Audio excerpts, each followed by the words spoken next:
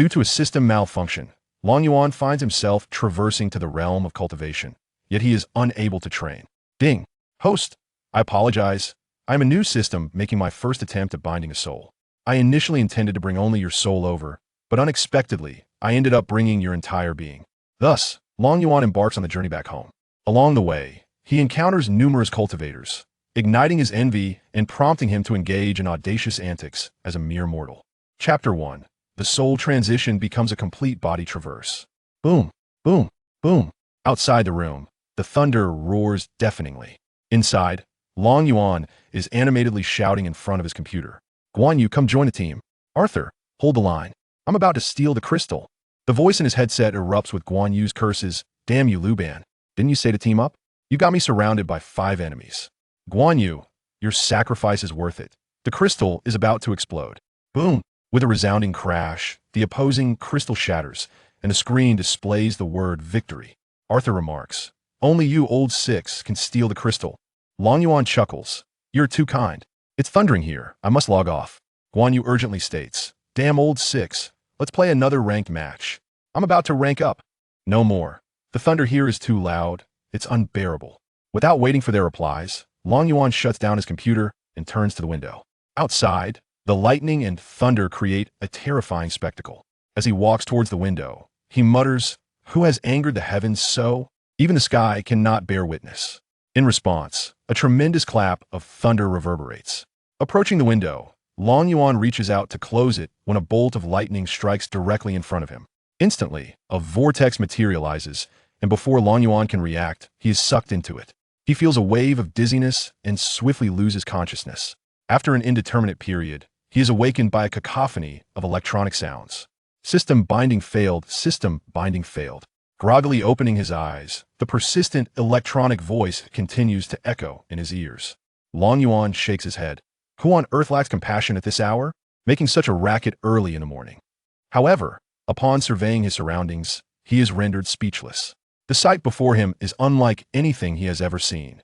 The leaves of the trees are colossal, obscuring the entire sky. Sitting up, he scans the area, surrounded by towering trees, so vast that dozens of people could not encircle them. Where is this?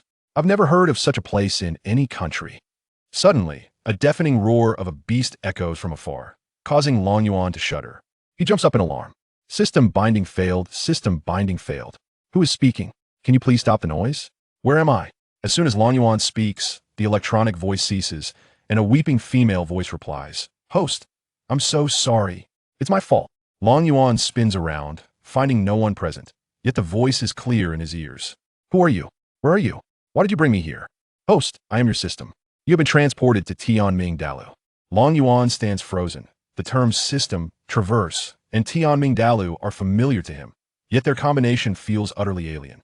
He has read many novels, yet the concept of traversing never crossed his mind.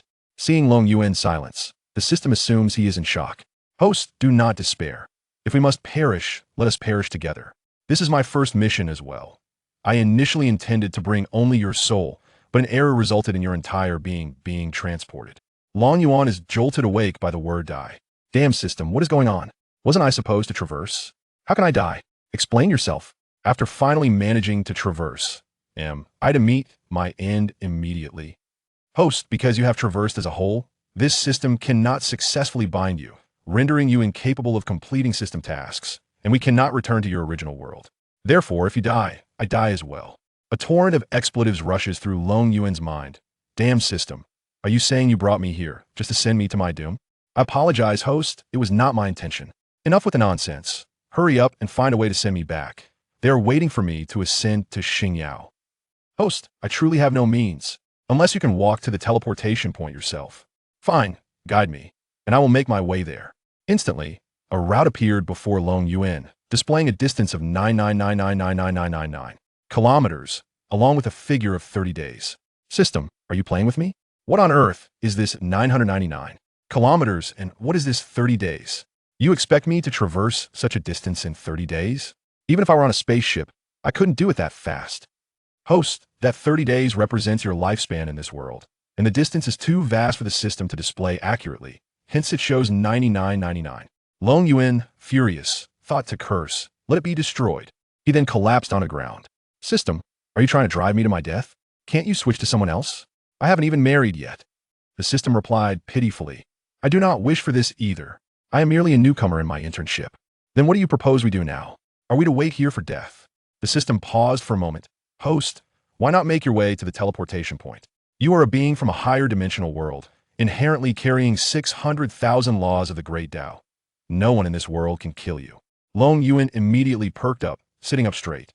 Are you implying that I am already invincible, capable of soaring through the heavens and vanquishing stars with a mere glance to obliterate countless experts? The system rolled its eyes. Host, you are overestimating things. I merely stated that no one can kill you, and yet you remain immortal. If no one or any beast wishes to harm you, we will perish in 30 days. Long Yuan lay back down. Then what does it matter? Let us wait together for death. Host, do not give up. You can allow someone to attempt to kill you. As long as they harbor intent to kill, you can slay them and gain additional lifespan. Furthermore, acquiring treasures allows for trade with me, and I can provide you with protective items. That does seem reasonable. How about we give it a try? First, grant me some treasures, ones capable of obliterating deities. Host, I cannot bind anything to give you treasures. At most, I can provide you with a weapon. No sooner had the system finished speaking than a magnificent sword landed beside Long Yuan. Chapter 2. The Long Yuan Sword. Long Yuan gazed at the sword beside him, a sense of familiarity washing over him.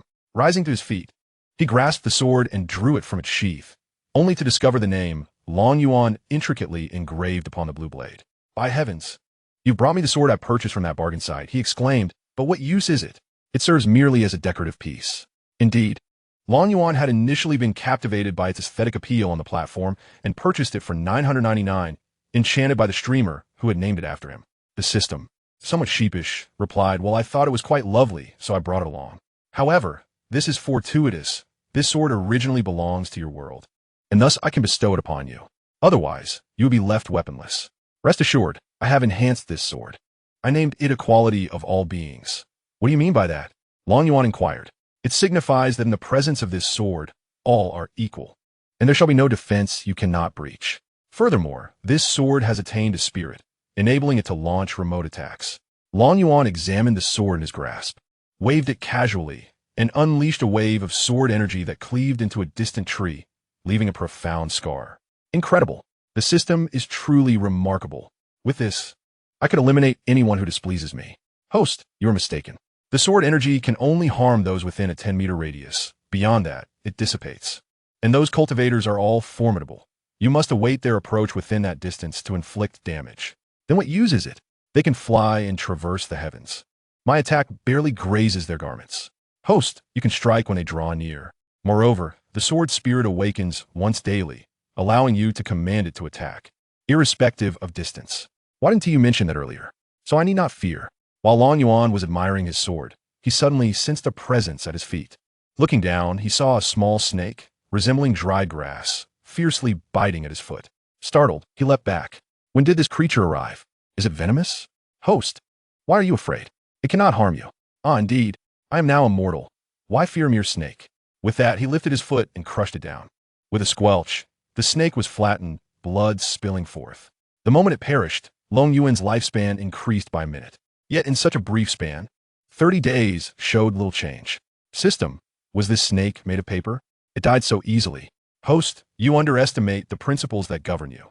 Though you cannot cultivate like mortals, the laws are still in effect. Even an immortal emperor would hesitate to engage you in close combat. Am I truly that formidable? Then, I shall seize those I find displeasing and deliver them a sound thrashing. The premise is that one must grasp the situation, should the opponent evade. Even their shadow may vanish from sight. However, once they come within 10 meters of you, they will be subjected to the influence of your innate laws, rendering them no different from mere mortals. That is a relief. Otherwise, I would have no means to contend with those cultivators. Crushing a small snake beneath his foot, Long Yuan proceeded along the path indicated by the system. Yet, not far into his journey, he began to curse vehemently. Not for any other reason, but because the route laid out was a straight line. Now, Long Yuan stood at the edge of a precipice, gazing down at the sheer drop of over 100 meters. Damn system, how am I supposed to descend? Could you not have charted a more suitable course? Host, a straight line is indeed the shortest distance, and I lack the means to assess the surrounding environment.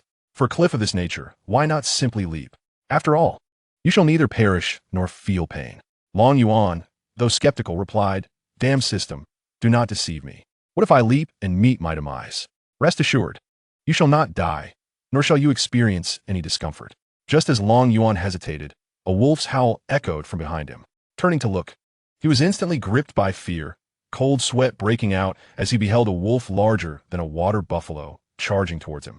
Goodness, how is such a massive wolf even possible? Instinctively, Long Yuan took 2 steps back. Consequently, he unwittingly accomplished the jump off the cliff. Help! Long Yuan's screams reverberated through the forest. With a resounding crash, he plunged headfirst into the earth, an inverted figure suddenly materializing within the woodland. After a while, Long Yuan laboriously extracted his head from the stone. Incredible, it truly does not hurt, and I am still alive. The system did not deceive me. However, before he could revel in his fortune, an unknown object struck him forcefully, sending him flying. Thud! Thud! Thud! Long Yuan crashed through several large trees before coming to a halt, his body tumbling down from the trunk. Once he regained his footing, Long Yuan erupted in a torrent of curses. Who dares to ambush me? If you have the courage, step forth. In response, he was met with the sight of a serpent's head the size of a truck, its long forked tongue flicking menacingly. Long Yuan swallowed hard. System, that serpent is far too enormous. Can I truly defeat it? Host, have no fear. You can certainly vanquish it with ease. Summoning his courage, Long Yuan drew forth the Long Yuan sword. Little snake, you dare to strike at me? Today, I shall demonstrate my prowess. With sword in hand, he charged at the colossal serpent. The great serpent, seemingly incensed by Long Yuan's audacity, surged forward, intent on swallowing him whole. Yet deep within, Long Yuan was still gripped by fear. After all, he was but a modern man, instinctively terrified at the sight of such a gigantic serpent. Thus, he closed his eyes and swung the Long Yuan sword wildly, shouting, I kill, kill. Unbeknownst to him, waves of sword energy cleaved through the air at terrifying speeds, striking the serpent with ferocity. With the first stroke of sword energy, the colossal serpent was cleaved in 2, meeting its demise on the spot. The subsequent waves of sword energy surged forth like a tempestuous sea, wreaking havoc within a 10-meter radius, reducing the serpent to a mere mist of blood. Should a master of the tribulation realm have chanced upon this spectacle, they would likely have been struck dead from sheer terror. Each of Long Yuan's strikes bore the weight of terrifying laws of power. Unbeknownst to him, he had been wielding his sword for an indeterminate duration, his arm now fatigued from the relentless motion. It was only when he finally opened his eyes that he beheld the aftermath, promptly regurgitating at the sight. What remained of the serpent was obscured by a sea of blood within those 10 meters, while a segment of its massive body lay sprawled beyond that distance. After regaining his composure, he pondered aloud. What in the world happened? Is this destruction my doing? The system rolled its metaphorical eyes, responding, Of course, this is your handiwork. You killed the serpent with your first strike, yet continued to cleave for half an hour. Is it a crime for it to suffer such a fate? In the 3rd chapter, as Long Yuan grappled with the enormity of his own power, he suddenly noticed a change in his lifespan indicator. The numbers now displayed a surprising 40 days. System, what is the situation with this serpent? My lifespan has increased to 40 days. The system replied, Host. The serpent was at the foundation stage. An addition of 10 days to your life is quite normal. Should you slay a tribulation stage foe, you could gain an additional 10 years. Astounded, Long Yuan exclaimed, Such incredible potential. Let us hasten to find a tribulation stage foe to defeat. The system cautioned, You are being overly ambitious. Do you think tribulation stage masters are as common as cabbages? You cannot simply slay them at will. It'd be best for you to continue on your journey.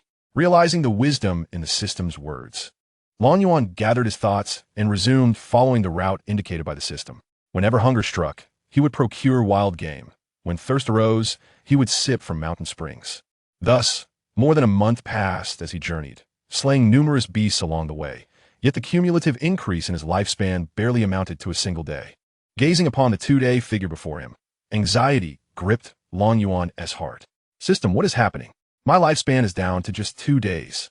You must find a way to extend it, or we shall surely perish.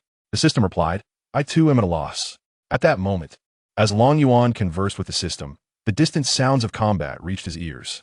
It appeared that powerful beings were embroiled in a fierce clash. The system urged host, hurry and intervene to draw their ire, incite them to target you. Even as the system spoke, Long Yuan had already dashed toward the commotion. This was an opportune moment. If he did not secure some additional lifespan, his fate would be sealed. He sprinted to the edge of a valley, where two factions were locked in a fierce battle. One group donned black garments, while the other was clad in blue. Long Yuan overheard a voice from the blue-clad faction declaring, "Siekue, you practitioners of the demonic path are indeed audacious. How dare you invade the Xianyu mountain range to seize spirit herbs? Do you not realize this is the domain of our righteous path?" Siekue chuckled, remarking that as practitioners of the demonic path, it was only reasonable for them to engage in actions beyond the imagination of others. Moreover, this particular spiritual herb was specifically requested by our esteemed steward, and I must ensure its retrieval today. Here, at the Tianlan sect, you shall not take the herb away. Brothers and sisters, let us unite to confine these practitioners of the demonic path. The morale of the Tianlan sect surged as they relentlessly launched attacks against Siekue and his companions. Long Yuan observed for a considerable time, finally grasping the nature of their contention.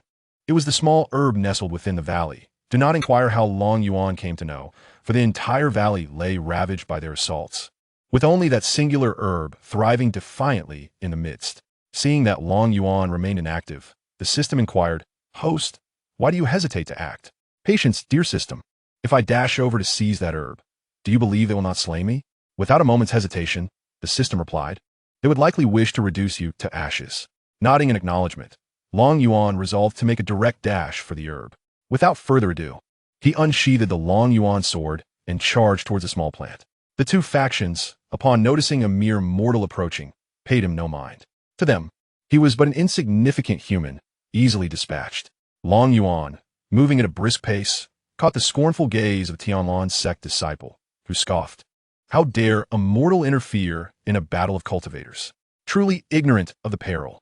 With that, he summoned his flying sword to strike at Long Yuan. In response, Long Yuan swung his sword, shattering the disciple's attack with a surge of sword energy. The disciple, momentarily stunned, failed to comprehend that a mere mortal had destroyed his flying sword. By the time he regained his wits, Long Yuan had already surged past him. Another practitioner of the demonic path, witnessing Long Yuan's advance, threw a punch at him. Long Yuan observed the punch, initially accelerating towards him. However, as it approached within a 10-meter range, its speed diminished. Without hesitation, Long Yuan swung his Long Yuan sword once more, shattering the punch as trajectory. Elsewhere, battles raged on, with no one paying heed to Long Yuan, the mortal. Yet, the two who had engaged him were left in a state of shock. They exchanged a glance, both feeling a sense of humiliation. A distinguished cultivator had their attack thwarted by a mere mortal, an indignity intolerable. "Boy, you stand still. I shall ensure your demise today." The Tianlan sect disciple bellowed. Long Yuan, undeterred, pressed on toward the spiritual herb. However, his speed paled in comparison to that of the cultivators. In an instant, the two figures flickered and appeared before him. Yet, as they materialized, two waves of sword energy struck, leaving them no time to react before they were cleaved in two, meeting their ends in utter bewilderment. As Long Yuan approached the medicinal herb, he found it was merely 8 meters away. After the disciples of the Tianlan sect and the demon cultivator met their demise, an eerie silence enveloped the battlefield, with all eyes fixated on the two lifeless bodies. Finally standing before the herb, Long Yuan inquired, "System, what is the name of this herb?" "Host, this herb is called the Crimson Heartgrass, a 6th-grade medicinal herb. When refined into a pill, it can enhance one's physical body," the system replied. "And what would happen if I were to consume it directly?" Long Yuan asked, only to receive an unusually long pause from the system, which seemed at a loss for words. Perceiving the system's silence, Long Yuan resolutely plucked the Crimson Heartgrass, preparing to ingest it. "You reckless fool," shouted Xiao Ming, a disciple of the Tianlan sect. "You dare to slay a member of the Tianlan sect and then steal our medicinal herb?" Upon hearing Xiao Ming's words, Long Yuan halted his actions, perplexed. Isn't there a rule in the cultivation world stating that treasures rightfully belong to those who are capable? The demon cultivator, Shifeng, chimed in, "Listen, boy, I don't care what means you employed to kill my comrade. Hand over the medicinal herb immediately, and I assure you I will spare your life." Long Yuan found this threat amusing. "You think you're so formidable? Do you really believe I wouldn't dare consume this herb right in front of you? Xiao Ming scoffed. You're just a mere mortal. Do you even comprehend that this is a 6th grade treasure? A mere mortal like you would be overwhelmed by its potency. Is a 6th grade medicinal herb truly so formidable? Long Yuan queried. Host, medicinal herbs in this world are classified from 1st to 9th grade, followed by the immortal elixirs. The system clarified. Then a 6th grade herb is not as extraordinary as they claim. I had expected it to possess greater power, Long Yuan mused, while the system rolled its metaphorical eyes, uninterested in his musings. Shifeng glared at Long Yuan. Hurry and hand over the herb, or I shall slay you this very instant. With unabashed defiance, Long Yuan stuffed the herb into his mouth. Come at me. I dare you. He taunted, whimsically shaking his backside at them, inciting their fury. Chapter 4. The Sword Spirit Strikes. Xiao Ming, unable to contain himself any longer, bellowed, Brothers, let us together slay him. Shifeng echoed the call, urging everyone to join in the assault. In an instant, dozens of individuals surged forward, brandishing their weapons at Long Yuan. The system's voice gleefully chimed in, Host, you've provoked so many adversaries. I eagerly await to see how you manage this. Long Yuan, unfazed, replied, It matters not. They cannot kill me. Nevertheless, he brandished the Long Yuan sword in retaliation, slaying several cultivators who had rushed to the front with his sword aura. Simultaneously, he was bombarded by weapons from behind and other directions, yet these attacks failed to inflict any real damage upon him. It was akin to being struck by sticks, merely a slight force with no accompanying pain. Long Yuan stumbled under the barrage, but before he could regain his footing, he was overwhelmed by a deluge of attacks, ultimately collapsing to the ground, unable to rise. Although the pain was absent, the overwhelming force still rendered Long Yuan immobile. He decided to simply lie down and remain still. Host, why are you on the ground? Get up and counterattack. These individuals are siphoning away your lifespan. Suddenly, Long Yuan's eyes brightened. Indeed, however, I am currently pinned down by their power. Did you not notice that their assaults have not ceased? Host, you can summon the sword spirit. Though it may only last for 10 minutes, that is ample time to vanquish them countless times. Why didn't you mention this earlier, you useless system? How do I summon the sword spirit? Just shouted the Long Yuan sword. Beloved little sword spirit, please come forth. Goodness, you have the most peculiar command settings. While Long Yuan conversed with the system, Xiao Ming and Shifeng were already rendered speechless by the shock of Long Yuan's resilience. They had been attacking for so long, yet they could still sense that Long Yuan remained unscathed, without even a scratch. It is noteworthy that both of them were late-stage Foundation establishment cultivators, while the others were either early-stage Foundation establishment or late-stage Qi-gathering cultivators. Even a golden core cultivator would have perished under their relentless onslaught, yet Long Yuan appeared completely unharmed, merely lying there. This left them utterly perplexed. Suddenly, a small girl-esque phantom appeared around Long Yuan. All their attacks were deflected effortlessly. Xiao Ming quickly shouted, Everyone retreat. This person is peculiar. The remaining dozens of individuals promptly withdrew, encircling Long Yuan in the center. Long Yuan stood up, his clothing in tatters, revealing half of his backside. A gust of wind swept by, instantly making him feel a chill. His body shivered involuntarily as he turned to see half of his rear exposed. This left Long Yuan's eyes reddened with embarrassment. Sword Spirit, eliminate them, but do not ruin my clothes. The little girl obediently nodded, understood, Master. With the Long Yuan sword in hand, the Sword Spirit declared, You dare to bully my master? Then face your demise. Shifeng, with a grave expression, stated, Let us form a formation together to deal with this Sword Spirit. Reclaiming this treasure would be a monumental achievement.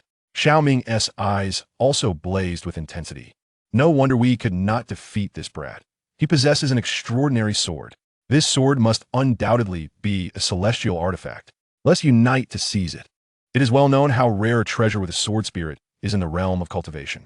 Across the entire Tianming continent, one will be hard-pressed to find 3 such treasures. Immediately, the demon cultivators formed a large formation, while the disciples of the Tianlan sect established an attack formation, preparing to seize the Long Yuan sword. However, in Long Yuan's eyes, they appeared to be running about aimlessly, unaware of their purpose. Sword Spirit, finish them swiftly and then rest. The Sword Spirit nodded, understood, Master. Thus, the Sword Spirit did not wait for them to complete their formation and raised the Long Yuan sword towards the heavens. First move of the Long Yuan sword technique, sword fall. Whoosh, whoosh, whoosh. In the sky, a series of ethereal shadows resembling the Long Yuan sword emerged. their tips pointed menacingly towards the ground. Whoosh, whoosh, whoosh. A torrent of sword rain cascaded down, piercing through the bodies of all present. Their defensive treasures were rendered utterly useless, akin to mere decorations, failing to impede the onslaught of the sword rain. Thud, thud, thud. The Long Yuan swords embedded themselves into the crowns of each individual, causing cultivators to fall one after another. Meanwhile, the numbers before Long Yuan surged wildly, fluctuating between 30 days, 50 days, and 100 days, finally settling at 245 days, motionless. By heaven's system, I can finally survive for over half a year. I need no longer fear imminent demise. Host, hasten to collect their belongings and trade them with me. If the spirit stones are plentiful, I shall emerge and assist you henceforth. Upon hearing the system's voice, Long Yuan abruptly halted. You dog of the system, do not tell me you plan to flee once you escape my body. Host, you overthink it. Although my binding has failed, I remain connected to you. Unless you return to your original world, I can only dissipate within this realm. Very well, I shall trust you once more. At that moment, the sword spirit arrived at the Long Yuan sword, which fell to the ground, losing its control. Long Yuan stepped forward, retrieved the sword, sheathed it, and hung it at his waist before beginning to strip the fallen of their possessions. As it was his first experience in such endeavors, Long Yuan suppressed the urge to retch, meticulously removing all items from their bodies. 10 storage rings and 35 storage bags were acquired. System, aside from the clothing, I shall trade everything else to you. Ding. Transaction complete. The host gains 600 points. As soon as Long Yuan uttered the word trade, the items in his hands vanished in an instant. Before him appeared a spectral little girl. Greetings, host. Long Yuan gazed at the apparition before him. Is this truly your appearance, system? Host, I am fundamentally an energy entity, capable of manifesting in any form. I chose this shape as it is aesthetically pleasing in your world. Well then, you are quite the character, system. With that, Long Yuan resumed his collection of garments, reasoning that while he could not be killed, the garments were excessively damaged. If he failed to gather more clothing, he would have nothing to wear in the future. Host, cease your collection of these garments. Only 2 can be deemed as spiritual artifacts, while the rest are mere ordinary clothes. It would be more prudent to trade them to me and purchase an indestructible garment.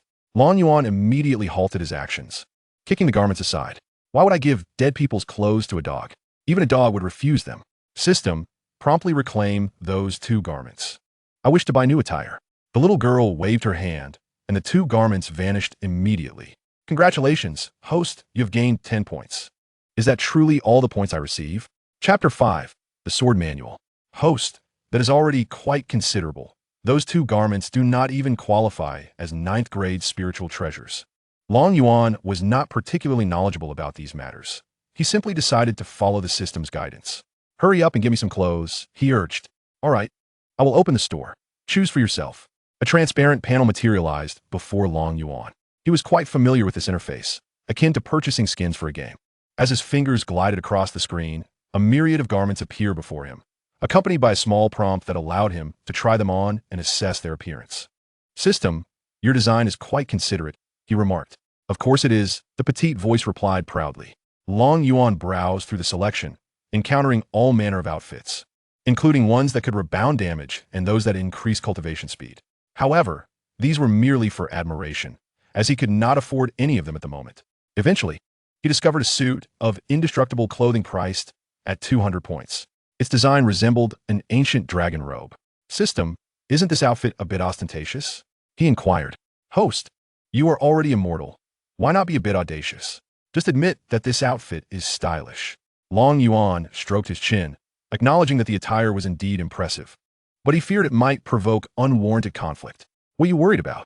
If they dare to attack you, they are merely extending your lifespan. That made sense, he mused. You are truly a genius. Without further hesitation, Long Yuan purchased the robe. Upon completion of the transaction, the dragon robe materialized on the ground. He picked it up with a sense of regret, exclaiming, System, couldn't you have placed it directly in my hands? Such an expensive garment will be difficult to clean if it gets dirty. Rest assured, this outfit will remain pristine for a lifetime. It is designed to keep you warm in winter and cool in summer, even repelling sweat. Wow, that's impressive. Truly, novels do not deceive. Products from the system are of exceptional quality. Host, would you like to purchase a system space to store items in the future? Long Yuan felt elated. That sounds good. How much does the system space cost? Host, I can offer you a friendly price of 100 points for 100 cubic meters as part of your beginner's gift package. All right then, I will purchase a system space. A notification chimed, confirming his successful purchase.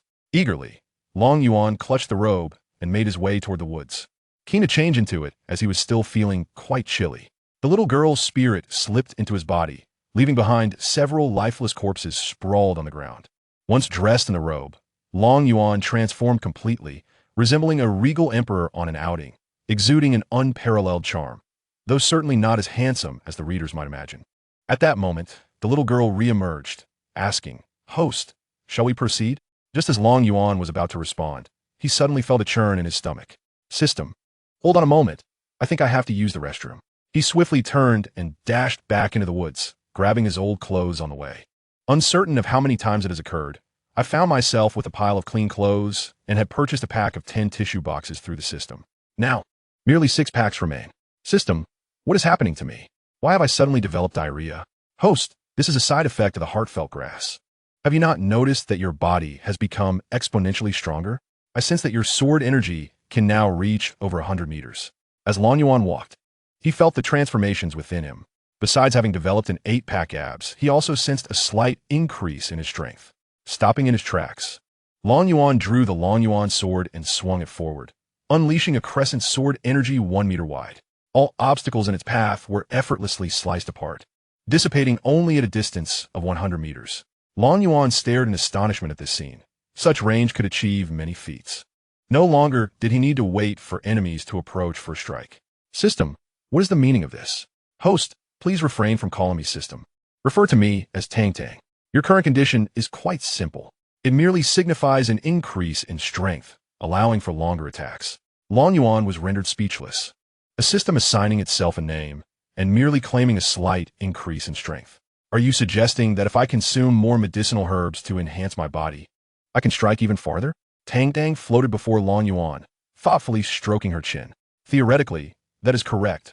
However, the actual results will only be revealed after you consume more medicinal herbs. Long Yuan was thoroughly exasperated. It appeared that this so-called system was only half competent. Very well. Let us proceed step by step. Asking you is futile. Host, you must not speak in such a manner. I now recommend that you acquire a sword manual. Your current physique is sufficient for learning sword techniques. Though you cannot cultivate yet at the very least, we can aspire to be martial arts experts and avoid being left helpless on the ground. Long Yuan contemplated seriously and acknowledged the validity of the suggestion. Please select a sword technique for me. Soon, 2 sword manuals appeared on the screen before Long Yuan. The first was Dugan 9 swords, and the second was Taiji sword technique, each costing 300 points.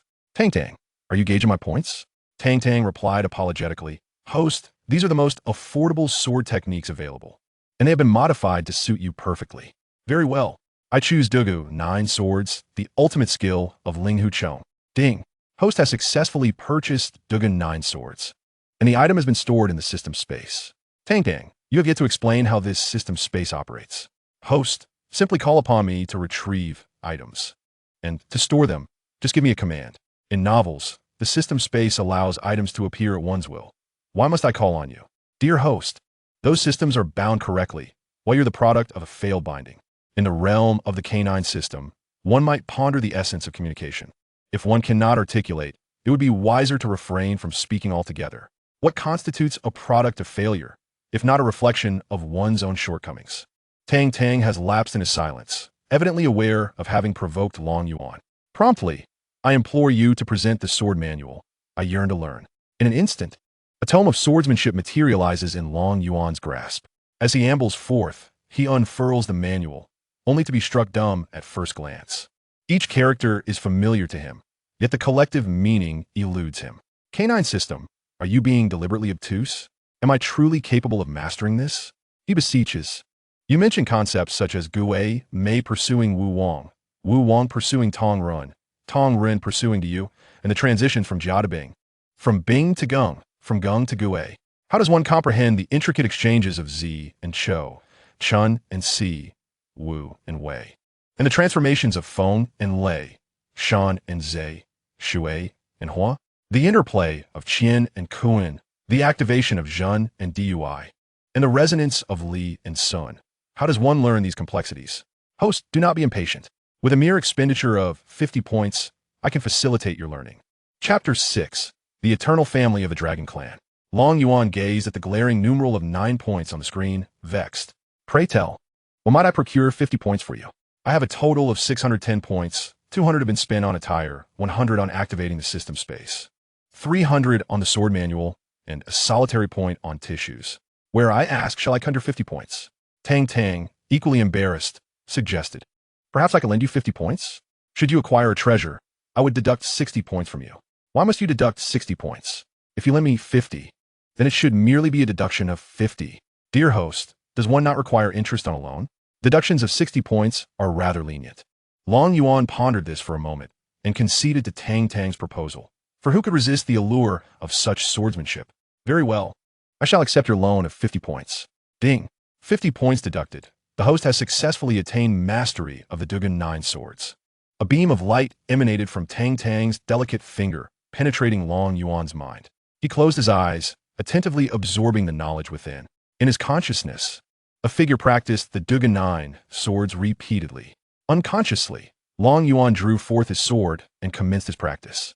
The forms of broken sword, broken blade, broken spear, broken whip, broken rope, broken palm, broken arrow, and the grand formula of broken chi were executed with fervor. He swung his sword with vigor, unleashing waves of sword chi. The surrounding trees were obliterated. In the blink of an eye, half a day had passed. Upon opening his eyes to find the area within 100 meters utterly barren, he was left dumbfounded. Tang Tang, what has transpired here? Tang Tang rolled her eyes, exclaiming, what do you think happened? You caused this. After such relentless practice, is there a single patch of ground left intact? Long Yuan sheepishly scratched his head. I became too engrossed. I lost control. Yet, the Dugan 9 swords depicted on television didn't exhibit such potency. Brother, this is the realm of cultivation, and furthermore, I have enhanced this sword technique. Very well. You hold the authority. Your word is law. Long Yuan ceased his banter with Tang Tang and continued his journey. The mountains loomed vast, and he had traversed for over a month without glimpsing the edge of the forest. In the central domain of the Tianming continent, within the Dragon family estate, a stunningly beautiful woman wept before a portrait that bore an uncanny resemblance to Long Yuan. A tall man standing behind her offered words of comfort. My lady, please do not grieve. I have dispatched our covert guards and clan experts to search for Yuan's whereabouts. The beautiful woman sobbed. Zhangge, do you believe our Yuan is still alive? He was merely 15 at that time. Rest assured, my lady. I firmly believe our Yuan lives, he replied. The woman, filled with resentment, retorted, it is the Lin family that has brought misfortune upon our Yuan. If it weren't for that Lin Meng who came to break off the engagement, our Yuan would not have run away from home. Was it not simply disdain for our Yuan's lack of spiritual roots that led to this? Can our immortal family not safeguard Yuan for a lifetime? Long Zhan sighed, alas. It is I who failed to keep watch over Yuan. I have already commanded that we cease all dealings with the Lin family. Years prior, a significant incident had transpired in the central domain, leading to a scandal between two once close immortal families. Lin Meng, gifted with extraordinary talent, had successfully formed her core by the age of 14, distinguishing herself as a remarkable prodigy. However, she was betrothed to Long Yuan, the young master of the Dragon family, who was regarded as the greatest failure due to his blocked meridians that rendered him incapable of cultivation. Whenever Lin Meng interacted with other talented individuals, they would inevitably mention Long Yuan, often behind his back uttering disparaging remarks. They likened him to a flower thrust into dung, a perfect match for a prodigal. These slights reached Lin Meng's ears, prompting her in a fit of anger to confront Long Yuan and dissolve their engagement, hurling harsh words in the process. Long Yuan, unwilling to endure such humiliation and not wishing to tarnish the Dragon family's name, stormed away from home, ultimately seeking a secluded place to end his life. Upon learning of these events, Long Zhan scoured the land for Long Yuan, but to no avail. He eventually confronted the Lin family, engaging in a fierce battle with Lin Yu that lasted 3 days and nights. Meanwhile, Lin Meng, realizing the gravity of her actions, was too frightened to venture outside. Consequently, the two immortal families became bitter foes, fearing for his daughter's safety from potential retribution. Lin Yu hastily sent Lin Meng to the sacred land of the Celestial Maiden for training and had her take the supreme elder of the sacred land as her master. This was the only way to deter Long Zhan, who would otherwise not hesitate to wage war against the Lin family. Simultaneously, a considerable number of personnel were dispatched to locate Long Yuan, yet their efforts proved fruitless. They could not uncover even a trace of him, nor his remains. For after Long Yuan's demise, his body had been devoured by a beast, rendering it impossible to find him. In the southern domain, within the depths of the forest, Long Yuan remained unaware of the striking resemblance he bore to the young master of the dragon family in the central domain. Now, Long Yuan had lost all hope. The daunting number of 200 days before him signified that he had wandered this forsaken forest for nearly 80 days without sighting its edge. Dang dang. Has your guidance led us astray? I have traversed this wretched forest for nearly 3 months without encountering a single soul. My sanity is on the brink of collapse. Host, I have just scanned the surroundings and discovered that we are a mere 100 kilometers from exiting this mountain range. Why did you not mention this function sooner? A mere 100 kilometers. I shall hasten my journey and emerge from these mountains in just 2 days. Indeed, host, keep your spirits high. Long Yuan wasted no time and swiftly made his way towards the forest's edge. With a clear objective now in mind, he no longer felt fatigued. By the following dusk, Long Yuan had reached the outskirts of the forest, where rice paddies stretched before him and numerous farmers toiled in the fields. Overwhelmed with excitement, he rushed forward. Having not seen another living person in over a month, the sight of a fellow human stirred emotions he could scarcely articulate. In the paddies, a gaunt old man was diligently weeding. Long Yuan's voice interrupted the elder's labor. Good sir, you are still working this late? Aren't you heading home? The old man looked up at Long Yuan, noticing his splendid dragon robe, a clear indication of his noble lineage. The elder, not wishing to appear disrespectful, promptly replied, Thank you for your concern, young master. I must finish weeding this plot, as I have more to tend to tomorrow. Where do you reside? Long Yuan inquired. I would like to seek shelter for the night. The old man chuckled. My village is not far from here. If you do not mind, wait for me to finish weeding and we can return together. I have a vacant room at home, previously occupied by my son. Long Yuan eagerly nodded. I would never disdain such hospitality. Let me assist you with the weeding. We shall work more swiftly together. With that, he removed his shoes and stepped into the rice field. The elder, caught off guard, could not deter Long Yuan before he was already knee-deep in the paddies. Sir, those are the weeds.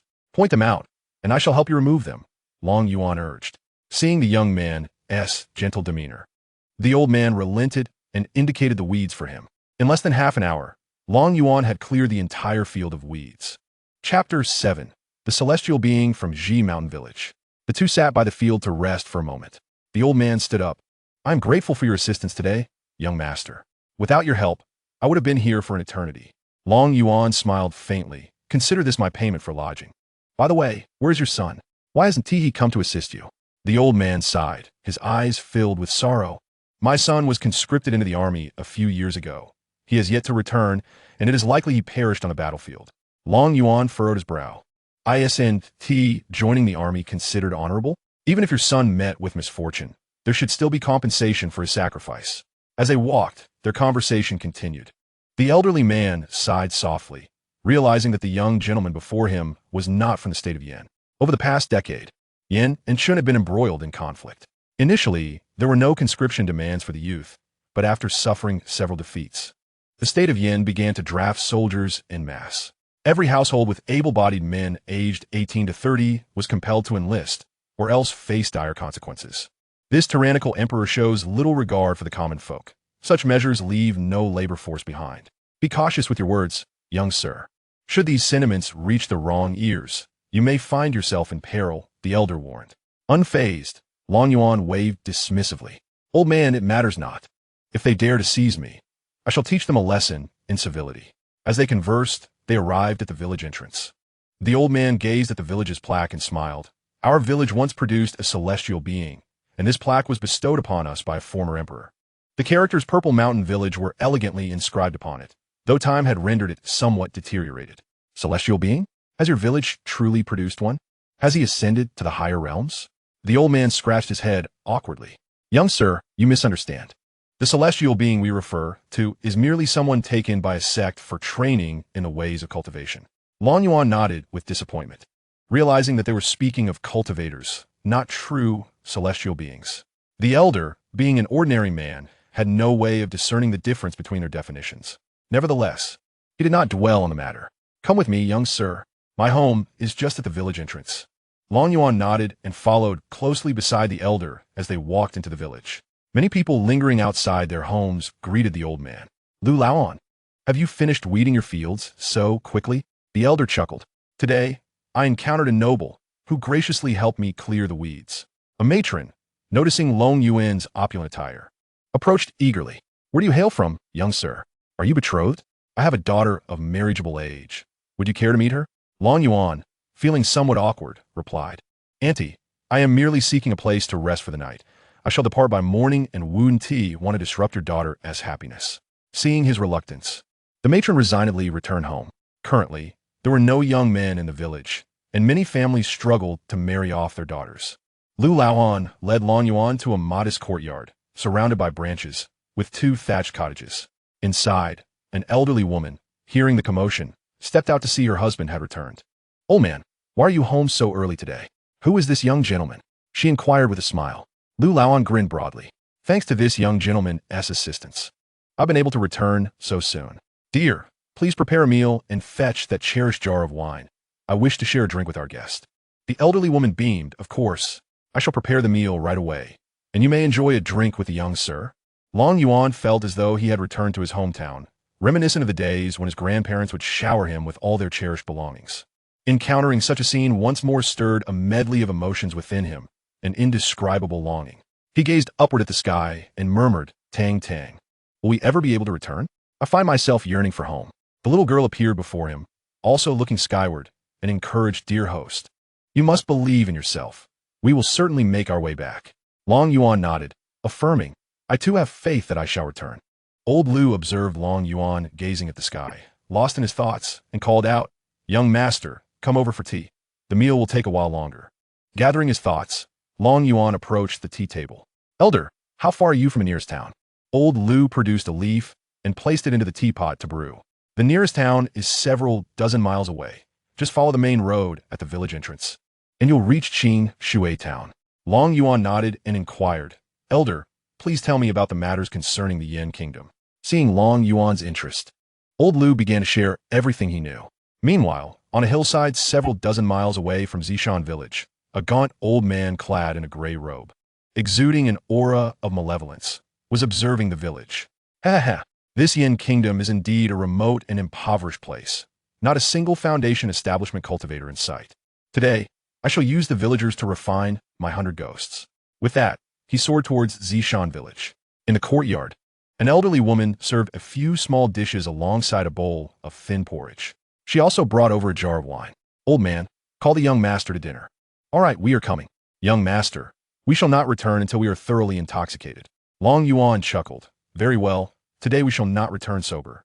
The 3 of them gathered around a table. Old Lu, somewhat embarrassed, remarked, Young master, these are all we have at home. Please make do with it. As Long Yuan looked at the wild vegetables and the watery broth with scant rice, he felt a wave of sympathy wash over him. We are all destined to endure hardship. I shall assist them when I leave. After this reflection, Long Yuan picked up his bowl and began to eat. But as soon as the wild vegetables touched his tongue, he struggled to suppress the urge to spit them out. Aside from a hint of saltiness, the overwhelming bitterness was akin to imbibing traditional medicine. Nonetheless, he managed to swallow it down. Old Lu poured Long Yuan a bowl of wine, saying, Young master, do not just eat the vegetables. Come, let us drink. Long Yuan swallowed the vegetables and lifted his wine bowl. Elder, I toast to you in gratitude for your hospitality. With that, he took a hearty gulp, only to find that the taste nearly knocked him off his feet. What manner of wine was this? It was as if a bottle of beer had been diluted with another bottle of water. The flavor was indescribably sharp. Thus, the meal stretched on for a full half an hour before Long Yuan finally finished eating. It was akin to enduring half an hour of torment. At that moment, the elderly woman emerged, addressing the young master. I have tidied the room for you. Tonight, you shall have to endure staying in my son's chamber. Indeed, it is no trouble at all. I am truly grateful to you both for your kindness and assistance. Not at all, not at all. It's merely a way to pass the time for this old woman, especially since you have aided my husband. Old Lu, a bit inebriated, interjected, All right, my dear. Do not disturb the young master's rest. The hour is late. You should retire early. Long Yuan nodded in agreement. You both should also rest early. The elderly woman supported Old Lu into their room. Long Yuan then entered his own quarters, which contained only a bed, a table, and a stone stool. As he lay down, he found the bedding surprisingly comfortable, cushioned with ample straw. It has been so long since I have slept on a proper bed. I have almost forgotten the sensation. Before long, Long Yuan succumbed to slumber, indulging in a deep sleep, as it had been an eternity since he experienced such rest. Just as he dreamt of savoring barbecued delicacies and sipping beer in the company of a young lady, the voice of Tang Tang jolted him awake. "Master, you must rise quickly. If you do not, the entire village is in peril." Upon hearing the word peril, Long Yuan sat upright, alarmed. "Who is in danger? I to perish?" Tang Tang hovered before him. "A malevolent cultivator from the Golden Core realm has approached the village, preparing a grand formation to sacrifice all its inhabitants." Long Yuan was taken aback. Where did this wicked cultivator come from? Could I not enjoy a moment of peace? "Master, you must hurry. He is about to complete his preparations, and soon the souls and life force of the villagers will be extracted." Seeing the gravity of Tang Tang's words, Long Yuan ceased his hesitation and dashed out of the courtyard. "Tang Tang, where is that malevolent cultivator?" "To the right, just outside the village." With a powerful push of his feet, Long Yuan bolted forth like a rabbit. Upon reaching the outskirts of the village, he beheld a gaunt old man tinkering with some apparatus on the ground. Who dares to trespass in Zishan village?" The old man halted his actions, regarding Long Yuan with curiosity. "You, a mere mortal, have detected my presence? Do you even comprehend that I am a wicked cultivator, one who slays without a second thought? Do you dare to interfere? Tang Tang, where is my treasured sword? I must vanquish this scoundrel." In an instant, Long Yuan summoned his sword to his hand. However, before he could draw it, an unusual banner struck him, sending him staggering back several paces. The old man gazed in astonishment at the standing Long Yuan. "You survived my strike? You must be a body-refining cultivator. Yet that cannot be. Your life force is only slightly stronger than that of an ordinary mortal." The old man continued to prattle on. Long Yuan, undeterred, unleashed the piercing spear technique from the Dugan 9 swords. Swish! A beam of sword energy soared up from beneath the old man's arm, severing it cleanly, and it fell to the ground with a thud. The old man emitted a wretched scream akin to that of a slaughtered pig. In a fit of rage, he struck out with his other hand towards Long Yuan, summoning a massive gray hand from the heavens to descend upon him. In an instant, Long Yuan's sword unleashed a stream of sword energy, cleaving the gray hand in twain. The once formidable hand lost its balance and vanished into the ether. "Old man, how dare you resist? Watch as I make an end of you," Long Yuan declared, summoning a sword energy a meter wide that materialized before the old man. With a swift stroke, the sword energy bisected the old man, blood splattering across the ground in a gruesome display.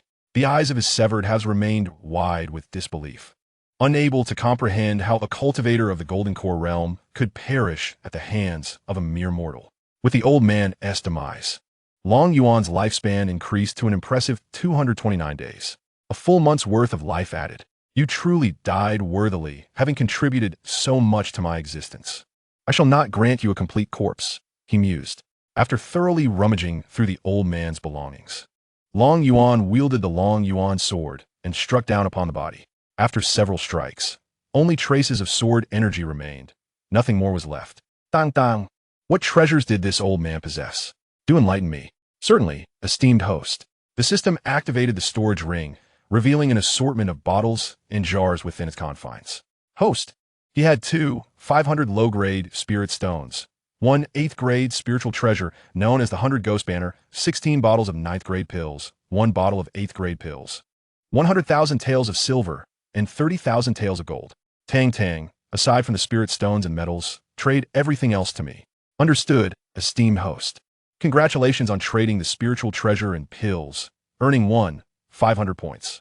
After deducting 60 points, you now have 449 points remaining. Excellent.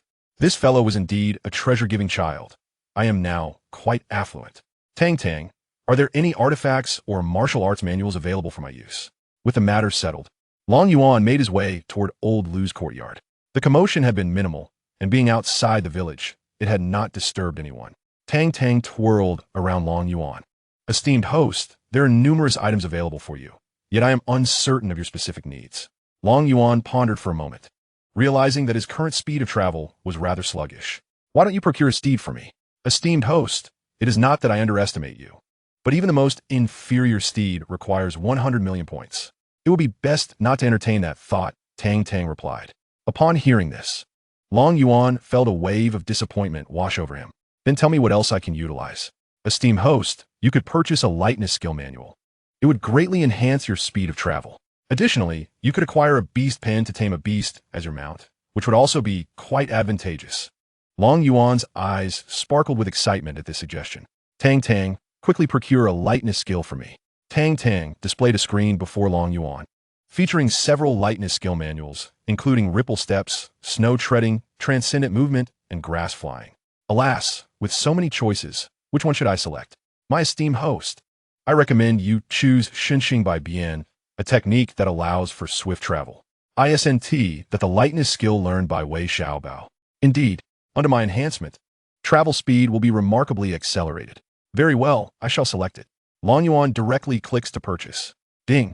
The host has successfully spent 300 points to acquire Xinxing by Bien. Tang Tang, it is now your task to assist me in mastering this skill. Certainly, esteemed host. Ding! 50 points have been deducted, and the host has successfully attained the pinnacle of Xinxing by Bien. A luminous point enters Long Yuan's mind. The various incantations and applications of Xinxing by Bien vividly emerge within his consciousness. Long Yuan closes his eyes, lying on the bed, meticulously contemplating how to employ this lightness skill. Unconsciously, he drifts into slumber. In the realm of Tianming, spiritual treasures and elixirs are categorized from the 9th to the 1st rank, above which lie immortal artifacts and elixirs.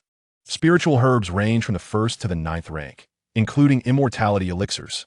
The realms of cultivation progress from body refinement, chi gathering, foundation establishment, golden core, nascent soul, spirit manifestation, integration, ascendance, tribulation crossing, to the attainment of immortality. Chapter 9. The distinction between warriors and cultivators. The following noon, old Lu knocked on the door. Young master, it's time for lunch. The meal is ready. The sound of knocking roused Long Yuan from his slumber. He opened his eyes, sat up, and stretched lazily. All right, I'll be there shortly. After freshening up, he exited his room to find a basin of water. He retrieved toothpaste and a toothbrush from the system space, and soon completed his morning routine. Upon seeing the meal laid out on the table, his appetite vanished. Elder, I need to fetch something from my room. Please start without me. With that, Long Yuan stepped back into his room. Tang Tang exchanged for 2,000 pounds of rice, a bag of potatoes, and a bag of sweet potatoes. Ding! The host's purchase was successful, and all items were stored in the system space. Tang Tang, please bring everything out and place it in this room. Certainly, esteemed host. Swish, swish, swish. Bags of rice materialized in the room, while the potatoes and sweet potatoes were set down at Long Yuan's feet. Long Yuan opened a bag, took out a potato and a sweet potato, and stepped outside. Elder, I have a wonderful gift for you. Old Lu and the old woman turned to face Long Yuan, curious about what he intended to present. Long Yuan placed the potato and sweet potato on the table, imparting the methods for cultivating them to Old Lu, emphasizing their high yield. The elderly couple stared wide-eyed at Long Yuan, unable to fathom that such treasures existed in this world. If widely cultivated, they could save countless lives. Long Yuan, however, was unconcerned about whether the knowledge would spread. He merely wished to alleviate the immediate plight of the two elders, leaving other matters beyond his purview. Elder, there is still some rice in the room, enough to sustain you for a while. With that, Long Yuan produced some silver coins, totaling approximately 10 taels. Take this silver. My assistance to you ends here. I am grateful for your hospitality. With that, Long Yuan activated the divine transformation technique, vanishing instantaneously from the courtyard. The two elders, realizing what had transpired, hastily knelt and bowed deeply. Thank you, young master. We shall surely erect a longevity tablet in your honor. When they noticed Long Yuan's silence, they rose to their feet. Old Lu quickly grasped his wife's hand and led her towards their room. The moment they opened the door, they were taken aback. The entire room was filled with bags of pristine white rice. The elderly woman shed tears of joy. Old man, we will no longer go hungry. Old Lu, unable to contain his emotions, replied, My dear, let us live as we once did. This matter must remain a secret. Otherwise, it may bring us calamity. The elderly woman nodded in agreement. I understand, but where shall we store all this rice? After a moment of contemplation, Old Lu decided, we shall keep it in this room and simply lock the door. She nodded affirmatively. Very well. Meanwhile, Long Yuan, having merely flown out of the courtyard, realized with dismay that utilizing his lightness skill consumed vital energy, which he lacked. He had only relied on his physical strength to escape. Dang dang. Can you explain why I purchased this? Tang Tang felt a twinge of embarrassment, having forgotten Long Yuan's lack of vital energy. Dear host, do not fret. Though you cannot cultivate immortality techniques, you can still cultivate this vital energy. As far as I am aware, in this world, there exist martial arts masters who are mere mortals, having perfected their skills to the utmost, enabling them to soar through the skies. Long Yuan's interest was piqued. Are you saying they can fly about like in the television shows? Indeed, but this is a world of cultivation, and their martial arts are far more formidable than you might imagine. Long Yuan's eyes sparkled with excitement. Tang Tang, teach me martial arts. How is martial prowess categorized in this world? Dear host, martial arts in this realm are divided into 9 major realms: postnatal, innate, minor grandmaster, grandmaster, martial king, martial emperor, extraordinary, transcendent sage, and sage. Each of these realms is further subdivided into 4 stages: early, mid, late, and peak. Currently, you are at the early postnatal stage. Long Yuan nodded. I see. It appears that martial arts in this world are indeed impressive. Tang Tang, how does the sage realm compare to that of cultivators? A sage in martial arts can easily vanquish a celestial being, but those below the sage realm fall short. An extraordinary martial artist would likely struggle against even a divine transformation practitioner. Long Yuan, puzzled, inquired, how can there be such a disparity? Should an extraordinary martial artist be formidable? Dear host, the pinnacle of martial arts lies in the comprehension of the great principles, much like cultivation. However, cultivators possess spiritual roots that allow them to grasp these principles earlier. Only by reaching the sage realm can martial artists touch upon the power of these principles. And once comprehended, they wield the strongest laws. Furthermore, martial artists have finite lifespans, making it difficult for them to reach such heights. Upon hearing Tang Tang's explanation, Long Yuan grasped the concept. Cultivators possess spiritual roots, enabling them to absorb the ethereal energies of heaven and earth for their cultivation, granting them extended lifespans and early insights into the laws of nature. In contrast, martial artists lack such roots, rendering them incapable of harnessing these energies. They must cultivate their true chi independently or rely on rare treasures to enhance their physical forms and expedite their training. A foundational cultivator enjoys a lifespan of 500 years, while martial artist only attains the same longevity upon reaching the extraordinary realm. This stark comparison reveals that those who ascend to the saintly level are as rare as national treasures. Tang Tang elaborated on the distinctions between martial artists and cultivators while Long Yuan diligently absorbed the information. As they conversed and journeyed, Long Yuan had mastered the divine movement of 100 transformations, significantly increasing his travel speed. However, as he passed through a grove, a flurry of arrows suddenly whizzed toward him. Despite his newfound agility, several arrows struck their mark. Stopping in his tracks, he observed the arrows that had fallen to the ground, furrowing his brow. Dang dang. What is happening? Why am I suddenly under attack? Tang Tang scanned the area and replied, Master, it seems you have encountered bandits. No sooner had she spoken than a throng of mountain bandits emerged. This tree was planted by me, and this road was forged by my hand. If you wish to pass, you must pay for your life, bellowed a bandit with a scarred face. Long Yuan nearly erupted with laughter at the absurdity of it all. My friend, your delivery is quite professional. Do you even have a script? The bandit retorted, You must be a newcomer. You should inquire about me. I am Zhang San, a veteran of this road, and professionalism is my game. Long Yuan nodded appreciatively, indeed. So, how much are you prepared to offer for your own lives today? The bandits were momentarily taken aback before bursting into laughter. Zhang San grinned at Long Yuan. You are the first to demand payment from us. I know you possess some rudimentary skills, but as an innate early-stage expert, you should not flaunt them here. Otherwise, you might not live to regret it. Reflecting on the proximity of these bandits to Zishan village and the potential plundering of its residents, Long Yuan devised a plan. Brother Bandit, you see I possess little of value. Why not take me to your lair and allow me to write a letter? You could deliver it to my family for a ransom. A bandit whispered something into Zhang San's ear, and his eyes lit up. Your suggestion is indeed clever. Very well. I shall take you to the mountain. He commanded, bind him. Several bandits promptly stepped forward. Yes, third master. They produced ropes and secured Long Yuan. Zhang San chuckled heartily. Young man, your extravagant attire betrays your wealth. If I am not to rob you, Whom shall I rob? Long Yuan nodded in agreement, acknowledging the truth in your words. And he too found his attire quite appealing. Zhang San, disregarding Long Yuan's vanity, waved his hand and declared, "Brothers, let us return to the mountain." A group of several dozen, accompanied by Long Yuan, made their way into the mountains. After approximately an hour of trekking, they finally arrived at the entrance of the stronghold. Long Yuan gazed at the sign, which clumsily inscribed the words Black Wind Stronghold. His expression darkened. What kind of place was this that they had named it Black Wind? Could they not have chosen something better? As they approached, a burly man and a frail scholar emerged from the stronghold. Zhang San immediately called out, "Elder brother, second brother, today I have brought back a plump sheep. Just look at his attire. It is clear he is a wealthy man."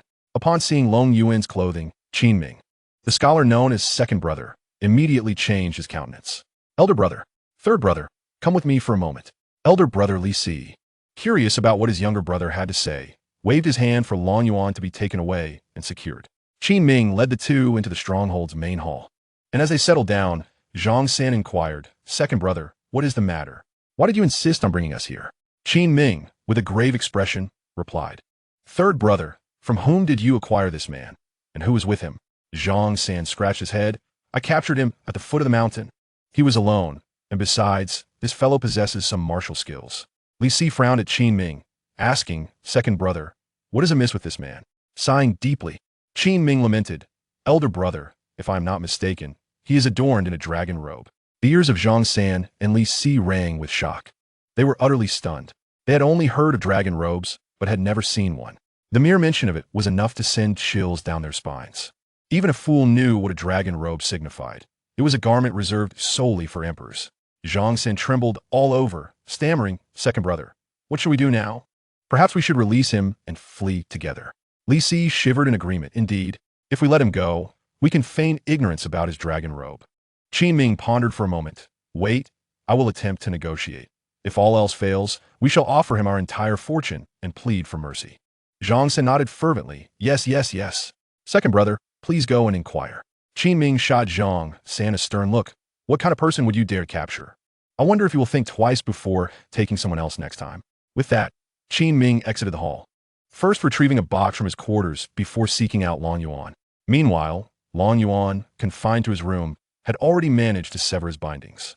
Just as he prepared to confront these individuals, the door swung open, and Qin Ming entered alone. Noticing that Long Yuan had freed himself, Qin Ming said nothing but simply bowed respectfully. "Commoner Qin Ming pays his respects to your majesty." Long Yuan was taken aback, glancing around. "Your majesty? What do you mean by your majesty? Where does this title come from?" Qin Ming was taken aback for a moment, then quickly regained his composure. "Forgive my ignorance, esteemed sir, for I did not recognize you were in disguise." Long Yuan also realized that his attire had caused this misunderstanding. With this awareness, Long Yuan resolved to maintain the charade. "You have discerned my garments," Qin Ming thought to himself. "This fool is oblivious. A grand five-clawed golden dragon is emblazoned across his chest, as if he fears no one could see it. Yet," he replied aloud, "it is my third brother's lack of discernment that led to your invitation to our humble abode." Long Yuan, hands clasped behind his back, took a few steps forward. "What do you intend to do about this matter? Should your resolution fail to satisfy me, my army shall raze your meager stronghold to the ground." Qin Ming, in a flurry, produced a small box and presented it to Long Yuan with both hands. "Your Majesty, I have inadvertently come into possession of a spirit herb of unknown grade. I humbly offer it to you in hopes that you will spare everyone in our encampment." Long Yuan accepted the box and opened it, revealing a purple lotus nestled inside. At that moment, Tang Tang appeared before the box. "Wow, host, you have stumbled upon a stroke of fortune, encountering a 7th grade spirit herb, the bitter heart lotus. Consuming this will undoubtedly allow you to cultivate true energy." Long Yuan felt an exhilarating rush of joy, promptly closed the box, and instructed Tang Tang to store it in the system space. "I have accepted your offering. However, for me to grant you clemency, I must know of any heinous deeds you have committed. If there are any, do not expect mercy." Qin Ming let out a sigh of relief. They were merely bandits who only robbed wealthy merchants and had never taken a life. At most, they had only injured a few. "Rest assured, your majesty, we have never killed anyone. I implore you to accompany me to the hall, where you may inquire further, one by one." Long Yuan nodded and followed Qin Ming, who led the way to the stronghold's main hall. Upon entering, Li Si and Zhang Xin quickly rose to their feet and knelt before the emperor. Your Majesty, it is my failure to manage my third brother that has brought you such indignity. If you seek retribution, let be upon me. Zhang Xin hastily added, Your Majesty, one must bear the consequences of their own actions.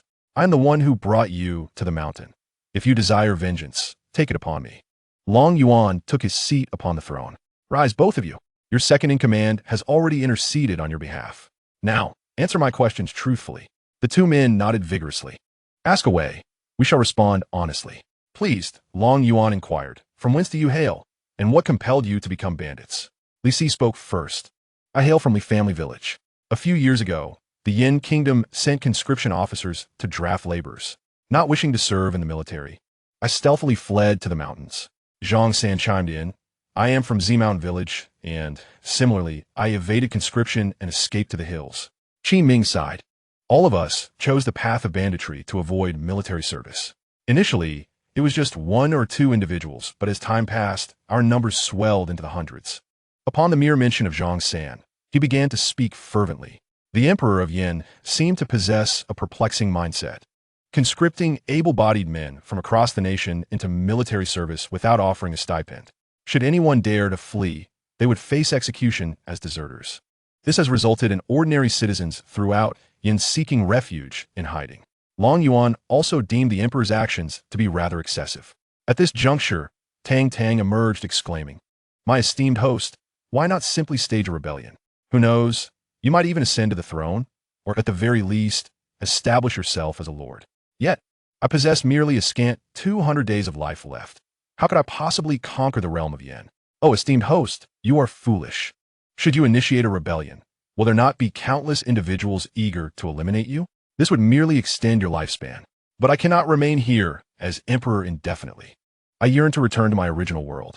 Oh, esteemed host, when the time comes, you may bestow the throne upon anyone you desire. If all else fails, find a wife to bear you a son who can inherit the crown. Moreover, as emperor, you could have others assist you in gathering spiritual herbs, thus accelerating your martial advancement. Long Yuan, stroking his chin in contemplation, suddenly struck the armrest of his chair, declaring, Very well, then, let's proceed with this plan. His exchange with Tang Tang had been conducted in hushed tones, and the three companions, their heads bowed, remained oblivious to their dialogue. Abruptly, Long Yuan's outburst startled them, leading them to believe he might turn against them. With an awkward smile, he reassured them, Please, remain seated. I had a sudden realization that stirred my excitement.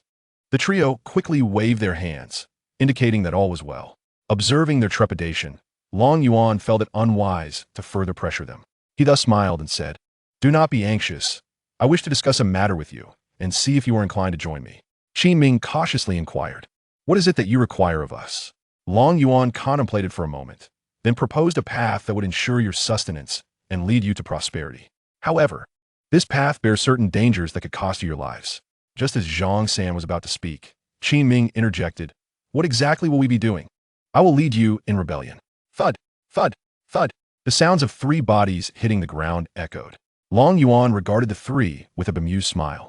There is no need for such fear. If you're unwilling to follow me, I will not coerce you. The three cautiously resumed their seats.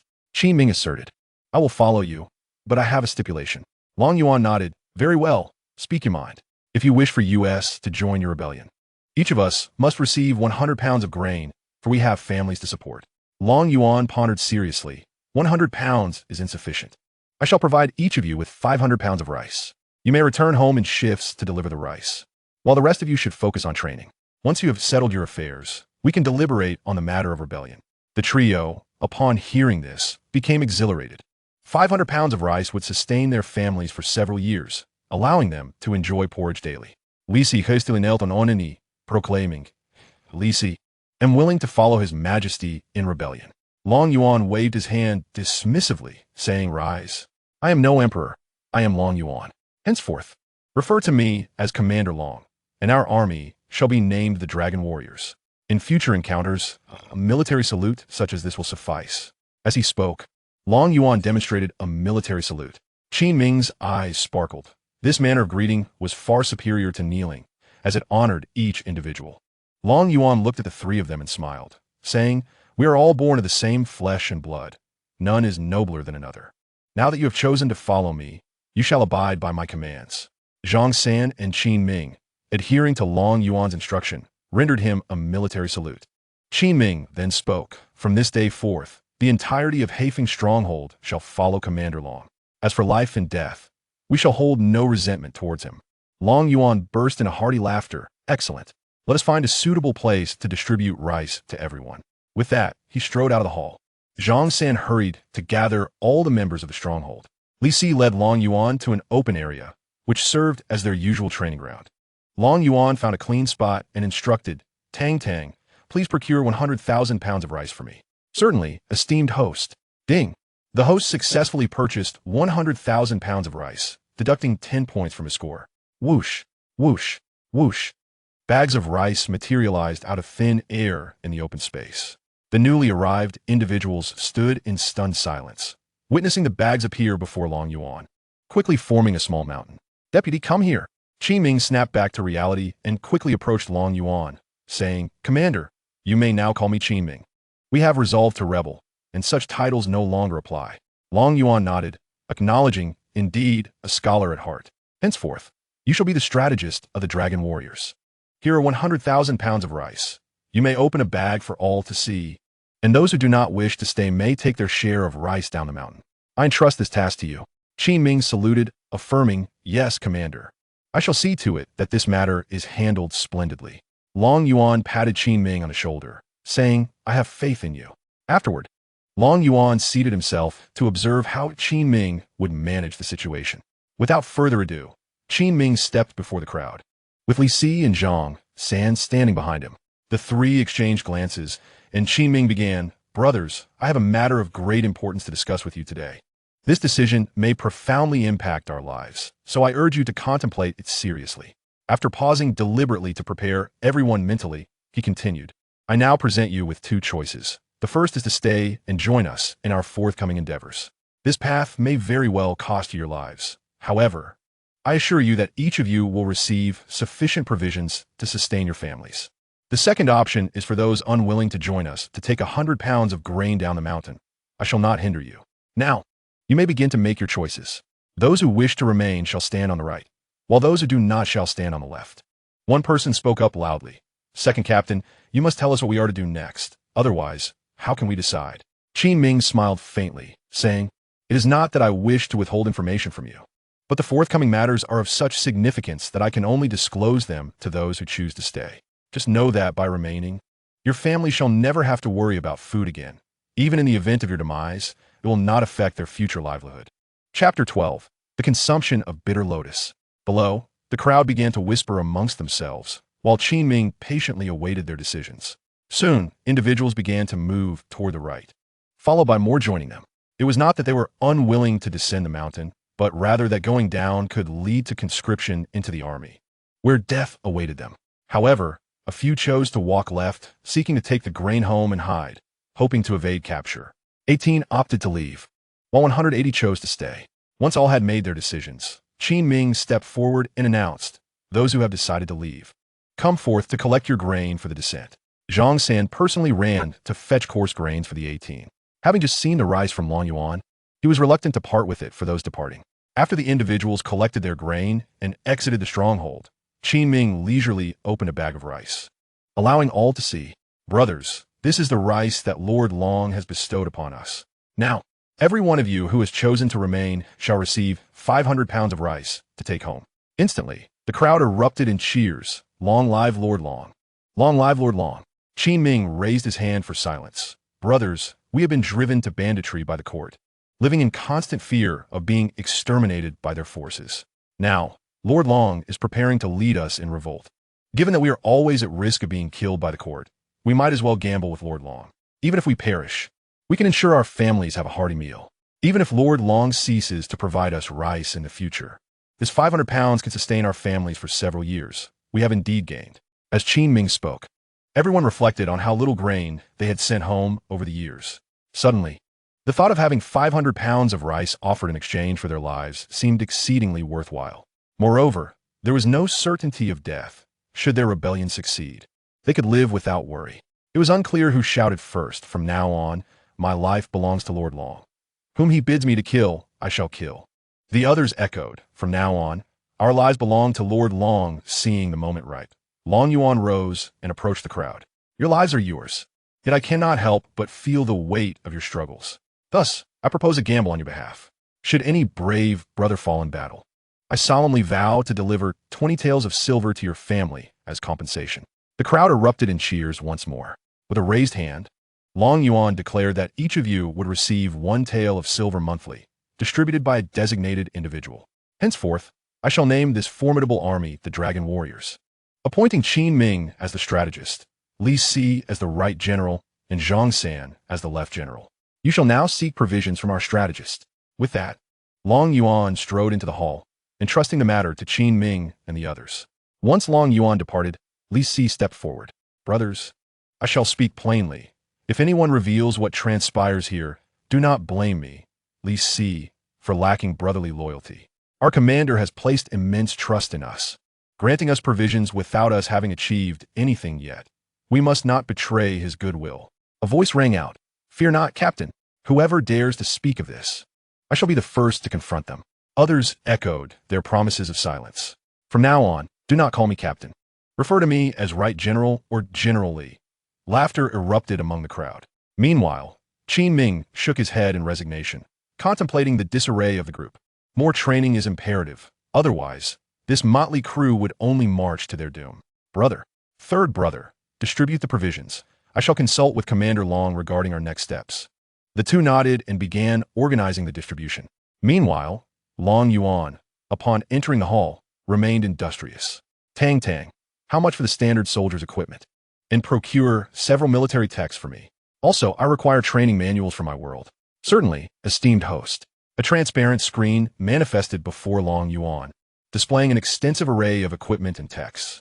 The prices were modest. For instance, a complete set of standard soldier's gear, armor, long spear, short sword, bow, and 50 arrows could be obtained for a mere 5 points for 100 sets. Military texts and training manuals were even more affordable at 1 point each. Long Yuan selected 200 sets of equipment, 10 military texts, and 10 training manuals, totaling 12 points. After the transaction, he found himself with a remaining balance of 1,267 points. Upon completion, Tang Tang piled all items in the hall, nearly overflowing the space. Tang Tang, it seems my system's capacity is rather limited. Could you expand it for me? Esteemed host, enlarging the system space is quite costly. To expand to 1,000 cubic meters requires 1,000 points. Long Yuan felt disheartened, deciding against it. That points total will serve me better elsewhere. When Qin Ming entered the hall, he was taken aback by the sight before him. Initially, he intended to inquire about the equipment, but it was evident that Long Yuan had already resolved that matter. The quality of this equipment far surpassed that of the Yin Kingdom. Commander, what are these items? Qin Ming began, but he was swiftly interrupted by Long Yuan. Advisor, you've arrived. Just in time, for I sought you out as well. I possess 10 military treatises and 10 training manuals. Take them for your study. Furthermore, after you have organized matters for the brothers, consider which town we should seize first. For our current forces are insufficient to capture the county seat. Qin Ming, momentarily taken aback, accepted the military texts, his gaze lingering on them as he realized their profound significance. Long Yuan observed Qin Ming's astonishment and inquired, Advisor, do you have any matters to discuss with me? Qin Ming shook his head. Originally, he had concerns, but they had dissipated. Please, arrange for me a chamber to rest. Should any matters arise, I shall summon you. Very well, Commander, Long Yuan replied. Thus, Qin Ming escorted Long Yuan to a tidy room. Subsequently, Qin Ming hurriedly departed, eager to immerse himself in the military texts and to instruct Li Si and Zhang San on the art of warfare. Meanwhile, Long Yuan settled onto the bed. Tang Tang, bring forth the bitter heart lotus. I am prepared to commence my cultivation. Understood, esteemed host, came the response, and a wooden box materialized in Long Yuan's grasp. With fervor, he opened the box and retrieved the purple lotus flower, consuming it without a moment's hesitation. Instantly, he comprehended why it bore the name Bitter Heart Lotus. The bitterness that engulfed him surpassed that of consuming 10 pounds of yellow lotus, and he could not suppress the drool escaping from the corners of his mouth. The medicinal properties began to permeate his body, leaving his mind in a hazy stupor. Before long, Long Yuan collapsed onto the bed, drooling as if he were dreaming of feasting on delicacies. Unbeknownst to him, the laws of nature surrounding him facilitated the absorption of the lotus's essence, its potency washing over him repeatedly. Chapter 13. Zhongsan's method of cursing. While Long Yuan slumbered soundly in his chamber, Qin Ming found himself restless throughout the night. The military texts bestowed upon him by Long Yuan were astonishing, unlike anything he had ever encountered, and the training manuals were equally impressive, filled with a myriad of training methods. Qin Ming was engrossed in his studies, yet Li Si and Zhang San bore the brunt of his diligence. Summoned to learn, they resembled elementary students, obediently seated as Qin Ming elucidated the texts. Both struggled to comprehend the military treatises and relied on Qin Ming's explanations. In the blink of an eye, 10 days passed, and all had returned with provisions. Zhang San could no longer contain himself and decided to put the training methods into practice. Thus, 180 men commenced their drills upon the mountain. Truly transformed under Zhang San's rigorous training, Qin Ming enlisted several women to prepare their meals, and these soldiers eagerly awaited mealtime, for it was the only respite they found amidst the relentless training imposed by Zhang San and Li Si. Mornings were dedicated to Zhang San's training, afternoons to Li Si's, and evenings saw both leading the men simultaneously. Qin Ming had arranged for Li Si to study military strategy with him in the morning, while Zhang San would follow suit in the afternoon, leaving the evenings free from study. The more the two individuals learned, the more they understood the significance of their current training. Qin Ming, too, was not idle in the evening. He ventured alone to the town to procure pork, intending to replenish the soldier's strength. Fearing that venturing out during the day might attract the attention of those who would report him for conscription, he opted for the cover of night. At the training ground, a group was engaged in practicing basic marksmanship. Zhang San, standing nearby, shouted vehemently, "Look at your pitiful state. You all appear as though you haven't eaten. You can't even pierce a wooden stake. Did all that white rice go to the dogs? Do you truly deserve the food you consume?" Anger simmered within everyone, yet they dared not retort, channeling their frustration into forcefully stabbing the wooden stake before them. Unperturbed by their thoughts, Zhang San continued his tirade. "Let me tell you, with the meat and rice you're consuming, if it were fed to dogs, those dogs would likely surpass you in prowess. What a waste of fine meat and rice." Finally, one individual could no longer contain himself and shouted, "Kill! Kill! Kill!" as he thrust repeatedly at the wooden stake. With a loud thud, the stake was pierced through by the spear. Observing this, Zhang San commended, "You, dog boy, are commendable.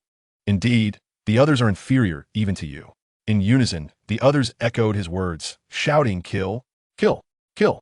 as they pierced the stakes one after another. With everyone successfully piercing the stakes, Zhang San promptly commanded, "All of you, lower your spears and prepare for short blade training." Upon hearing his order, the 180 men simultaneously relinquished their long spears and drew their short blades, ready to hack at the wooden stakes. Zhang San continued, "Look at you, unable to sever even a wooden stake.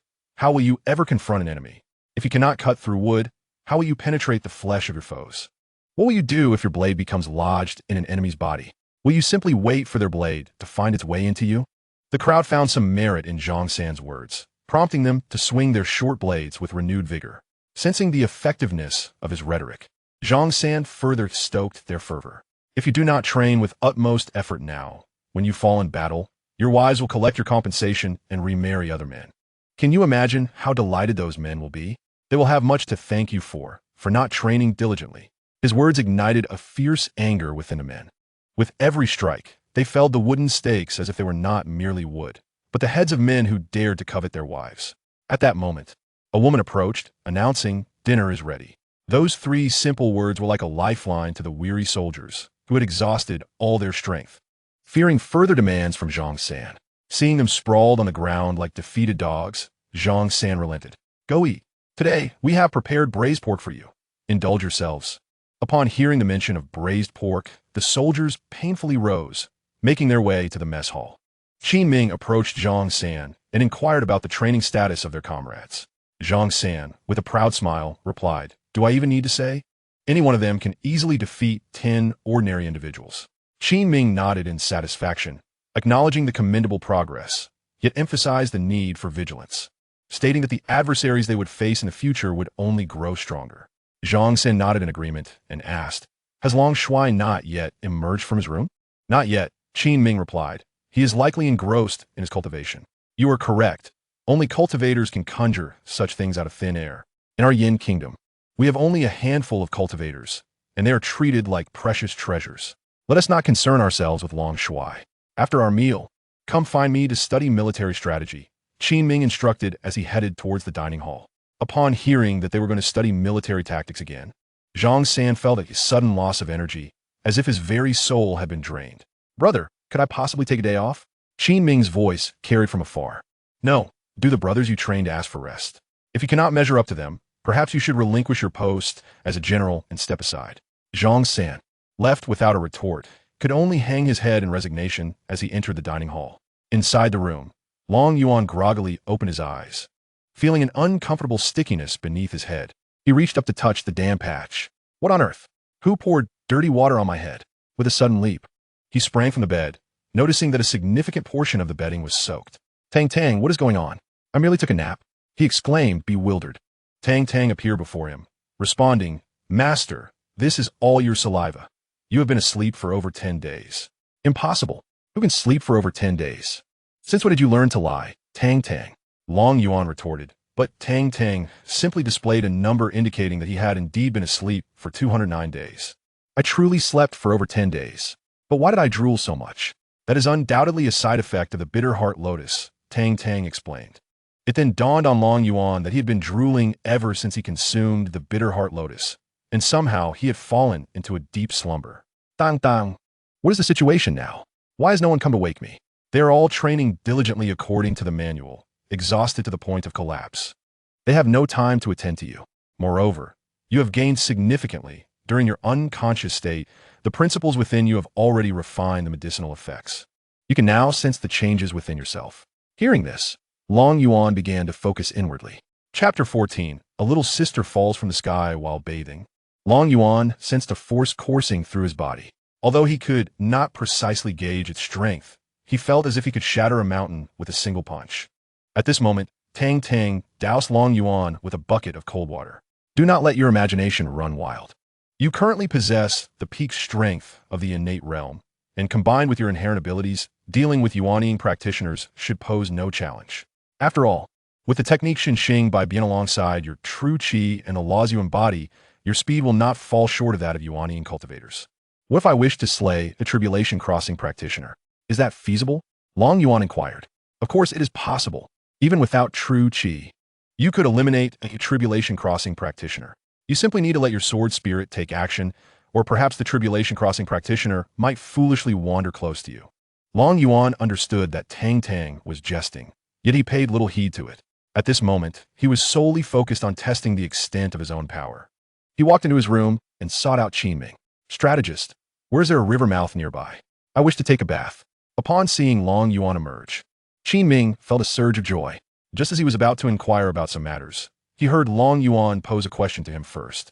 Qin Ming pointed towards a distant mountain. Commander Long, behind that mountain lies a great river, and at the foot of this mountain there is also a small stream. Long Yuan nodded. Then I shall bathe first. Please have someone tidy up my room and clear out some impurities during my cultivation. Certainly, Commander Long. I shall arrange for that shortly. I also wish to discuss some matters with you. Long Yuan waved his hand dismissively. Let us converse upon my return. I'm headed to wash now. By the way, you must have spent quite a bit of silver over these past few days. I have some here. Take it for your needs. With that, Long Yuan retrieved all the silver from his system space. 10 large chests of silver were piled on the ground. Here are 100,000 taels of silver. You may allocate it as you see fit. I will take my leave. Qin Ming stared in astonishment at the 10 large chests before him. He had never encountered such a vast sum of silver, even at their mountain strongholds' wealthiest moments. They had barely amassed over 100 taels. Commander Long, he began, but the words were left unspoken as Long Yuan had already departed. Shaking his head in resignation, he summoned Li Si and Zhang San to assist in moving the silver into the room. Upon seeing the silver, both men were initially taken aback, but they quickly regained their composure. After all, in their minds, it was entirely normal for Long Yuan to produce such items. The three of them transported the 10 large chests into a room, fortifying all doors and windows, and securing them with a lock. Meanwhile, Long Yuan, having left the mountain stronghold, was bubbling with excitement. Not for any other reason but because he could now briefly soar through the skies using Xing by Bian. This was a sight he had only witnessed on television, and now he too could fly. How could he not be exhilarated? With continuous leaps and flights, Long Yuan soon spotted a great river in the distance. A few more jumps later, he landed steadily upon a stone at the riverbank. Tang tang, the water in this river is astonishingly clear. One can see the fish swimming beneath the surface. Do not be so astonished. This is the world of cultivation, unlike your realm, where various pollutants are discharged into the rivers. Long Yuan nodded and said, "All right, hand me the shampoo and body wash, then you may return. I am about to take a bath." Tang Tang produced the items and promptly vanished from sight. Swiftly, Long Yuan shed his garments and plunged into the water. He frolicked joyfully within the depths, reveling in his aquatic play. Meanwhile, several dozen miles away, a fierce battle raged in the skies between a man and a woman. Following yet another clash, the woman was sent hurtling far away. With a splatter, blood painted the sky. Steadying herself, she called out, "Chi Feng, do you truly intend to kill me? We are, after all, fellow disciples. And my master is the second elder." Chi Feng erupted into laughter. "Mayor, how could I ever bring myself to slay you? You are a rare treasure, a body of heavenly Yin, the most exquisite vessel for dual cultivation. I have pursued you for so long, yet you have rebuffed me. You force my hand, adding something to your water. My actions are merely to hasten the activation of its potency." Xiao Meier had long sensed something amiss within her body, yet she had suppressed it. Otherwise, how could a late-stage transformation spirit cultivator be at a disadvantage against Chi Feng, who was merely a transformation spirit? "Chi Feng, you are truly despicable. Ha ha. As long as I can possess you, I shall break through to the out-of-body realm, and then the sect will cultivate me with all their might." Xiao Meier ceased her words, forming seals with her hands as her flying sword emitted a resonant hum. Clear wind and bright moon, the ultimate technique of the clear wind sect, now forced into action by Xiao Meier's desperate circumstances. Not daring to underestimate her, Chi Feng also formed seals, conjuring a series of spiritual energy shields before him. With a fierce shout, Xiao Meier commanded go.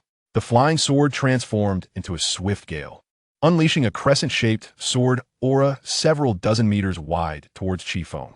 After executing her technique, Xiao Meier spat out a mouthful of blood and turned to flee. Chi Feng, in a desperate bid to withstand the onslaught, saw his spiritual shields shatter one after another, only to be replaced by new ones. The two remained locked in combat for a minute in the sky until the sword aura finally dissipated, exhausted of energy. Chi Feng scanned his surroundings, not spotting Xiao Meier, and cursed vehemently, "Wretched woman, I wonder how far you can run." With that, he began to search for her presence. In the river, Long Yuan swam in his swim trunks when suddenly, a figure plummeted from the sky, nearly landing on him. What on earth is that? Who is throwing trash into the river? Long Yuan glanced around, finding no sign of anyone. His gaze then fell upon the object before him. What he beheld were a pair of long, straight legs. The fabric, drenched by the water, rendered the alluring skin even more enticing. As he looked further, he realized two mountains obscured the view of the face, but these peaks were shrouded in clothing, leaving little to the imagination. As Long Yuan continued to admire the sight, he suddenly snapped back to reality. "Wait, this is a person," he exclaimed, and without hesitation, he swam towards the woman, embracing her and making his way to the shore. The woman in question is none other than the fleeing Xiao Meier. Due to her reckless use of magic, she aggravated her injuries and, in her haste to escape, could not suppress the effects of the potion coursing through her body. As she soared above the river, she lost consciousness and plummeted down, nearly crashing into Long Yuan. He managed to carry her ashore and gently laid her on a large stone. Only then did he take the opportunity to carefully observe her features. Her face resembled a meticulously crafted ancient painting. Her porcelain skin was as smooth and delicate as mutton fat jade, subtly glowing in the sunlight, resembling the gentle sheen of moonlight veiled by a thin mist, pure and beautiful. Her gracefully arched brows resembled the tender leaves of willows unfurling in spring, slender and vibrant, with a hint of melancholy hidden within their delicate tips, capable of stirring one's heart with the slightest furrow. Her autumnal eyes, like two deep and clear springs, shimmered with rippling reflections that seemed to dance with the gentle currents of autumn waters, illuminating her gaze, leaving one entranced by a mere glance. Her elegant nose, akin to a gently rising jade peak, added dimension to her visage. Meanwhile, her cherry-like lips, naturally crimson, resembled a luscious cherry ready to burst, exuding both the gentle shyness of a Jiangnan woman and an elegant charm, as if she had stepped out of a thousand-year-old poem, captivating all who beheld her. Chapter 15. A furious confrontation with Qi Feng. Long Yuan was utterly mesmerized. He had seen countless stars on television and influencers on social media, yet none compared to her beauty. Unable to restrain himself, he exclaimed, "What a stunning beauty! She could easily overshadow any made-up damsel." At that inopportune moment, Tang interjected. "Host, aren't you going to save her?" Long Yuan suddenly realized the exquisite woman before him had fallen into the water. "Of course I must save her. A girl as beautiful as this should not perish. The world would lose a breathtaking sight." With that, he commenced administering artificial respiration and CPR to Xiao Mei. His fervent efforts, however, yielded no results. Tang watched in disbelief, completely taken aback by Long Yuan's method of rescue. Long Yuan, perplexed, remarked, "Why hasn't she woken up yet? Is it necessary to use my tongue for artificial respiration? And can I perform CPR through her clothing?"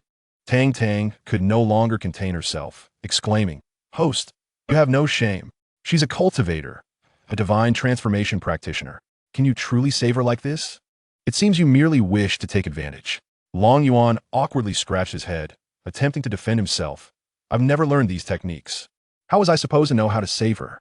At that moment, Qi Feng in the sky spotted Long Yuan, clad only in shorts, caressing and kissing Xiao Mei.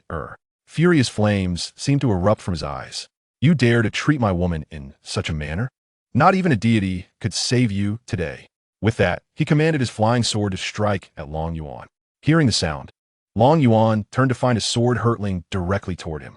Without uttering a sound, the tip of the sword pierced Long Yuan's face with such force that it knocked him to the ground. Qi Feng, believing Long Yuan to be lifeless, did not sense his aura and directly landed on the stone.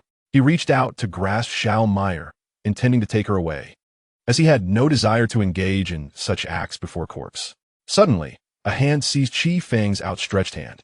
Long Yuan slowly rose, confronting him with the accusation of indiscriminately attempting to take his life.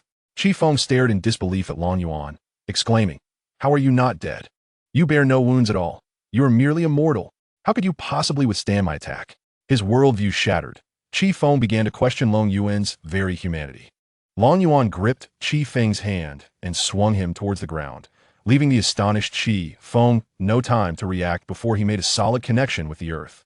With a thunderous crash, Qi Feng's entire body was driven into the ground, save for one hand protruding above. "You wonder why I am not dead? Allow me to pose the same question to you," Long Yuan retorted, continuing to slam Qi Feng into the ground. "Why do you not perish? Why do you not die?" As Qi Feng's body neared collapse, he attempted to summon his spiritual energy to obliterate Long Yuan.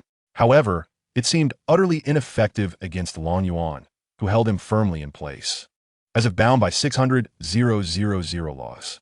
If Qi Feng had known that he was ensnared by such constraints, he might have felt a sense of pride. Long Yuan relentlessly hammered at him for a full 10 minutes, shattering dozens of stones in the process. Noticing that Qi Feng remained alive, Long Yuan grew increasingly irritated. "Damn it, you cultivators are truly difficult to kill." He then delivered a powerful punch to Qi Feng's chest. With a sickening squelch, Long Yuan's fist pierced through Qi Feng's body. Emerging from his back, Long Yuan was taken aback, puzzled by the ease with which he had penetrated Qi Feng. Staring wide-eyed, Qi Feng managed to utter, "What manner of monster are you?" Before he could finish, his head drooped as he succumbed to unconsciousness. Long Yuan retracted his fist, thoroughly looting Qi Feng of all his possessions, and delivered a few final punches before unceremoniously kicking him into the river. After securing his spoils, Long Yuan hurriedly washed the blood from his body in the river. What treasures might this fellow possess? Given his formidable strength, he should surely carry something of value. And why was I able to dispatch him so easily? "My esteemed host," the system replied, "I previously informed you that in this world, your physical form is invincible due to the 600,000 laws that bind you. Any cultivator, regardless of their realm, will be annihilated in your grasp." Long Yuan nodded, understanding the situation. "Now, tell me what valuable items I have acquired." The system opened Qi Feng's storage ring, revealing a plethora of treasures within its confines. Tang began to reveal everything contained within Qi Feng's ring to Long Yuan. 35,000 low-grade spirit stones, 16 5th-grade magical artifacts, 2 4th-grade magical artifacts, 8 5th-grade spiritual herbs, 3 6th-grade spiritual herbs. A total of 18 bottles of pills ranging from 9th grade to 5th grade, dozens of rare ores, 300,000 taels of silver, and 80,000 taels of gold. Upon hearing this, Long Yuan was immediately exhilarated, thinking he had struck gold. Tang, aside from the spiritual herbs and spirit stones, I will trade everything else to you. Very well, esteemed host. Ding. Congratulations, host, on a successful transaction. You have gained 480 points, bringing your total to 747 points. Long Yuan then glanced at his lifespan. It had changed from 209 days to 350 days. I no longer need to worry about dying anytime soon. Esteemed host, would you like to trade the spirit stones as well? They are of no use to you. How many points can one spiritual herb fetch? Esteemed host, each spirit stone is worth 1 point. Long Yuan pondered briefly. Perhaps I shall trade them to you later. Should I ever have cultivators under my command, I will need to pay them. Very well. Enough of that. You shall have plenty more spirit stones in the future. Seeing Tang disappear, Long Yuan mistakenly thought she was upset and was about to change his clothes to return to the mountain stronghold. Suddenly, a soft and delicate figure pressed against him from behind. Xiao Mei'er, unbeknownst to him, had awakened. Her eyes were dreamy as she clung tightly to Long Yuan, kissing him on the neck. Startled, Long Yuan turned to push her away, but instead, Xiao Mei'er fell directly into his embrace, wrapping her arms around his neck and continuing to kiss him. Even in his naivety, Long Yuan understood the situation at hand. However, he did not wish to take advantage of the moment. Struggling internally, he ultimately succumbed to the temptation after mere seconds. Since I cannot resist, I shall simply enjoy this. It seems today marks the end of my 20-year-long bachelorhood. With that, Long Yuan summoned Tang to conjure a mattress and blanket. He then lifted Xiao Mei'er and lay her down on the bed, initiating an advance. They were like dry tinder meeting a roaring flame. The encounter lasted 3 hours before concluding. The two lay by the riverside, a peculiar scene indeed. Chapter 16.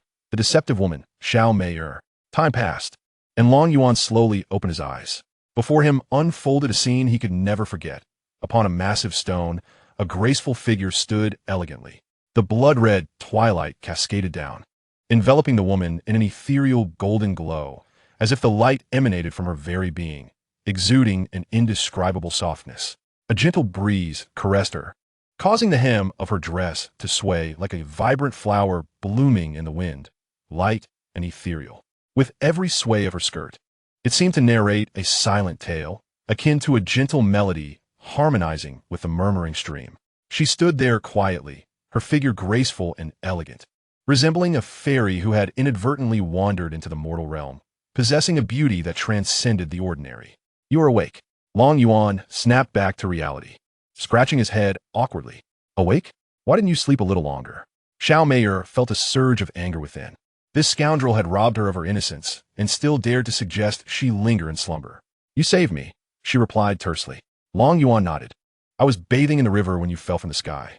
He recounted the entire saga to Xiao Mei'er, omitting, of course, the part about slaying Qi Feng, for he was unaware of their connection. My name is Xiao Mei'er, a disciple of the Qing Feng sect. It is impossible for us. Just forget about today, she declared, producing a box of silver and placing it upon a stone before vanishing like a fleeting light. Still groggy from sleep, Long Yuan heard Xiao Mei'er babbling incessantly, then watched as she left a box of silver behind and fled. Regaining his composure, he exclaimed, "What the hell? Am I being toyed with by a wealthy woman?" He sprang to his feet, pointing at the spot where she had disappeared.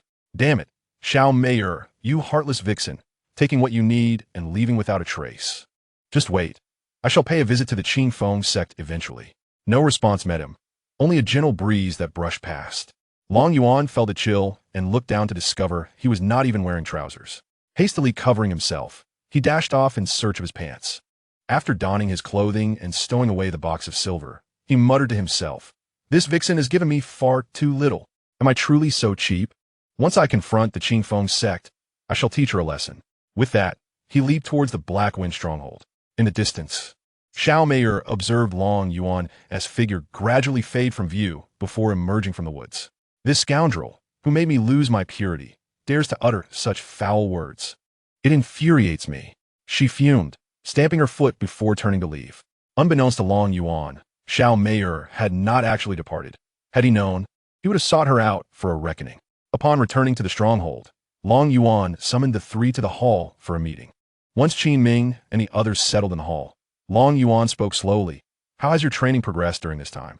Does the strategist have any plans? Zhang San replied, Commander Long, we have been training diligently according to the texts, and everyone has improved significantly, tenfold in fact. Even if we were to face twice our number, I am confident we would prevail. Long Yuan nodded in satisfaction. It appears you have not been idle. Strategist, please share your thoughts. Qin Ming pondered for a moment before responding, Commander Long, I believe we should refrain from occupying the town just yet. Doing so might expose us prematurely, and there are not many able-bodied men in the town. Thus, we cannot expand our forces. Long Yuan stroked his chin in contemplation, acknowledging the strategist's wisdom. What suggestions do you have? Li Si proposed, there are numerous bandits in the vicinity akin to us. Perhaps we could persuade them to join our cause. Qin Ming shook his head, asserting, we cannot merely recruit them. We must compel them to willingly submit. This will ensure our command over them in the future. Without delay, Long Yuan issued a command. I hereby order General Li to lead 90 men and General Zhang to command another 90 to subdue all nearby bandits. The action plan shall be devised by our strategist. The three men promptly rose, saluting respectfully. As you command, Commander Long, very well. The meeting is adjourned. Prepare yourselves.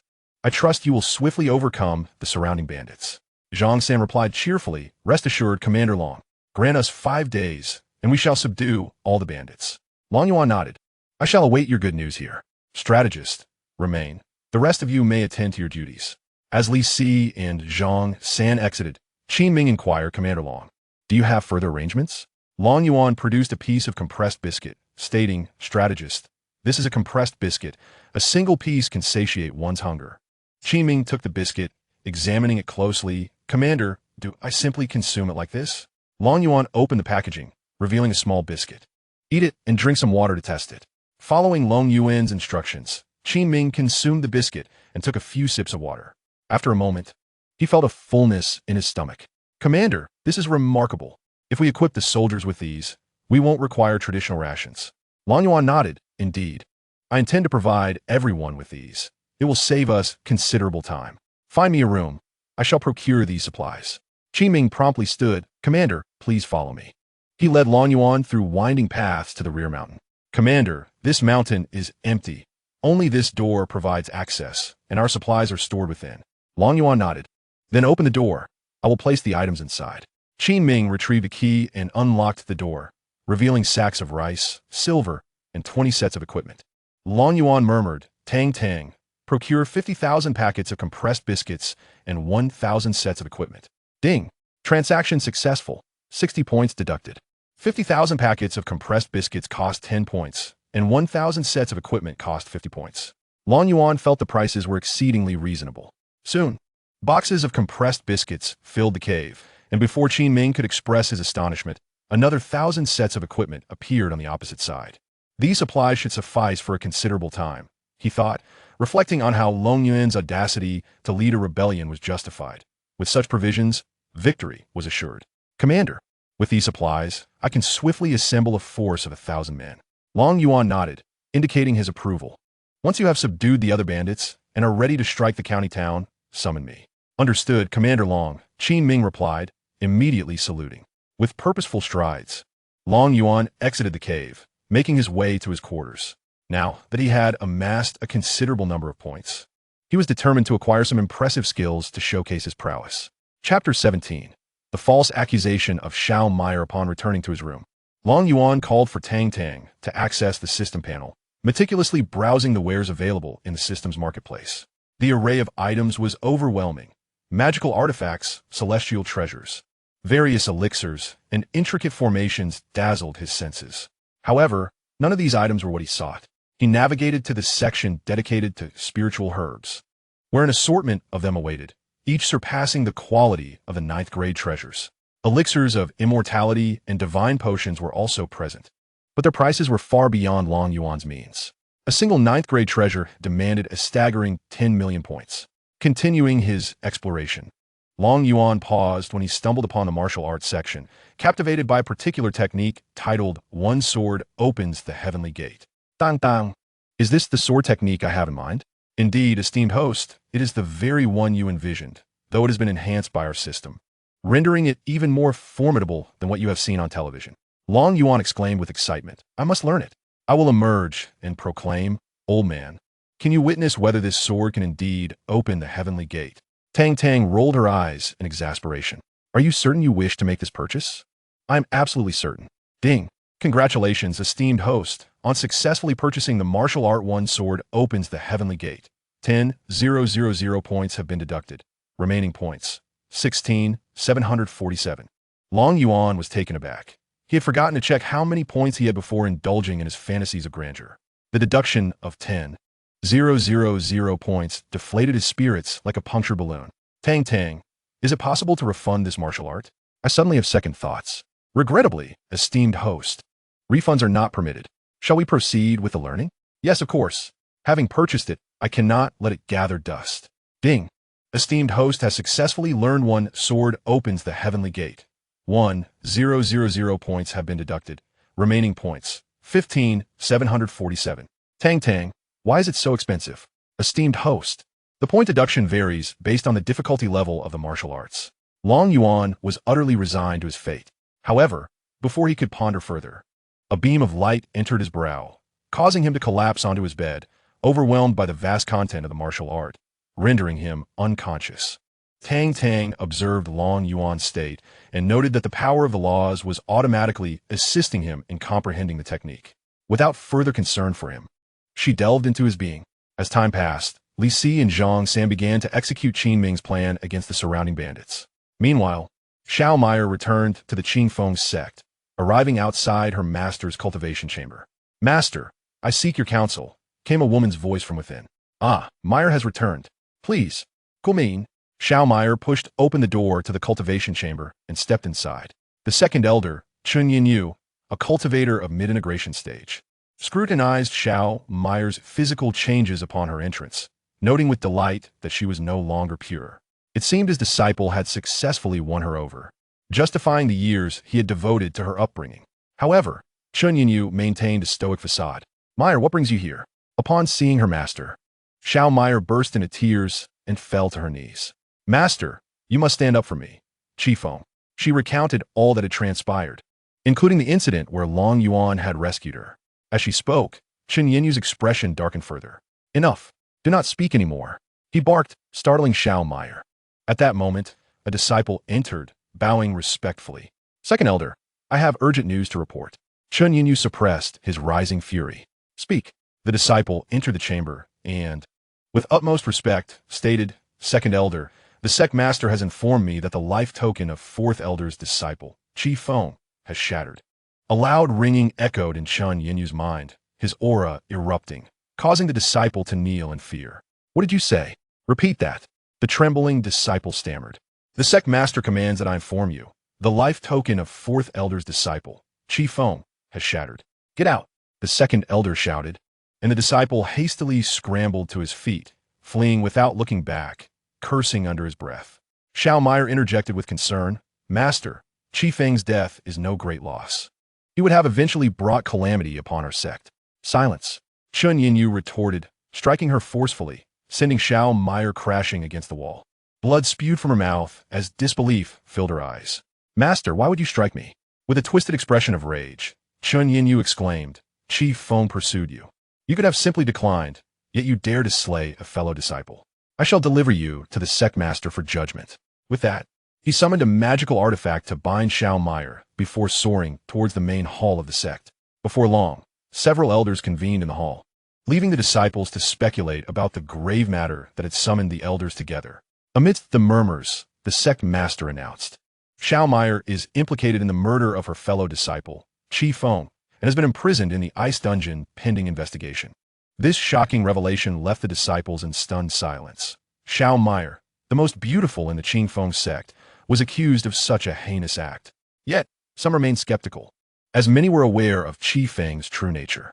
Those who doubted that Xiao Meier could have killed Qi Feng began to gather outside the grand hall of the sect, all beseeching the sect leader for for her release. Chen Yinyu anticipated this scene, which is why she refrained from directly eliminating Xiao Meier, instead placing the blame squarely on her shoulders. Once the sect leader had dealt with these disciples, she would seek an opportunity to dispose of Xiao Meier, ensuring that she accompanied her son to the grave. Observing the multitude kneeling outside the hall, the sect leader could only emerge to announce that a thorough investigation would be conducted before any decisions were made. For now, Xiao Meier would remain in custody. At that moment, Chen Yinyu stepped forward, declaring, "Meier is my disciple, and I too do not believe she would slay Qi Feng. Once the investigation is complete, I will personally escort her out.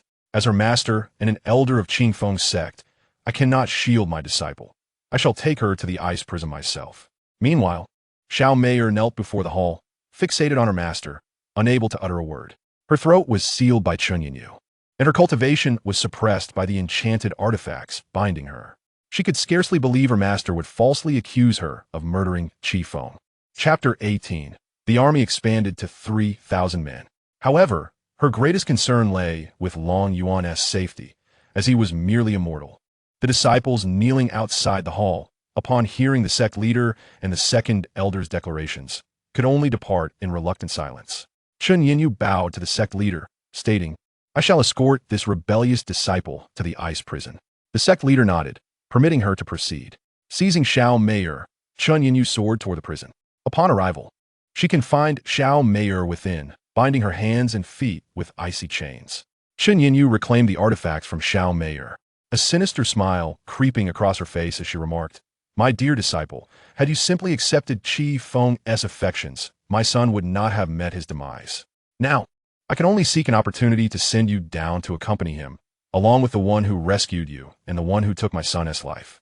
Xiao Meier gazed at Chen Yinyu in shock, a bitter smile gracing her lips. It dawned on her that the master who had raised her for so many years had merely been preparing for her son's breakthrough into the spiritual realm. Chen Yinyu cast a final glance at Xiao Meier before turning and departing the ice prison. As the icy tendrils relentlessly penetrated Xiao Meier's body, she trembled uncontrollably. The chill enveloping her physical form paled in comparison to the frost that gripped her heart. Her greatest regret now was not having sent Long Yuan far away, for she had unwittingly implicated him in this calamity. At Blackwind Stronghold, Li Si and Zhang San had captured numerous individuals in recent days. Witnessing the soldiers within Blackwind Stronghold feasting on meat and rice daily, these captives became unwilling to leave. This was a deliberate ploy by Qin Ming to entice them, and thus, the captives voluntarily joined the Dragon Army. The newly inducted recruits were promptly taken by Qin Ming for training. As Li Si and Zhang San were preoccupied with capturing more individuals, they lacked the time to train the new recruits, leaving it to Qin Ming to lead their training sessions. Observing how Zhang San trained, Qin Ming adapted his methods and commenced the training. Before long, 5 days had swiftly passed. Zhang San and Li Si have successfully dealt with the surrounding bandits, and now their Blackwind Stronghold boasts a formidable number of 200 men. However, they lack sufficient weaponry and equipment. The trio, hesitant to disturb Long Yuan, devised a plan as Qin Ming suggested. 1,000 men would focus on physical training, another 1,000 on swordsmanship, and the remaining 1,000 on marksmanship, rotating through these exercises. The initial group of 180 men, having risen to power, began to rigorously train the larger contingent of 3,000. Thus, Zhang San and his companions enjoyed a brief respite. By the time Long Yuan awoke, a week had passed. Stepping out of his chamber and witnessing the multitude engaged in training, he was taken aback. Goodness, these three are impressive. In just a few days, they have amassed such a force. It appears they are indeed capable of great undertakings. As he strolled, observing the drills, the seasoned soldiers saluted him before resuming their training. Upon learning of Long Yuan's return to the world, Qin Ming and his companions hastened to greet him. Offering a military salute, Qin Ming spoke, "Commander Long, we are running low on equipment and rice." Long Yuan nodded, recognizing these as minor concerns. "Let us discuss this in the hall." The trio followed him inside. "I shall provide you with equipment and rice shortly. For now, military strategist, I would like you to outline our next course of action." Qin Ming produced a map from his pocket, indicating a location. "Commander, my next plan is to seize Ding County, as its magistrate is corrupt. With a mere bribe, one can evade military service. The city is teeming with able-bodied men, making it ideal for our expansion. The only drawback is the distance, requiring us to circumvent Hung County. Long Yuan scrutinized the map. Ding County was neither too close nor too far from the prefectural city. If reinforcements were needed, it would take at least half a month to arrive. This time frame would afford them ample opportunity to prepare. Even with only 3,000 men, they could manage a defensive stance, and should the need arise, he could single-handedly eliminate the reinforcements. I find his plan acceptable. How long will it take to reach Ding County from here? Li Si replied, if we march with urgency, we can arrive at the outskirts of Ding County in 10 days. Long Yuan nodded. There is no need for haste. These men have not yet developed strong combat capabilities. Even if we were to conquer Ding County, casualties would be significant. They are our brothers, and we must strive to minimize losses. Qin Ming discerned Long Yuan's intent. Commander, you mean to train as we march? Long Yuan affirmed. Equip each man with 120 packs of compressed biscuits and 240 packs of beef jerky. You three will lead them along this route to Ding County, and they must spend a month in this forested area. Zhang San surveyed the route indicated by Long Yuan, realizing it led through a dense forest. He expressed his concern. Commander, this forest is rife with wild beasts, and they are quite ferocious. Even I find them troublesome to encounter. If we send them in, the casualties could be substantial. Long Yuan chuckled. Have you all forgotten the teachings of military strategy? Are there any training manuals that do not instruct on how to enhance individual combat prowess? Zhang San awkwardly scratched his head, unable to recall at that moment. Long Yuan, somewhat annoyed, remarked, one must practice diligently. What does that mean, Commander Long? Qin Ming burst into laughter, while Long Yuan implied that Zhang San was quite ineffectual. Zhang San, indignant, retorted, Brother, I am at least a congenital master. Am I truly useless? It was only upon hearing this that Long Yuan remembered to procure some martial arts manuals for them. Thus, he instructed Tang Tang to access the system store and directly purchased 5 martial arts manuals, including titles such as 18 Dragon Subduing Palms, Mount Song Sword Technique, and Star Absorbing Method, along with supplies of military rations like biscuits and jerky. Ding. Purchase successful, 1,700 points deducted. Remaining balance, 14,047 points. Long Yuan promptly distributed the 5 martial arts manuals and military formation manuals to the trio, stating, take these and practice. I believe you will become formidable warriors in the future. Zhang San eagerly seized the 18 Dragon Subduing Palms and exclaimed, Brother, this is a premier martial arts manual, infinitely superior to the Qing Shui sword technique we have been studying. Li Si and Qin Ming hastily picked up a manual each, their hands trembling. They had never imagined they would one day have the opportunity to study such esteemed techniques. The 3 of them knelt simultaneously, expressing their gratitude. Thank you, Commander Long, for your guidance. Our lives henceforth belong to you. Long Yuan helped them to their feet, reminding them, did I not say? You must not kneel to anyone except your parents. The trio felt somewhat embarrassed, as they had momentarily forgotten this prior admonition due to their excitement. Li Siasud. Rest assured, Commander Long, we will not kneel to anyone henceforth. Long Yuan nodded in satisfaction. Let us proceed to the back mountain, where I shall provide you with the goods. The 3 gathered the manuals and followed Long Yuan to the back mountain. Chapter 19. Corrupt Officials and Good Officials.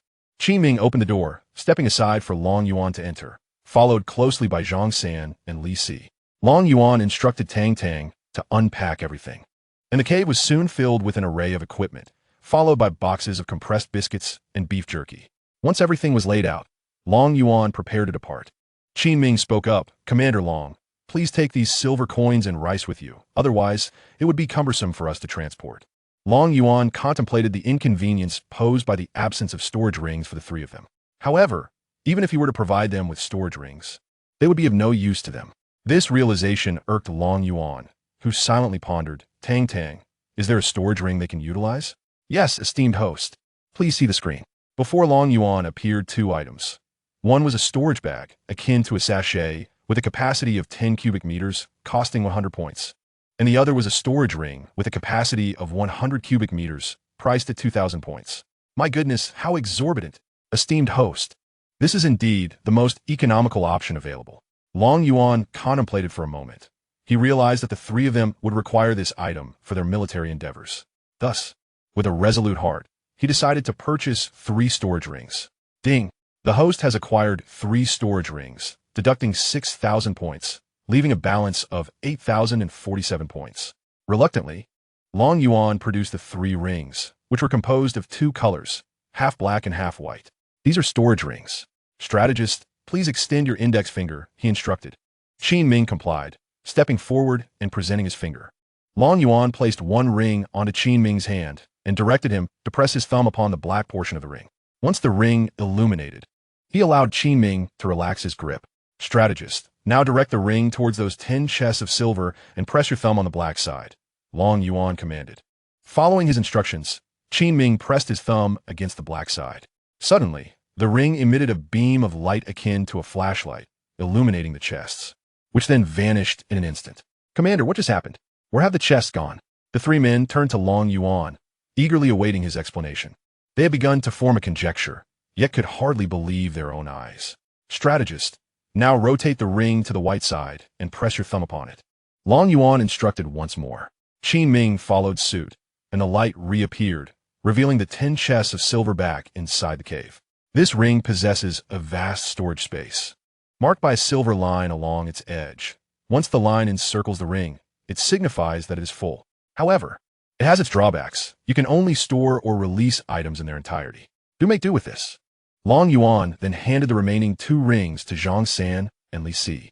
The 2 received them with exhilaration, and Zhang San exclaimed, Commander, you are truly extraordinary. Such items are typically reserved for cultivators, and now we too can wield them. Qin Ming and Li Si nodded in agreement. Long Yuan waved his hand, saying, Since I have bestowed upon you this item, I shall also provide you with additional equipment and provisions. He then proceeded to purchase 10,000 sets of gear, along with 200,000 jin of rice, 10,000 jin of beef jerky, and 10,000 jin of compressed biscuits, totaling an expenditure of 740 points. The 3 men, upon witnessing the abundance of supplies, felt little astonishment. With these provisions, I need not worry about your training, Long Yuan declared. Qin Ming, puzzled, inquired, Commander, will you not join us? Long Yuan shook his head. I must first visit Ding County. If you do not see me outside Ding County in a month, continue your training in the forest, leaving 1 person to await my message. The 3 nodded in understanding. Having completed his tasks, Long Yuan prepared to depart. As he took a few steps, he turned back to the 3 men and remarked, Wolves travel far to feast, while dogs journey far only to scavenge.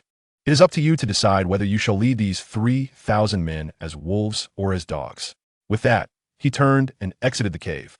Zhang San, bewildered, asked, Second brother, what did the commander mean by that?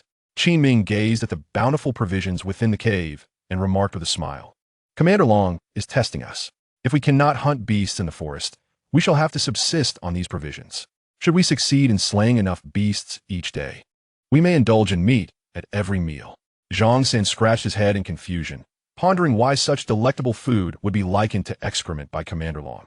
Li Si gave Zhang San a light slap, cautioning, if you consume this daily, there will come a day when you find it more repugnant than dung. Zhang San shook his head defiantly, asserting, even if I were to eat this for a lifetime, I would never find it distasteful.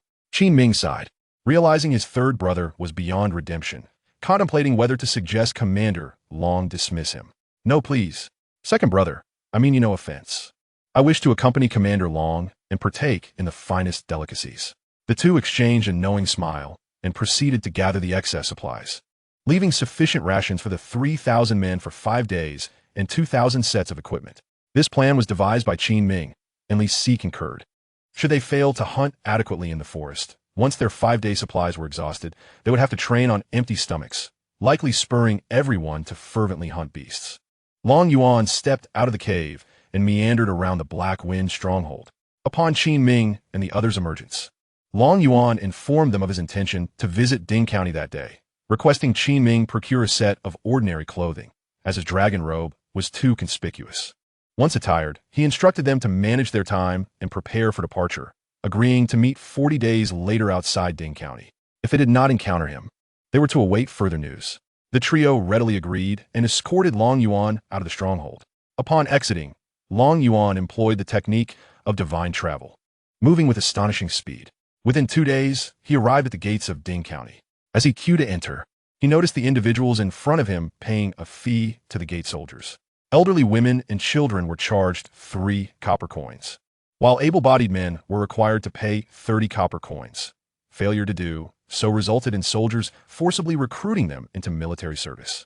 Long Yuan was taken aback, reflecting that it took a certain talent to manage the county affairs to such an extent. After a brief wait, it was finally his turn. He casually tossed a small amount of silver and proceeded toward the city. However, upon taking a single step, a soldier called out, "Hey, you there, wait a moment."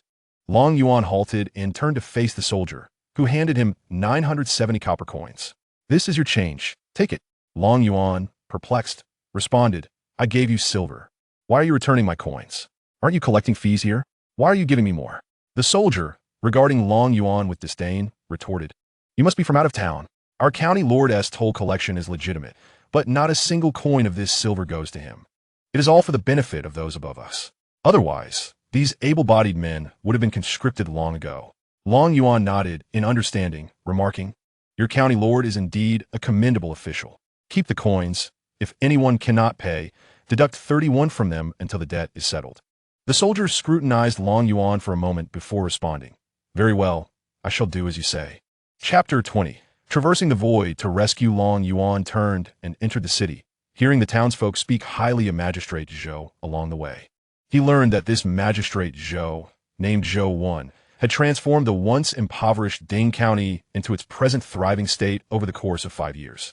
The bustling streets were alive with activity, painting a picture of a prosperous era. It seemed that this magistrate was quite commendable. At that moment, Tang Tang emerged, suggesting that if he were given some management literature to peruse, he could govern even more effectively. Long Yuan nodded in agreement, acknowledging her insight. He had taken a liking to this magistrate and resolved that he must become his ally. Tang Tang nodded back, expressing hope that the host would soon recruit this individual, noting that he must be hungry and should consider indulging in a meal. To his surprise, Long Yuan found himself at the entrance of an inn. Having arrived, he decided he might as well step inside for a bite to eat. With that, he strode in confidently. The attendant greeted him warmly. "Welcome, young sir. Please come in." Long Yuan chose an empty table and called out, "What delightful dishes do you offer here?" The attendant, beaming, replied, "Young sir, our specialty is roasted duck with sauce. Would you like to try one?" Long Yuan nodded. "Very well, I shall have a roasted duck." "Certainly. Please wait a moment," the attendant responded. As Long Yuan sipped his tea, patiently awaiting his meal, he overheard a conversation at a nearby table. "Brother, have you heard? The Qingfeng sect in the Great Qin Empire is in turmoil." "Oh, what has transpired in the Qingfeng sect?" "We are far removed from the Great Qin Empire and have not caught wind of the news." "Ha! I just returned from the Great Qin Empire and heard that the sect's most beautiful disciple, Xiao Meier, has brutally slain her fellow disciples and was stripped of her cultivation. Her limbs broken and bound in the square as a warning." "Alas, how dreadful! I have heard tales of Xiao Meier, said to be extraordinarily beautiful. How could they act so cruelly?" "Ah, the affairs of cultivators are beyond our comprehension. I merely relay what I have heard." The attendant then placed the roasted duck on the table, but Long Yuan had already departed, leaving behind a silver ingot. At that moment, he was hastening towards the outskirts of the city. "Tang Tang, where's the Qingfeng sect? Quickly guide me." "Understood, esteemed host." A straight line appeared before Long Yuan, indicating a distance of over 30,000 kilometers, a direct route nonetheless. He halted. "Tang Tang, are you certain is that far? How am I to reach it? Even if I travel non-stop, I can cover at most a few hundred kilometers in a day. By the time I arrive, the person may already be gone." Tang Tang shrugged. "Esteemed host, the distance is indeed that great. I have no means to shorten it." "Then think of a solution quickly. This wretched woman, even in her departure, refuses to grant me peace. If not for her pleasing appearance, I would not concern myself with her fate." After a moment's contemplation, Tang Tang suggested, "Esteemed host, you could have the sword spirit escort you. Your body is impervious to the void's wind blades, allowing the sword spirit to traverse the void directly." As Long Yuan's eyes sparkled with determination, he quickly grasped the Long Yuan sword, declaring his intent to rescue his beloved wife. In an instant, the sword materialized in his hand, and he exited the city, vanishing beyond its walls in a series of agile leaps. Perched upon a grand tree, Long Yuan called out to the sword, "Charming little sword spirit, please lend me your aid." The Long Yuan sword radiated brilliance, and the petite spirit appeared before him.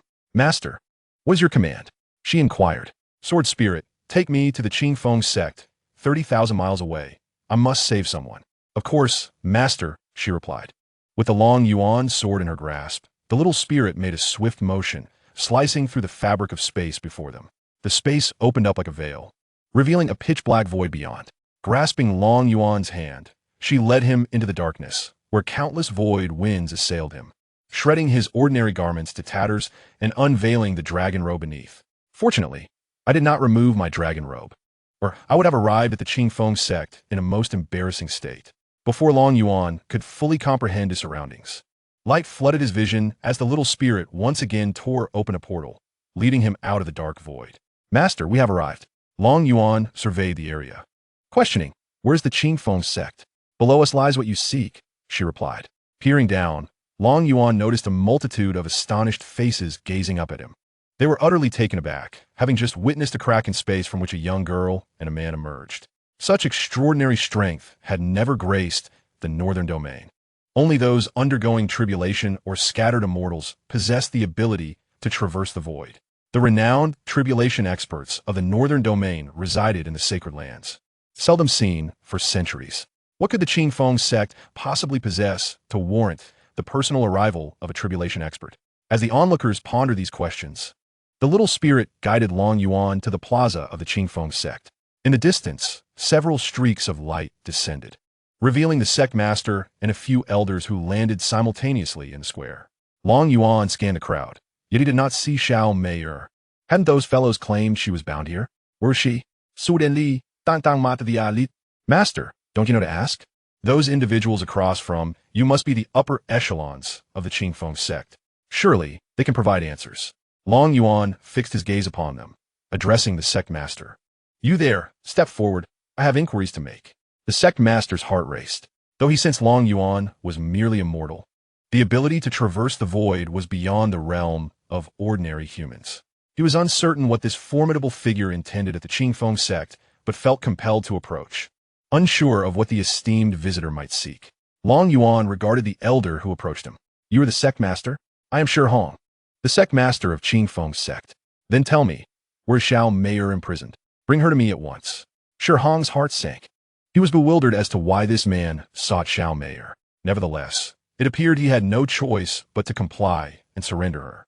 Otherwise, if this person is enraged, it is likely that the Qingfeng sect will be eradicated from this world today. Senior, please wait a moment. I will summon Meier. Chun Yinyu intervened, stating, Sect Master, that is unwise. We have yet to investigate the cruel actions of Xiao Meier against her fellow disciples. How can we release her? Silence. If the elder desires her, we must comply. Elder, please bring Meier here. As you wish, Sect Master. The elder transformed into a streak of light and vanished from the plaza. Seeing that the sect master was resolute in his decision, Chun Yinyu did not hide her intentions any longer. Xiong, I must inform you that we cannot hand her over today. She has slain the son of the patriarch of the Qi family in the central domain. Are you not concerned about the repercussions from the Qi family if you surrender her? Shi Hong was taken aback. He had never realized that Qi Feng was of the Qi family in the central domain.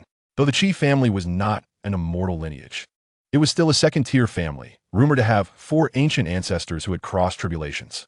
How can you prove that Qi Feng belongs to the Qi family? Chun Yinyu replied with pride, because Qi Feng is the offspring of myself and Qi Xiong. Chapter 21. The might of the sword spirit shakes the northern domain. Her declaration left everyone in stunned silence. Shi Hong widened his eyes at Chun Yinyu, bewildered by the revelation. When did this happen? Could it be that Tianming was slain by Qi Xiong? Humph.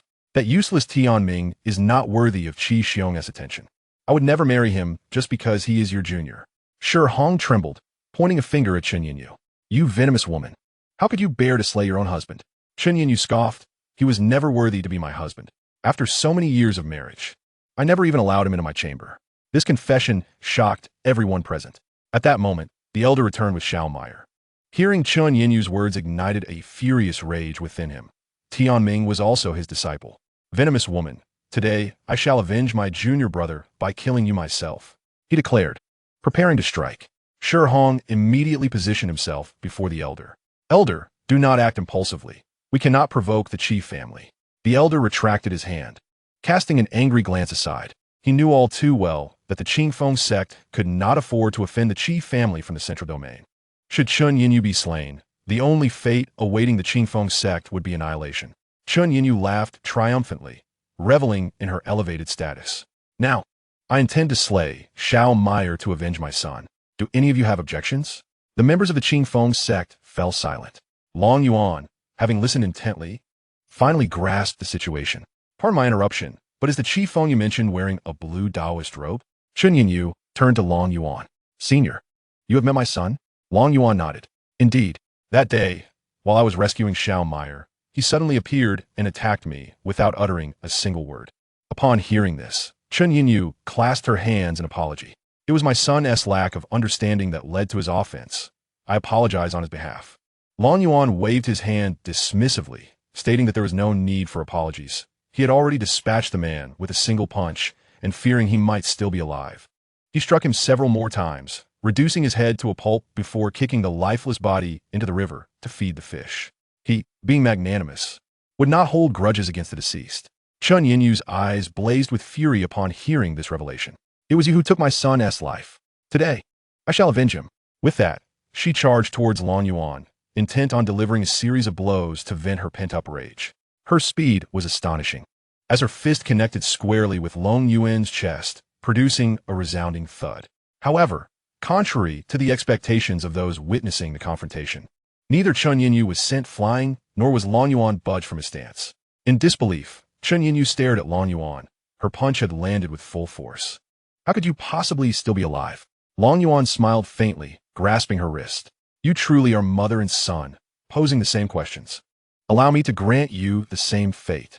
With that, Long Yuan swung Chun Yinyu around, hurling her against the plaza floor.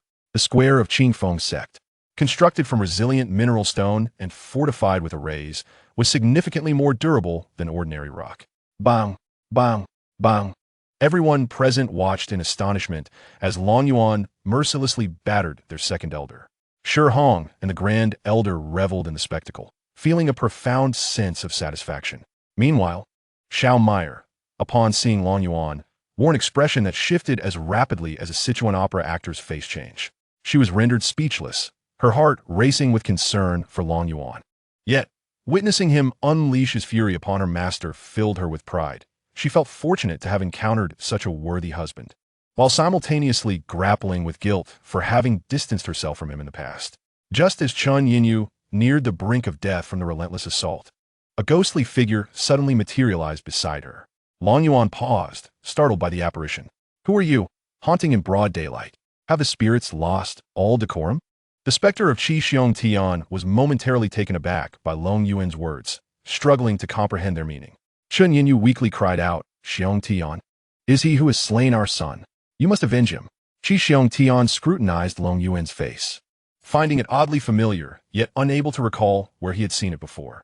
Nonetheless, such thoughts were irrelevant. His current aim was to rescue Chun Yinyu. Young man, I am the head of the Qi family in the central domain. For my sake, spare Yinyu, and let today's events be forgotten. Nonsense. You think it can just be brushed aside because you say so? Well, my dignity. This woman sought to kill my wife and me. Do you think I could be so easily intimidated? What would it take for you to release her? Long Yuan pondered for a moment.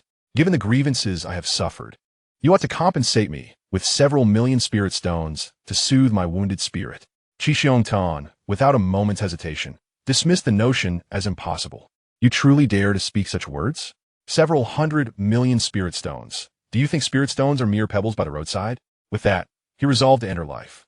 As he spoke, Long Yuan raised Chun Yinyu and crashed her onto the square. A deafening roar echoed as her legs were crushed, rendering her unconscious. Furious, Qi Xiong Tian glared at Long Yuan. Stop. I will offer you 50 million spirit stones if you spare her. Long Yuan extended his hand. Bring the spirit stones to me, and I shall release her at once. I am but a mere shadow now. I cannot provide you with spirit stones. You must come to the Qijia in the central domain to retrieve them. In response, Long Yuan delivered a crushing blow that obliterated Chun Yinyu's head, conclusively ending her wretched existence. The onlookers stood in stunned silence, their eyes wide with shock. No one had anticipated Long Yuan's audacity to slay Chun Yinyu before Qi Xiong Tian. Old man, do you take me for a fool? As if I would go to the central domain for you. Even your so-called Qijia cannot kill me. Yet I have no desire to travel such a distance. Qi Xiong Tian's visage was filled with rage. He had not expected Long Yuan to execute Chun Yinyu right in front of him. With her demise, his shadow was on the verge of vanishing. Boy, dare you tell me your name? Listen well, I shall not change my name or my lineage. I am Long Yuan. The shadow's eyes widened in recognition, but he had no opportunity to articulate his thoughts before dissipating from the square. A petite girl approached Long Yuan. Master, I have 1 minute left. Is there anything else you wish for me to do? Long Yuan casually remarked. Could you eliminate that old fellow from earlier? He is quite irksome. He had not actually expected the sword spirit to be capable of killing Qi Xiongtian. The sword spirit nodded earnestly. Understood, master. I have already memorized his aura. With that, the sword spirit took flight, wielding the Long Yuan sword. The fifth form of the Long Yuan sword technique, Heavenly Extermination. Instantly, a blood-red long sword materialized in the sky, wielding a power that transcended the ordinary, piercing through the void. At the moment the crimson sword appeared, all members of the Qingfeng sect were forced to the ground.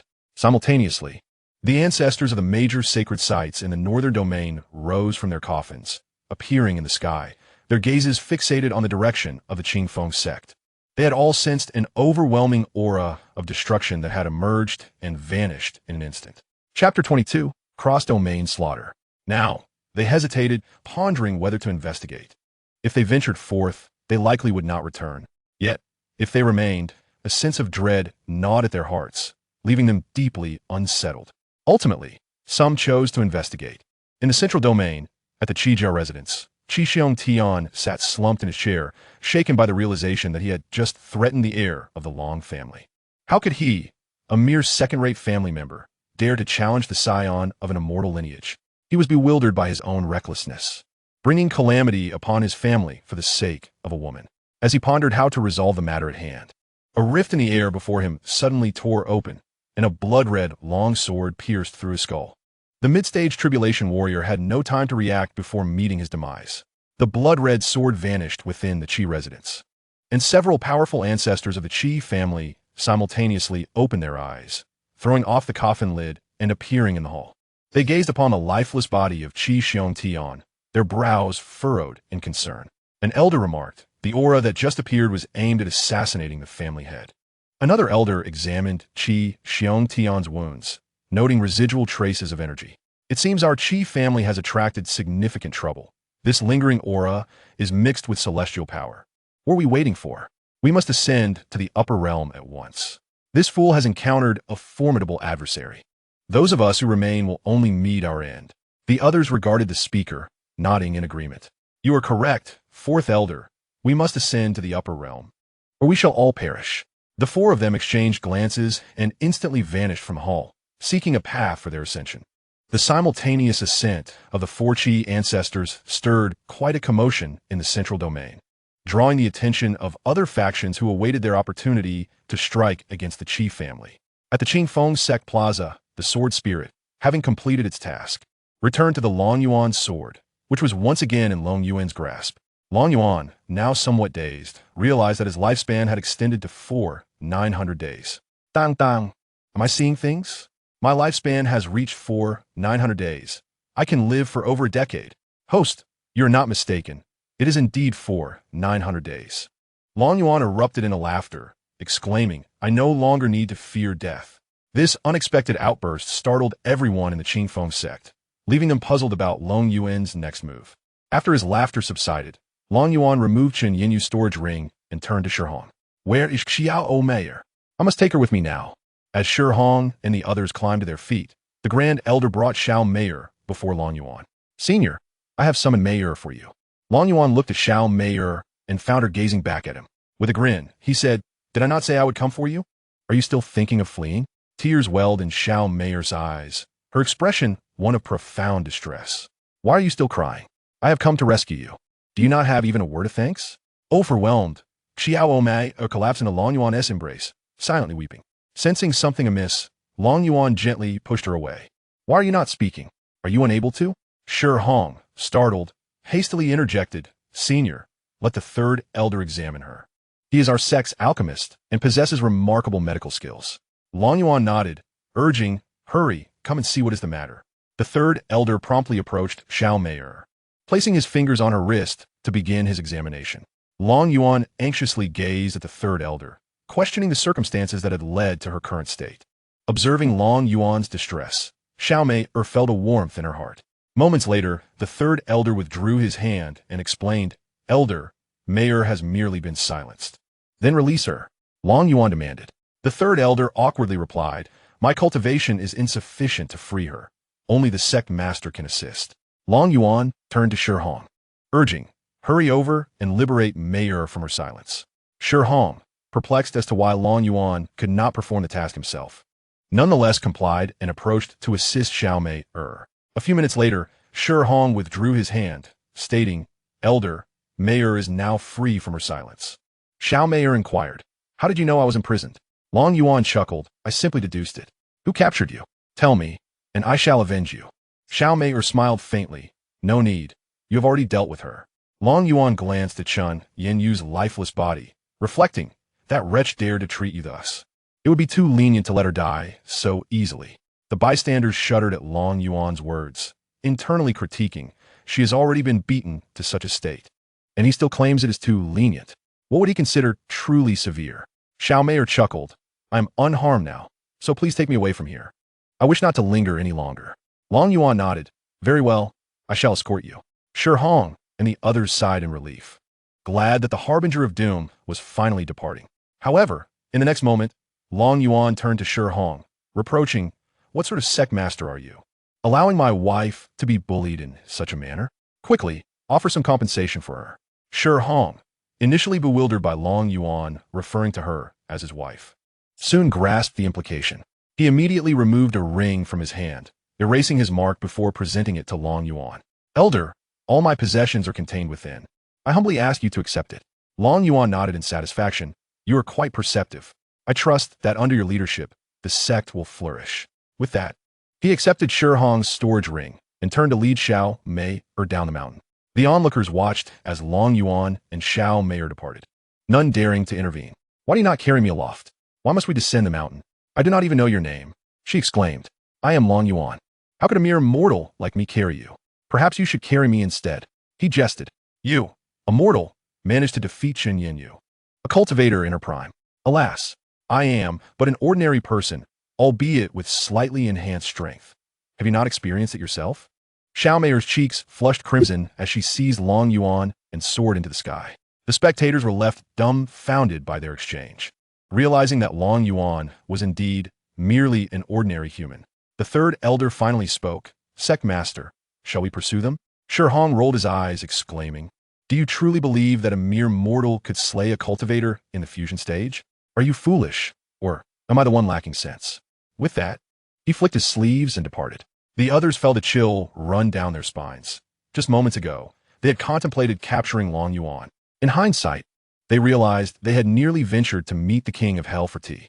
It was only after they heard that Qi Xiongtian, the head of the Qi family in the central region, had been slain by a single sword strike in the family hall, prompting 4 ancestors to ascend in terror, that they comprehended the true terror of Long Yuan. The distance from the northern region to the central region was unfathomable. Yet that little girl had managed to kill Qi Xiongtian with a single sword. This demonstrated the extraordinary strength of Long Yuan. Chapter 23, Cultivation Tutorial.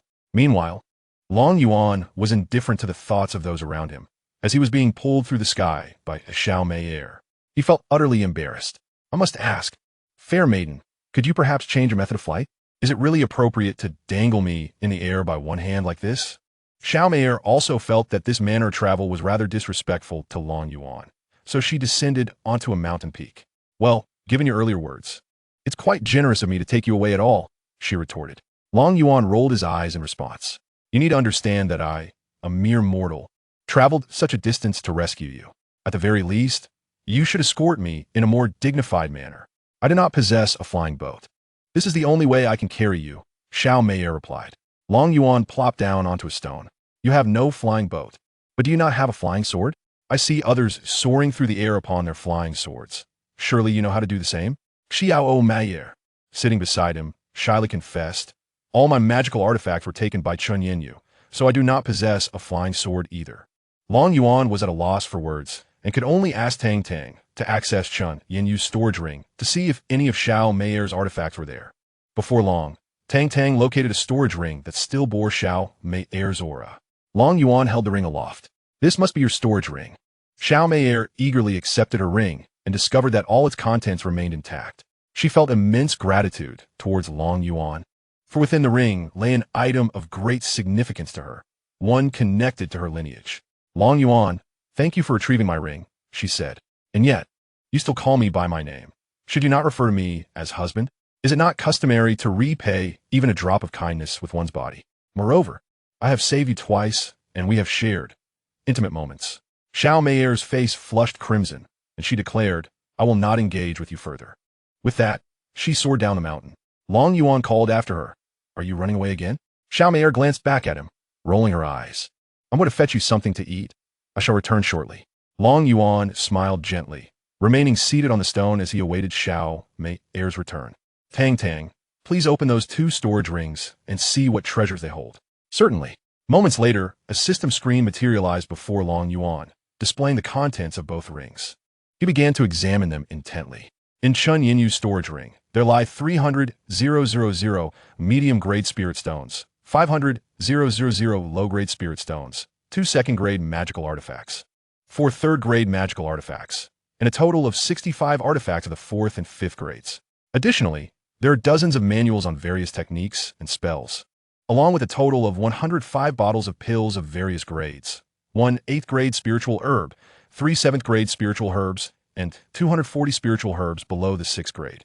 There's also a considerable collection of rare materials. However, those items deemed unimportant to Long Yuan were not scrutinized in detail.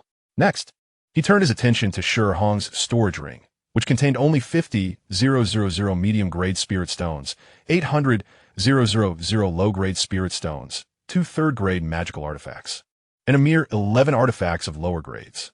The assortment of pills amounted to just over 30 bottles, with merely 20 spiritual herbs, and the finest among them was only a 6th-grade spiritual herb. To his astonishment, Shi Hong was less affluent than Chun Yinyu. Host, have you not considered who is backing Chun Yinyu? Naturally, Shi Hong cannot rival her wealth. You speak the truth. How could a mistress be without means? It seems this time I have struck gold. Host, do you wish to trade these items with me? Long Yuan pondered and decided to exchange everything except for the spirit stones. Pills, spiritual herbs, magical artifacts, and manuals. Tang Tang rolled her eyes dramatically. If you don't trade those items to me, what will remain?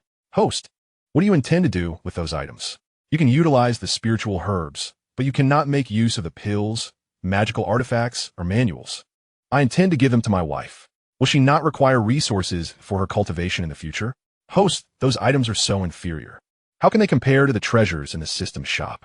You could trade them to me and purchase something superior. Besides, she possesses the heavenly body, which is not suited to just any item. Even the techniques she is currently practicing do not align with her, which is why her cultivation level is so low. Long Yuan found Tang Tang's reasoning to be quite sound. Tang Tang, could you recommend a suitable cultivation technique for her?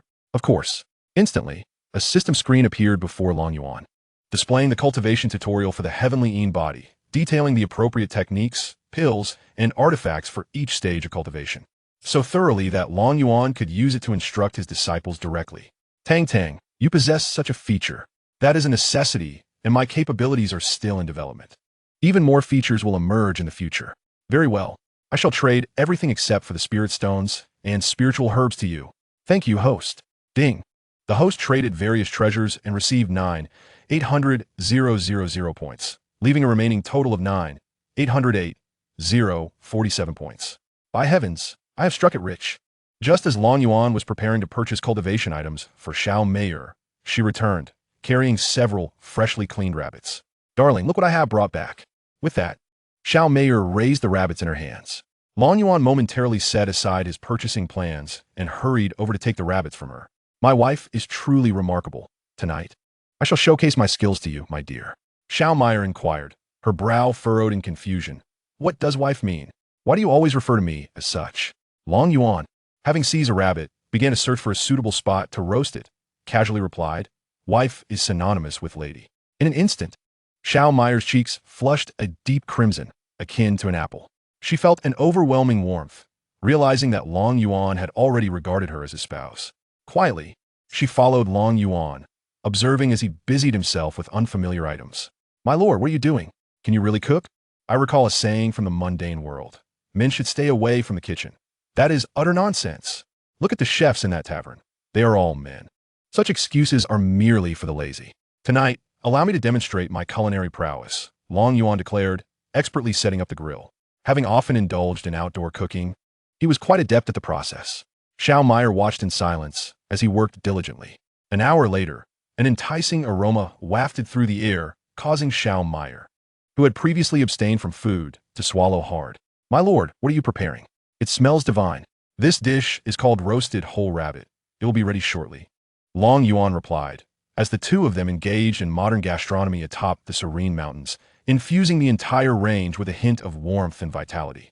All right, it is time to eat, he declared, tearing off a rabbit leg and offering it to Xiao Meier. Unable to contain her hunger any longer, she disregarded her ladylike demeanor and began to devour it eagerly. Long Yuan joined her, and soon they transformed into voracious diners, their faces smeared with grease. Half an hour later, Long Yuan reclined on a stone, gazing at the stars above, while Xiao Meier sat quietly by his side. Chapter 24. A deepening relationship, my lord. Shall I help you find a place to rest? Xiao Meier suggested. Long Yuan sat up, perplexed. What place? This spot is quite fine. Wait for me. He then dashed to a massive stone, drew his sword, and with a swift strike, cleaved through it. After sending half the stone tumbling down the mountain, he erected a simple tent, arranging a mattress and blankets within. Wife, come and see if this bed is comfortable, he beckoned. Xiao Meier, her head bowed, hesitated to meet his gaze.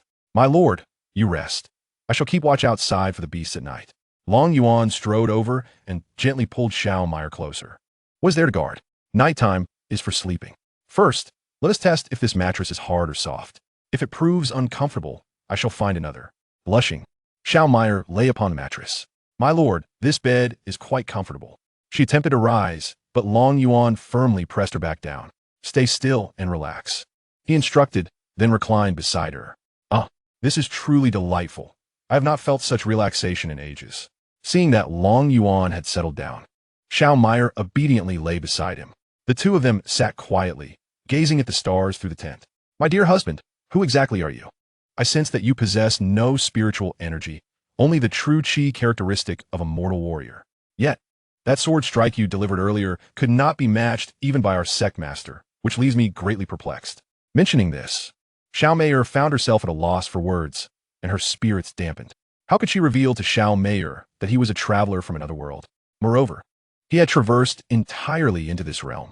Meier, I'm unsure how to explain this to you. Let us rest for now, and I will clarify later. Xiao Meier, acutely aware of Long Yuan's despondency, felt a pang of discomfort in her heart and moved closer, tightly embracing him. If you do not wish to speak, then let it be. I shall always remain by your side. Long Yuan reciprocated her embrace. Meier, share your story with me. Xiao Meier looked up into Long Yuan's face. I was taken in by Chen Yinyu when I was young, and she raised me. She recounted her life story to Long Yuan, expressing her desire to seek out her parents if the opportunity arose. Long Yuan felt a deep sympathy for her plight, realizing that the very person who nurtured her was preparing her son for a breakthrough. Do not worry, Meier. I will ensure your safety. I trust you, my husband. After their conversation, silence enveloped the tent. Long Yuan, holding a stunning beauty in his arms, found his desires becoming increasingly difficult to contain. At that moment, Xiao Meier shifted slightly, the softness of her form pressing against him, and he could no longer resist. Meier, shouldn't we engage in some activities? Xiao Meier sensed a rising heat within her. Being of the Yin body, once her purity was lost, controlling her desires would be a challenge. Moreover, she would only be drawn to the first man, which was why Chen Yinyu had nurtured her from a young age. Husband, you must cherish me. Upon hearing this, Long Yuan immediately succumbed to his primal instincts. The tent was soon filled with the rustle of garments, shaking vigorously throughout the night, as they engaged in their passionate endeavors 7 times before finally succumbing to slumber by dawn. It was not until the afternoon that Long Yuan awoke, his eyes meeting the sight of an exquisite face. Husband, you are awake. Without hesitation, he leaned in for a kiss. Wife, you are breathtaking. Husband, no. It is still broad daylight. What is there to fear in daylight? Who dares interfere with my affection for my wife? I shall deal with them accordingly. Husband, you are truly shameless. Husband, be gentle. The reader may fill in the details here, as a single individual may find it challenging to articulate. 3 hours later, Long Yuan and Xiao Meier emerged from the tent. Xiao Mayor nestled against Long Yuan. Where shall we go now, my husband? Wait a moment, my dear. I have something to gift you. Tang Tang, procure for me treasures that Mayor can currently utilize. Certainly, esteemed host. I am in the process of selecting them for you. Before the system screen, an array of items continuously emerged. A dark shadowy sword, the first volume of the sacred shadow scripture, 100 bottles of the 5th grade celestialine pill, and the resplendent rainbow garment. Dear host, these are the treasures she currently desires most. Long Yuan, upon seeing the string of digits below, could not help but swallow hard. Tang Tang, are you serious? For these 5 items, you require 14 million points from me? How could I possibly have such a sum? Dear host, there is nothing I can do. Perhaps you could consider purchasing fewer items? No way. I must procure everything for my wife. Dear host, what if we substitute the sacred shadow scripture for something else? Long Yuan inquired, puzzled. Tang Tang et lai. The sacred shadow scripture is a cultivation method capable of leading one to the divine emperor realm. Presently, it is only the first volume. There are 2 more volumes that you will need to purchase later. The first volume already allows for ascension. That cannot be exchanged. Please check if there are any other alternatives. Tang Tang elaborated on each item, and ultimately, Long Yuan resolved not to make any substitutions. For each treasure was perfectly suited for Xiao Mei. With a hint of helplessness, Long Yuan turned to his wife. My dear, do you have any spirit stones? Could you lend me some? I have some, my husband. With a wave of her hand, a substantial heap of spirit stones appeared, filling the modest mountaintop. Long Yuan rejoiced. Thank you, my dear. He then bestowed a gentle kiss upon her forehead. Tang Tang, let us trade all my spirit stones along with these. Understood, dear host.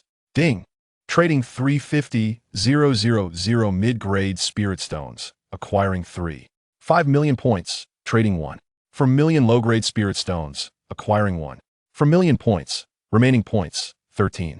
7 million. Goodness. I'm still short by 300,000 points. Dear host, this pile of spirit stones amounts to just over 60,000, which is obviously insufficient. Never mind. Let us first enhance my wife's cultivation level. When we confront the Yin Kingdom, I can simply let her sweep through them. Dang dang. Let us trade for those spiritual herbs. Certainly, dear host. Ding. Trading several spiritual herbs, acquiring 1. 7 million points, remaining points, 15. 4 million. If I had known these herbs were so valuable, I wouldn't have asked my wife for spirit stones. I could have simply sold the herbs instead. Dang dang. Please procure that item for me. Ding. Dear host successfully purchased the dark shadowy sword, the first volume of the sacred shadow scripture. 100 bottles of the 5th grade celestialine pill, the rainbow garment, at the cost of 14 million points. Remaining points, 1. 4 million. Long Yuan gently pushed Xiao Mei aside. My dear, I have some delightful gifts for you. Xiao Mei, puzzled about where the spirit stones had vanished, was momentarily taken aback as Long Yuan presented her with the 5 items. Chapter 25. Revising the cultivation method. Xiao Mei gazed at him in confusion, uncertain of what he intended to give her. However, upon catching sight of the items, she was rendered speechless. Every item in Long Yuan's possession ignited a fervent desire within her. Suppressing her inner cravings, Xiao Mei inquired with a hint of confusion, My lord, where did you acquire these treasures? If I am not mistaken, each artifact here is exceptionally rare. This elixir appears to be the least remarkable among them. Yet it is still a 5th-tier potion, nearing the 4th tier. This sword, on the other hand, is undoubtedly a pinnacle 1st-tier artifact, while I cannot even discern the tier of the other 3 items. He, my dear wife, certainly possesses a discerning eye. Please, take them, he urged. From now on, focus solely on the cultivation techniques and swordsmanship I have bestowed upon you, and forego all others. Gazing at Long Yuan with tenderness, Xiao Mei solemnly accepted the items. Very well. I shall heed my lord's words. Indeed, listening to me is always wise. Now, go inside the tent and change your attire, so I may behold you. Blushing, Xiao Mei nodded obediently and stepped into the tent to change. Long Yuan outside caught a glimpse of her silhouette and found it challenging to maintain his composure. Opting to turn his gaze towards the horizon, he muttered, I must find some herbs to replenish my vitality. Who can resist such a beautiful wife? After a brief moment, Xiao Mei's voice echoed from behind him, My lord, do you find me beautiful? Her laughter was like a melodious songbird, clear and enchanting. Upon turning, Long Yuan's gaze was instantly captivated. There stood Xiao Mei, elegantly poised. Adorned in a resplendent dress, that shimmered like a rainbow across the sky. The meticulous tailoring accentuated her graceful figure, each fold seemingly embodying the most exquisite design of nature. The golden and silver threads embroidered at the collar and cuffs sparkled under the sunlight, resembling twinkling stars, thus enhancing her regal aura. Her skin, as flawless as freshly fallen snow, radiated a gentle glow in the multicolored light, so delicate that even the faintest imperfection was nearly imperceptible, akin to the luster of fine jade. Her long, ebony hair was casually styled, wisps dancing in the breeze, imbuing her presence with a playful charm. Her almond-shaped eyes mirrored pools of clear autumn water, concealing within them the brilliance of countless stars. As they sparkled, they conveyed both youthful innocence and profound emotion, ensnaring hearts with a single glance. Her slender eyebrows arched elegantly, reminiscent of newly sprouted willow leaves in early spring, hinting at an alluring grace. The delicate nose, akin to a gently rising jade peak, provided a perfect contour to her exquisite visage. Meanwhile, her luscious cherry-red lips, naturally rosy, curved into a sweet smile, revealing pearly teeth that glimmered like treasures, the joy radiating from her lips. Standing atop the mountain, with the vast expanse of blue sky and white clouds behind her and the undulating green hills before her, Xiao Meier resembled a breathtaking masterpiece, a creation that stirred the soul as if she were a celestial being descended from the heavens, untouched by the mundane world. "My lord, what troubles you?" Xiao Meier asked, noticing Long Yuan's entranced gaze, as he remained silent in awe of her beauty. Long Yuan swallowed hard, captivated by her beauty, exquisite, transcendent. "You are the most beautiful woman in the world. Without exception. How could a husband speak so extravagantly? Perhaps one day he might encounter a woman even more beautiful and forget about Meier." Long Yuan stepped forward and embraced Xiao Meier, assuring her that such a day would never come. "You are my sole concern in this world. Husband, you are also my only one." After a tender moment, Long Yuan reluctantly withdrew his embrace. "Meier, this place seems quite suitable. Why not focus on refining your cultivation here? We can gradually learn the sword techniques later. Once you complete your refinement, we shall depart." "All right, I will heed your counsel. Then you continue your practice, and I shall prepare some food for you. Thank you for your hard work, dear husband. Please be careful on your journey." Long Yuan waved reassuringly. "Do not worry. There is no one in this world who can harm me." With that, he soared into the sky, descending toward the mountainside. Xiao Meier settled by the tent, beginning her cultivation transformation. To convert her current technique into the sacred scripture, she needed to channel her spiritual energy along its prescribed pathways. Each technique required different meridians, necessitating that Xiao Meier forge new pathways. This process was arduous and prolonged, as her meridians were already quite resilient, and to open them would require enduring significant pain. Recalling the incantations of the sacred scripture, Xiao Meier began to unleash her spiritual energy against the first meridian. After several attempts, failing the first, then the second, and countless more, she finally succeeded in breaking through the first meridian. Her cultivation level, previously at the out-of-body stage, had now dropped to the pinnacle of the transformation stage.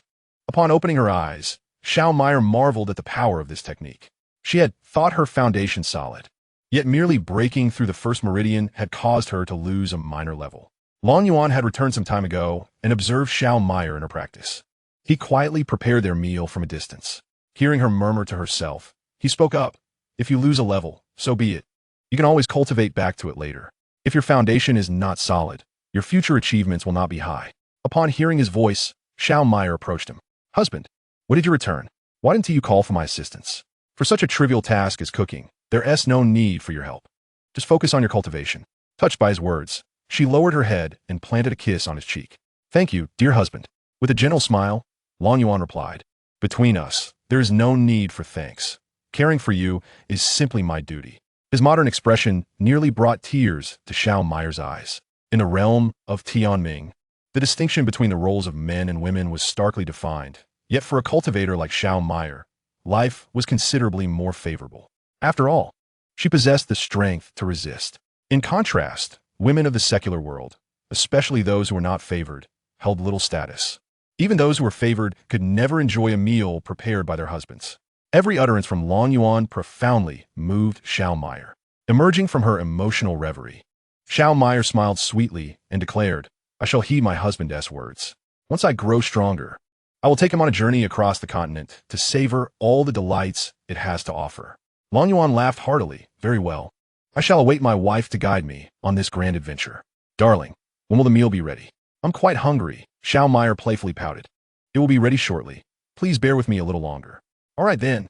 With that, she squatted beside Long Yuan, resting her chin in her hands as she gazed dreamily at his face. Observing her, Long Yuan gently tousled Xiao Meyer's hair. Silly girl, you should rest. I will call for you when it's ready. No, I wish to watch my husband cook. Chapter 26. The Significance of Chu Linxue.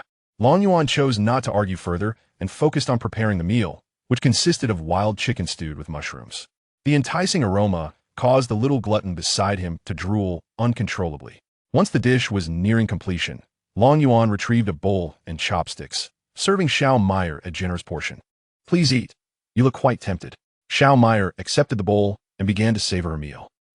Your culinary skills are exceptional, dear husband. This chicken soup is exquisite. I've never tasted such flavorful wild chicken before. Enjoy it as much as you like. Xiao Meyer nodded and continued to indulge in her meal. After dinner, Long Yuan encouraged Xiao Meyer to practice her cultivation. However, she pulled him into the tent to play poker a couple of times. Noticing that Long Yuan had fallen asleep, Xiao Meyer finally stepped out of the tent to begin her training. Time always seems to fly by, and in the blink of an eye, 20 days had passed. Long Yuan consistently accompanied Xiao Meyer, cooking for her and playing cards. Life was exceedingly pleasant. Meanwhile, in the northern domain of the cultivation world, the incident at Qingfeng sect, where the most beautiful woman in the northern domain was abducted and an elder was killed, had spread like wildfire. Shihong did not hinder the dissemination of this news, as it was indeed the truth. With other factions probing for information and disciples of Qingfeng sect embellishing the tale, Long Yuan had been mythologized. Rumors circulated that he had slain the head of the Qi family with a single sword strike, furiously smashed a cultivator in the harmonization stage, and obliterated mountain peaks with a mere punch. There were all sorts of absurd tales. Some treated them as mere jokes, while others took them very seriously. For instance, in a tavern within the capital of the Dacian Empire, an elderly man listened intently to the recounting of these events and the descriptions of Long Yuan. Upon hearing the name and age, the old man became exceedingly agitated. He approached the two speakers and inquired, "Where is the person you speak of?" The two, recognizing the man's distinguished demeanor, replied courteously, "Senior, we are not certain. If you wish to find this person, you might inquire at Qingfeng sect. Perhaps they know of his whereabouts." The old man, eager, pressed, "Where is Qingfeng sect?" One of them pointed in a direction. "Senior, Qingfeng sect lies that way, over 90,000 miles from here." Upon learning the location, the old man dropped several high-grade spirit stones and vanished without a trace. The two individuals gazed at the spiritual stone upon the table, promptly covering it with their hands. "Brother, today I have encountered a benefactor. Let's divide this spiritual stone equally." "Indeed, brother, today we have aligned our interests." They discreetly divided the stone and parted ways, wary of each other's intentions. Such is the nature of so-called brotherhood. In the face of profit, betrayal lurks. Had they not been in a tavern, a brawl would likely have ensued. The old man transformed into a streak of light, hastening towards the Qingfeng sect, a communication jade in hand. "Master, I believe I have located the young master. Furthermore, I have heard that he has slain the head of the Qi family across territories. I am currently en route to the Qingfeng sect." The message was dispatched, and a response quickly followed. "Elder C, are you certain it is Yuan? How could he possibly have crossed territories to slay Qi Xiong Tian? This seems far-fetched." Long Yu also felt that his assertion was somewhat implausible, just as he was preparing to reply. The communication jade illuminated once more, revealing the voice of a woman. "Fourth uncle, regardless of whether it is Yuan or not, you must verify this information. I shall dispatch someone to the Northern Territory to find you." Upon hearing her voice, Long Yu recognized it as that of the matriarch, Chu Linxue, who was the only one to address him as fourth uncle directly. Even the head of the family, Long Zhan, reserved that title for private moments. However, this matriarch had always referred to him as such since her arrival, treating every elder with utmost respect, never using titles like elder. Even in the presence of the ancestor, she adhered to the generational hierarchy. This respectful address endeared her to many, and even the second elder, who had conflicts with Long Zhan, refrained from showing her any disdain. As they would say, "What does my conflict with the family head have to do with my nephew's wife?" With Chu Linxue mediating, the Long family experienced minimal discord. usually only minor quarrels that were quickly resolved. It was through Chu Linxue that the Long family's strength continually flourished. The family patriarch doted on her. And even before Long Yuan's birth, he was designated as the young clan leader. The entire Long family harbored no dissent regarding this, until it was revealed that Long Yuan could not cultivate. Chu Linxue insisted on re-establishing the young clan leader. Ultimately, the ancestor personally intervened, declaring, "He is my Long family's eldest son. Even if he cannot cultivate, he remains the young clan leader. Do we not have enough strong members in our family to protect our young leader?" The ancestor's word solidified Long Yuan's position. However, the subsequent events involving the Lin family compelled Long Yuan to leave home, leading to his tragic demise. He sought to spare the Long family from shame and preserve a semblance of dignity. Long Yu grasped the communication jade and replied, "Rest assured, my dear niece. Regardless of whether it is that scoundrel Yuaner, I shall locate him. Thank you, fourth uncle. I will reach the Northern Territory in a month." "Very well. If it is Yuaner, I shall promptly bring him to you." In the central domain, within the Long family estate, Long Zhan paced anxiously before Chu Linxue. "My lady, we are still uncertain if it is indeed Yuaner. Why the haste to the Northern Territory? Are you not aware of how many wish to harm you? It was during an assassination attempt that your pregnancy was compromised, rendering Yuaner unable to cultivate." Chu Linxue watched Long Zhan pacing anxiously, unable to suppress a chuckle. Long Zhan, noticing his wife's amusement, grew even more concerned. "You can still laugh? I am speaking to you with utmost seriousness." Rising from her seat, Chu Linxue pressed Long Zhan down onto the chair. "My dear, I must go to the Northern Domain. After so many years, this is the first time I have heard news of Yuaner. Regardless of whether it is truly him, I must see for myself. I understand you cannot leave the family. The Long clan still needs your stewardship, which is precisely why I intend to undertake this journey myself." "I cannot agree," he retorted. "We have been married for decades, and those scoundrels have sent countless assassins. They are merely waiting for you to leave the Long family. The entire central domain knows that the Long clan can survive without me, but not without you." With a gentle smile, Chu Linxue replied, "Zhanggu, what foolishness you speak. I'm not nearly as significant as you suggest. My departure from a Long family may very well draw out those factions. I wish to uncover which forces seek my demise. Do they truly harbor such animosity towards the Long family? Ever since you married into the Long clan, familial conflicts have gradually diminished, and in recent years, none have arisen at all. The clan has developed so swiftly that it is nearing the point of eclipsing all immortal factions. Furthermore, I have recently received word that one of the 4 forbidden lands, the Desert Forbidden Land, is preparing to intervene in the affairs of the central domain. Julin says not sopti. It seems those ancient ones have grown restless. It has been far too long since I last dealt with them. They are courting their own demise." Long Zhan chuckled. "Do not worry, my lady. The Desert Forbidden Land will not dare to act just yet. After all, your master's reputation looms large. If they truly provoke her, she might very well obliterate the entire Desert Forbidden Land." Reflecting on her master, Chu Linxue recalled that she was once an abandoned infant, rescued by Chu Yao, the sovereign of the Tianyuan Forbidden Land. Enchanted by her cuteness, Chu Yao took her back to the Forbidden Realm, naming her Chu Linxue. From a young age, she was instructed in cultivation, despite her mediocre innate talent. Her master sought various spiritual herbs to enhance her abilities, ultimately forging a spiritual body for her. Chu Linxue had always regarded the Tianyuan Forbidden Land as her home, frequently visiting the eccentric old beings there. They were well aware that the Lord of the Forbidden Land had adopted a little girl, and they cherished her deeply. After all, who could resist the charm of an adorable young girl? Chu Linxue's presence also brought a spark of joy to their otherwise mundane lives.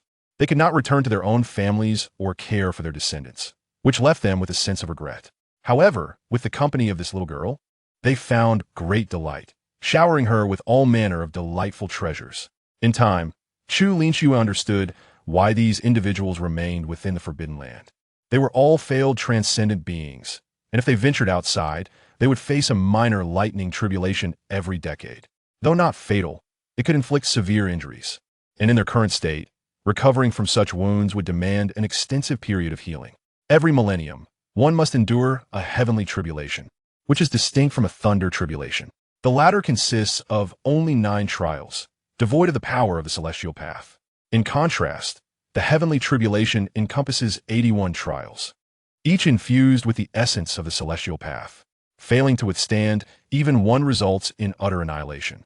Those who successfully navigate through the heavenly tribulation are referred to as scattered immortals of one tribulation, with the highest being scattered immortals of 12 tribulations.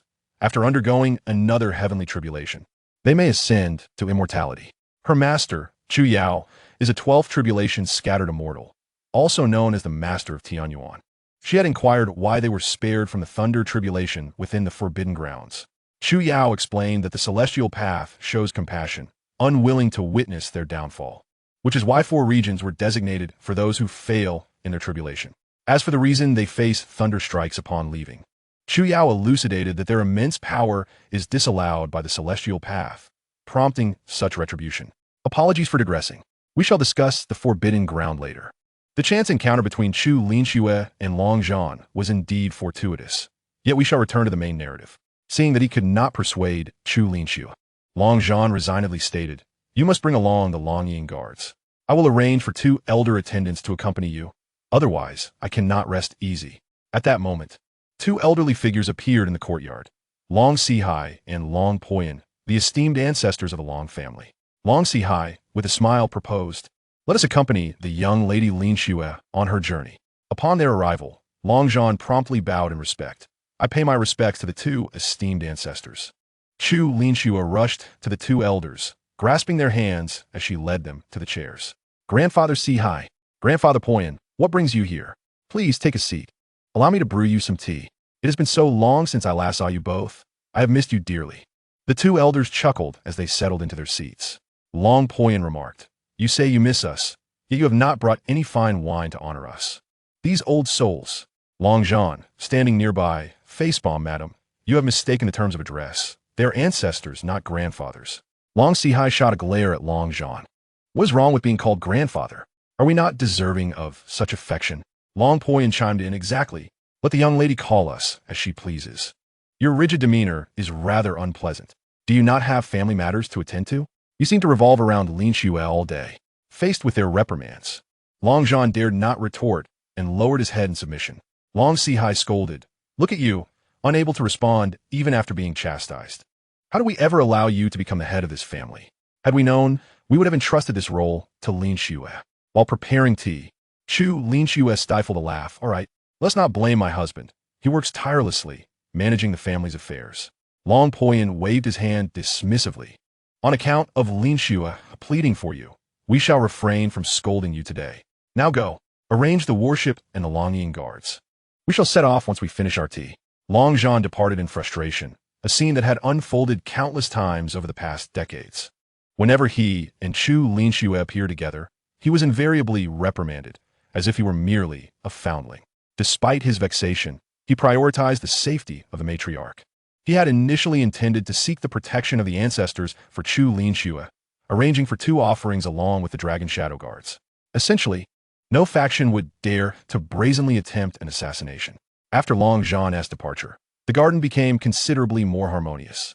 "Julins, Inquit, how did you both know I was heading to the northern domain?"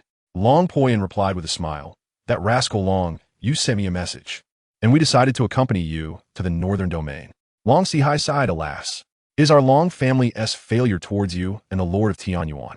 We did not protect you and your mother well back then, which caused you distress during your pregnancy and hindered Yuan's cultivation." Chu Linxue smiled gently, offering reassurance. "You need not blame yourselves, dear grandfathers. The past is not your fault. My master had already avenged me in the desolate forbidden lands." Long Poyan chuckled, choosing not to dwell on the past. "Our current mission is to protect you and retrieve that troublesome young lad Long Yuan. Who dares to leave home over a broken engagement? Such audacity." Long Sihai chuckled as well, acknowledging his courage surpasses that of his father. Yet he possesses no cultivation and has been away for several years. Long Poyan stroked his chin in contemplation. "Perhaps when we find Long Yuan, we should appoint him as the family head. I believe that lad is destined for great things." Chu Linxue quickly interjected, "Dear grandfathers, you are being unreasonable. Yuan is still too young to assume such a responsibility." Upon hearing her words, Long Poyan nodded in agreement. "Indeed, I was too hasty." Long Sihai shook his head, refraining from pursuing the matter further.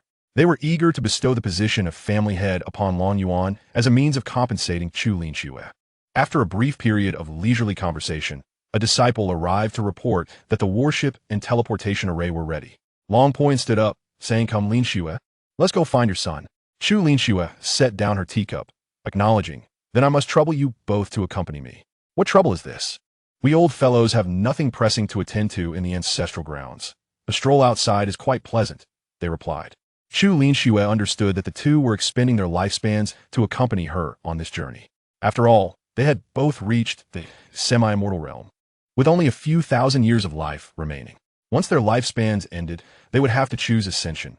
Otherwise, they would face certain death. Ascension would result in the family losing two formidable members, significantly weakening their power and providing opportunities for other factions. Chapter 28. Continuous Breakthroughs. Long Yuan's frustration. Remaining within the ancestral grounds allowed them to extend their lifespans. As a millennium, there could equate to 2 millennia of life. Long Sihai, sensing Chu Linxue's thoughts, smiled. "Do not worry about us, dear girl. It's merely a matter of sacrificing a few days of protection for the family. It's no big deal." Chu Lin says, For her two grandfathers had always treated her with utmost kindness.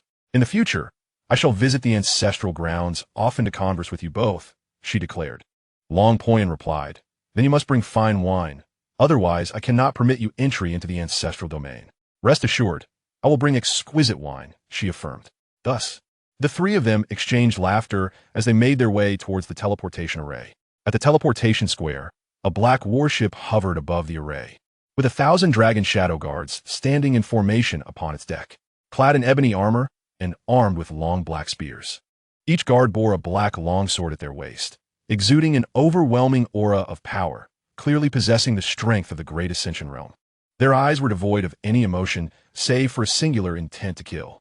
This was the Dragon Shadow Guard, feared by other factions in the central domain, who had dubbed them the Yama Guards, for wherever they went, not a single survivor remained.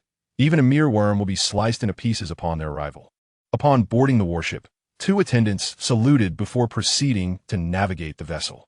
The array shone brightly, and in an instant, the warship vanished from the square. Returning to Long Yuan's side, it was now the 26th day. Sitting cross-legged, Xiao Meyer was currently striving to break through the final meridian. For 2 consecutive days and nights, she had relentlessly attempted this feat, enduring countless failures that only fueled her competitive spirit. During this time, she had not played cards with Long Yuan nor savored his culinary creations, dedicating herself entirely to overcoming this last barrier. Within her, she summoned all her spiritual energy, transforming it into a sharp spike, resolutely charging towards the formidable meridian barrier. With a resounding crash, the spike struck the barrier, creating a faint crack. Xiao Meyer's heart soared with joy as she intensified her assault. Suddenly, a crisp snap echoed within her, and the final meridian was breached. Her cultivation level instantly dropped to the initial stage of the nascent soul realm, and she promptly activated the sacred Indao Classic. Spiritual energy from the heavens and earth rapidly converged upon Xiao Meyer, continuously entering her body, flowing through each meridian and ultimately settling in her dantian. Her cultivation level swiftly ascended from the initial stage of the nascent soul to the early stage of the transformation realm, with an unceasing influx of spiritual energy still surging within her. Long Yuan watched in astonishment. "Tang Tang, is this what a cultivator is capable of? This is utterly terrifying.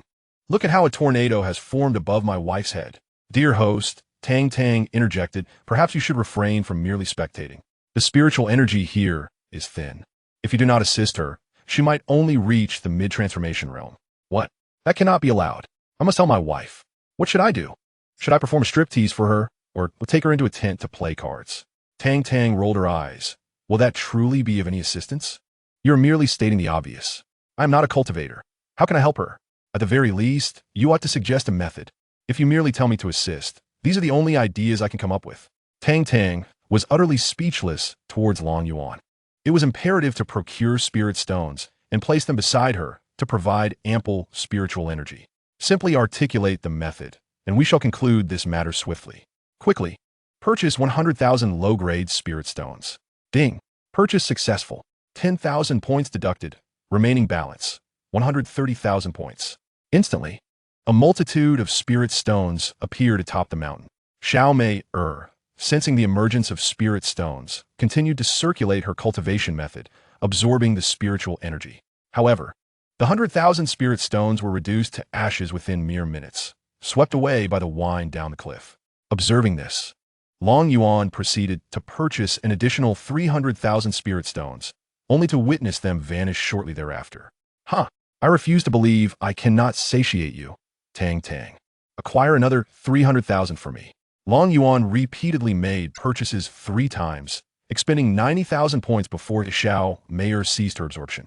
Her cultivation level had ascended to the pinnacle of the transformation stage, with only a step remaining to break through into the out-of-body phase. However, her current strength surpassed her previous self-manifold. Xiao Mei felt a surge of confidence, believing she could contend evenly with Chun Yin-yu, who was at the mid-integration stage.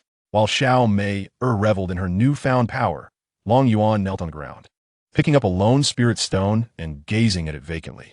Only this solitary stone remained from the once plentiful 130,000. It seemed that this practitioner was rather extravagant. It became apparent that nurturing a wife was no simple feat. He would have to continue striving, pursuing greater endeavors, lest he find himself without the means to support her. Upon hearing Long Yuan's self-reflection, Xiao Mei felt a tinge of embarrassment. This could not entirely be attributed to her. After all, the cultivation method bestowed by Long Yuan was extraordinarily potent, elevating her merely 3 small realms with 130,000 spirit stones. The thought of how many spirit stones she would require in the future for the out-of-body, integration, and great completion stages left her astounded. Previously, during the transformation stage, she had only needed a few thousand spirit stones to elevate 1 small realm, and that was due to her possessing the heavenly Yin body. Now, she had consumed over 400,000 spirit stones for a single minor realm, a staggering figure that frightened even herself. Seeing Long Yuan's aggrieved expression, she sighed inwardly, realizing that it was her duty to comfort her husband. Xiao Mei approached him. Dear husband, it is Mei's fault for making you expend so many spirit stones. I assure you, I will gather more spirit stones for you in the future. Please do not be disheartened. Upon hearing her sweet words, Long Yuan's gloom dissipated instantly. He rose, exclaiming, Who said I am sad? It is only natural for a husband to earn while his wife spends. My dear, you need not worry. I shall procure even more spirit stones in the future. Xiao Mei embraced Long Yuan, her heart swelling with affection. You are truly wonderful, husband. In time, Mei will also earn spirit stones, and when I grow stronger, I shall support you. Suddenly enveloped in her embrace. After 2 days without playing cards and fueled by his prior frustrations, a surge of desire ignited within Long Yuan. Xiao Mei, sensing the shift in his demeanor, blushed fiercely. Did Huspon, my vicious all? Husband shall fulfill your wishes. Long Yuan lifted Xiao Mei, and ventured into the tent. For hours later, Long Yuan emerged from the tent, invigorated, with Xiao Mei following closely behind. However, an unpleasant burnt aroma wafted into Long Yuan's nostrils, marring his previously delightful mood. Xiao Mei giggled. It seems we shall have no food today. Long Yuan strode over, kicking the pot off the cliff. He turned back, chuckling. How could we possibly go hungry? I wouldn't let my wife starve. As he spoke, a plate of fried chicken and 2 cups of soda appeared in his hands. My dear, give us a try. Xiao Mei's eyes sparkled. Long Yuan never failed to surprise her. Husband, what is this? I've never seen it before. This is fried chicken and soda. Only I possess such delights in this world, so it's no wonder you've never encountered them. Curiously, Xiao Mei inquired about how to eat it. Please tell me quickly. I want to see if it's delicious. Long Yuan seated her on a simple stone bench and placed the fried chicken and soda on the stone table. He began to instruct her on how to enjoy the fried chicken. First, tear open this little packet of seasoning, sprinkle it over the chicken, and then you can eat. In Chapter 29, Return to the Yin Kingdom, Xiao Mei mimicked Long Yuan's actions, sprinkling the seasoning on the fried chicken before taking a bite. Instantly, she fell in love with the flavor. Husband, this is so delicious. It's completely different from the stewed wild chicken. Of course, your husband has many skills. You'll learn more in time. Xiao Mei nodded earnestly. Long Yuan, watching her adorable demeanor, felt a strong urge to kiss her. However, he restrained himself, as the day agreed upon with Qin Ming was approaching. My dear, let us depart from here once we finish eating. Xiao Mei looked at Long Yuan, puzzled. Husband, where are we going? To the Yin Kingdom. There are brothers waiting for me to lead them in rebellion. Xiao Mei gazed at Long Yuan in shock. You intend to rebel and become emperor? Long Yuan chuckled. What do you think? Isn't your husband impressive? I shall make you empress one day. Xiao Mei pouted. I see you're just looking for other women. I know every emperor has more than one consort. Realizing she had let jealousy slip, she quickly added, rest assured, I want to seek other women. Besides, no one could compare to you. After all, Long Yuan was a modern man, firmly rooted in a monogamous mindset. Moreover, in her world, women were often materialistic or tainted by the capitalist mindset. They demanded cars, houses, savings, and good looks, setting such harsh conditions that Long Yuan could only dream of marrying. In contrast, Xiao Mei desired nothing but spirit stones, giving him everything without question. A woman like her was someone he could only dream of encountering. How could he possibly seek another? Moreover, Xiao Mei is exceedingly beautiful, and Long Yuan finds himself concerned that others may covet his wife. Upon hearing Long Yuan's words, a smile graced Xiao Mei's face. Husband, if you truly have affections for another woman, do share it with me. I shall not mind. It is quite customary for men to have multiple wives. Long Yuan felt warmth in his heart as he gently wiped the grease from the corner of Xiao Mei's mouth. With a wife as stunning as you, my only worry is that someone might snatch you away from me. This sentiment deeply touched Xiao Mei. After all, how could any husband speak so beautifully? In my heart, you are the finest, my beloved. Let's eat quickly. Soon, you shall take me back to Yin Kingdom. Very well, my husband, she replied. The two swiftly finished their meal, and Long Yuan began to pack the tent and mattress. Xiao Mei retrieved the exquisite weapon, the dark and mysterious sword that Long Yuan had gifted her, tossing it into the air. The flying sword expanded in the wind, growing to 3 meters in length and 1 meter in width before coming to a halt. Xiao Mei beckoned Long Yuan to ascend with her. Husband, you may rest upon the flying sword.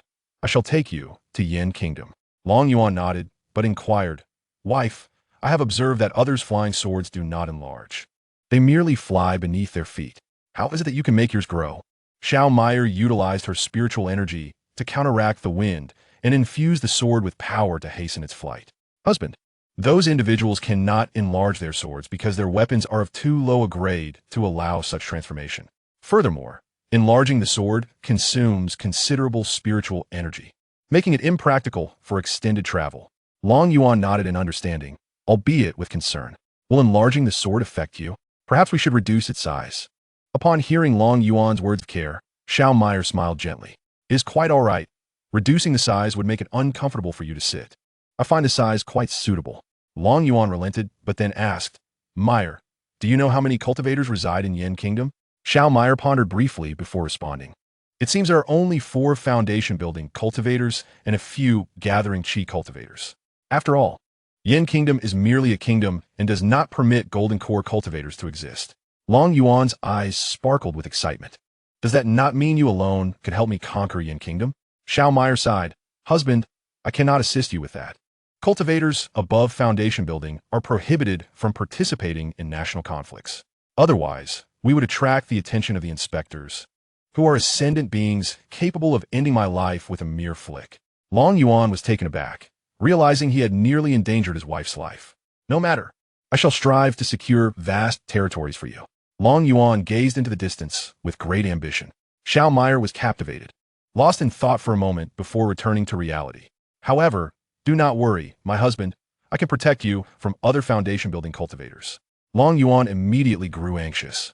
Those cultivators represented his lifespan. If they could not intervene, how could he stir up trouble, or where would he find spiritual stones to support his wife? No, they must be allowed to act. You shall remain by my side as I endeavor to conquer Yin Kingdom step by step. Xiao Mei did not understand why Long Yuan would not let her protect him, but she chose to heed his wishes. Well, I shall heed my husband's wishes. Mei will remain by his side, serving him like a humble maid, offering tea and water. Long Yuan erupted in hearty laughter. Very well. Then I shall rely on Mei's care. Xiao Mei nestled against Long Yuan, asserting that attending to her husband was indeed her duty. Thus, the two engaged in tender conversations as they journeyed towards the kingdom of Yin. On the 3rd day after their departure from the mountain peak, Long Yu appeared atop the summit. He first visited the Qingfeng sect to inquire about Long Yuan, prompting the sect leader to produce a portrait of him. With just a glance, Long Yu confirmed that this was indeed the young master he had sought for so many years. He promptly conveyed this affirmation to Chu Linxue. From Shi Hong, he learned of Long Yuan's whereabouts and hastened to follow, though he arrived a moment too late. Long Yu quickly produced a communication jade. Lin Xue, I have discovered Long Yuan's whereabouts. However, it seems he departed several days ago. The voice of Chu Lin Xue resonated through the jade. Do not worry. Uncle, continue your search. I have dispatched others to the northern domain and stationed members of the Long family at every teleportation array entrance. Yishel fin Yuan. Even if I have to turn the northern domain upside down. Very well, I shall persist in my search. I'll learn from the Qingfeng sect leader that one of their disciples encountered him in the kingdom of Yin. I will venture there. Thank you, Uncle. Please keep me informed of any developments. With that, Long Yu set off for the kingdom of Yin. In 3 days, Long Yuan returned to the outskirts of Ding County in the kingdom of Yin. My dear, take me to the forest to search for Qin Ming and the others. Over these 3 days, Long Yuan had shared the situation of Qin Ming and his team with Xiao Meyer. She was aware that Long Yuan had a contingent training in the forest, which initially astonished her. After all, she knew that while there were indeed demonic beasts in the forest, they were exceedingly rare and resided deep within. Even the wild beasts outside were quite fierce, not something ordinary people could contend with. Yet, witnessing Long Yuan's unwavering confidence, she instinctively chose to trust him. Very well, my husband. Xiao Meyer mounted her flying sword, searching above the forest. An hour later, she successfully located Qin Ming and his troops.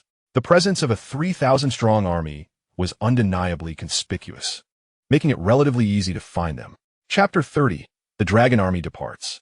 Xiao Meyer descended abruptly before the army with Long Yuan.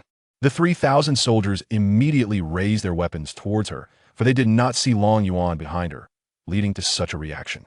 No one knew the trials they had endured over the past month. Even at night, they clutched their weapons, fearing sudden attacks from lurking beasts. On one occasion, during a nighttime ambush, an unfortunate soul, lost in slumber, was bitten. Had it not been for the armor he wore, he likely would have perished on the spot.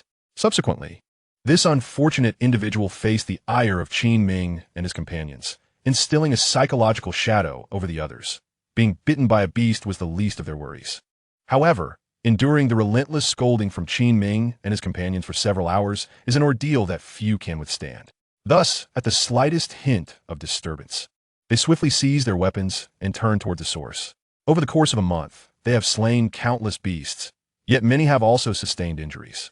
Anyone who is wounded must brace themselves for reprimand, and at times, they begin to perceive themselves as utterly worthless. Long Yuan dismounted from his flying sword and approached Xiao Meyer, standing beside her. Before him stood 180 soldiers, each seemingly transformed. Upon recognizing Long Yuan, the trio of Qin Ming immediately arranged themselves in formation, saluting in unison. Long Commander, echoed the voices of over 3,000 men, reverberating through the forest and startling the birds into flight. Long Yuan nodded in satisfaction, addressing his wife. What do you think of this army? Xiao Meyer gazed earnestly at the troops before her. They are quite impressive. A formidable aura of lethality has begun to envelop them. With a few more battles, they will become the sharpest sword in your hand. Long Yuan shook his head. They are not merely weapons in someone else's hand. They are my comrades, my brothers. My rebellion is driven by the desire for a better life for many. Upon hearing Long Yuan's words, the 3,000 men felt a surge of determination to lay down their lives for such a true ally. Xiao Meyer sensed Long Yuan's sudden elevation to greatness, his charm rendering her utterly captivated. Li Si stepped forward to report, Commander Long, the dragon army has trained in the forest for 31 days without a single casualty, consuming 30,000 packs of compressed biscuits and 15,000 packs of jerky, while slaying 120,000 beasts. Report concluded. Long Yuan returned the salute to Li Si. Rejoin your ranks. As you command, Li Si replied, stepping back into formation. Long Yuan addressed all present. This is my wife, a practitioner of the mystical arts. She will not assist us in conquest. Her role is to intimidate our foes. Thus, all tasks must be fulfilled by us. My first command is to seize Ding County. But I have stipulations. Only those who fiercely resist shall be slain, and the county magistrate, Zhou Wan, is to be taken alive. Can you accomplish this? Yes, yes, yes. The response thundered. Very well, General Li shall lead as commander, General Zhang as his deputy, and Qin Ming as strategist. Our target is Ding County. I grant you 3 days to capture it, and I shall await your return for a celebration. Capture it, capture it, capture it. The resounding cheers of 3,000 voices echoed throughout the forest. Long Yuan ascended upon his flying sword. "My dear, let us support them from above." "Certainly, my husband," Xiao Meier replied, guiding the sword into the sky. Li Si and the other two stepped forward, addressing the throng of over 3,000. "Li Si spoke. Commander Long watches us from above. Our moment of reckoning has arrived. Let us demonstrate the fruits of our training and prove worthy of his expectations, as well as the rice he has provided us." No sooner had Li Si finished speaking than Zhang Xin stepped forward. "In truth, you may opt to fall in battle, in which case you would still receive some compensation. However, the fate of your wives and children thereafter is no longer my concern. For those who remain unwed, we shall ensure the compensation reaches your parents. Yet, when they age and the money is taken from them, that too is beyond my jurisdiction. Such matters ought to be safeguarded by you. Yet here you are, failing to fight fiercely on the battlefield, allowing your legacies to be enjoyed by others." All eyes turned to Zhang San, filled with murderous intent, for they recognized the truth in his words, which served to galvanize them. Yet his message struck deeply. Qin Ming, seeing that Zhang San had ignited their fury, stepped forward. "I understand the anger that resides within you. Thus, let us march forth, setting our sights on Ding County, and unleash your wrath upon the enemy." Li Si took the lead, as they had no steeds and could only advance on foot. Following closely behind him, they resolved to seize Ding County that very night, providing a satisfactory answer to Commander Long. The ranks moved in orderly fashion behind Li Si, with Qin Ming in the center and Zhang San at the rear. As they were martial artists, their initial training in the forest had instilled a fear of sudden beast attacks. Thus, Qin Ming had arranged their positions so that the three could readily defend against any threat. Furthermore, having acquired the martial arts manual from Long Yuan, they had transcended to the realm of minor masters, becoming adept in their own right. Up above, Long Yuan and his companion observed the army below. Xiao Meier could not contain her excitement, exclaiming, "These three truly possess rare talent in leadership, though I know little of warfare. The sight of this well-ordered battalion stirs my blood, as if leading them guarantees victory in every battle." Long Yuan smiled. "They're the fruits of my guidance." Tang Tang appeared beside him. "Host, must you not have some modesty? Have you truly trained them for even a day?" Long Yuan retorted with mild irritation. "Go amuse yourself, and do not disturb me while I enjoy this performance with my wife." Tang Tang pouted. How quickly one forgets their companions for love. Indeed, affection can be fleeting. With that, Tang Tang vanished from sight. Long Yuan and his companion continued to follow the army. It took Li Si 3 hours to traverse the forest, and they were now but a kilometer from Ding County. Upon emerging from the woods, the formation shifted. The three led the charge while the 3,000 soldiers formed a square, advancing with synchronized steps toward Ding County. Their long spears glinted sharply in the sunlight. Naturally, such a large assembly could not go unnoticed by the inhabitants of Ding County. With the constant flow of passers-by, news of this troop reached others. Now, the gates of Ding County stood firmly shut, with heads bobbing atop the city walls as preparations for the impending battle were underway. Yuan had also arrived at the eastern city wall, gazing into the distance at the yet-to-appear army.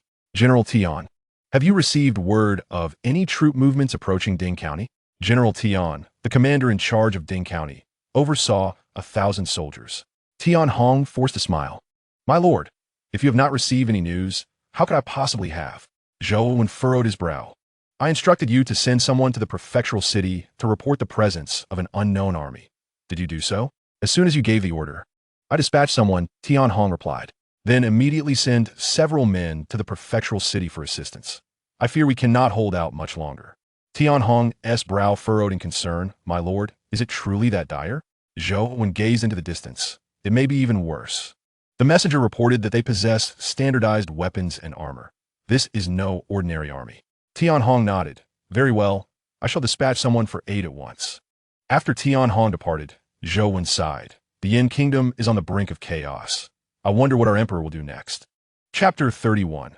Yuan's righteousness and choice. Just as Yuan finished his sigh, a well-ordered army appeared in the distance. Yuan's expression turned grave. He had never encountered such a disciplined military force before. Tian Hong rushed to Yuan's side. "My lord, this is not our Yin army. I have never seen such equipment on them." Yuan nodded. "It seems we are in serious trouble." Tian Hong's expression mirrored his concern upon closer inspection. "There are over 3,000 of them. We only have 1,000 poorly trained defenders. We may only hold out for 3 days before the city falls. Yuan suddenly turned to Tian Hong, his expression serious. General Tian, I issue you a command in the name of your county magistrate. If the situation becomes untenable, you are to abandon the resistance.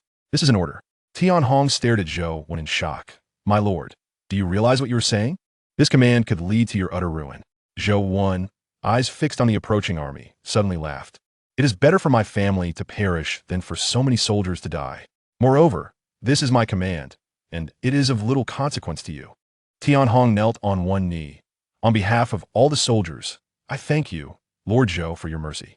I, Tian Hong, shall hold firm to the end, even if it means shedding my last drop of blood. Zhou shook his head in exasperation. General Tian, why must you be this way? At that moment, a voice echoed from 500 meters away. It was Li Si. The garrison of Ding County, listen, we're the rebel army. The Emperor of Yuan is merciless. And we, the aspiring patriots, have resolved to overthrow the tyrant and establish a new kingdom. Lay down your arms, and we shall spare the innocent. You rebels dare to be so arrogant. Do you not fear the destruction of your families, being subjects of the Yuan kingdom? Qin Ming stepped forward. General Tian, I know you. Look around. How many young men remain in the other counties, towns, and villages? The elderly fear for their families. Their sons have been taken to death. In Ding County, you have a benevolent magistrate.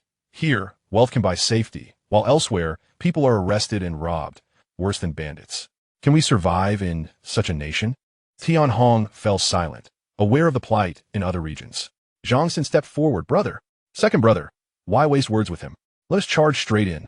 3,000 soldiers bellowed in unison, kill, kill, kill. The ground trembled under their fervent cries. The soldiers atop the walls of Ding County gripped their spears, their hands quaking. Yuan remained silent, for he had already foreseen the outcome and wished to refrain from unnecessary words.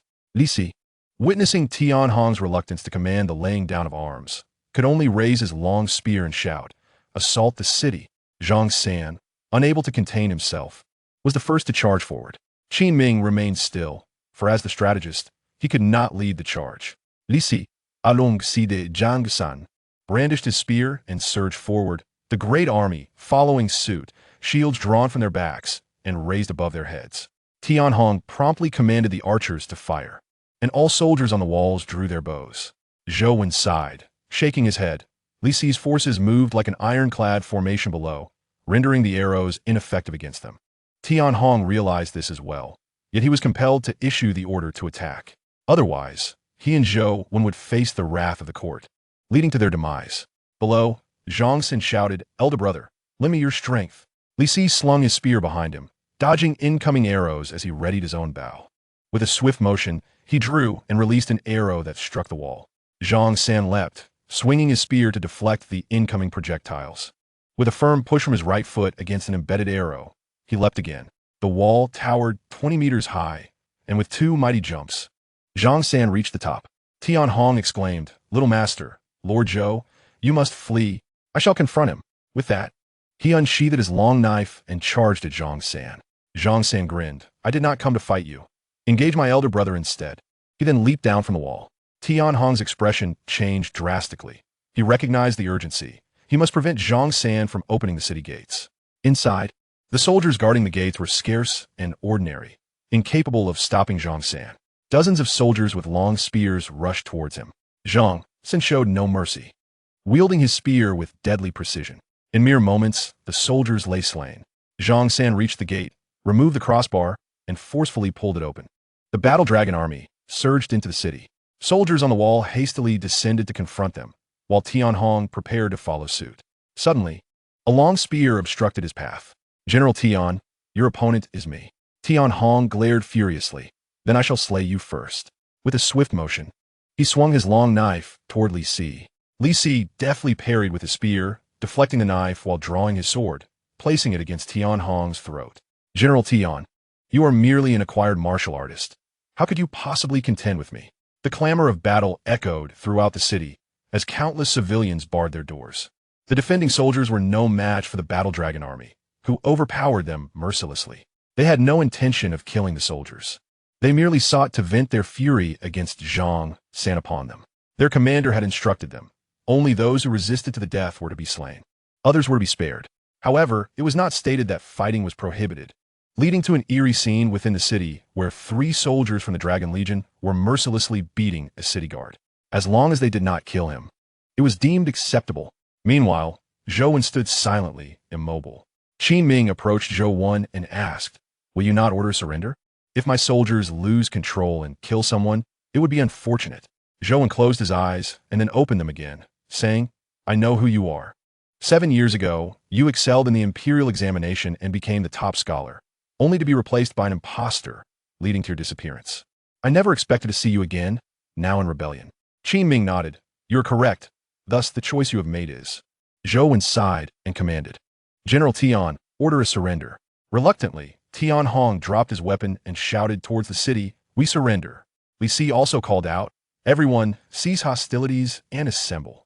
The 3,000 soldiers abandoned their posts and quickly regrouped, forming an orderly line in the street. In just 1 minute, the 3,000 had assembled. Witnessing this, Tian Hong felt both envy and regret. Such an army was in rebellion, while their Yin kingdom could not muster a force to compare. With such an army, my defeat is not unjust. Zhang San appeared unexpectedly, boasting, "These soldiers were trained by us. They have yet to exert their full strength against you." Qin Ming looked at Yuan and asked, "Will you join us? If you refuse, I could plead with the Dragon Commander to let you go." Yuan replied, "Why would you let me leave? Shouldn't you execute a corrupt official like me?" Qin Ming laughed heartily. "A corrupt official? That is not my decision to make. Our Dragon Commander specifically wants to keep you. I know if you are unwilling, you would choose to end your own life. So if you prefer not to stay, I can intercede for your release. I wish to meet this Dragon Commander you speak of." Qin Ming pointed outside the city. "Our Dragon Commander is approaching."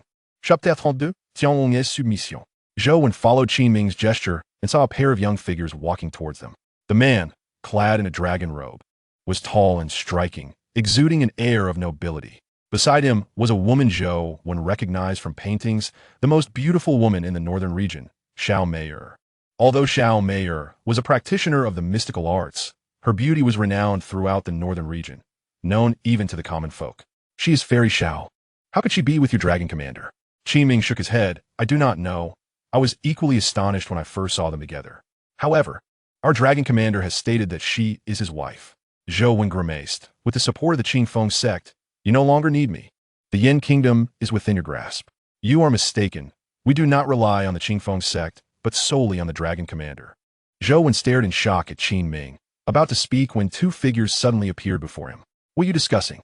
"My wife and I would like to hear." Qin Ming immediately saluted and reported, "Dragon Commander, I was attempting to persuade County Magistrate Zhou to join us." Long Yuan casually returned a military salute and said, "You all continue. I shall go into the city for a look. I did not have the opportunity to properly explore during my last visit." Zhang San hurried over, brimming with enthusiasm. "Commander Long, allow me to guide you." Long Yuan shot him a stern glance. "What business do you have bustling about? There are many brothers waiting for your arrangements below, and what of their victory feast? Even the strategist knows to recruit talents for me. You, with all your free time, should be out finding a general. Otherwise, you can run 50 laps around Ding County." Zhang San instantly drooped his head. "Commander Long, where do you expect me to find a general? I am quite busy myself, studying military tactics and training the brothers. They're growing quite discontent with me." "Resolve these matters yourself," Long Yuan replied. "I am off to accompany my wife on a shopping excursion. Find a way to recruit a general for me." With that, Long Yuan took Xiao Mei'er down from the city wall. Below, the Zhanlong army shouted in unison, "Commander Long, greetings." "Madam, greetings." Long Yuan waved his hand. "Brothers, you have worked hard. Tonight, seek General Zhang to arrange the victory feast. If he refuses, you know what to do. If 3,000 of you cannot handle him, then I am at a loss." The soldiers erupted into laughter. "Thank you, Commander Long. We shall have a good talk with General Zhang." Long Yuan nodded. "No more standing around. Take these city defenders to the city gate. Those willing to stay are your brothers. Those unwilling may collect silver from the strategist to leave. Also, send 10 taels of silver to the fallen defenders. They deserve our respect for sacrificing their lives to protect their loved ones." Understood. The soldiers began to act, forming groups of 3 to escort each city defender out of the city. Yuan watched this scene, his mind already made up. Qin Ming smiled slightly. "Have you made your choice?" Yuan nodded. "I wish to join."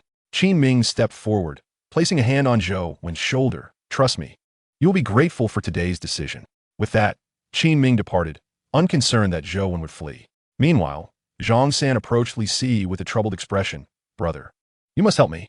Otherwise, I shall be besieged by those 3,000 men today. Li Si shook his head helplessly. Speak with General Tian. I will prepare the victory feast for you. Did you not see the madam beside Commander Long? Why did you have to approach and invite reprimand? Zhang San finally realized his misstep and turned to Tian Hong. General Tian, your county magistrate has joined. Will you not join as well? Tian Hong, polishing his spear, swallowed hard. Are you threatening me or inviting me? Zhang San chuckled. If you agree, it is an invitation. If you refuse, it is a threat. With your demeanor, how could I dare refuse? But fret not. Follow your heart. At most, you shall face a beating. Then I shall choose to join. Tian Hong replied, resigned. Zhang San's face instantly brightened, and he threw an arm around Tian Hong's shoulder. Now, that is the spirit. From this moment onward, we shall be brothers. Follow us, and I assure you, you will not regret it. Tian Hong, emboldened by Zhang San's words, inquired, will I be able to lead a military force like yours in the future? Zhang San stroked his chin and pondered. I must consult Commander Long. For training such a battalion is indeed arduous. Tian Hong promptly replied, I fear no hardship. I only wish to lead a formidable army into battle. Zhang San nodded affirmatively. I will inquire on your behalf. I am confident that Commander Long will acquiesce. Thank you, General Zhang, Tian Hong expressed gratefully. There is no need for such formality. We are brothers now. With laughter and camaraderie, the two descended from the city wall. Meanwhile, Long Yuan strolled with Xiao Meier, discovering that all the shops were shuttered. With little to entertain them, he guided Xiao Meier towards the county office. Husband, why did you distribute silver to the fallen soldiers earlier? Long Yuan chuckled. It is vital to win hearts. With only 3,000 men at my disposal, I must rally their loyalty and expand our forces swiftly. If the Yin kingdom reacts, we could find ourselves in a precarious situation. Xiao Meier, somewhat understanding, nodded. You are indeed impressive, my husband, to have captured a county so swiftly. Of course, I am formidable, and even more so at night, he teased. Xiao Meier blushed deeply. How can you be so mischievous, speaking such things in broad daylight? What of it? It concerns no one but my wife, he replied. I shall not converse further. You are incorrigibly wicked. With that, she dashed towards the county office, and Long Yuan hurried after her. Wait for me, my dear. In the deserted streets, the couple playfully chased each other, leaving the inhabitants of the houses trembling with fear. They had heard the clamor of battle at the city gates and dared not venture outside, even when they heard the sounds of Long Yuan and Xiao Meier's playful antics. Soon, they arrived at the county office, where Qin Ming, Zhou Wen, Tian Hong, Zhang San, and Li Si awaited Long Yuan's arrival. Taking Xiao Meier's hand, Long Yuan seated himself in the magistrate's chair, while Qin Ming and the others positioned themselves in 2 rows. As soon as Xiao Meier sat down, she rose again. Husband, you attend to official matters. I shall stand beside you. Thus, she stood next to Long Yuan. He did not insist she sit, for although the magistrate's chair was spacious, her presence made him feel as if he were tyrant. Long Yuan surveyed the assembly. Military advisor, please present your report. Qin Ming stepped forward. Commander, in this engagement, we suffered no fatalities. Only one soldier twisted his ankle. Long Yuan looked at Qin Ming with curiosity. What happened? Embarrassed, Qin Ming explained. The soldier was attempting to confront a city guard in anger and accidentally stepped into a filthy ditch. Long Yuan was at a loss for words, pondering how severely Zhang San must have scolded him for such reckless behavior. Xiao Meier struggled to suppress her laughter behind him, though her expression betrayed her amusement. Aside from this incident, is there any other matter? Long Yuan inquired. If not, I shall take my leave. Qin Ming spoke again. Commander, County Magistrate Zhou Wen and General Tian Hong expressed their desire to join our ranks. How shall we proceed with their integration? Long Yuan stroked his chin in contemplation. First, I extend my warm welcome to both of you. Lord Zhou shall continue his role as the county magistrate. As for General Tian, I have yet to decide. Zhang San stepped forward and reported to Long Yuan. General Tian desires a military force akin to ours. Chapter 33, Striking Down the Tyrants. Long Yuan nodded in approval. I shall provide the weaponry and equipment. You will manage the recruitment and training on your own. You know your methods. Teach him as you see fit. Tianlong, overwhelmed with excitement, knelt on one knee, expressing his gratitude. Thank you, Commander Long. I shall assemble a formidable army. Long Yuan slammed his hand on the table and stood up abruptly. startling everyone present. Rise. Who permitted you to kneel? Has Zhang San not instructed you? He turned to Zhang San. Explain the situation to me. Tian Hong immediately got to his feet, too intimidated to speak. Zhang San, with a pained expression, shot a fierce glare at Tian Hong. Commander, I forgot to mention that he had already expressed his eagerness. It was merely Tian Hong's instinctive reaction in his excitement. Is this how you instruct others, Zhang San? Immediately go, run 10 kilometers. If you fail to recruit 10,000 brothers into our ranks, you shall run 10 kilometers every day. Zhang San straightened his posture and replied loudly, yes. After answering, he dashed outside. Tian Hong, filled with guilt, gazed at Zhang San's retreating figure, resolute in his determination to assist Zhang San in recruiting the required 10,000 men. After all, the incentives for joining Long Yuan's army were exceptionally appealing, ensuring a steady influx of recruits. Seeing Zhang San had departed, Long Yuan resumed his seat. Is there anything else? Zhou stepped forward and reported, during a recent siege, I dispatched individuals to the county city for reinforcements. They are expected to arrive within a month. Long Yuan nodded. Zhou's initiative demonstrated his genuine desire to join Long Yuan's ranks. I am aware of this matter and have my own arrangements. Do you have any other concerns? Zhou pondered for a moment and continued. I request that Commander Long reduce the taxes on the common people and abolish the city entry fee. Long Yuan nodded, agreeing to the cancellation of the entry fee, but firmly stating, reducing taxes is out of the question. I intend to increase taxes for the next 3 years. Zhou's eyes widened in disbelief. But why? The common people are already struggling to survive. Long Yuan waved his hand dismissively. Do not be hasty. Allow me to show you 2 items. With that, Long Yuan approached the group and waved his hand, producing a bag of potatoes and a bag of sweet potatoes before them. He picked up a sweet potato, peeled it with a small knife, and began to eat. Do not just stare, partake. Xiao Meier approached and took a sweet potato, preparing to eat. My dear, if it is unpalatable, you need not consume it. The others inwardly complained. If it is distasteful, why urge us to eat? My husband enjoys it. Why should I not? She insisted. Very well, enjoy. Qin Ming and the others also began to eat, finding it somewhat pleasant with a hint of sweetness. Zhou, puzzled, inquired, Commander, is there a deeper significance in offering us this food? Do you find it enjoyable? Tian Hong began, delicious. This is far tastier than the wild fruits my wife gathers. Long Yuan nodded in agreement. This crop can yield 1,000 pounds per mu.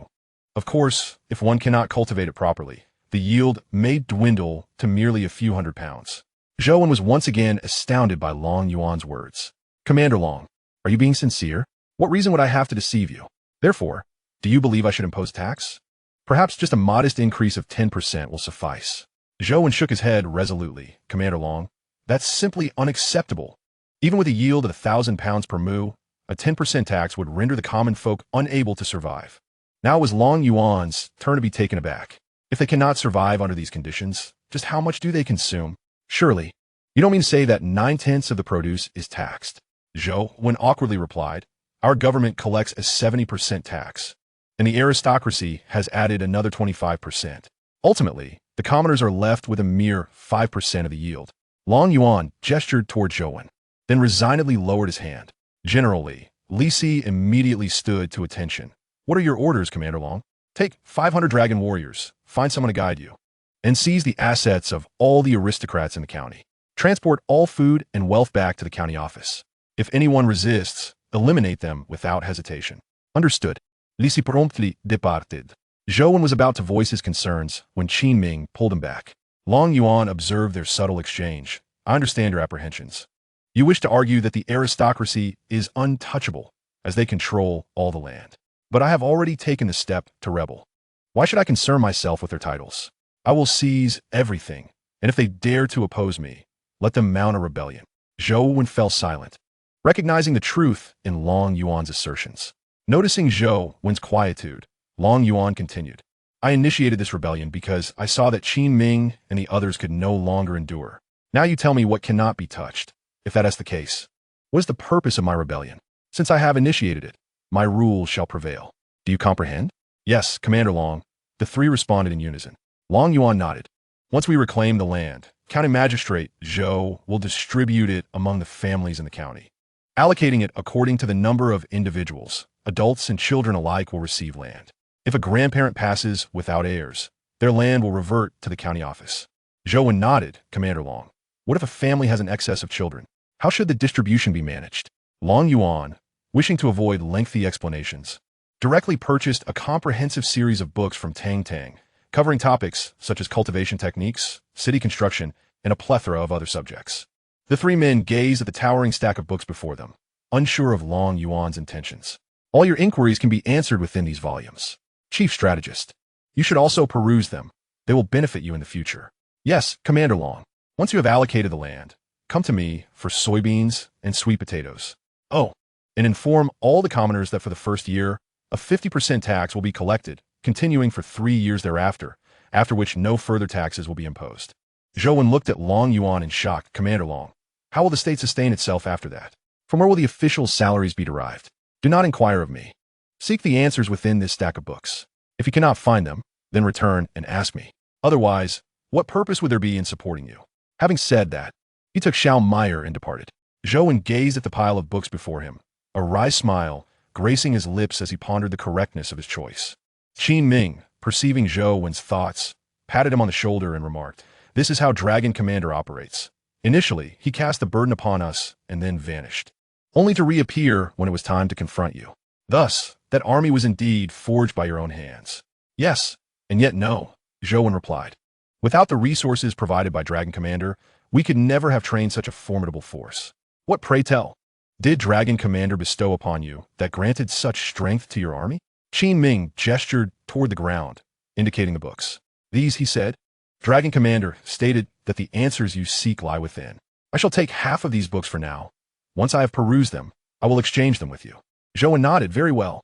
I shall review them tonight, but there are pressing matters to attend to, including instructing all the shops to open for business. And generally has gone to seize assets. Who knows what chaos may ensue?" Qin Ming shook his head reassuringly. "Do not fret. There will be no chaos. For those who would cause it are already deceased." Tian Hong, weary of their chatter, expressed his desire to recruit soldiers and seek equipment from Long Yuan to train a formidable army. "Gentlemen, I must take my leave to enlist troops." General Tian, wait a moment. "Take this to make your recruitment more effective." As he spoke, Qin Ming pressed a button on his ring, and 10 boxes of silver appeared in the hall. "Take 2 boxes for now. If it proves insufficient, return for more." Tian Hong's eyes widened as he looked at Qin Ming. "You are a cultivator." Qin Ming shook his head. "Let's not delve into that, General. You should focus on your recruitment." Chapter 34. The People's Response. Continuous enlistment. Seeing that Qin Ming had no intention of elaborating, Tian Hong hoisted 2 boxes of silver and made his exit. Yuan looked at the silver on the ground and spoke. "I wish to establish a school for the children." Qin Ming, without wasting words, immediately pulled over 2 boxes of silver, collecting the rest. "Then go ahead, recruit some help. Otherwise, you will exhaust yourself." Yuan stared at Qin Ming in astonishment. "Will you not consult Dragon Commander? Are you truly authorized to make such decisions?" His surprise at Qin Ming's standing was palpable. Qin Ming retorted with exasperation. "If you wish to inquire, be my guest. I certainly shall not. Besides, to disturb Dragon Commander over such trivial matters would likely earn me a severe reprimand. You witnessed how he disregarded the allocation of land. Those books are the clearest testament." Yuan offered a bitter smile. "Will he remain so indifferent even when he becomes emperor?" Qin Ming shrugged. "He will likely be even less inclined to involve himself. I believe he provided us with these books in preparation for the future." This revelation prompted Yuan to regard the books with newfound seriousness. He picked up a tome titled The Elite Management Manual and began to read. The mere table of contents on the first page left him utterly astonished, as it detailed various management techniques. "Brother Qin, you must see this book," Yuan exclaimed, his excitement rendering him almost incoherent. Qin Ming, remaining composed, patted Yuan's shoulder. "You must learn to maintain your composure. You are a scholar." Yuan's face flushed with excitement, and after a long pause, he exclaimed, "How can I possibly remain calm? This book contains numerous management techniques that I had never even contemplated before." Qin Ming, engrossed in half of the book, replied nonchalantly, "You may continue to be astonished at your leisure. I shall return to my reading now." Yuan, suddenly anxious, pleaded, "Qin, please do not take so many. I have yet to read them." As Qin Ming walked away, he remarked, "Once you've finished, come find me to exchange." Yuan quickly gathered the books with great care, lamenting how careless Long Shuai was to discard such precious items on the ground. It would be a significant loss if they were damaged. The scene shifted back to Long Yuan, who upon exiting the county office, stood on the street with Xiao Meier, hesitating to move. He had forgotten to inquire about their lodging and felt too embarrassed to ask again. Having just burdened Zhou one and another with so many matters, it would be rather undignified to return and ask where they were staying. Noticing Long Yuan's reluctance to walk, Xiao Meier curiously inquired, "Husband, what troubles you? Why do you not proceed?" Long Yuan awkwardly scratched his head, admitting, "I do not know where to go. I forgot to ask where we were staying." Xiao Meier chuckled. "Is there truly something my husband feels shy about? I believed you to be invincible in terms of boldness. It seems I have not disciplined you in a while. Dare you jest with your wife? Let me show you the consequences." With that, Long Yuan prepared to embrace Xiao Meier. However, she swiftly evaded him, teasing, "You cannot catch me, husband." The two began to frolic playfully on the street. In the distance, Li Si was overseeing soldiers transporting confiscated goods. Upon spotting Long Yuan and his wife, he immediately stood at attention and saluted. "Greetings, Commander Long." "Greetings, madam." The soldiers behind him echoed, "Greetings, Commander Long." "Greetings, madam." Long Yuan ceased his playful antics, straightened his attire, and with a serious demeanor, announced, "General Li, I have a task for you." Li Si's heart sank momentarily, fearing he had interrupted a moment of affection between the commander and his wife, and anticipated punishment. Just then, Long Yuan's voice reached him again. "I need you to find us a place to stay. My wife and I wish to discuss cultivation matters." Xiao Meier shot a glance at Long Yuan. Li Si promptly responded, "Yes, Commander Long. We just raided the Hong family, and I believe their estate would be quite suitable for your residence." Long Yuan instructed, "Have one of your men escort me there. You may continue with your duties." "Yes, Heir Guzi, step forward and lead Commander Long to the Hong residence. Remember to change the plaque to Long residence." Heir Guzi eagerly stepped forward, declaring, "Understood, General. I will ensure the task is completed." Long Yuan regarded Heir Guzi with approval. "You are quite capable. You could serve as a squad leader." Heir Guzi excitedly replied, reporting to Commander Long, "I am already a squad leader." Long Yuan, somewhat embarrassed, remarked, "Then you may become a general in the future. Now, lead me there." "Yes, Commander Long." Heir Guzi took the lead, with Long Yuan and Xiao Meier following closely behind. Once Long Yuan had walked some distance, Li Si muttered to himself, "Can Commander Long cultivate? Did he not mention that he is a martial artist like me?" A squad leader beside him remarked, "Commander Long, that is not cultivation. That is merely the making of a little Commander Long." The other soldiers erupted in laughter. Li Si glared at them, wondering if they dared to jest about Commander Long, fearing for their heads. One soldier chuckled, "Death is out of the question. But should Commander Long find out, punishment is indeed a possibility. Ask any brother here who fears punishment. We've endured a month in that cursed forest, suffering every hardship imaginable." Li Si found himself at a loss with these men, who had become seasoned veterans. They were unperturbed by a mere reprimand. "Enough of this banter.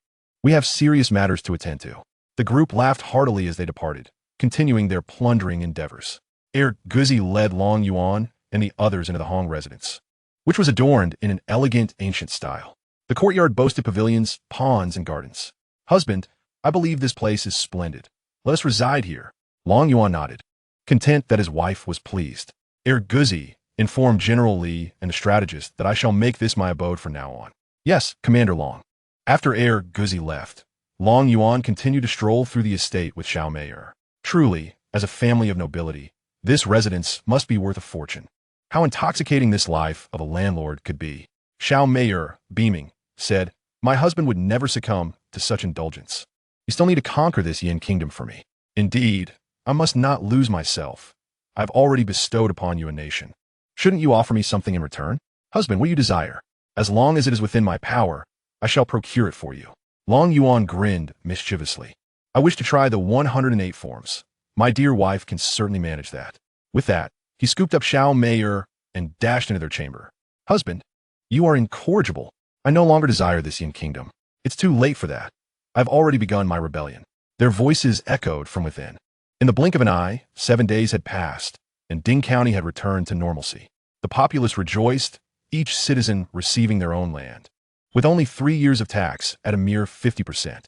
This exhilarated the people, prompting many to send their children to enlist. For soldiers enjoyed various benefits and handsome salaries. Yet, where there was joy, there was also sorrow. The aristocracy had been thoroughly plundered by Li Si, leaving many merchants trembling in fear of their turn. Zhongsan and Tianhong were oblivious to the thoughts of the common folk, as they were occupied with a steady influx of enlistments, having recruited 30,000 in just 7 days, with more continually arriving. Among them, the most peculiar was Yuan, who had only emerged 3 times in 7 days, organizing matters before retreating to his study. Li Si and Qin Ming were equally busy, preparing resources and training grounds for the expanding army. Meanwhile, Long Yuan enjoyed a leisurely existence, lounging in the sun, feeding fish, and watching his wife practice her swordsmanship. Xiao Meyer diligently practiced the Xian 13 swords during the day and accompanied Long Yuan in mastering the 108 styles at night. Each new technique left her blushing furiously. In Chapter 35, Tang Tang fiercely confronted Long Yuan. Sunlight streamed through the window as Xiao Meyer nestled in Long Yuan's embrace. A beam of light fell upon her face, and as she drowsily opened her eyes, she beheld Long Yuan's sleeping visage, so enchanting that she could not resist planting a gentle kiss upon him. Long Yuan slowly opened his eyes and said, "Wife, you're awake. Did I wake you?" "My husband?" she replied. Long Yuan tenderly stroked Xiao Meyer's hair and reassured her, "No, let's rise and freshen up. Qin Ming is coming over shortly. He sent word yesterday." "All right, I will assist you in changing." Soon, they completed their morning rituals, and Long Yuan reclined in the courtyard while Xiao Meyer practiced swordplay by the pond. Not long after, a soldier arrived, accompanied by Qin Ming and Yuan. The two stood at attention and reported, "General Long, we have matters to discuss." Long Yuan nodded. "Zhou County Magistrate, you may proceed." Yuan organized his thoughts and reported, "I am preparing to establish a school, a bank, factories, and residential buildings to increase commercial taxes, among other initiatives." Long Yuan listened attentively before responding, "Very well. You may decide these matters independently. There is no need to report back to me. For financial matters, consult Qin Ming." Qin Ming wore a distressed expression. "General, I too have come to request funds, supplies, weaponry, and mounts for the troops. We have no resources." Long Yuan was taken aback. "How many recruits have you enlisted?" Reporting, "General Tian has recruited 20,000, and Generals Li and Zhang have each enlisted 20,000 as well. We still have individuals signing up." Long Yuan's eyes widened in astonishment. "Is there truly such a number in this county?" "Indeed, General. This is the result of Magistrate Zhou's efforts. The current population of Ding County exceeds 360,000, with 17,000 young adults among them, all seeking refuge here." Long Yuan gazed at Yuan in awe. "You truly are remarkable." Yuan smiled modestly. "I too did not anticipate such numbers. Wait for me. Let me consider how much to allocate to you, so that I may live a tranquil life henceforth." The two men exchanged glances, speechless. "Tang Tang, it is time to get to work." "Host, I am here. How may I assist you? Can you exchange for gold and silver?" "Indeed, 1 point equals 10,000 taels of gold or 1,000,000 taels of silver." "How much would you like, esteemed host?" "So affordable." "Then, I'd like to purchase 3 storage rings, 50,000 sets of standard equipment, 50 sets of premium equipment, expand the system space to 1,000 cubic meters, and procure 100 million taels of gold and 500 million taels of silver, along with 1 million pounds each of compressed biscuits and beef jerky, as they will not expire after your enhancements." "Esteemed host, I have selected the items for you. Please review them, and let me know if you require anything further." Long Yuan pondered, realizing that for warfare, he also needed warhorses and siege weaponry. "Dang dang, I still require warhorses and siege apparatus." "Esteemed host, we do not have warhorses. They are rather common. However, I can recommend siege weaponry." Long Yuan gazed at the system screen, where a modern cannon materialized before his eyes. "Goodness, Tang Tang, you managed to conjure this?" "Host, this item is time-sensitive. It will vanish once the duration expires." It was then that Long Yuan noticed the inscription beneath the cannon, a 3-year usage period. 3 years? That seems sufficient. Let me acquire 10 of them. "Host, that is not permissible. The maximum purchase is limited to 3, as this is to maintain the balance of the world. Yet you urge me to rebel. Wouldn't that disrupt the balance?" "Host, my intention is for you to accumulate merit, enabling you to eventually transcend to the sage level and access the celestial realm. Of course, you could also await Xiao Meyer's ascension to borrow her passage. But that too requires merit. Otherwise, the heavenly Tao shall seal all ascension pathways, rendering ascension impossible. Is it truly so arduous to return home?" "Host, I must also caution you. Should you wish to bring Xiao Meyer to your world, she must attain the supreme realm. Otherwise, She will be instantly crushed by the laws of the great Tao upon arrival. What is this supreme realm? Is it truly so complicated to bring someone back? You will understand the supreme realm in due course. Regardless, I have forewarned you. Whether you choose to heed this advice is entirely your decision. You are only endowed with the protection of the great Tao in this world, which safeguards Xiao Meier. Upon your return to your original realm, you will revert to being an ordinary being, and if Xiao Meier is not at the supreme level, her return with you would be tantamount to a death sentence. You must realize that your strength is merely a reflection of the power of Blue Star, which grants you such capabilities. Long Yuan was momentarily taken aback by Tang Tang's reprimand. Tang, why this reaction from you today? Host, have you forgotten your purpose? You need to grow stronger, extend your lifespan, and return to your original world. Yet, upon acquiring a decade of lifespan, you seem to have become complacent. Do you not wish to go back? But I do not want to perish alongside you. I desire to return. Long Yuan fell silent, having recently become enraptured by Meier's gentle embrace, nearly forgetting his true objective. Tang, please proceed with the purchase of these items. Ding. Transaction successful, deducting 98,000 points. Remaining balance, 10,047 points. Dang. Store these items in the storage ring. Observing Long Yuan's despondent demeanor, Tang feared her previous words had been too harsh. Host, the items have been secured. I apologize. My words were perhaps too extreme. You are right. I did lose sight of my original intentions. That will not happen again. I will expedite the completion of the rebellion task and amass sufficient merit. The trio noted the sudden shift in Long Yuan's mood from joviality to melancholy, sensing that something had troubled him. Rising from his chair, Long Yuan clutched 3 rings in his hand. The strategist remarked, "There is a sufficient quantity of gold and silver within, along with 3 cannons, complete with operating instructions. 50 sets of equipment are designated for your use, while the remaining stock comprises 500,000 sets. I entrust these to you. Lend your utmost support to County Magistrate Zhou's development. I must take a journey, and I hope to witness a formidable army in a transformed Ding County upon my return in a month's time." Qin Ming solemnly accepted the ring, assuring, "Rest assured, we shall provide you with a satisfactory answer in a month's time." Long Yuan nodded. "You may proceed with your tasks." The two departed from Long's residence. Xiao Meier approached, wrapping her arms around Long Yuan's. "My husband, what troubles you? I sense you are in low spirits." "I am fine. I shall be well shortly," he replied. "How about I gift you something?" Long Yuan, intrigued, inquired, "What sort of gift do you intend to bestow upon me? My standards are rather high." With a sweet smile, Xiao Meier answered, "I shall capture a mount for you. What do you think of this gift?" Long Yuan's eyes brightened. "A mount? I have always desired one. Are you pleased now, my husband?" Xiao Meier asked cheerfully. He nodded. "Indeed, I am pleased." "Pray tell, what mount?" "The black jade Qilin," she continued. "A creature born of the Qilin and the black flood dragon, resides at the heart of the Yaoguang mountain range. During my nascent stage, I inadvertently stumbled into its lair and narrowly escaped with my life." "What is the strength of this black jade Qilin?" Long Yuan queried.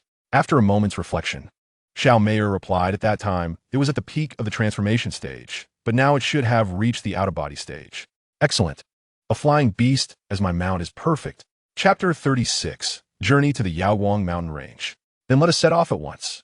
Xiao Meier exclaimed. "Indeed, I too am prepared to venture out." She produced a flying sword and tossed it, and they both mounted it. The sword soared into the sky, swiftly heading outside the city. Zhou observed Long Yuan's departure with a sigh. "Ah, this is not ideal for Commander Long, who will make decisions in his absence." Having lamented, he then noticed Qin Ming's silence and turned to see the courtyard of the county office overflowing with boxes. Qin Ming stood, astonished, before a crate of gold.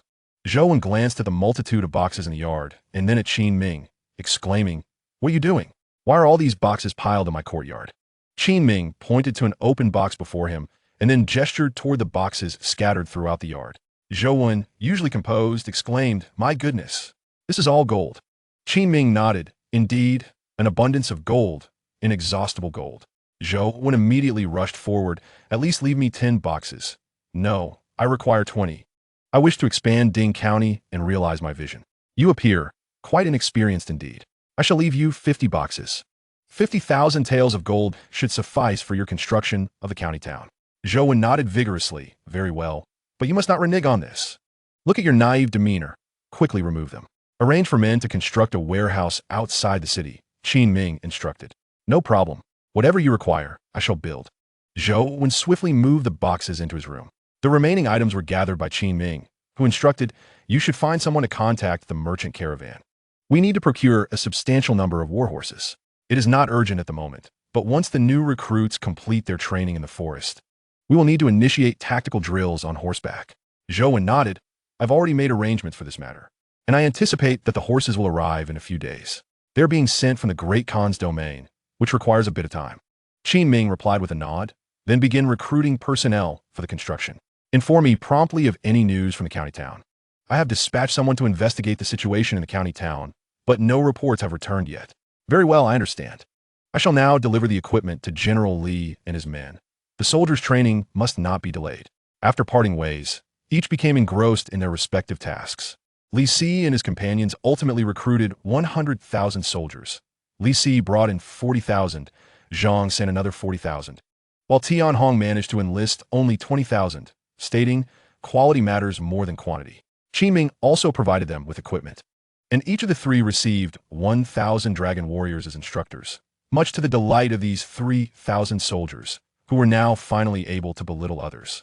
The army trained outside the city for 4 days to enhance their physical fitness, after which the three took turns leading the troops into the forest for further training.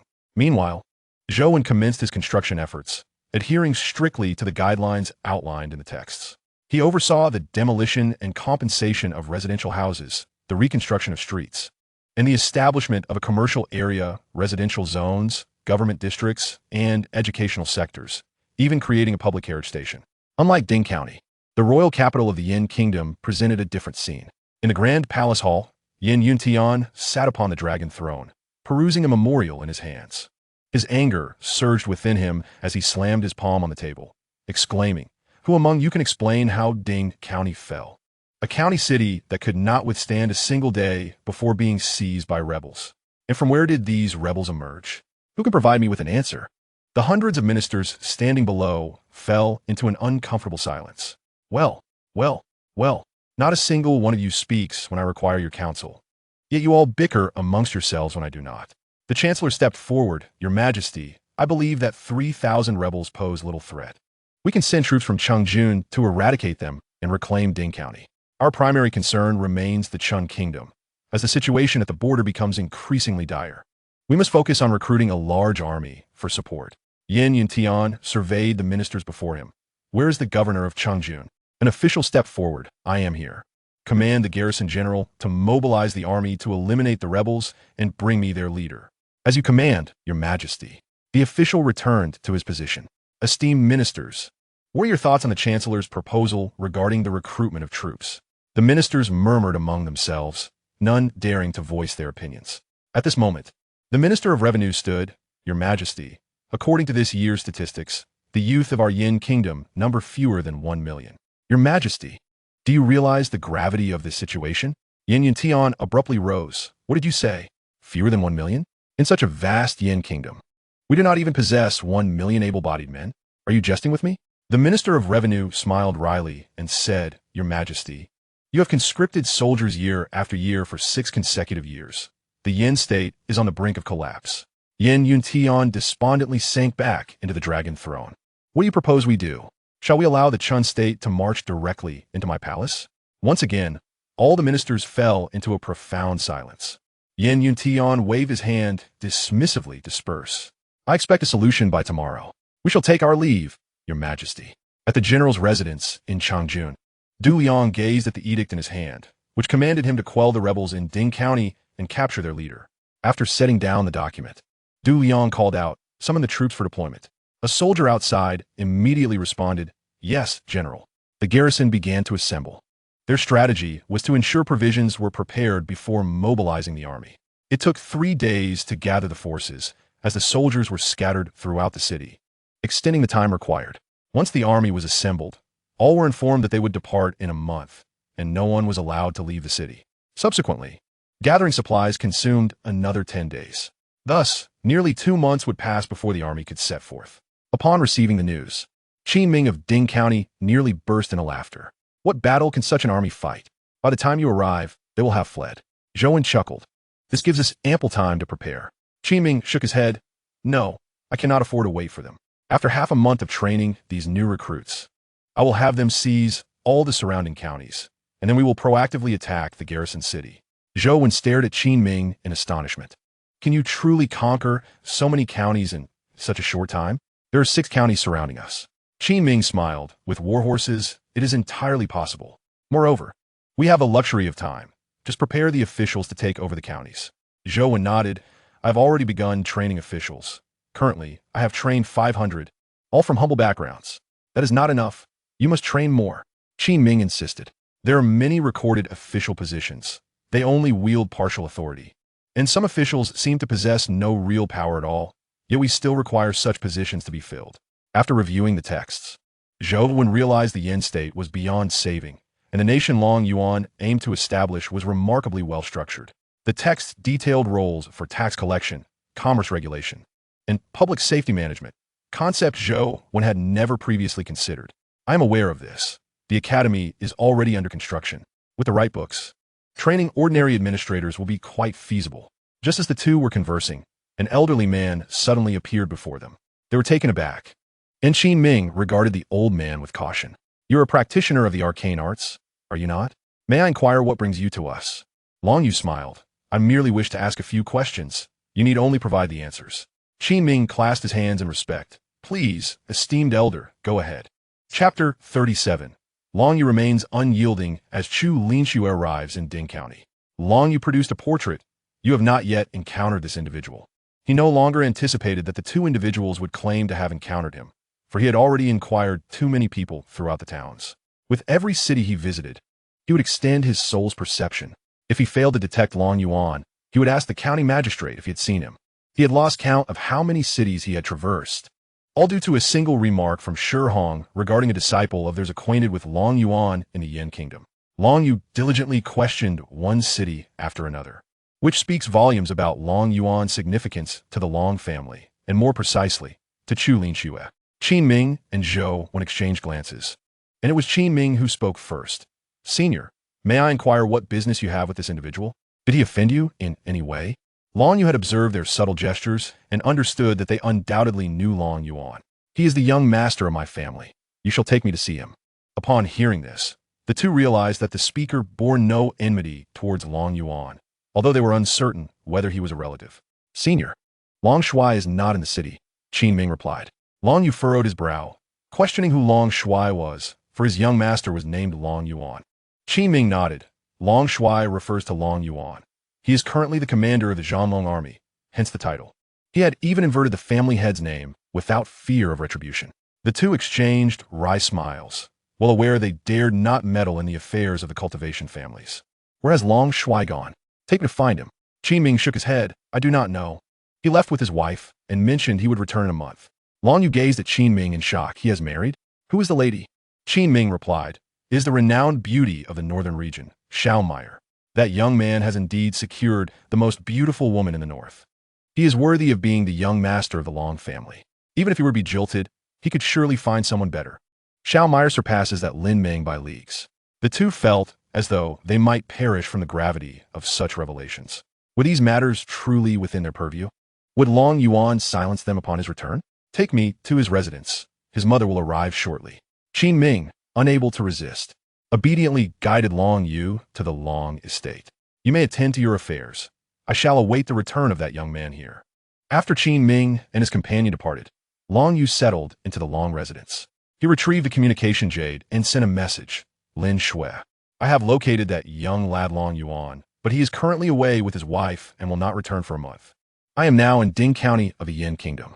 Aboard the warship, Chu Linxue was momentarily taken aback by Long Yu's message. After 6 long years, she had finally found her son. Moreover, he had taken a wife. Long Poyan laughed heartily. This boy seems to be living quite comfortably while our entire family has been searching for him, and he has chosen to marry in this remote place. Chu Linxue's eyes glistened with tears. It was enough that they had found him. As long as Yuan was happy with his choice of spouse, she had no objections. The warship sliced through the air, making its way towards Ding County in the Yen Kingdom. The Long family's warship and the Long Shadow Guards had lingered in the northern region for quite some time, and the major powers of the north had long been attentive to the movements of the Long family's vessel. After all, they could not afford to provoke the Long family. fearing that their own members might inadvertently offend them. They could hardly withstand the wrath of the Long family. 3 days later, a dark warship appeared above Ding County. The townsfolk gazed at this sudden arrival, uncertain of the intentions of these newcomers. Over 1,000 individuals disembarked from the warship, and, as the Long shadow guards emerged, they swiftly dispersed to secure every direction of the county. Long Yu soared into the sky, approaching Chu Linxue. Upon noticing the presence of 2 elders, he promptly bowed, saying, "Greetings to the esteemed elders." Long Sihai waved his hand dismissively. "Enough of this formality. We are in the secular realm. Take us to that young man's residence." Long Poyan observed the army outside the city and inquired, "Long Yu, is this force commanded by that young rascal Long Yuan?" Long Yu nodded, confirming, "Indeed, it is the young Master's army. He is rebelling, preparing to overthrow the Yin kingdom and declare himself emperor." Chu Linxue smiled with satisfaction. "Yuan is always so radiant wherever he goes. Arrange for a shadow guard to assist him with his training." "That won't be necessary," Long Yu replied. "I have been observing their training for the past 3 days, and they are truly skilled. I find myself wanting to learn from Long Yuan." Long Poyan expressed his astonishment. "Is it truly as impressive as you claim? Let's go and witness it." Thus, the group proceeded towards the training grounds outside the city. The warship veered towards the forest, avoiding attention from patrolling officials by not lingering above the city. Long Yu led the group to the training field, where they found Zhang San instructing the soldiers. Despite their arrival, he continued the training, seemingly oblivious to their presence. His voice, infused with true energy, resonated. "You all better train with all your might. Otherwise, on the battlefield, you will meet your demise. You may ask your instructors about their past experiences." The seasoned veterans laughed heartily. "You greenhorns, it is not mere boasting. What you are enduring now pales in comparison to our trials. We are destined to be the personal guards of General Long, and your presence here is already an honor." A soldier, unwilling to concede, retorted, "I don't see how you are all that impressive." Upon hearing this, Zhang Sin bellowed, "Everyone halt training and assemble." The crowd rejoiced, thinking Zhang San had shown the mercy by granting a respite. Zhang San smiled. All instructors stepped forward. The 1,000 dragon warriors stepped in unison. "These novices are doubting your abilities. How do you propose to respond?" The 1,000 soldiers shouted in unison, "Kill! Kill! Kill!" Their voices created an atmosphere akin to 10,000 warriors. Zhang San chuckled, "I too am skeptical of your prowess. Hence, I shall let 10,000 novices test your mettle. Should you be bested, you shall withdraw from the dragon warriors." The seasoned soldiers grinned mischievously. A soldier named Go stepped forward to report, "General, if we injure them, you won't penalize us, will you?" Zhang San chuckled. "If you manage to defeat all 10,000 of them, I shall impose a penalty of overnight training on them." "Very well, how shall we compete?" Zhang San gazed at the new recruits and declared, "Who among you dares to challenge the veterans? Step forward 1,000 of you. Fear not. If you manage to bring them down, I shall reward you with a day of rest and a silver piece." Instantly, several eager souls surged forth, while those who hesitated lamented their tardiness. After enduring grueling training under the veterans, they had long harbored disdain for them. The prospect of unleashing their pent-up frustrations was too tempting to resist. Chu Linxue observed the scene, recognizing this as Yuan's army, and noted that he had indeed found an exceptional commander. Long Yu chuckled. "This general is a product of Long Yuan's tutelage." "Ah, Yuan possesses such talents," Long Poyan added with a smile. "Yet, those 1,000 may not necessarily triumph." Long Sihai countered, "I believe they will prevail. Their bodies already exude a murderous aura, clearly indicating past slaughters." Chapter 38. The ferocity of the veterans. Long Poyan grinned. "How about a wager? I bet your barrel of old wine." Long Sihai laughed heartily. "You have coveted my wine for 2 centuries. Do you truly believe you can claim it this time? We'll see. I wager my rare 9th grade spirit herb against your wine." "Very well, I accept." Chu Linxue smiled gently. "Then I shall officiate your duel." Long Yu announced, "The competition is about to commence." On the training ground, both sides seized wooden clubs, 1,000 veterans against 10,000 recruits. Zhang Sin bellowed, "We are soldiers. Our mission is to engage in battle. Now both sides stand as enemies. How you choose to fight is entirely up to you. Do not cripple your comrades. If you end up bruised and battered, that is not my concern. Let the clash begin." The 10,000 shouted in unison, "Charge! Our chance for vengeance has arrived." They rushed toward their opponents. "Listen to my command," shouted at Gutzi. 500 advance, 500 defend. In an instant, 500 raised their shields in defense. They formed an impenetrable barrier, encircled by the oncoming tide of recruits. As the novices approached, the shields transformed into a formidable wall, from which countless wooden clubs thrust out, piercing the advancing recruits. In the initial encounter, hundreds were sent flying by the force of the strikes. Had it not been for their armor, they would have surely been impaled. Other soldiers, undeterred, struck their clubs against the shields, but to no avail. They could not breach the defense. Ere Guzzi shouted from within the ranks, "Raise the shields, sweep the ground."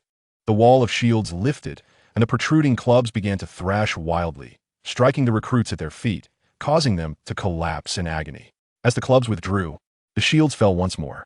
Transform into a sword formation. We shall break through. The once iron bowl began to morph into a blade, piercing through the ranks of the 10,000. The throng was continuously shoved aside by the shields or impaled by the thrusting clubs. In the blink of an eye, over 2,000 novices lay fallen. As the veterans surged from the crowd, the front became the rear, and they retaliated fiercely.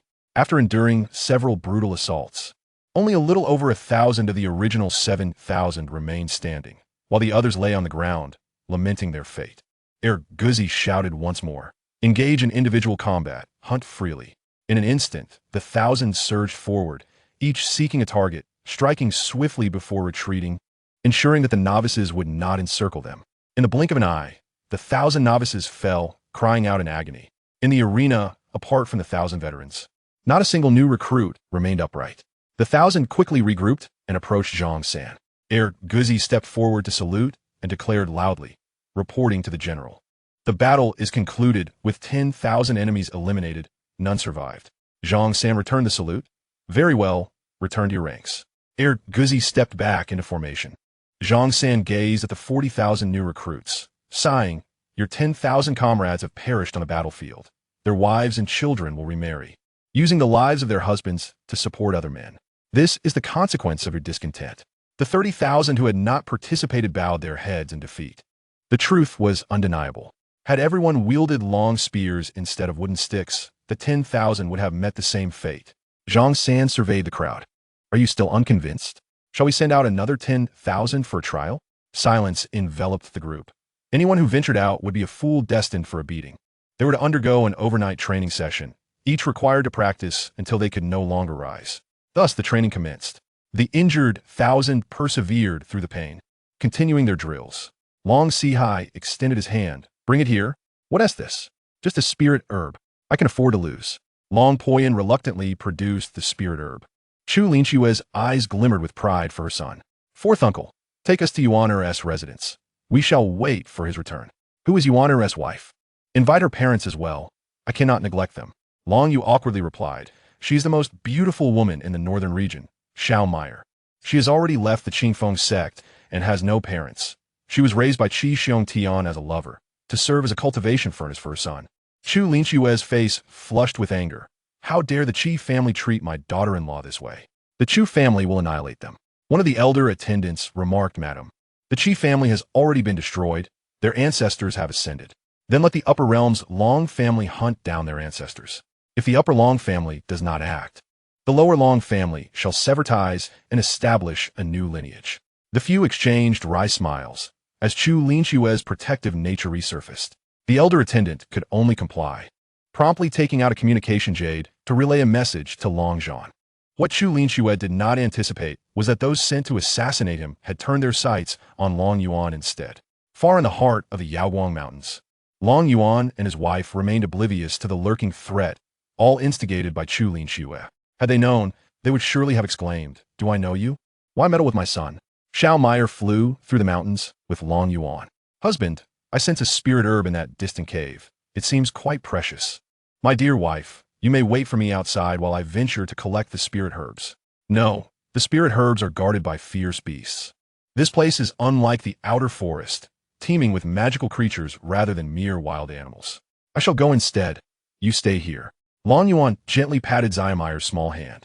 "Have you forgotten how formidable your husband is? It was I who vanquished your master." Xiao Meyer paused, recalling indeed that Long Yuan possessed great strength, though the extent of it eluded her. "Nonetheless, you shall go. I cannot bear to let you face danger alone. Trust your husband. He is invincible," Long Yuan reassured her. Reluctantly, Xiaomire acquiesced. Then please be careful. If you encounter any threats, retreat and allow me to take over. Very well. Keep an eye out for other beasts while I proceed. Long Yuan replied. Then utilize the technique of transformation to reach the cave entrance. The cave was narrow, making even the entrance a challenge. As he descended, darkness enveloped the passage, rendering visibility nearly impossible. He produced a flashlight, illuminating the ground, revealing scales scattered about. It seemed a long worm resided within, and he must ensure his attire remained unsoiled. With that thought, Long Yuan continued deeper, and the cavern gradually expanded. Upon reaching the bottom, he discovered a nest of snake eggs beside a small puddle. Suddenly, Tang Tang appeared before him. Master, this is spirit milk, an exceedingly rare treasure. Wait, I sent the guardian beast here formidable. My wife is still outside. Do not fret. I will gather the spirit milk and snake eggs, and you may exit afterward. You can assist me in collecting items now? When did this feature manifest? Long Yuan inquired. I've always had this ability. You simply failed to notice. Now let us depart. Long Yuan hastened towards the cave's exit, but upon nearing it, he heard the sounds of battle outside. This is bad. My wife is in danger.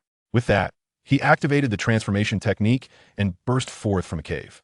Outside, Xiaomire was engaged in combat with a colossal, multicolored python.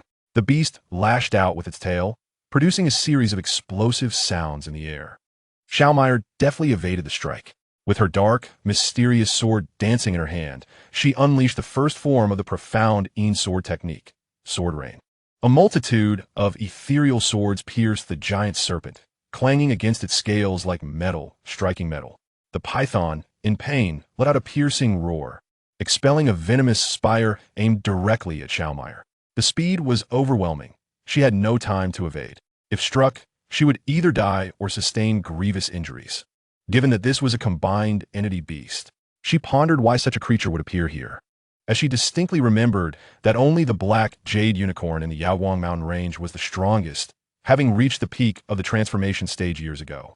Just as she braced herself to endure the attack, Long Yuan suddenly enveloped her in his embrace, taking the venomous spike squarely in his back.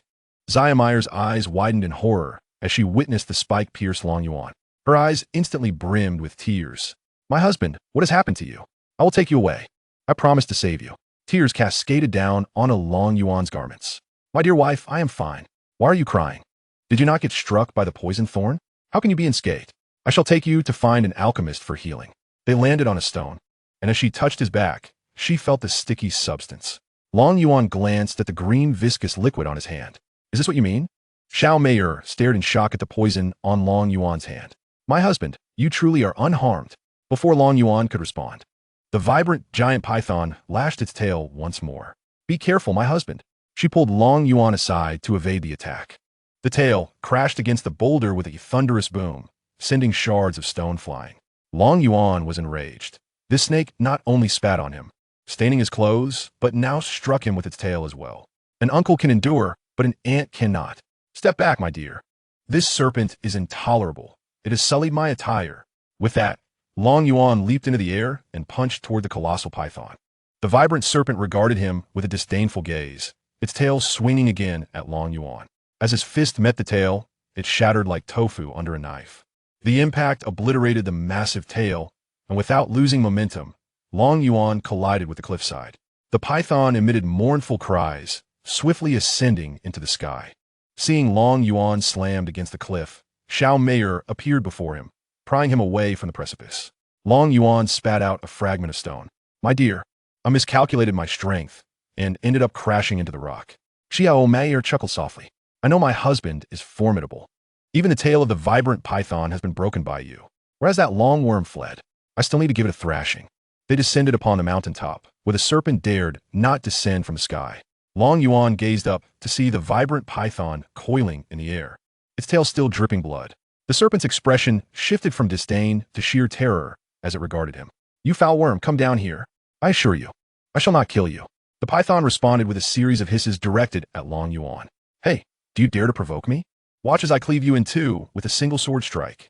A sword manifested in Long Yuan's hand. My dear, watch closely. My husband's technique is unmatched. All right, I shall witness your performance. Under Xiaomire's admiring gaze, Long Yuan stood atop the peak, wielding the sword in his right hand while his left rested behind his back. Little serpent, shall I see if this sword can sever you? A sword opens the heavens. With a swift motion, Long Yuan sliced downward. A colossal sword shadow descending from the sky. Boom, boom, boom.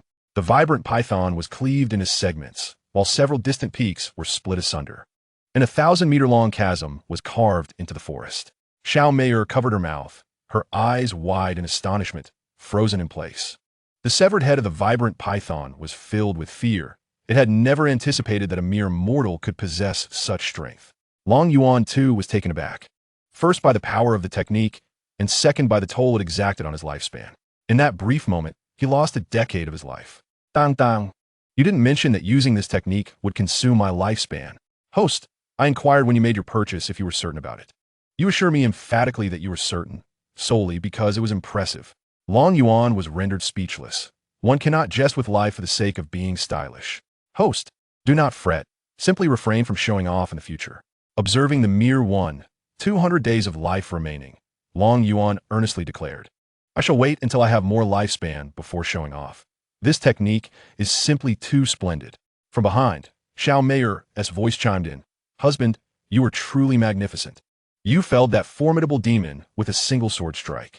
Long Yuan turned. Isn't it impressive? Aren't you in awe of your husband? MHM, MHM, MHM. Xiao Meier's eyes sparkled with admiration, resembling a besotted little fan. Let us proceed to capture the Black Jade Lin. Very well, Xiao Meier replied, guiding the flying sword as they sped towards their quarry. Seated upon the flying sword, Long Yuan inquired, Tang Tang, what is the purpose of this spiritual milk? Can Meier and I consume it?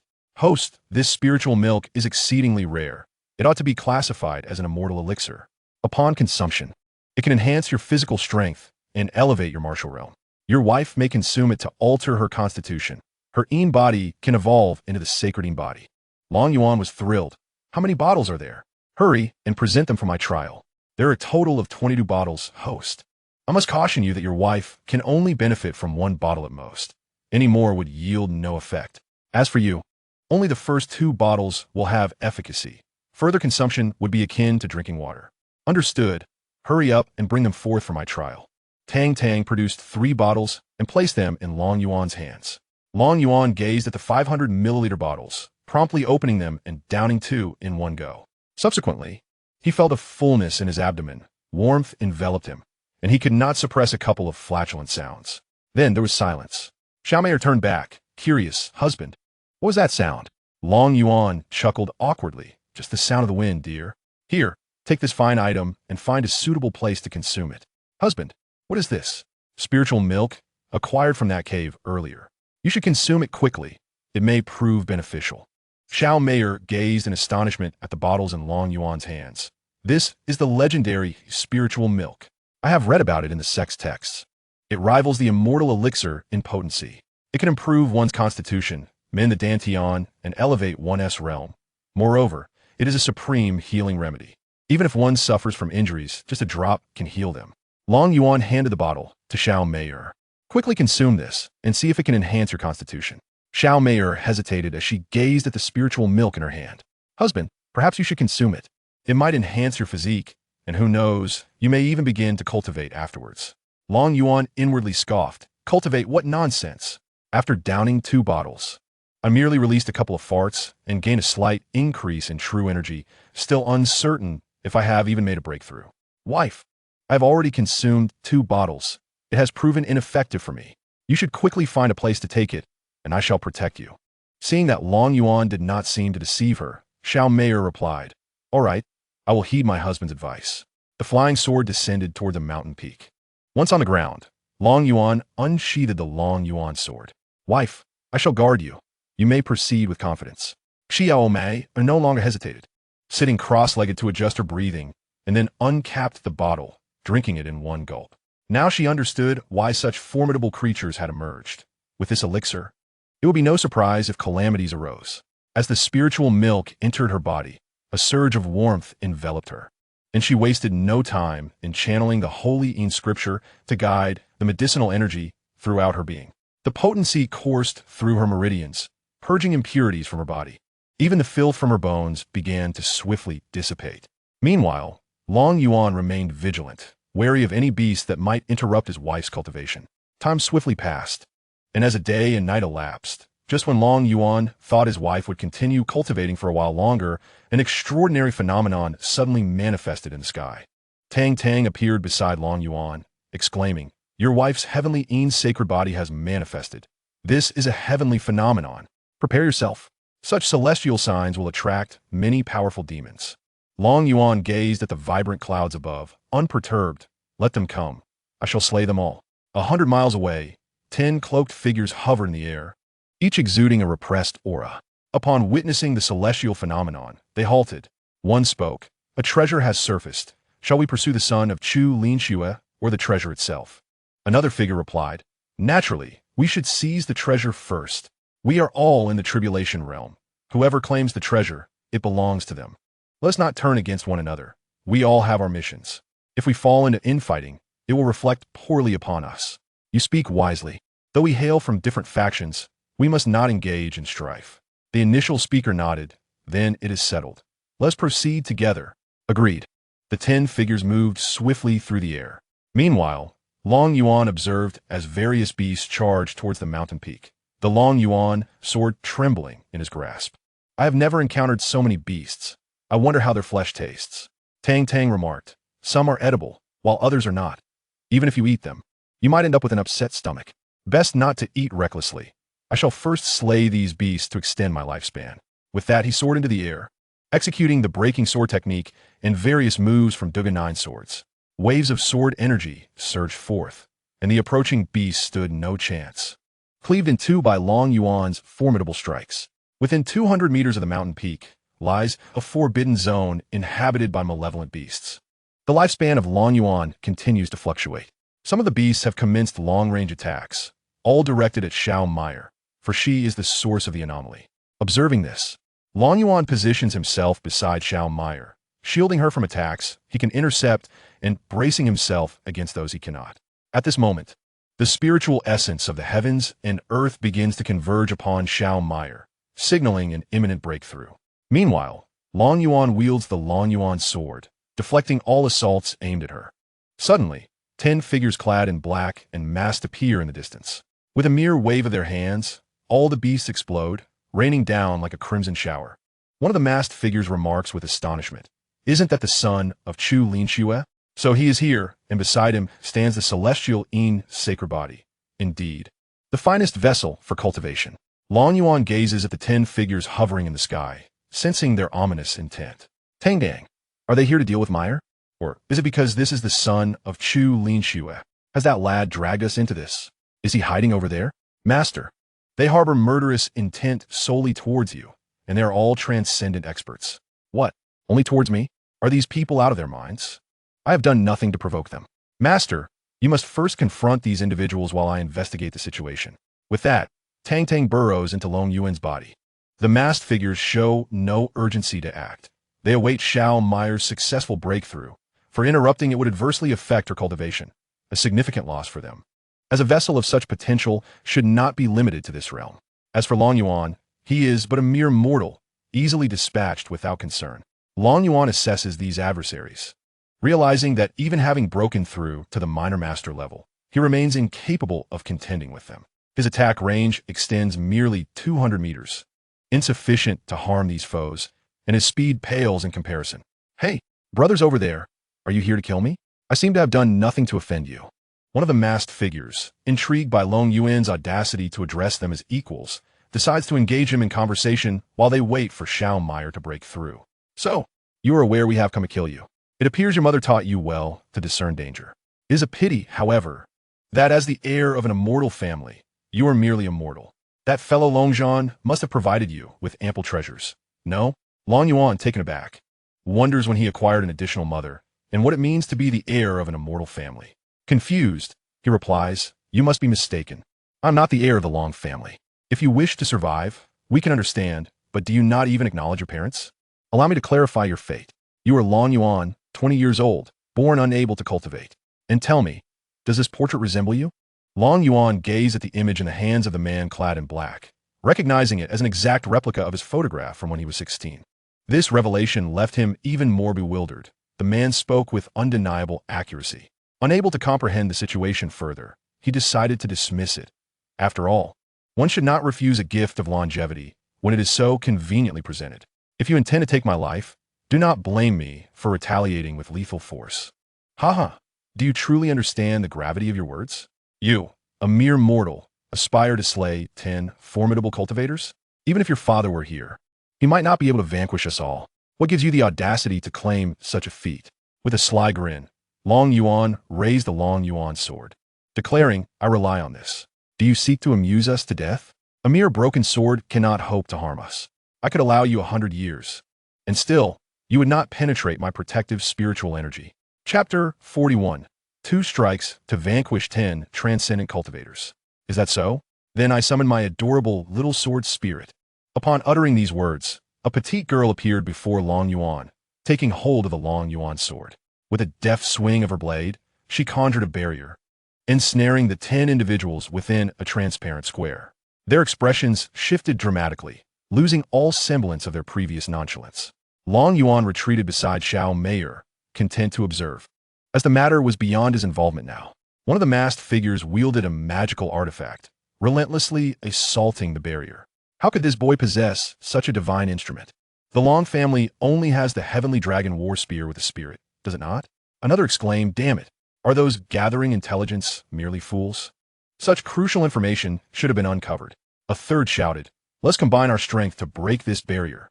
However, before they could coordinate their efforts, the little girl made her move once more. The sword soared from her hand, hovering above the 10 captives. Countless sword shadows erupted from the Long Yuan sword. Stab, stab, stab, boom, boom, boom. The 10 within the sword domain merely managed to raise their magical artifacts before being pierced mercilessly, their forms resembling a beehive. The earth below was gouged into a massive pit. With a flick of her wrist, the Long Yuan sword returned her grasp, and the 10 lifeless bodies fell beside Long Yuan, their artifacts landing at his feet. Long Yuan stared in astonishment at the little girl's astounding prowess, having dispatched the lofty, transcendent cultivators in just 2 moves. His lifespan surged to an impressive 37,200 days, over a century of vitality. Ample time for him to flaunt his skills tenfold. The little girl did not engage Long Yuan in conversation. Instead, she turned her gaze toward the distance, where several formidable beasts had witnessed the spectacle. Upon meeting her eyes, they fled in terror, not daring to linger even for a moment, fearing that this harbinger of death might turn her wrath upon them as well. Once the great beasts had retreated, the little girl glanced back at Long Yuan. Master, am I not impressive? Am I not handsome? Long Yuan, his head bowed as he rummaged through the treasures of the 10 fallen foes, did not meet her gaze. Nonchalantly, he replied, indeed, impressive and handsome. The little girl pouted in annoyance. Master, can you not be more sincere?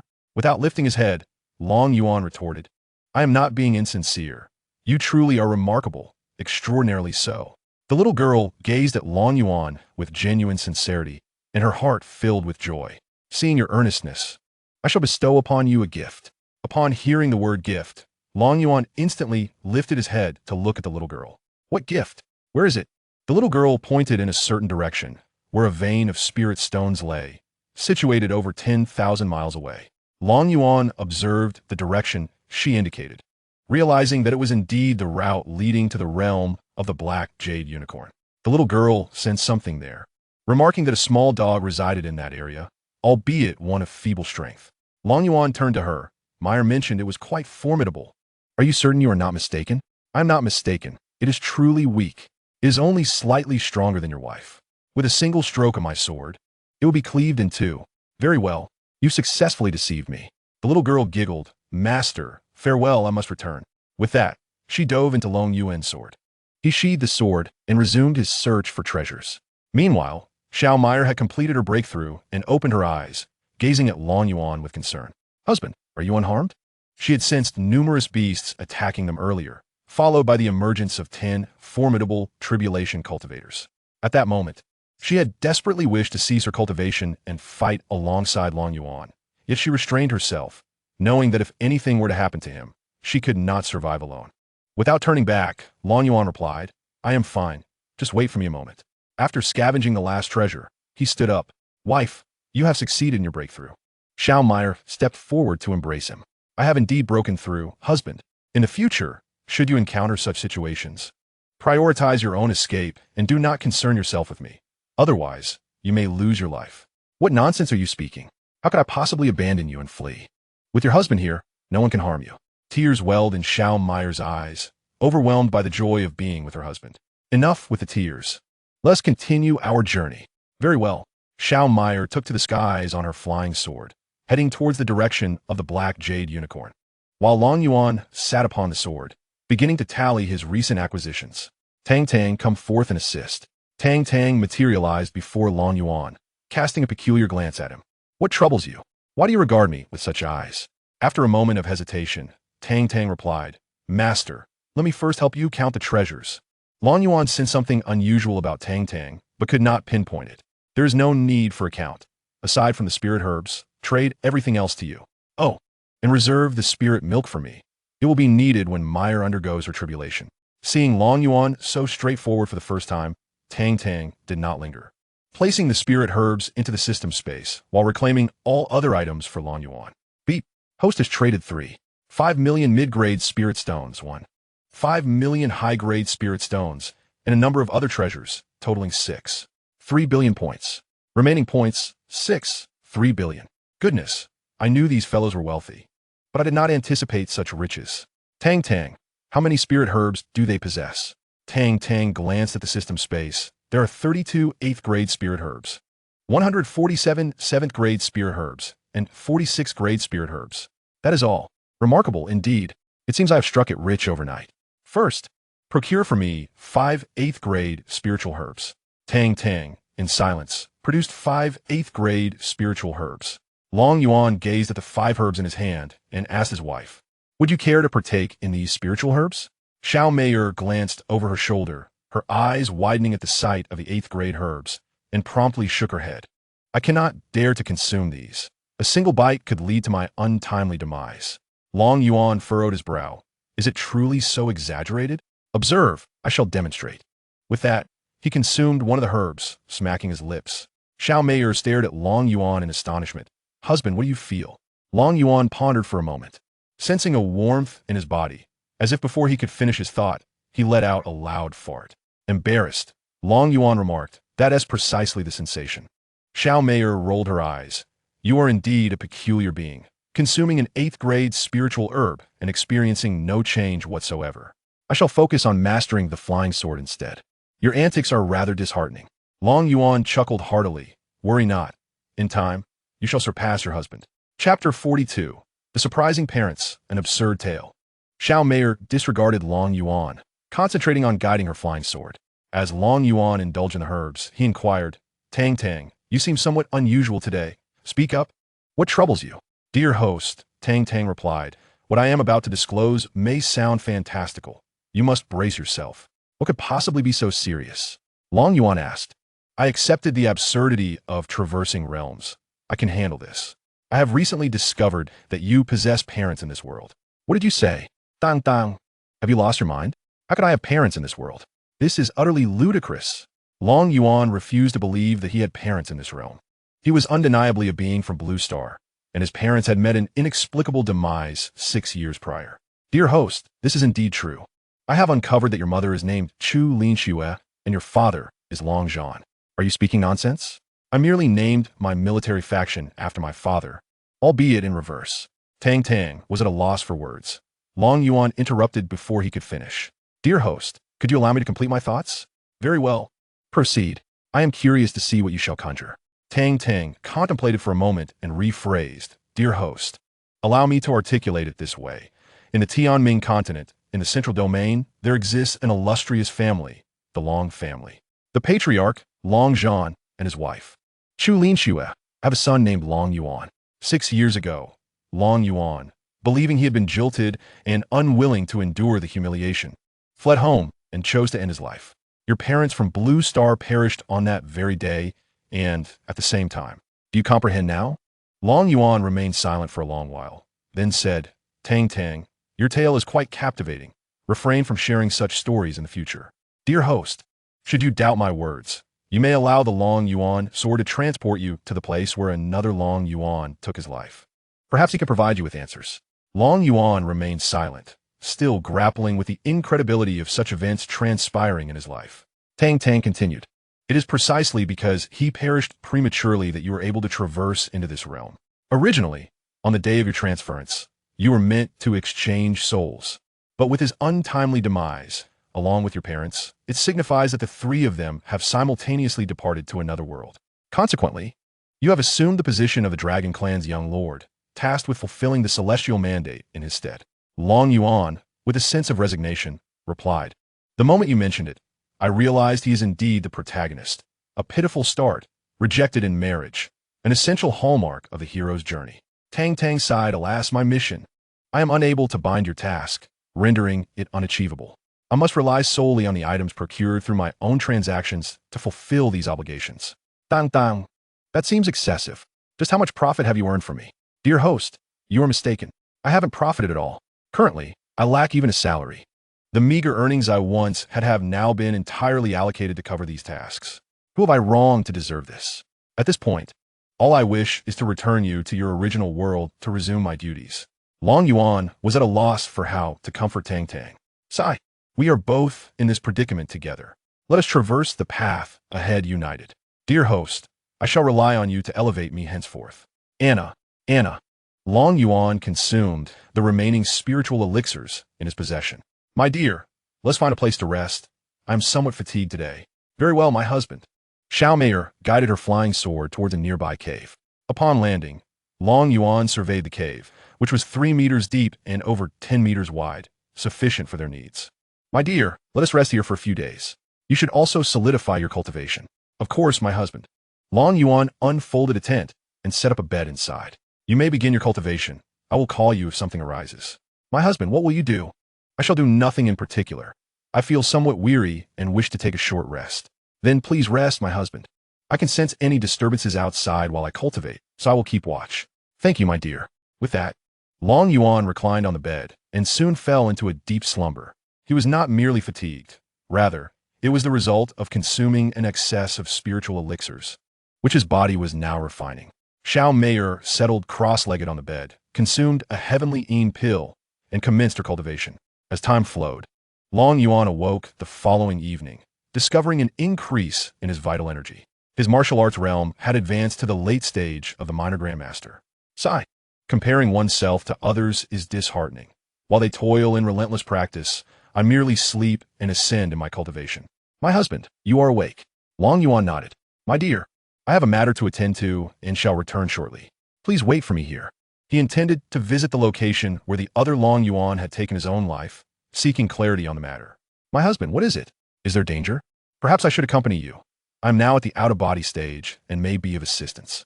Long Yuan gently patted Xiao Meier's head. There is no danger. I will return swiftly. Wait here for me. Very well. Please return quickly. Meier shall remain right here, awaiting your return. Long Yuan nodded. Anzai, dang dang. Do you have any treasures to protect my wife? Yes, esteemed host, Tang Tang replied. Immediately, several items appeared on the screen before Long Yuan. First was the first-rank talisman, the explosive flame talisman, which, when activated with spiritual energy, unleashed a force equivalent to a strike from a late-stage tribulation expert. This one-time use item was priced at 10 million points. Next was the Heavenly Thunder Talisman, crafted from celestial lightning. Upon activation, it could unleash 5 bolts of thunder, each comparable to a peak tribulation strike, and it too was a one-time use item, costing 20 million points. Long Yuan contemplated the 2 talismans and deemed them quite worthwhile. Tang Tang, procure 5 of each for me, and also acquire 500,000 high-grade spirit stones for my wife's cultivation. Additionally, I would like 50 bottles of the 3rd-rank Heavenly Yin Elixir. Understood, esteemed host. Ding.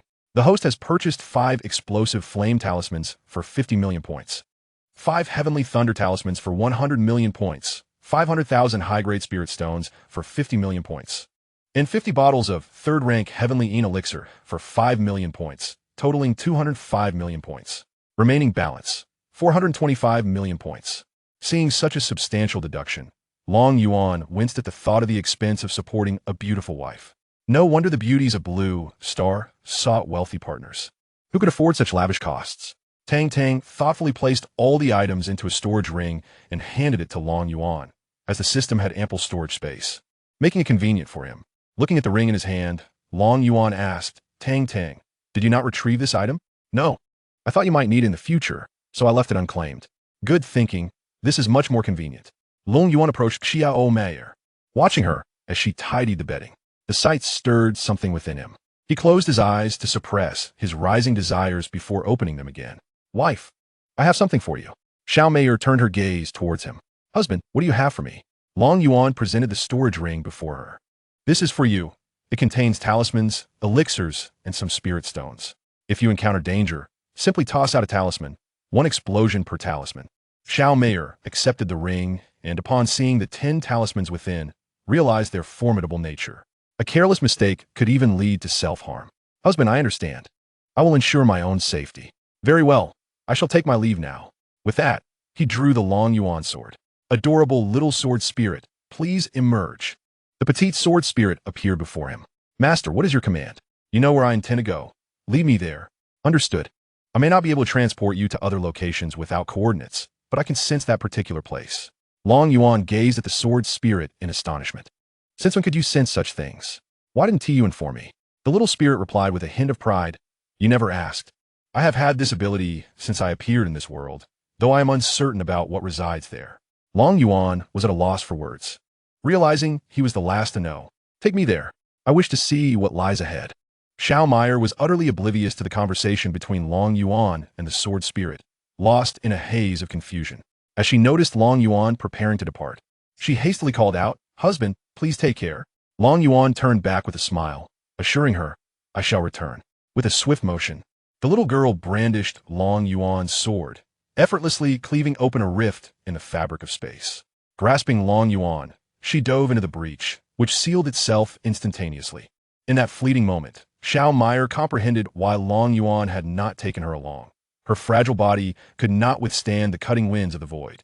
This revelation not only showcased Long Yuan's formidable strength, but also ignited her competitive spirit. I shall match my husband's strides, she vowed, retrieving the resources Long Yuan had bestowed upon her to commence her training. Long Yuan, enveloped in the void, sensed that this journey was exceptionally protracted. Minutes had slipped by without an exit in sight, and the relentless winds of the void assailed him like a comprehensive massage. After a minute or so, the little girl finally emerged from the rift, leading Long Yuan into the world once more. It was now night, and the surroundings were shrouded in darkness. She pointed toward the lakeside, stating, There it is. You can go on your own. I must return. With that, she vanished into the sword. Long Yuan sheathed the precious blade and walked toward the lake. By mere coincidence or fate, his feet landed precisely in the imprint of another Long Yuan's footsteps. At the lakeshore, a remnant soul materialized, mirroring Long Yuan as if gazing into a mirror. The remnant soul spoke, You've arrived. To which Long Yuan replied, I have come. I have been waiting for you for 6 years. The soul continued, I understand the questions you wish to ask. I too only discovered the answers after my demise. We are, in essence, the same being, akin to countless avatars existing across myriad worlds. Thus, I left a fragment of my soul to await your arrival. What compelled you to take your own life? Is living not preferable? Your demise has robbed me of my parents, Long Yuan inquired. The remnant soul pondered for a moment before responding, I am sorry. At that time, I was unaware. However, I had to die. If I did not, my family would face annihilation, which led me to choose suicide. It was only in death that I realized I had a purpose in this world. And it was my passing that allowed you to come into existence here. What circumstances drove you to such a choice? Long Yuan pressed. My fiancé became involved with the son of the celestial maiden's lord, whose father reigns over the desert forbidden land. When Lin Menglai came to annul our engagement, she threatened me. If I did not die, the Lin family and the celestial maiden's domain would retaliate against the Long family, which could never withstand the might of the 3 great powers. Thus, I opted for suicide. I understand. Is there anything else you wish to convey to me? Long Yuan asked. The remnant soul reflected for a moment. I do not know your current strength. If you possess the capability, please look after my parents. They are, in a sense, your parents as well. Long Yuan gazed at the remnant soul and asked, And what are my parents? The soul shook its head. I do not know. If I were still their son, I would cherish them dearly. Your mere presence suffices. I shall reclaim the humiliation you have endured in this world. Your parents shall henceforth be my own. If your lingering soul can find its way back, please take care of them. The lingering soul smiled gently, affirming, I will. Thank you. It is time for me to depart. As the words left its lips, the soul began to dissipate. Tang Tang, can you assist him in returning? Tang Tang appeared before Long Yuan, replying, Indeed, but it will come at a considerable cost. That matters not. Simply ensure his return. Very well, I shall assist you. Long Yuan gazed at the fading soul. Please bow 3 times to my parents, expressing gratitude for their nurturing. In this lifetime, I cannot honor them by their side. So I entrust you to fulfill that duty. The lingering soul nodded with a smile. Take care, and look after your parents. Ding.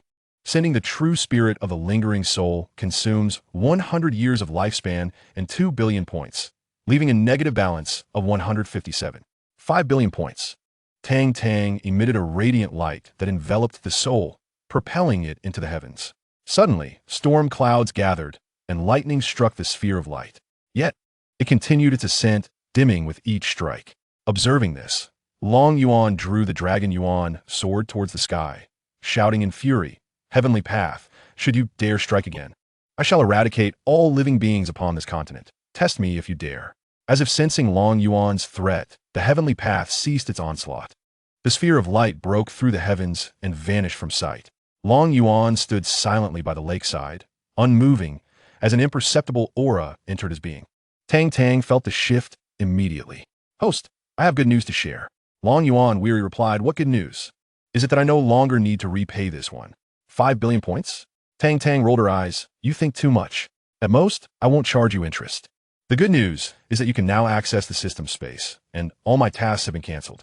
I no longer need to earn a salary to fulfill them. Is this good news for me or for you? I'm already in distress. Please do not derive joy from my suffering. Host, do not be disheartened. If it comes to it, I shall use half my salary to support you.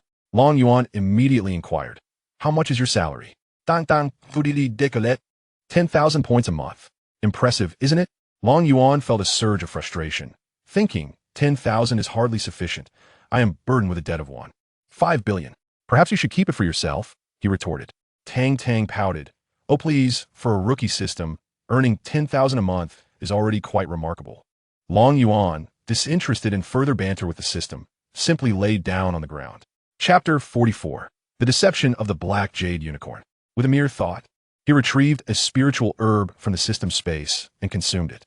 As the sword spirit would not be summoned until the following day, he had no choice but to wait. After 3 long hours, he could finally summon the sword spirit.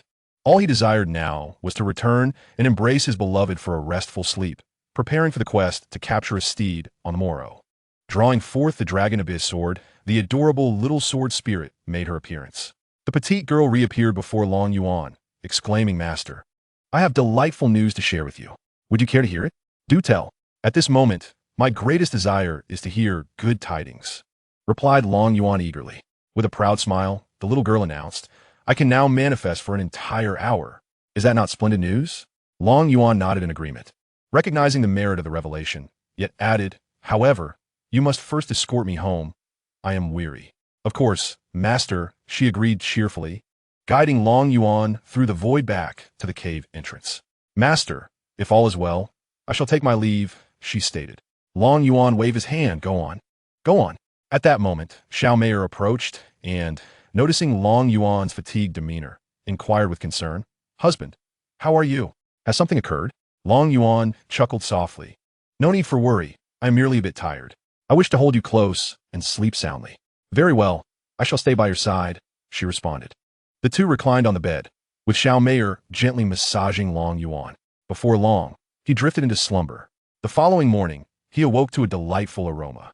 Xiao Meier had prepared a pot of demon beast soup and, upon seeing him awake, called out, Husband, come and taste my cooking. I caught this demon beast nearby, and I have made nothing but soup. As Long Yuan approached the pot, he inhaled the enticing scent and remarked, Wife, you are truly impressive. This smells delectable and surely tastes wonderful. Xiao Meier ladled a bowl of meat for him, saying, Husband, do try it. After taking a sip, he exclaimed, This is quite delicious. You should eat as well. Today we must seek out the Black Jade Unicorn. Xiao Meier nodded in agreement. Very well, husband, eat well. Before long, the two finished the entire pot of soup, with Long Yuan consuming the most, 5 or 6 bowls on his own. After clearing away the dishes, Xiao Meier retrieved her flying sword, and together they soared towards their destination. 2 hours later, they landed in a valley. Husband, the cave ahead is the lair of the black jade unicorn. It is vast and deep. You need not enter, for I shall lure it out, she explained. At that moment, Tang Tang appeared beside Long Yuan. Master, you have arrived at the spirit stone vein spoken of by the sword spirit. It appears to be a low-grade spirit stone mine. Long Yuan's eyes sparkled with excitement. How do I extract it? I am in dire need of spirit stones. This is simple. If you slay or tame that demon beast, the vein will become unclaimed, and I can collect it myself, Tang Tang instructed. Excellent. I shall proceed to tame that beast immediately, Long Yuan declared, gripping Xiao Meier's hand. Wife, let us venture inside together. With that, they made their way into the cave, which was shrouded in darkness. Long Yuan produced 2 mining lamps, placing one on Xiao Meier's head while donning the other himself. The beams of light illuminated the expansive cavern. This cave is indeed vast. Where might the black jade unicorn be, dear wife? Husband, follow me, Xiao Meier urged, taking his hand and leading him deeper into the cave. Within, they encountered 2 passageways, the destination of the other remaining a mystery. Long Yuan followed her, traversing the labyrinthine cave for quite some time without reaching the end. Suddenly, a resounding roar pierced the air, reaching the ears of the 2 individuals. My lord, it has discovered us and is charging in our direction, exclaimed the wife, her voice tinged with urgency. Long Yuan swiftly pulled Xiao Meier behind him, asserting, allow me to handle this. You should step back a little. The ground trembled incessantly, the sound growing ever closer. Xiao Meier, filled with concern, cautioned, my lord, please be careful. It has already reached the integration stage. With that, she retreated a short distance. Long Yuan smiled faintly, declaring, even if it has attained immortality, today it shall serve as my steed. Just as the words left their lips, a colossal beast, measuring 5 meters in length, emerged into view. Long Yuan scrutinized the creature. The black jade unicorn boasted a dragon's head, its body resembling that of a horse, adorned with scales, and its 4 limbs were cloaked in fiery red fur. Its entire form was shrouded in darkness. If the lights were extinguished, one could likely discern only the 4 fiery tufts upon its feet. While Long Yuan was appraising the beast, a serpent's head unexpectedly emerged from behind it. Goodness, another snake? Long Yuan thought in astonishment. To his surprise, the black jade unicorn spoke. Humans, do not be alarmed. That is merely my tale. I have encountered that little girl behind you a few years ago. She intruded upon my lair, and I chose to ignore her. Now she has brought company. Do you truly believe I would hesitate to take a life? Realizing the creature possessed the ability to converse, Long Yuan relaxed somewhat and took a few steps forward. Listen here, little black creature. Do not be so petty. My wife sent me to invite you out. There is nothing in this mountain to keep you here. Do not presume I am unaware of your intentions. You think I am oblivious to the existence of a spirit stone vein here, and you wish to deceive me into leaving so you can claim it for yourselves? Long Yuan chuckled softly. You are mistaken. I desire not only the spirit stone vein, but also wish for you to become my mount. I speak plainly. Should you refuse, I shall have no choice but to end your life. The black jade unicorn scoffed derisively. You, a mere mortal, believe you can slay me? Surely you jest. With that, it stomped its foot, causing the ground to fracture in countless places. Observing the cracks, Long Yuan retorted dismissively. Is that all? Allow me to show you true power. I do not fear striking you down. I merely find it tiresome to engage in further dialogue. Drawing the Long Yuan sword, he waved it casually, the blade slicing through the mountain wall as effortlessly as cutting tofu, disappearing into the depths. The black jade unicorn widened its eyes at this spectacle. The cave, long subjected to spiritual energy, had become exceptionally hard. It had only been able to shatter the walls, unable to perform with such ease as Long Yuan had. Swallowing hard, it declared, even if you are formidable, I cannot leave this place. I have dwelled here for centuries. I would rather perish than abandon it. Should you slay me, my blood will taint your hands, and my kin will seek vengeance. Little black, do not deceive yourself. Your kin do not regard you. If they did, you would not have remained here for so long. Should you choose to follow me, I can elevate you to become a true Qilin. The black jade unicorn regarded Long Yuan skeptically. On what ground should I place my trust in you?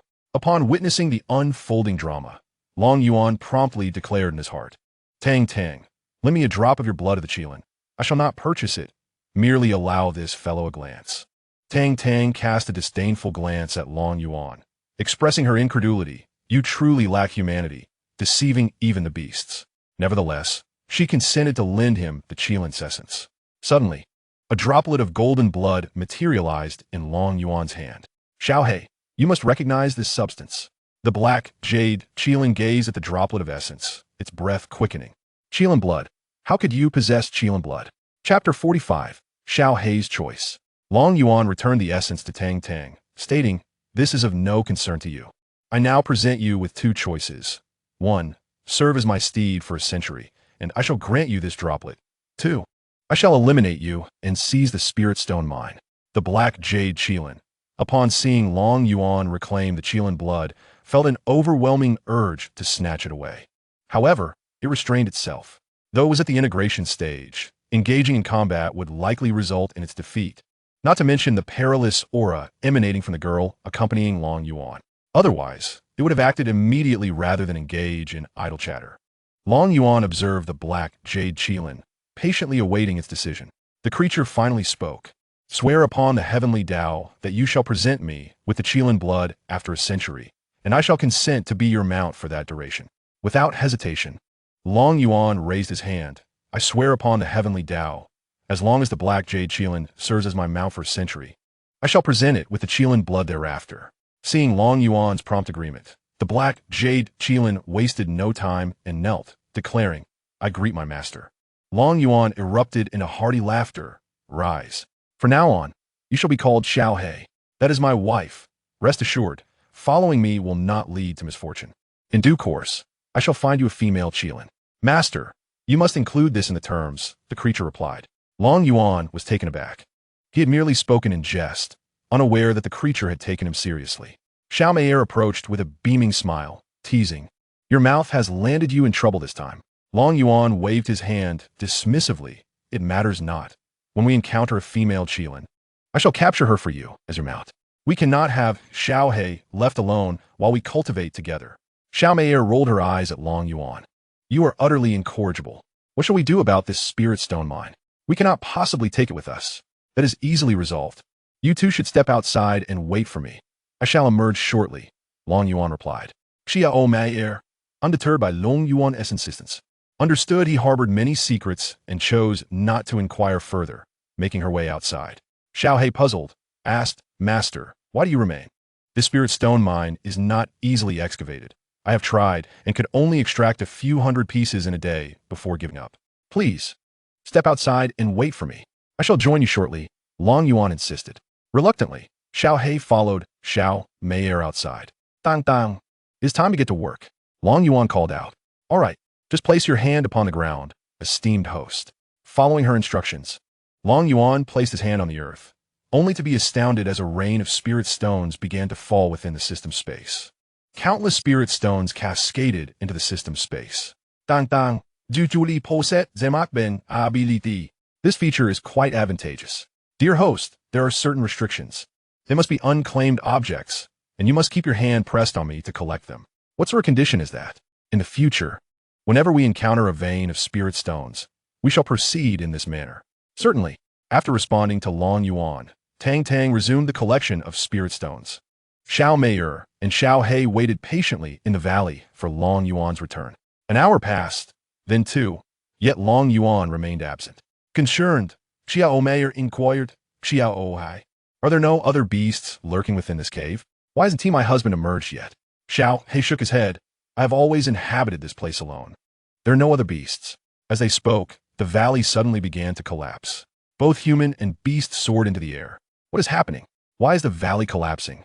Xiaohei gazed in shock as the ground continued to give way, more areas succumbing to the descent. "I have no idea."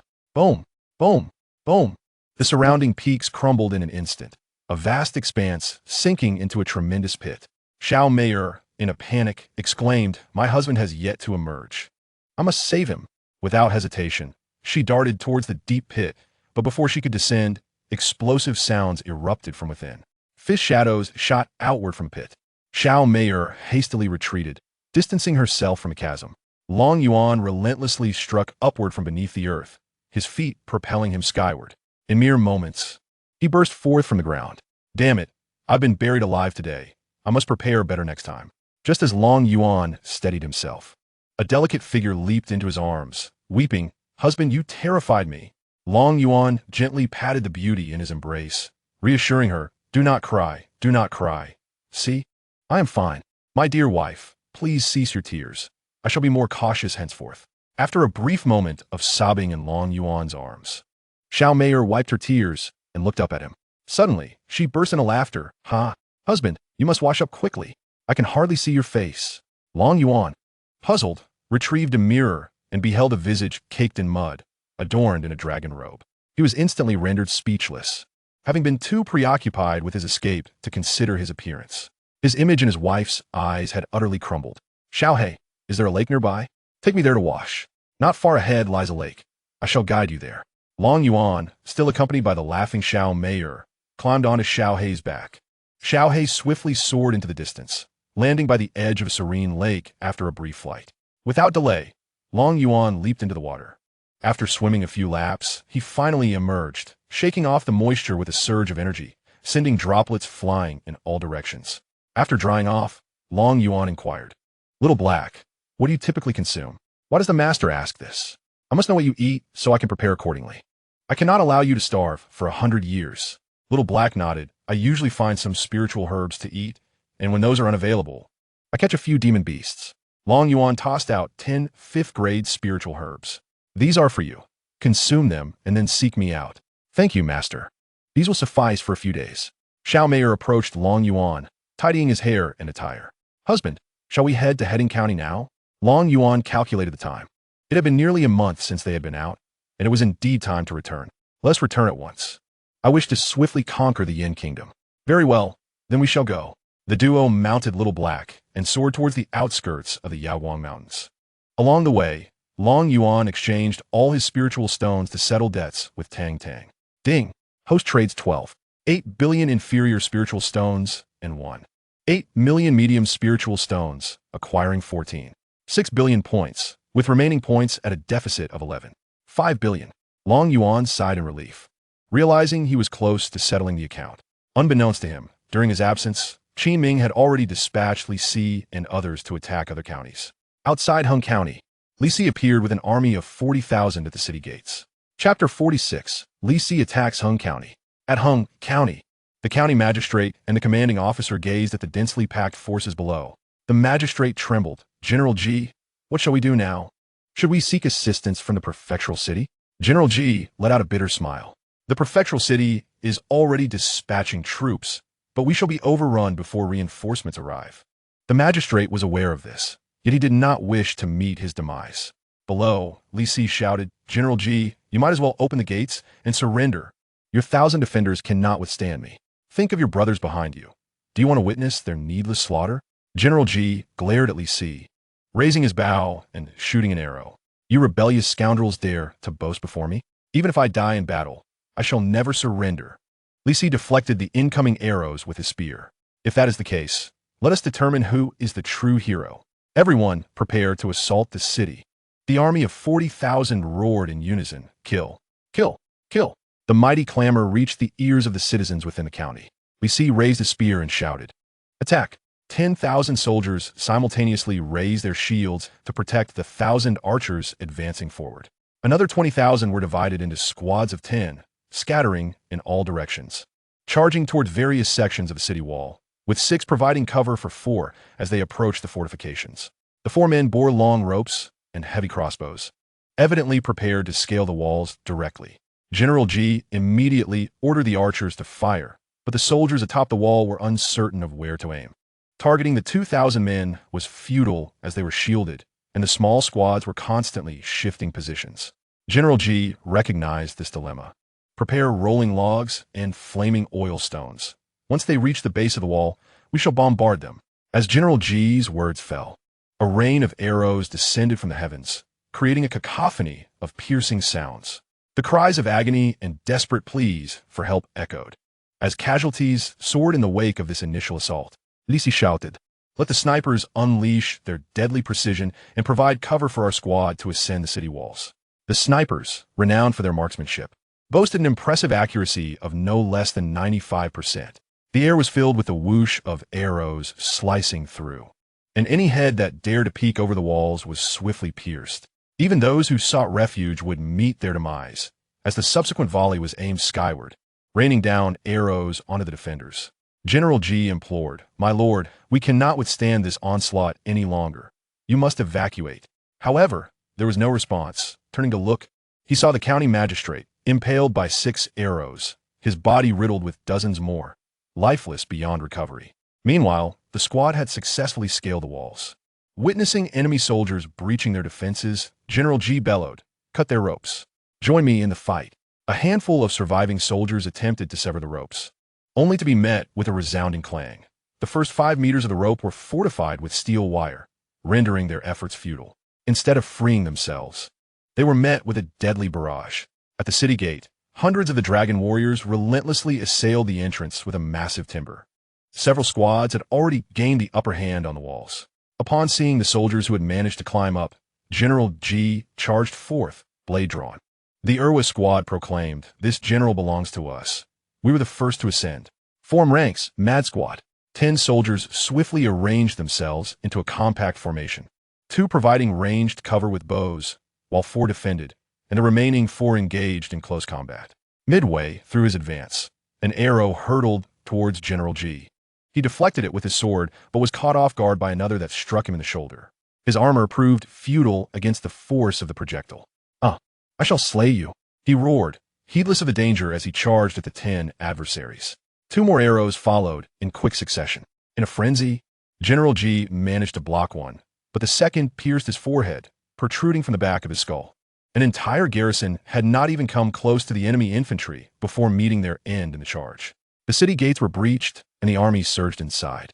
They swiftly invaded the residences of the noble families, capturing all within, while leaving the common folk untouched in accordance with Qin Ming's orders.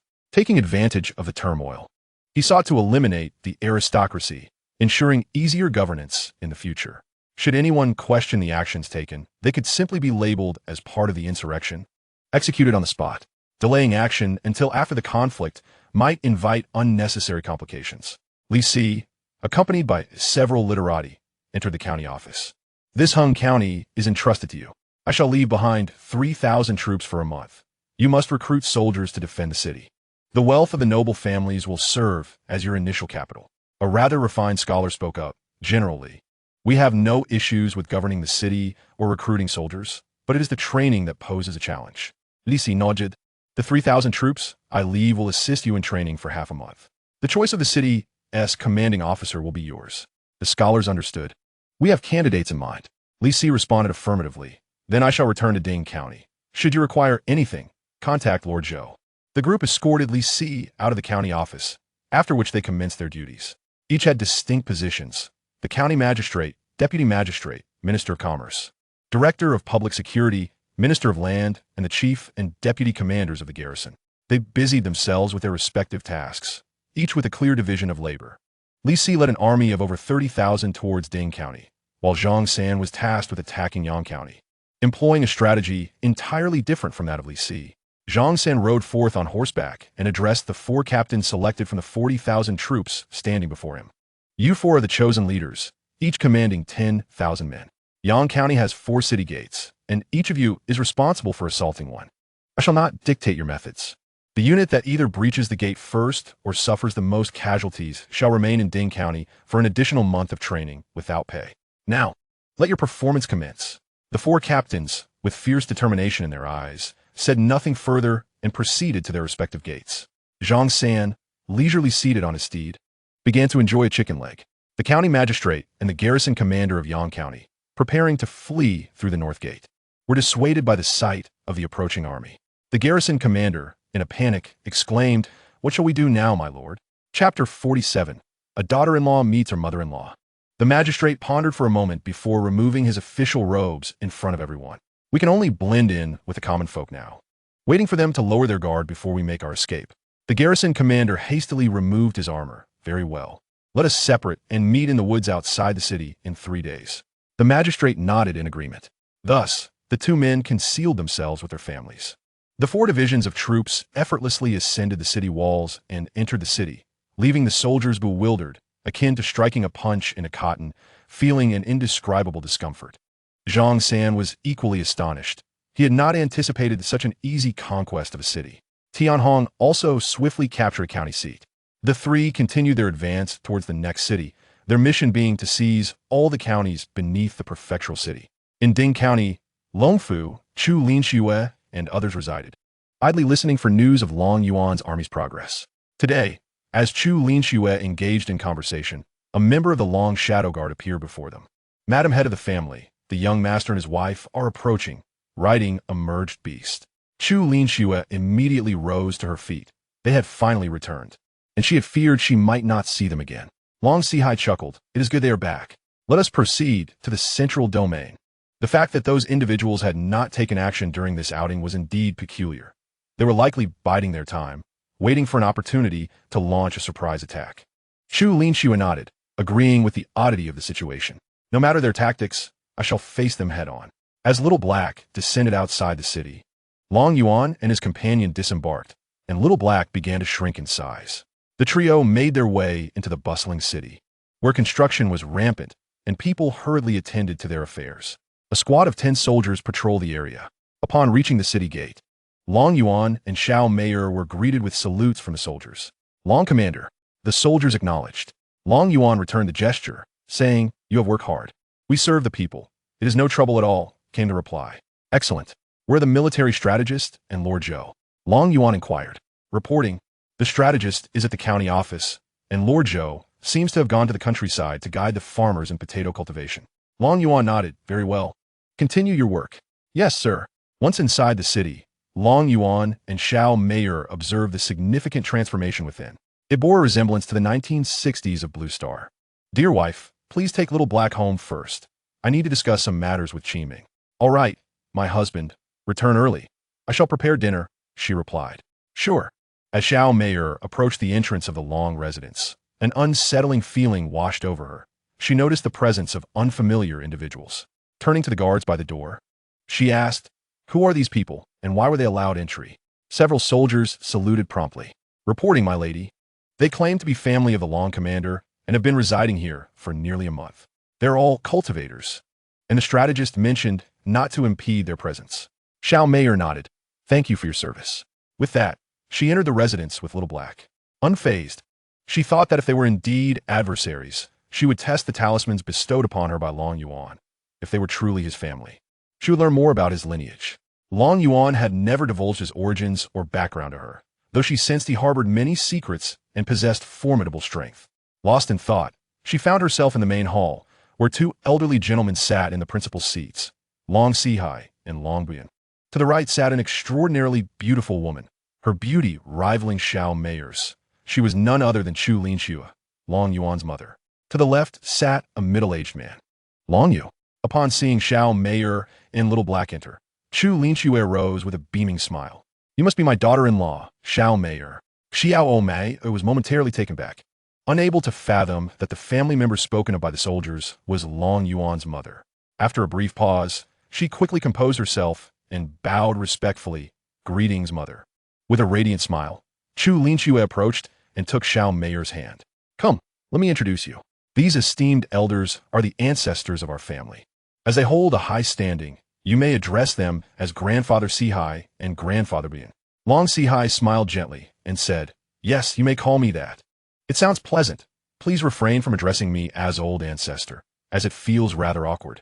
This is merely a token of our first meeting." With that, an immortal herb flew before Xiao Meier. Dragon Poyan also presented an immortal herb. Dragon Yu rose to his feet and declared, "I am the 4th elder of the clan and also your great-grandfather. However, you may call me elder instead. If you were to address me as great-grandfather, I fear the 2 esteemed gentlemen before me would take offense. This is my gift for our introduction." He then produced a 2nd-tier flying sword. Xiao Meier, overwhelmed by their warm hospitality, was momentarily speechless until Little Black nudged her leg with its tail. Finally coming to her senses, she exclaimed, "Gentlemen, elder, I cannot accept these gifts. My husband has already provided me with ample resources." Julins intozet, taking the 3 items and placing them into her embrace, saying, These are gifts from your elders. You are to become the young mistress of the Long family. So these trinkets are nothing in comparison. Xiao Meyer, astonished, stammered, You mean the Long family from the Central Domain, the Immortal lineage? Her voice trembled as she spoke. The Central Domain's Long family was well known among cultivators, having achieved remarkable feats over the past few decades, such as annihilating another Immortal Force family and arranging a marriage alliance with the Lin family, another esteemed lineage. Moreover, an immortal being seeking vengeance was vanquished at the doorstep of the Long family by their clan's ancestral artifact, the Heavenly Dragon War Lance. The Long family had made headlines with their astonishing deeds, making it nearly impossible for anyone to be unaware of their existence.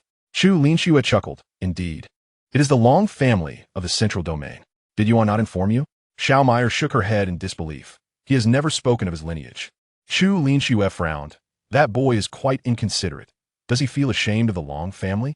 Xiao Meyer hastily clarified. My husband has not concealed anything from me. I simply never inquired about his background. Seeing her anxiousness, Chu Linxue smiled. All right then, let's sit and converse. I shall have a word with that boy when he returns. The three took their seats, and Dragon Yu inquired, Why has that boy not yet returned? Elder, my husband went to the county office. He mentioned he would be back shortly. They all nodded and began to chat casually. Meanwhile, when Long Yuan arrived at the county office and found Qin Ming, the latter was momentarily taken aback before speaking. Commander Long, you have returned. Have you met your family? Long Yuan was perplexed. What family? Qin Ming, astonished, replied, The individuals residing in your estate. They are all cultivators and claim to be your family. I dare not offend them, so I allowed them to stay. He added, I have matters to attend to, but if you need anything urgent, feel free to come to the estate. With that, Long Yuan activated the divine transformation technique and flew home. Chapter 48. My mind is injured. Upon entering the hall, Long Yuan was taken aback. The atmosphere was remarkably harmonious. What astonished him even more was that the two individuals seated at the highest point were none other than his great-great-grandparents. Their portraits adorned the walls, and the figure to the left was indeed his great-grandfather. In his youth, this old fellow would often show him photographs from his younger days, boasting about his prowess in courting women. What astonished Long Yuan the most was that this beautiful woman bore an uncanny resemblance to her mother in her youth, albeit one in traditional attire and the other in modern garb. As Long Yuan gazed at Chu Linxue, his eyes involuntarily welled with tears. 6 years had passed. He was merely 14 then, grappling with the profound loss of his parents and feeling utterly forsaken by the world. Upon seeing her again, he could not restrain himself from exclaiming, Mother, how I have missed you. Chu Linxue rushed forward to embrace Long Yuan. Yuaner, where have you been these past years? I have searched for you for 6 long years, scouring the entire continent for news of you. Long Yuan's eyes glistened with moisture. I am sorry. It is my fault for causing you such worry. From now on, I will protect you.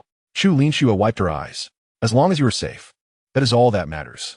You cannot imagine the nightmares I endured in those first few days after your departure, dreaming that you had perished. I could barely hold on. You are everything to me. If anything were to happen to you, how could I possibly go on? Long Yuan rubbed his eyes, reflecting silently. Indeed, the bond between mother and child is profound. At that time, it was precisely when Long Yuan contemplated ending his own life. Reassuringly, he said, Am I not here, safe and sound? Over the years, I have encountered various opportunities, though I sustained an injury during an adventure that has left me with gaps in my memory. Uncertain if he might inadvertently reveal the truth, he sought to provide himself with a plausible excuse. Julin said, Gapet, quick, let me see. In an instant, Long Sihai appeared beside Long Yuan. Not only was he a formidable warrior, but he was also a master alchemist. Placing a hand on Long Yuan's shoulder, a gentle stream of spiritual energy flowed into Long Yuan's body to commence an examination. Tang Tang immediately intervened, suppressing a nerve at the back of Long Yuan's head. Long Sihai quickly pinpointed the source of Long Yuan's affliction, yet his brow furrowed even deeper. The issue lay within a cerebral nerve, which was exceptionally difficult to treat. A careless misstep could endanger the brain, exacerbating the situation.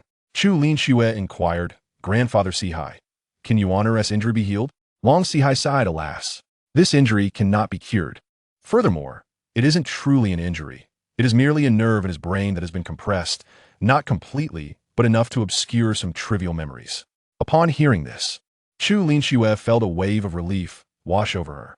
If it were only insignificant memories, then forgetting them was inconsequential, provided it did not affect Yuan.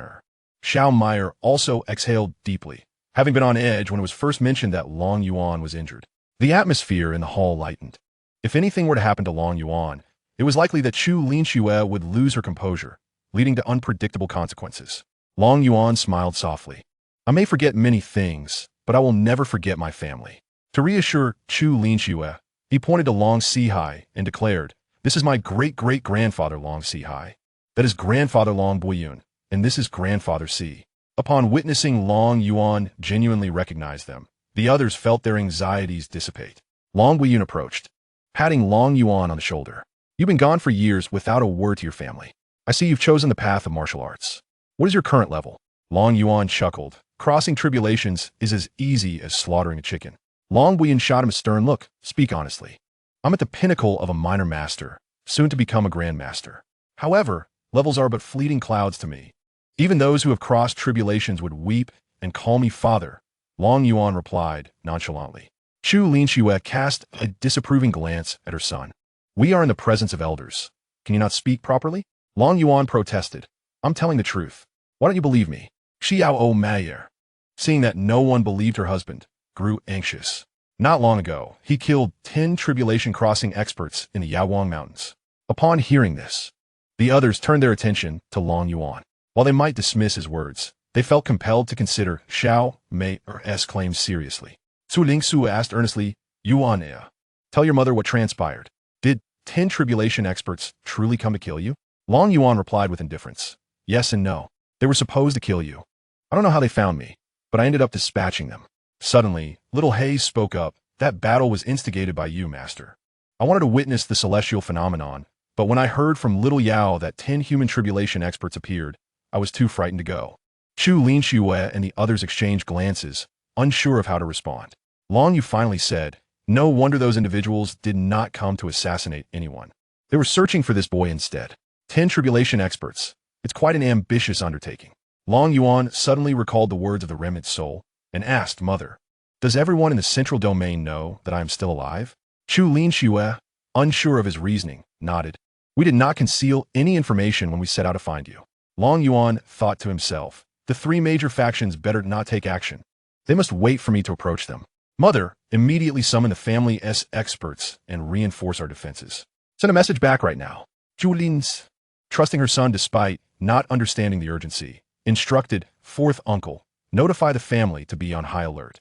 Long Yu promptly took out a communication jade to inform the family head. Chu Linxue looked at Long Yuan. "Tell me what you've discovered."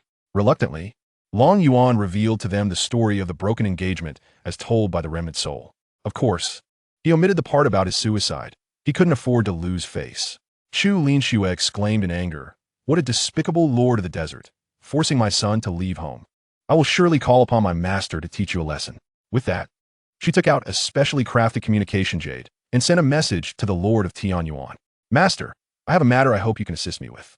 After a while, the jade resonated with the voice of the Lord of Tianyuan. "You Haven T return to see your master in years. Yet you remember me only when you are in trouble." Upon hearing the melodious voice, Long Yuan immediately discerned that the master of Tianyuan was an exquisite beauty. In the realm of Tianming, spiritual treasures and elixirs are classified from the 9th to the 1st rank, above which lie celestial artifacts and celestial elixirs. Spiritual herbs range from the 1st to the 9th rank, including the elusive immortality elixirs and celestial medicines. The cultivation levels of practitioners encompass body refining, qi gathering, foundational establishment, golden core, nascent soul, divine transformation, out-of-body, integration, great ascension, tribulation crossing, scattered immortals, and celestial ascension. As for martial prowess, it is divided into 9 grand realms: acquired, innate, minor grandmaster, grandmaster, martial king, martial emperor, extraordinary, sage, and ultimately the 9 realms, further categorized into 4 minor stages: early, mid, late, and peak. Chapter 49. Mother rescues son. Son rescues mother. Long Yuan seized the communication jade from Chu Linyue's hand. "Master, the Lord of the Desert, alongside the Holy Maiden of Tian, has taken my fiancé and threatens my family's survival, stating that if I do not comply, the 3 major factions will annihilate the Long family.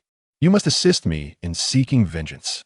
After a lengthy discourse, Long Yuan noticed that the communication jade remained unresponsive. Mother, is this thing broken? Why is there no reaction? Chu Linyue gazed at her son in exasperation and took the jade back, channeling her spiritual energy into it.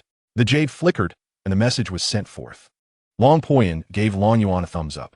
When did you learn to complain? I never noticed before. Long Yuan chuckled. Now that I have backing, why should I endure such indignities? Why did you not call upon your master sooner? It took you 6 years to do so. You should know that your master dotes on you. Your name was bestowed by her, intentionally incorporating Yuan from Tian Yuan, allowing you to represent her in the Forbidden Lands. Long Yuan silently cursed the lingering soul for choosing to discard a powerful card. The communication jade chimed in Chu Linyue's grasp. Linyue, have you found Yuaner? Is that rascal still intact? Have him visit the Forbidden Lands soon. I shall break his legs so he won't wander off again. I am going to have a chat with the Lord of the Desert to see if his son is indeed more noble than our Yuaner. The others felt elated upon hearing that the master of Tian Yuan was preparing to take action. At least for now, the Long family was safe. But since they were aware of the situation, preparations must be made. They could not wait until enemies were at their doorstep to react. Long Yuan awkwardly scratched his head. Well, I've been rather busy lately and cannot visit my master, so you all should return to the Long family. Chu Linyue glared. Aren't you coming back? Long Yuan shook his head. I am still in rebellion. I cannot leave. You all should return. I will come back to the central region after conquering the Yin kingdom. Long Sihai exclaimed angrily. No, you must return with us to the central region. Chu Linyue added, Yuaner, come back with your mother.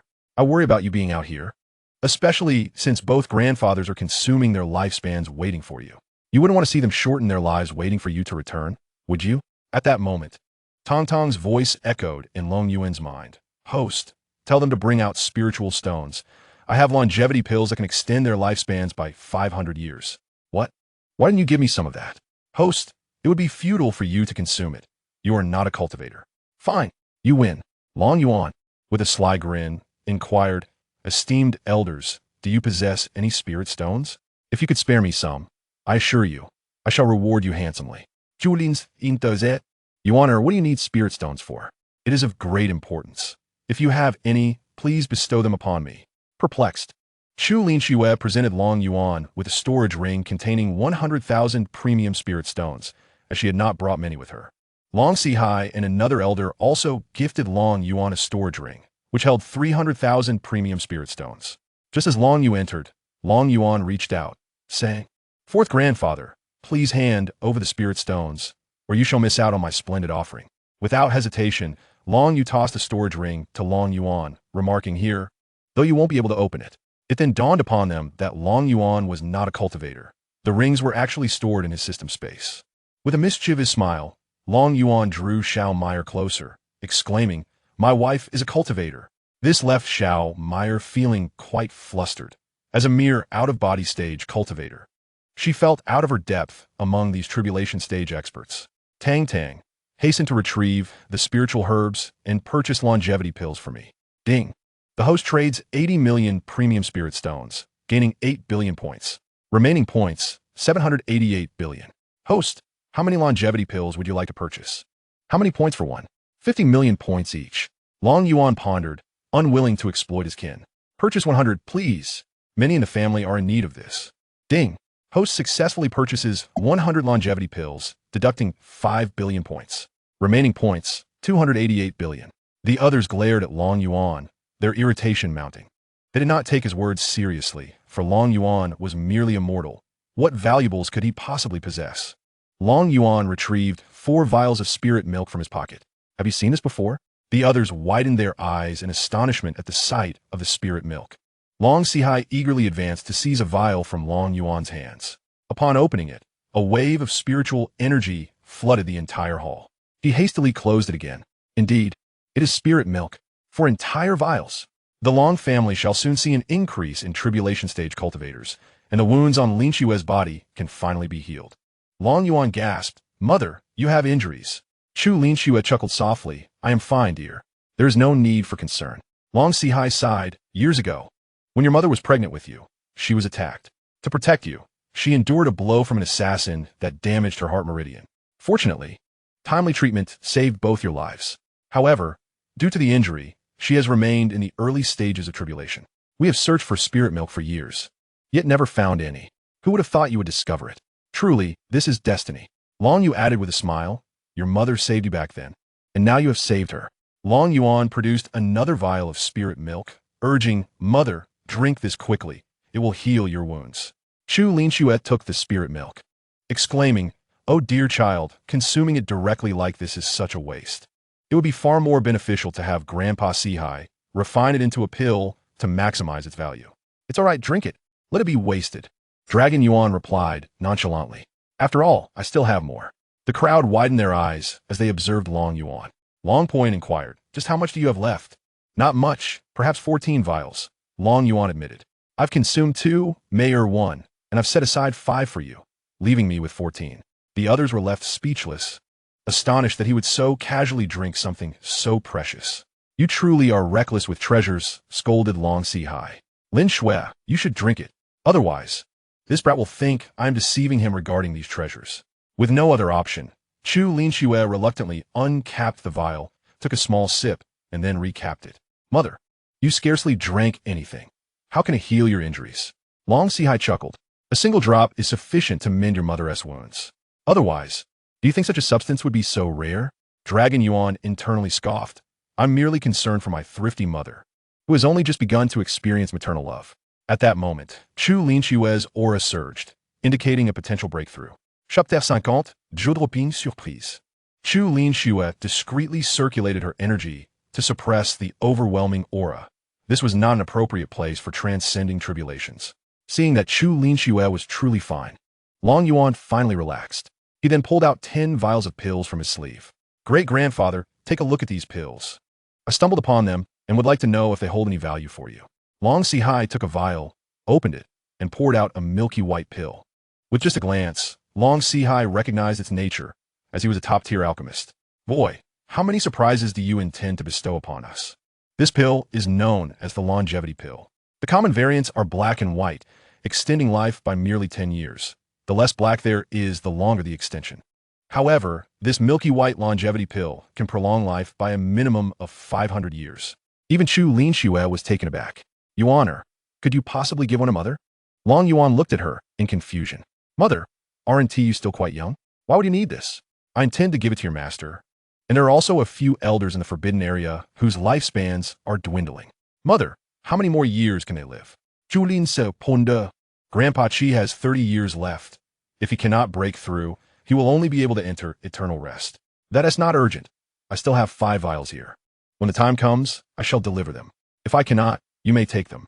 Long Yuan was reluctant to pass up such a lucrative opportunity. All right, besides, your master has requested you to visit him as well. Long Yuan handed all the pills to Chu Linxue. You should arrange these. The family could certainly benefit from them. Long Poyan laughed. You've been out for just a few years, and you've amassed quite a collection of treasures. Do you have any more to show us? Long Yuan shook his head. None left. I have given you all I had. Long Yu rubbed his hands together. Yuaner, do share a vial of spirit milk with me. I have contributed spirit stones as well.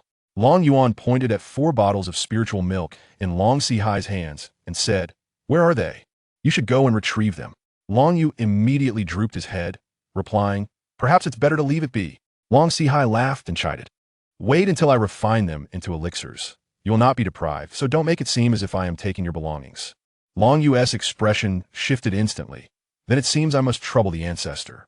Seizing the moment, Long Yuan asserted, Now, I need not return, correct? You should hurry and take your treasures back.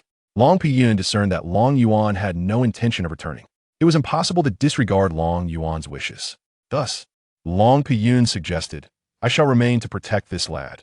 His resolve to stay is evident. Long Yu concurred, I will stay as well. There are too many family matters to attend to, and it is far more comfortable here. Chu Lin Shui contemplated briefly, I will stay to accompany Yuan Air. I have not spent quality time with him in 6 years. Long Sihai glared at the trio. Are you implying that you wish for me to return? Chu Lin Shui grasped Long Sihai's hand. Grandfather Sihai, you're the most skilled alchemist in the family, so it is necessary for you to return. She then pressed a storage ring containing longevity pills into Long Sihai's hand. Long Sihai gazed helplessly at the 3. With so many treasures on me, are you not concerned that I might be ambushed on the way? Long Yuan chuckled. That is simple. I will send you back to the central domain. The four turned their attention to Long Yuan, and Long Piyun inquired, "How will you accomplish that?" Long Yuan replied, "You should all be able to withstand the void wind blades, correct?" "Ridiculous. We are all at the semi-immortal realm. We're the void wind blades to us." Long Si seemed to realize something. "You mean for me to traverse the void, but that is impossible. We are far too distant from the central domain to make such a journey." "Who says it is impossible? Just tell me the direction, and I shall take you back to the Long family."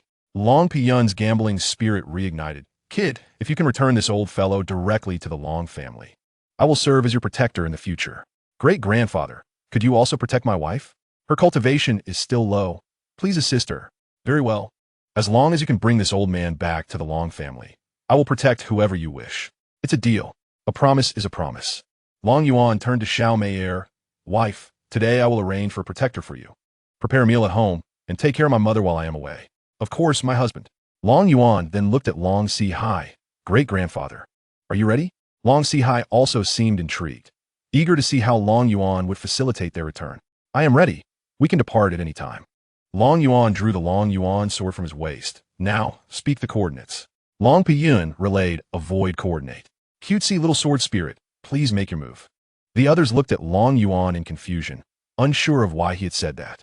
Long Yuan felt embarrassed, wishing he could sink into the ground.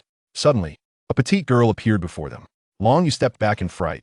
"Sword spirit, is that an immortal artifact?" The little girl pouted, regarding the celestial artifact before her as mere scrap. Long Si and the others were equally astonished. A celestial artifact. Only 3 such artifacts were known to exist across the continent. One belonged to their Long family, another was in the possession of the Lord of Tianyuan, and the last resided in the forbidden land of heavenly demons. The sudden emergence of a celestial artifact in Long Yuan was enough to leave them all in shock.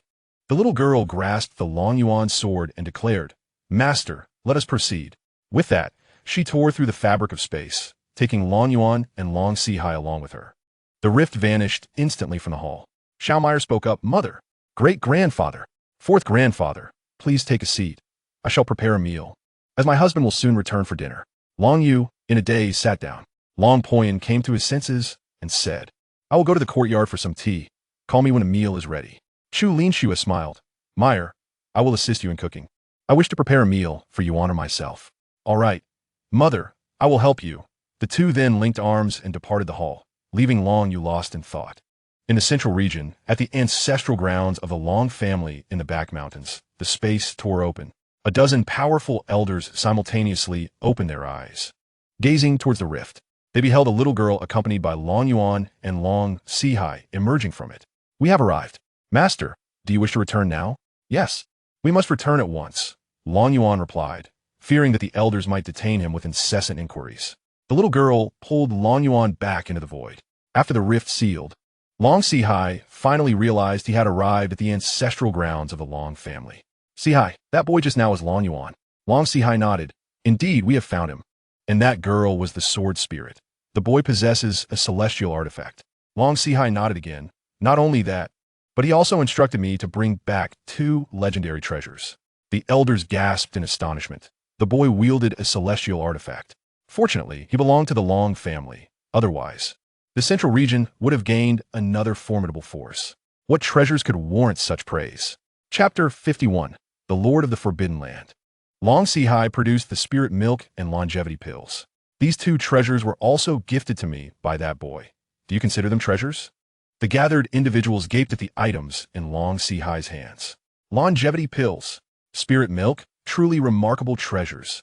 It appears our Long family must nurture a few more powerful individuals. Nods of agreement echoed among them. "Where has that boy gone? Were you not sent to fetch him? How is it that you return alone?" The question came from the eldest ancestor of the Long family, whose name was long forgotten. All referred to him as Old Long Si side. "They are all in the northern region. They sent me back to refine pills." That boy mentioned he wanted to become an emperor among mortals. Laughter erupted among the crowd. This boy surpassed his father and even understood the concept of becoming an emperor. With a celestial artifact in hand, he could ensure his own safety, especially with Poyan still present. Long Poyan will not return.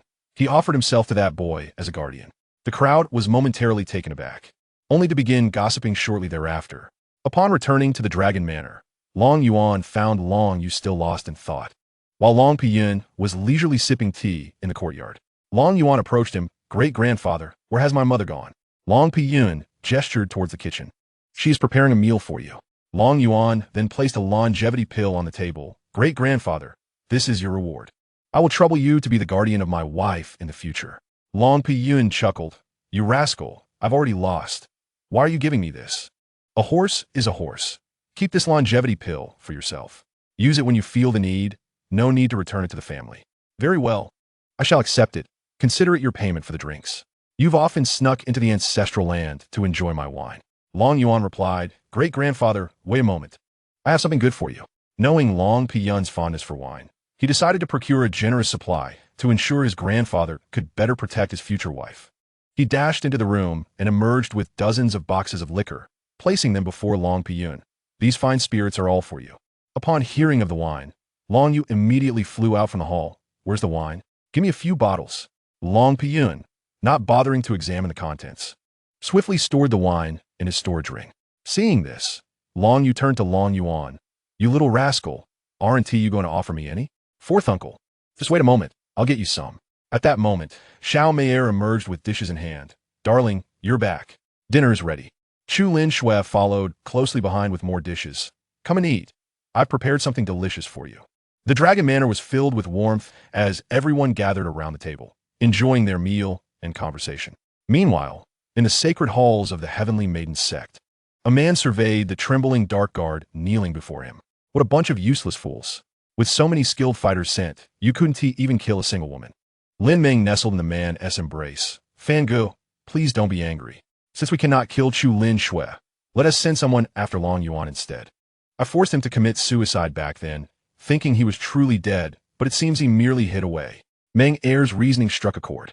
If that fool refuses to take his own life, I shall arrange a fitting end for him. The speaker was none other than Yi Fan, the son of the Desert Lord Yi Hongchun and the Heavenly Maiden sect's leader. Fan Gu, we must be cautious. Chu Lin Shui will undoubtedly send someone to protect that fool if she finds him. Yi Fan scoffed. What is there to fear? This time, I'll enlist the help of those from the Forbidden Grounds. I refuse to believe that a mere sixth tribulation loose immortal cannot eliminate a worthless individual. Lin Ming's eyes sparkled with admiration.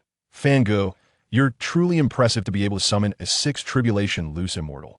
This is merely the beginning. I have even more formidable allies. Would you care to witness their prowess, Meng Er? Yifan Grinit Vikidli. Fan Gu, there are still others present. Yi Fan glanced at the Dark Guard. Why are you still here? Leave at once. The Dark Guard promptly vanished from the hall. Now that we are alone, Meng Er, I shall show you the might of my treasures. Fan Gu, you're so naughty. In the Grand Hall, a vibrant spring atmosphere enveloped the surroundings. Yi Fan indulged in his frivolities, while his father, Yi Hongchun, found himself entangled in a significant predicament. The esteemed Ren Wanting, the master of Tian Yuan, had approached him. Yi Hongchun regarded Ren Wanting, who wielded a celestial artifact, and exclaimed, Do not overstep your bounds. I did not instruct that young girl from the Lin family to engage in such actions. Ren Wanting, her expression devoid of any emotion, replied coolly, Yuan beseech me to advocate on his behalf. Even if you did not command it, it was your people who acted. I have come today to seek an explanation. With that, Ren Wanting brandished her sword, conjuring a multitude of icy shards that filled the sky. The icy projectiles shot forth with a piercing whistle towards Yi Hongchun. Madman, you are all madmen. Earth shield. A wall of earth materialized before Yi Hongchun, obstructing the incoming ice. Yet the assault did not cease. Torrents of ice, resembling a river, descended upon him once more. Yi Hongchun, alarmed, recognized this as one of Ren Wanting's signature techniques. Not daring to be complacent, he wielded his spear, summoning shadows of the weapon to counter the icy onslaught. The ensuing clash of their powers reverberated with thunderous explosions, a testament to their prowess as 12 tribulations scatter immortals, none weak in their own right. However, bolstered by her celestial artifact, Ren Wanting's icy river shattered Yi Hongchun's spear shadows and surged towards him. In desperation, Yi Hongchun summoned his earth shield, but the icy torrent breached it, crashing into him. Blood erupted from his mouth as he staggered back. Ren Wanting, I shall remember this grudge. Ren Wanting, observing his retreat, made no move to pursue him. She murmured to herself, You are still needed to quell the chaos of the desert forbidden land. Today, I shall spare you. Unlike the harmonious Tianyuan Forbidden Land, which thrived in the pursuit of ascension, the desert Forbidden Land was rife with malevolent cultivators. Without Yi Hanshan to maintain order, chaos would ensue between the desert and the central region. Realizing she could not keep constant watch over this matter, Ren Wanting chose not to eliminate Yi Hanshan. As he vanished from sight, she shook her head and tore through the fabric of space, heading towards the Tianyuan Forbidden Land. At the holy land of the Celestial Maiden, Yi Fan surrendered after a mere 4 seconds. Lin Ming inwardly scolded, truly useless. If it weren't for your father being the lord of the desert, I wouldn't waste my time on you. However, she feigned encouragement, saying, Fan Ge has improved. This time, you lasted a whole second longer than before. Yi Fan, beaming with pride, retorted, now you see my prowess, don't you? Indeed, Fan Ge is the strongest. Very well, you may leave now. I must summon someone to slay Long Yuan. Understood. I await good news from you, Fan Ge. With a flirtatious glance, she rose and exited the grand hall. Meanwhile, Yi Fan retrieved a communication jade and sent a message to a sinister cultivator, instructing him to eliminate Long Yuan. After dining in Long Yuan, Ding County, and engaging in conversation with Chu Linxue and others, Qin Ming walked in. Commander Long, I have an urgent matter to report. Speak, what is it? The garrison commander of the county city is leading an army of 50,000 towards Ding County. Should we annihilate this force and seize the county city in one fell swoop? Long Yuan pondered for a moment. Isn't it a bit hasty to attack the county city when we currently only have a county? Commander Long, we have already captured all surrounding county cities. Only this county city remains. Their army has now exited the city, and if we eliminate this force, we can take the county city without delay. Long Yuan gazed at Qin Ming in astonishment. You have conquered all the county cities?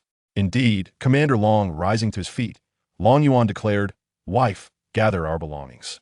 We shall reside in the county city for a time. Military advisor, order the troops to assemble immediately. We are setting off to capture the county city. Yes, Commander Long. You may leave to make preparations. After Qin Ming departed, a gentle breeze rustled Long Yuan's dragon robe, enhancing his regal demeanor. Great-grandfather, mother, we shall stay in the county city for a while. After some time, I will seize the palace for you. Chu Linxue looked at the spirited Long Yuan with immense pride, realizing that although her son was mortal, he was immortal above all others. Very well, I shall accompany you to the county city. Tomorrow, let Mayor join me on the warship to await your return. Long Yuan nodded. Indeed, tomorrow you shall witness your son capturing the county city. I believe in you, and you should arrange matters here. I will take Mayor to the warship. Long Yuan communicated with the Dragon Shadow Guard. As a warship gracefully ascended from the forest outside the city, approaching the city, from all directions, 1,000 Dragon Shadow Guards soared onto the warship. Long Poyan clapped Long Yuan on the shoulder and said, Hurry and conquer this nation. The central domain is where you truly belong. Long Yuan nodded. I will swiftly seize Yan. Chu Linxue held Xiao Mayor's hand. Mother will take Mayor to the warship and wait for you. My husband, I shall await your triumphant return on the warship. With that, they all ascended the warship. The citizens of the city, having seen the vessel before, were once again awestruck by its magnificence. Long Yuan called out, Xiao He, prepare to depart. The black jade unicorn enlarged slightly, making its way over from another part of the courtyard. Master, shall we march the army through the night? Long Yuan nodded. We should encounter the reinforcements for the county city by tomorrow evening, allowing us to catch them off guard. Xiao He nodded. I'm not familiar with such matters. I'm only responsible for guiding you. Long Yuan mounted Xiao He. Let's see if the army has assembled. All right. Xiao He headed towards the entrance of Long's residence, and, upon exiting, spotted 3,000 troops standing in formation on the street. Guzi shouted, reporting to Commander Long, your 3,000 elite guards are fully assembled. Total personnel is 3,000, with all present. Report complete. Once, there were 180 soldiers, of which 180 were selected to become commanders. The remaining 3,000 were designated by Qin Ming and his companions to serve as the personal guards for Long Yuan. Long Yuan paused momentarily and said, You're called Guzi, correct? Yes, reporting in. I am now also the commander of your personal guards. Guzi replied with a grin. Long Yuan nodded. I knew you had the makings of a general. Since it is the strategist's arrangement, you shall henceforth be my personal guards. Now let's set off together. Xiao He led the way, and the 3,000 soldiers mounted their horses in unison, trailing closely behind Long Yuan. The citizens of Ding County had long since grown accustomed to their own affairs. Outside the city, An army of 100,000 had assembled. Additionally, another 300,000 were being trained under the guidance of those 180 commanders. These 300,000 comprised bandits and mountain thieves from the outskirts of various counties, who had heard of Ding County's recruitment efforts and the generous rewards offered. Furthermore, letters from their families informed them that their county had changed hands, granting each household a share of land, relieving them of the burden of evading conscription by the imperial court. Consequently, these bandits and thieves descended from the mountains to enlist in the army. Long Yuan arrived at the outskirts of the city with his 3,000 personal guards. Li Si shouted, "Report to Commander Long. The 100,000 troops are fully assembled and ready to depart at any moment." Long Yuan surveyed the dense ranks of soldiers mounted on their steeds, and a surge of determination welled within him. With a powerful voice infused with true energy, he proclaimed, "Brothers, the Emperor of Yin is tyrannical and merciless. Today, I shall lead you to overthrow this cruel regime and establish a new realm. Are you willing to charge into the palace and slay this vile emperor?" Li Si and the other two echoed loudly. "We are willing to follow Commander Long into the palace and slay the vile emperor." The 100,000 voices roared in unison, "Charge into the palace! Charge into the palace! Charge into the palace! Very well, let us set forth and seize the county city." With that, he mounted Xiao He and advanced towards the county city. The army followed in perfect order, as Xiao He gradually quickened his pace, prompting the troops behind to accelerate. Long Yuan, leading his 100,000-strong army, moved forward at a steady pace. Meanwhile, the defending general, Du Liang, had already set up camp with 50,000 men. They had been on the march for 10 days and were not far from Ding County. He remained unhurried, confident that his 50,000 troops could easily subdue 3,000 rebels. An aide entered the command tent, reporting, "General, the county magistrate has sent word urging us to swiftly eliminate the rebels in Ding County." Du Liang scoffed. He knows nothing but to boast. If he is so capable, let him come. The aide shared in the frustration, remarking, "Indeed, we are already moving swiftly, covering most of the distance in just 10 days. Du Liang waved his hand irritably. "Enough, be cautious of eavesdroppers." The aide promptly fell silent. "All right, you may retire and rest. We shall continue our march tomorrow." The aide departed for the main tent, while Du Liang lay down to sleep. The following day, Du Liang ordered the army to resume their march. After covering a few miles, they set up camp once more. Meanwhile, Long Yuan's forces were drawing closer to Du Liang's army.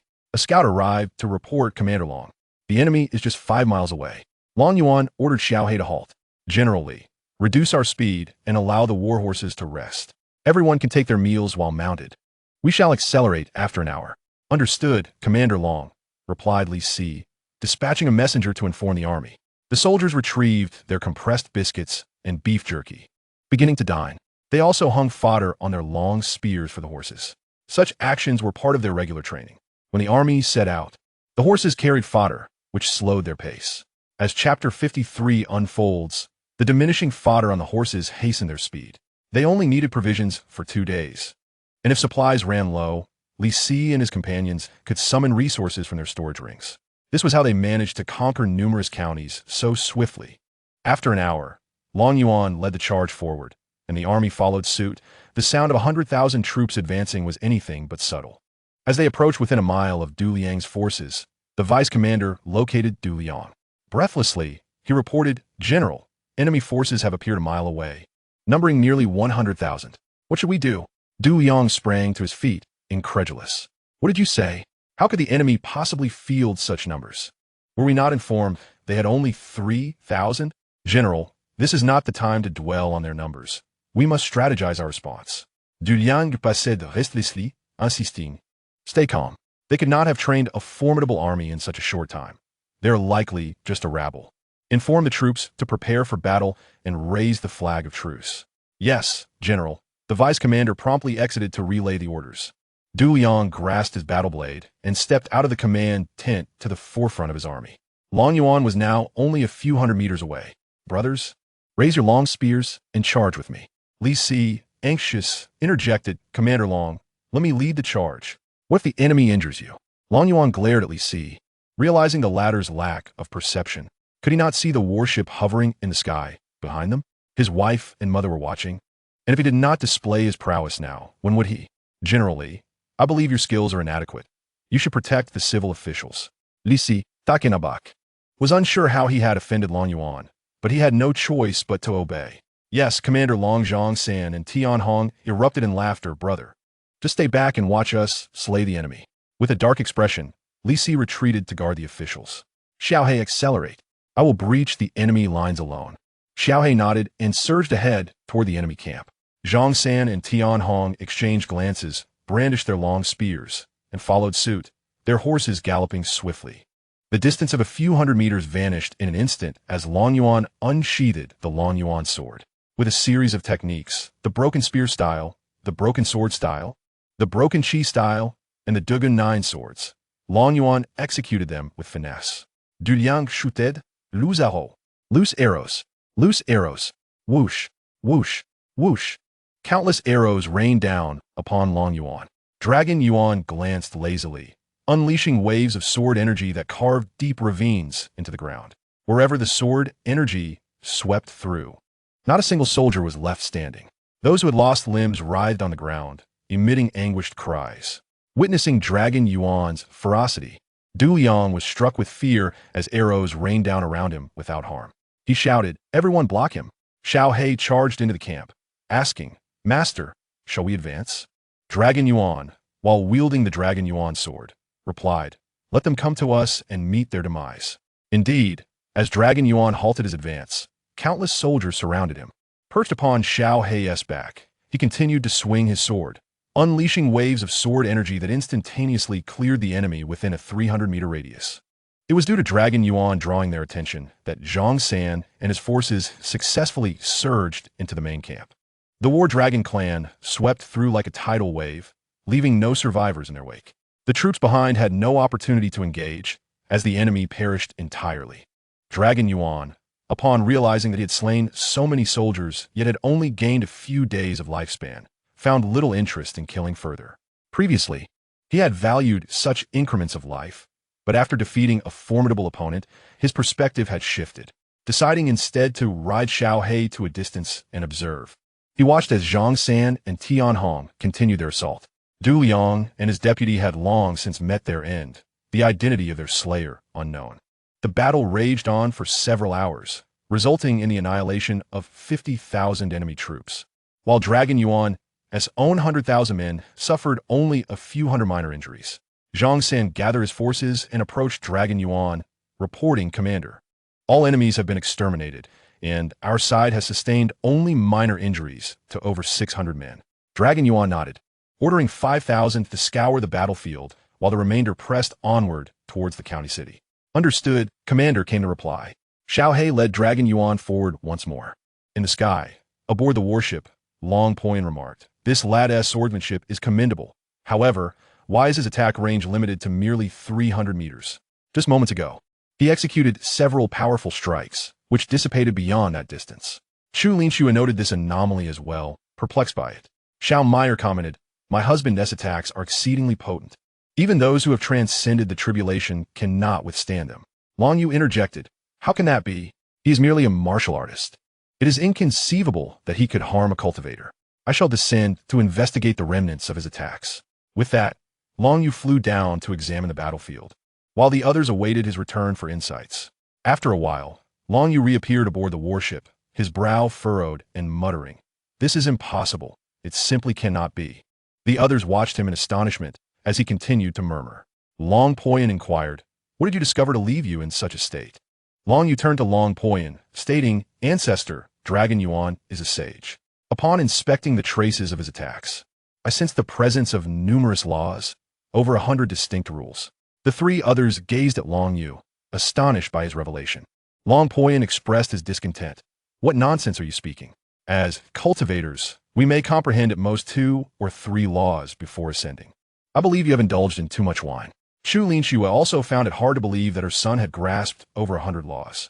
Although Xiao Meyer had yet to experience the true essence of the laws, the notion that Long Yuan had comprehended such a multitude of them was astonishing. Long Yu, feeling indignant, retorted, "If you do not believe me, go see for yourself." "Very well, I shall witness the truth of your claim," replied Chu Linshua, accompanied by Xiao Meyer. As they followed Long Poin down, Long Yu trailed closely behind. As the four gathered around a particular sword mark, Both Long Poyan and Chu Linxue were taken aback. Chu Linxue sensed the presence of over 100 distinct laws emanating from the mark, while Long Poyan, now at the semi-divine realm, could perceive nearly 1,000 laws, many of which eluded his awareness. Xiao Meier observed the trio standing there in stunned silence, too hesitant to interrupt, and thus waited patiently. After a considerable pause, Long Poyan sighed, "Alas, it seems I have grown old. As a semi-divine, I find myself outmatched by a junior. This lad's prowess is likely unmatched across the continent." Long Yu smirked.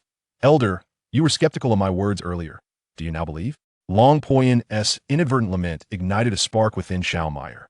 She had always yearned to match Long Yuan's pace, to stand alongside him. Chapter 54. The Wife's Resolve to Depart. "Mother, I wish to venture into the central domain for experience." Chu Linxue, sensing Xiao Meier's aspirations, responded, "Meier, you need not feel pressured. Yuan's strength will ensure your safety." "Mother, I understand that no matter how hard I strive, I cannot match my husband's achievements, yet I desire to be closer to him." Zhulin Sesai. "Once Yuan conquers the county city, I shall speak with him and bring you back to the Long family, providing you with the finest resources for cultivation." "Thank you, mother. I will endeavor to keep pace with my husband and strive to be nearer to him." "Silly child. He is your husband and will always be by your side." Xiao Meier gazed in the direction Long Yuan had departed, her thoughts a mystery. Chu Linxue shook her head, realizing she could not sway her daughter. "I shall take my leave and catch up with Yuan." The four boarded the warship, continuing to follow the army. 2 days later, the forces arrived at the county city's gates. The county magistrate, having learned of the enemy's advance, had already fled.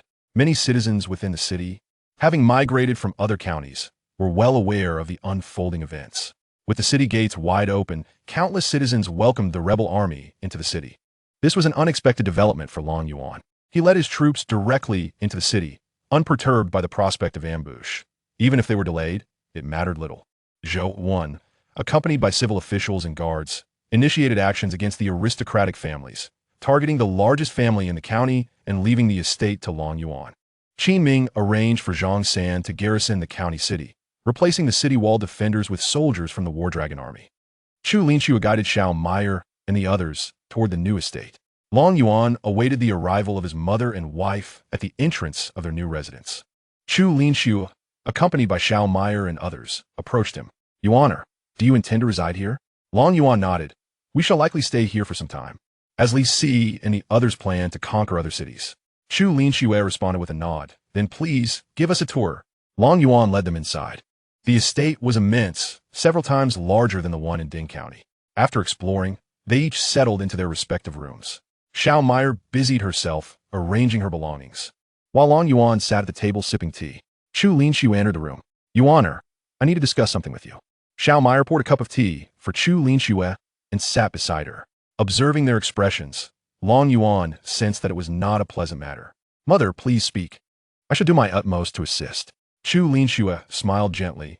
"It is not about asking you for a favor. Rather, I wish to take Meier back to the central domain. The spiritual energy here is scarce, hindering Meier's cultivation. Our family possesses a far better place for her training." Long Yuan furrowed his brow, realizing that his mother intended to take his wife away. What of his future happiness?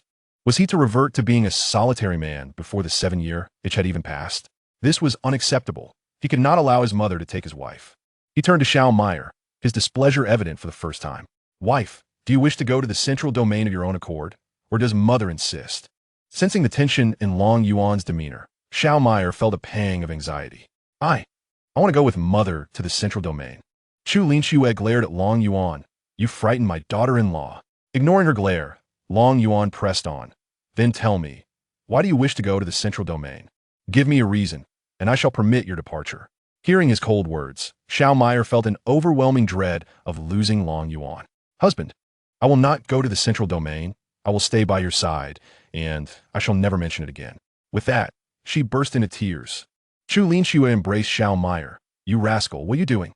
I merely wish to take my daughter-in-law home. Must you react this way? Look at how you've made her cry."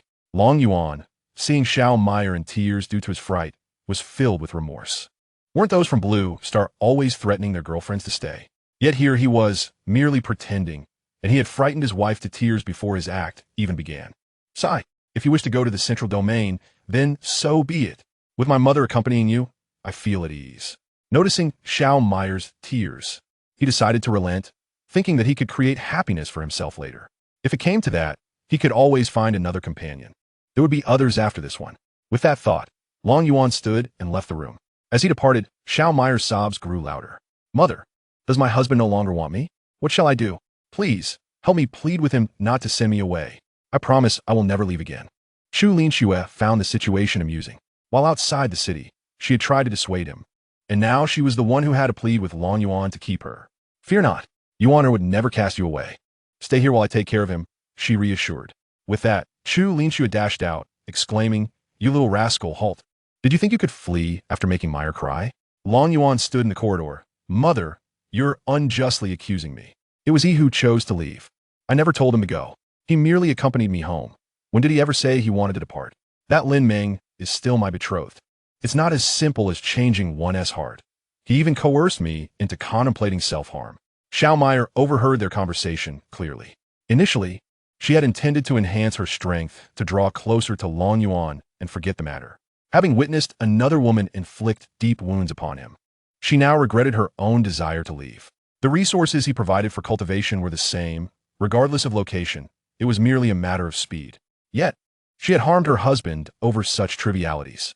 Alone in her chamber, Xiao Meyer felt remorseful when she heard Chu Linxue speak again. You handle your own wife. I've already accepted this daughter-in-law. It's up to you now. I shall not return to the central domain. With that, Chu Linxue departed. Long Yuan was left helpless. He had hoped his mother would assist in soothing his wife, allowing him to return after a brief absence. Now he had to do it himself. What a calamity! After venting his frustration inwardly, he made his way to the room. Xiao Meyer, upon hearing his footsteps, felt a surge of excitement. It seemed her husband had not forsaken her. As Long Yuan approached, he contemplated how to reconcile with his wife. Upon entering, Xiao Meyer rushed forward. Husband, please don't abandon me. I promise I won't leave again. It is my fault for inciting your anger. How may I make it up to you? Before Long Yuan could respond, her lips met his. His earlier frustration evaporated in an instant, replaced by an unexpected surge of passion. Cradling Xiao Meyer in his arms, he carried her toward the bed. Since you acknowledge your mistake, the family law must be upheld. Today, I shall teach you the 108 methods of being a proper wife. Chapter 55. Indeed, there are few issues between a married couple that cannot be resolved with a passionate encounter. Xiao Meyer blushed in Long Yuan's embrace. Husband, those moves are quite shameful. Could you refrain? Absolutely not. You were disobedient, and today you must learn just how formidable these 108 methods truly are, Long Yuan declared resolutely, granting her no opportunity for rebuttal. Realizing escape was futile, he waved his hand and closed the door with spiritual energy.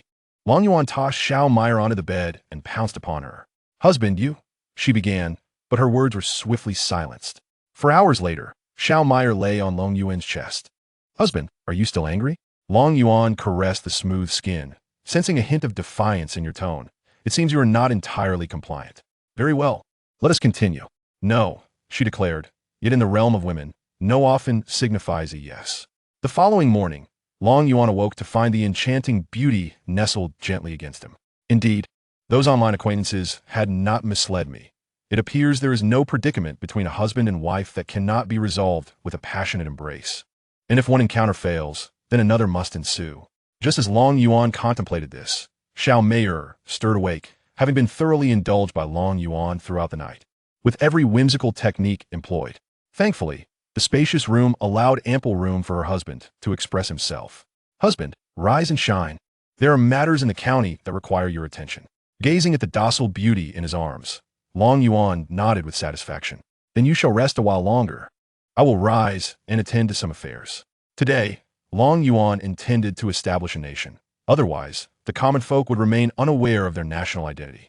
Dressed and ready, he placed a gentle kiss on Xiao Meyer's forehead before stepping out of the room. In the courtyard, Chu Linxue was tending to the flowers and plants. Upon seeing Long Yuan approach with a refreshed demeanor, she greeted him with a smile. Have you appeased your wife? Long Yuan replied with a proud grin. Indeed. I merely startled her a bit yesterday. I did not anticipate her reaction would be so sensitive. Chu Linxue shot him a disapproving glance. You frightened your own wife? What if you scare her away? Where will you find another so exquisite? Long Yuan awkwardly scratched his head. I shall refrain from startling her in the future. I have matters to attend to at the county governor's office. He sought to avoid the lengthy lectures from his mother, which could easily extend beyond an hour. Fearful of Chu Linyue's potential admonishments, he hurriedly made his exit. Chu Linyue simply smiled and shook her head. Upon arriving at the county governor's office, Qi Ming and others were engaged in discussions regarding the conquest of other cities. As Long Yuan entered, they immediately stood to salute him. Commander. Long Yuan waved them to sit, taking his place at the head of the table. I have come to announce an important decision. I am preparing to establish a nation, to be named as Xia. The others exchanged glances, and one by one, they rose to salute. Long live your majesty. Long Yuan raised his hand to calm them. Let us forego your majesty and refer to me simply as sovereign. Yes, sovereign. I shall now appoint officials. Qin Ming. Qin Ming stood promptly. I appoint you as the chief commander of the military, with the title of King of Stabilization, responsible for commanding all military operations. Qin Ming saluted. Yes, sovereign.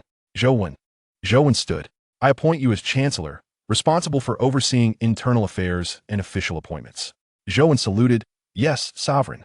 Li stood. I appoint you as the commander of the 3 armies, with the title of Guardian of the North, responsible for managing the 3 armies and official appointments. Li Si saluted. Yes, sovereign. Zhang San and Tian Hong. The 2 stood together. I appoint you as first-rank generals, each commanding an army of 500,000. The 2 men saluted. Acknowledging their sovereign, I shall now elaborate on the military hierarchy of the Great Xia, which is categorized into ranks: squad leader, company commander, battalion commander, and general of the 9, 8, 7, and 1 ranks, culminating in the title of Grand General. This constitutes the military ranking system. Zhang San, filled with excitement, proclaimed, I have attained the rank of Grand General. Ha! I have brought glory to the Zhang family. Zhou Wen promptly interjected, Your Majesty, how shall we delineate the ranks for the civil officials? Long Yuan contemplated for a moment and replied, Let it also range from 9 to 1 rank, with further subdivisions into primary and secondary levels. You are to establish the remaining regulations, refer to your texts, and if you encounter difficulties, seek out solutions yourself. Zhou Wen chuckled ruefully, lamenting his perpetual busyness, leaving him little time for study. Long Yuan discerned Zhou Wen's thoughts and remarked, Are you foolish? We currently lack personnel. Simply cultivate them and allow them to manage. Once you have nurture talent, you may evaluate their performance. Those who are inadequate should be dismissed, while those who are competent can be suspended for further training before being promoted, granting them a more favorable platform for development. Zhou Wen's eyes sparkled with realization, as his mindset had been constrained by the practices of the Yin state, where only the emperor had the authority to punish officials. Thank you, Your Majesty, for your guidance, he expressed. Long Yuan pondered, concerned that Zhou Wen might stray from his original intentions. Very well, you will be responsible for appointing officials, while Qin Ming will oversee the military and the inspectors, possessing the same authority to investigate officials as you do. Zhou Wen was taken aback. Could Long Yuan truly place such trust in Qin Ming? This arrangement would grant Qin Ming control over the military, while also allowing him to address civil officials, bestowing him with power akin to that of Long Yuan himself. Qin Ming, realizing the gravity of his newfound authority, immediately stood and protested, Your Majesty, this is inappropriate. You have given me too much power. Long Yuan rose and retorted, Nonsense. If I do not entrust power to you, must I handle these trivial matters myself? What purpose would you serve then? I understand your concerns.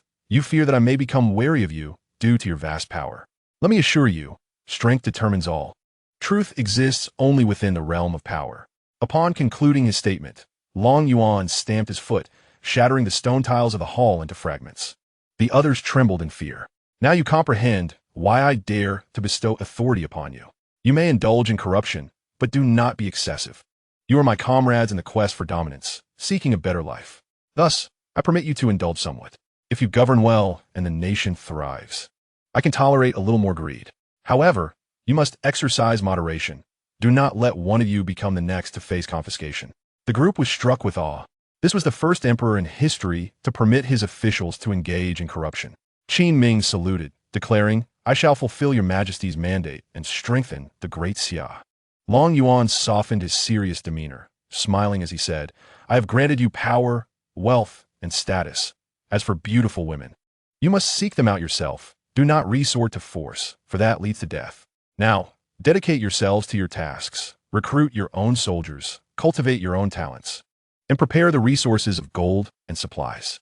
Chapter 56. The Deal Between the Evil Cultivator and Yuan. After speaking, Long Yuan produced several hundred storage rings, filled with 5 million sets of equipment, 200 billion gold coins, and compressed food items such as biscuits, potatoes, and sweet potatoes, all acquired during his journey. These provisions are sufficient for their indulgence.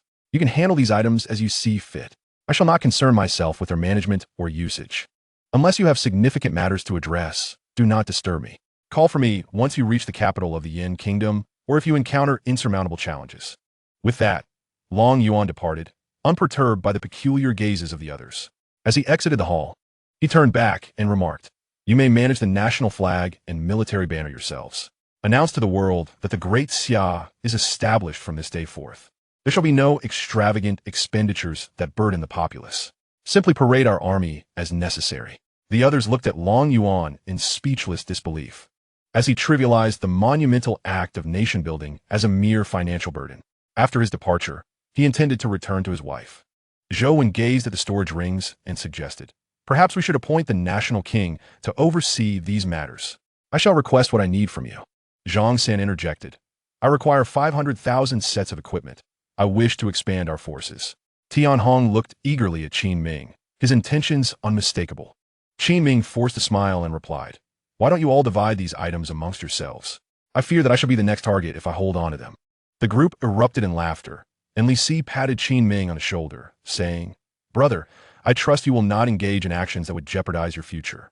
Reluctantly, Qin Ming agreed to secure these items, instructing them to register their needs with him for accountability when Long Shuai inquires later.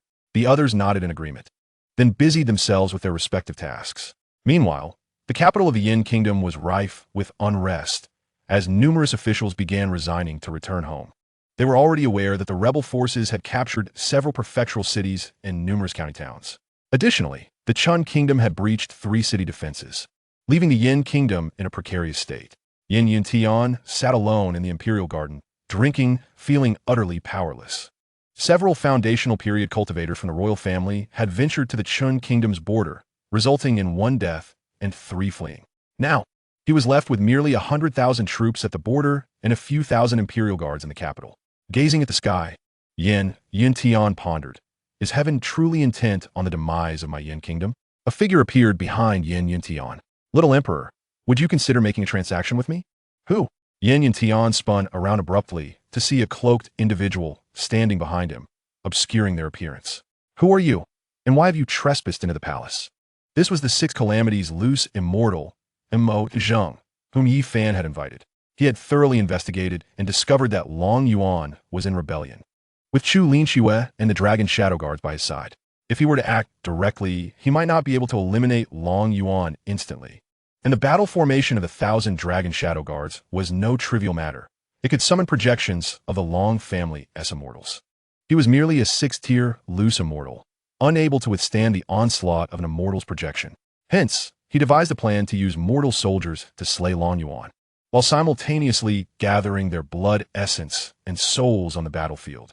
Even if the soldiers he summoned could not defeat Long Yuan, he could always strike later. The demon, crazed, cackled sinisterly, "Provide me with 10,000 soldiers, and I shall elevate them to the foundation establishment stage to assist you in quelling the rebellion. In return, I only seek the head of the rebel leader." Yin Yuntian scrutinized the man before him. "You are a practitioner of the mystical arts. Do you not fear the inspectors intervening in national warfare?" The demon laughed heartily. "I do not engage directly, and my role is merely to train the soldiers. What you choose to do thereafter is beyond my concern. I am merely passing by when you sought my assistance." Yin Yuntian smiled. "Very well, I accept your terms. I now beseech you to assist in training my soldiers." The demon cackled with glee. Yin Yuntian joined in the laughter. "Immortal Master, please take residence in the palace while I arrange for an army of 10,000 to be trained." The demon grinned wickedly. "I noticed one of your concubines is quite lovely. She resides in the pure water garden." Yin Yuntian inwardly cursed, deeming him a lecherous practitioner who sought to claim his concubine upon arrival. Nevertheless, he replied, "Rest assured, Immortal Master, I will have her attend to you shortly." The demon laughed boisterously. "Excellent. Have someone escort me to my quarters." Yin Yuntian summoned a eunuch to lead the demon to his resting place. Chief Steward immediately summoned the commander of the Imperial Guards to select 10,000 soldiers, informing him that we have the Immortal Master's assistance in their training. The eunuch Liu promptly complied. The following day, the demon commenced enhancing the strength of these 10,000 soldiers. They were mortals incapable of cultivation. The demon introduced parasitic insects into their bodies, sacrificing their life force to augment their abilities. In a mere month, these soldiers reached the pinnacle of Foundation establishment, albeit with a life expectancy of only 1 year, after which they would all perish. Yin Yintian observed with great satisfaction and commanded 1,000 Foundation establishment soldiers to confront the state of Chun, while the remaining 9,000 would engage the rebels. Meanwhile, in the county town, Qi Ming finalized the national flag and announced the establishment of the state to the world. Zhou busied himself arranging officials to be appointed in various major cities. Li Si, Zhang San, and Tian Hong trained new recruits while seizing cities. In the span of a month, they had captured 3 county towns and over 30 prefectures. Currently, Zhang San stood at the foot of the state city, having been assigned by Li Si a few days prior to attack it, and was equipped with a cannon for the first time. They had trained previously and understood its terrifying power. Zhang San stood at the forefront of the army, gazing up at the densely packed defenders atop the city walls. Erwa, bring the cannon forward so these fellows can witness true power. Yes, General.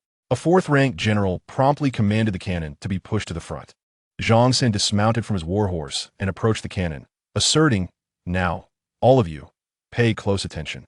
Today, I shall personally instruct you on how to operate this device." Erwa, rolling his eyes, replied, "General, we all know how to use it. Why not let us take a turn? Get lost. You may know how to use it, but they do not. What business is it of yours?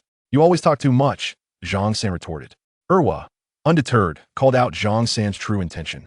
"Aren't you just eager to be the first to fire the cannon at the city? As if we don't wish to do the same." Realizing that his secret ambition had been exposed, Zhang San dropped his facade, admitting, "Indeed, I wish to be the first man to fire the cannon." "What of it?" Erwa was left speechless. "General, can't you at least pretend? Perhaps if you did, I might believe you." At that moment, numerous envious eyes were cast upon Zhang San. Chapter 57. The siege of the cultivators on the city wall. The soldiers observed the massive army below, which seemed to be embroiled in a quarrel over something. The commander of the garrison felt a surge of satisfaction, even casting a disdainful glance at the army, having lost respect for them and cursing those who had abandoned the city for their ineptitude. Below, Zhang San engaged in a verbal spar with several generals before his hand rested upon the cannon's firing button. "Prepare yourselves. I am about to fire," he declared. Pressing the button, boom! A deafening roar erupted as a cannonball struck the city wall, causing it to tremble and a deep crater to form. The ears of the garrison commander and the soldiers on the wall buzzed with the aftermath of the blast. Erwa burst into laughter. "General, that was quite lackluster. You missed the target. Instead of the city gate, you hit the wall. I simply did not perform well. Artillerymen, reload." A few artillerymen began to prepare another round. Zhang San pressed the button once more, and boom! Another thunderous sound echoed. This time, the cannonball hit its mark, directly obliterating the wooden city gate along with the soldiers behind it. Erwa chuckled. "General, you hit it this time. May I also take a turn firing a couple of shots?" "Very well. Since you seem so eager, I shall allow you to have a go. But be sure to aim properly." The garrison commander and his soldiers remained in shock as the 3rd and 4th cannon blasts rang out. Zhang San shouted, "Charge with me, army!" Several generals surged ahead, with cavalry following closely behind. The garrison commander yelled, "Loose arrows! Loose arrows! Infantry, block the city gate. We must not allow them entry." Soldiers hurriedly grabbed their bows and shot downwards. The arrows clanged against shields, creating a cacophony. Zhang San commanded, "Archers, provide cover. Cavalry, charge with me." The Dragon War Army's archers drew their bows and unleashed a rain of arrows, striking down numerous soldiers atop the wall. Zhang San, leading the cavalry to the city gate, unleashed his formidable energy through his spear. Boom! With a resounding crash, the soldiers standing before him were sent flying. "Brothers, charge in with me." The cavalry behind shouted, "Kill! Kill! Kill!" Zhang San surged forward like a raging torrent, with his cavalrymen, each brimming with valor, effortlessly breaching the defenses of the soldiers at the gate. The light infantry swiftly penetrated the city, while the enemy infantry fell apart like lambs to the slaughter under the onslaught of the cavalry. The Dragon War Army flowed into the city, engaging fiercely with the defending forces. The sounds of battle and anguished cries echoed across the battlefield. Zhang Xin clashed with the defending commander, who was also a minor master martial artist. Their fierce battle raged from the city gates to the heights above, then back down again, until Zhang Xin ultimately felled him outside the city. The conflict within the city continued unabated, with fresh casualties among the newly arrived soldiers of the Dragon War army. The slaughter persisted throughout the day until the fighting finally subsided. Of the 100,000 defenders, 70,000 lay dead and over 30,000 were wounded. The Dragon War army, numbering 500,000, suffered over 5,000 deaths and more than 10,000 injuries. Zhang San surveyed the grim battlefield, flanked by several generals. He ordered a proper burial for the fallen brothers and medical care for the injured. Those who could still fight were to remain, while those who could not were to be registered, with monthly stipends to be provided. Yes, General. A junior officer promptly descended to make arrangements. Zhang San continued, "You all go and establish defenses. We must remain here for a time." "Yes, General," the generals replied, departing to execute his orders. Unbeknownst to Zhang San, an army of 10,000 Peak Foundation establishment soldiers was hastening toward them. This force, enhanced by the use of goo worms, originally numbered only 9,000. To amass more vitality, the sorcerer had first ventured to the borders of the Chun Kingdom. In a mere 3 days, this army had slaughtered 1,500,000 troops of the Chun Kingdom. Then they turned back toward Yuan. The sorcerer feared that Chu Linxue would act without honor and annihilate his contingent, thus depriving him of the opportunity to harvest their vitality openly. Therefore, he first dealt with the Chun Kingdom before setting his sights on Yuan. Meanwhile, Zhang San continued to fortify the state city, although he was aware that Yin had no forces left to assault them.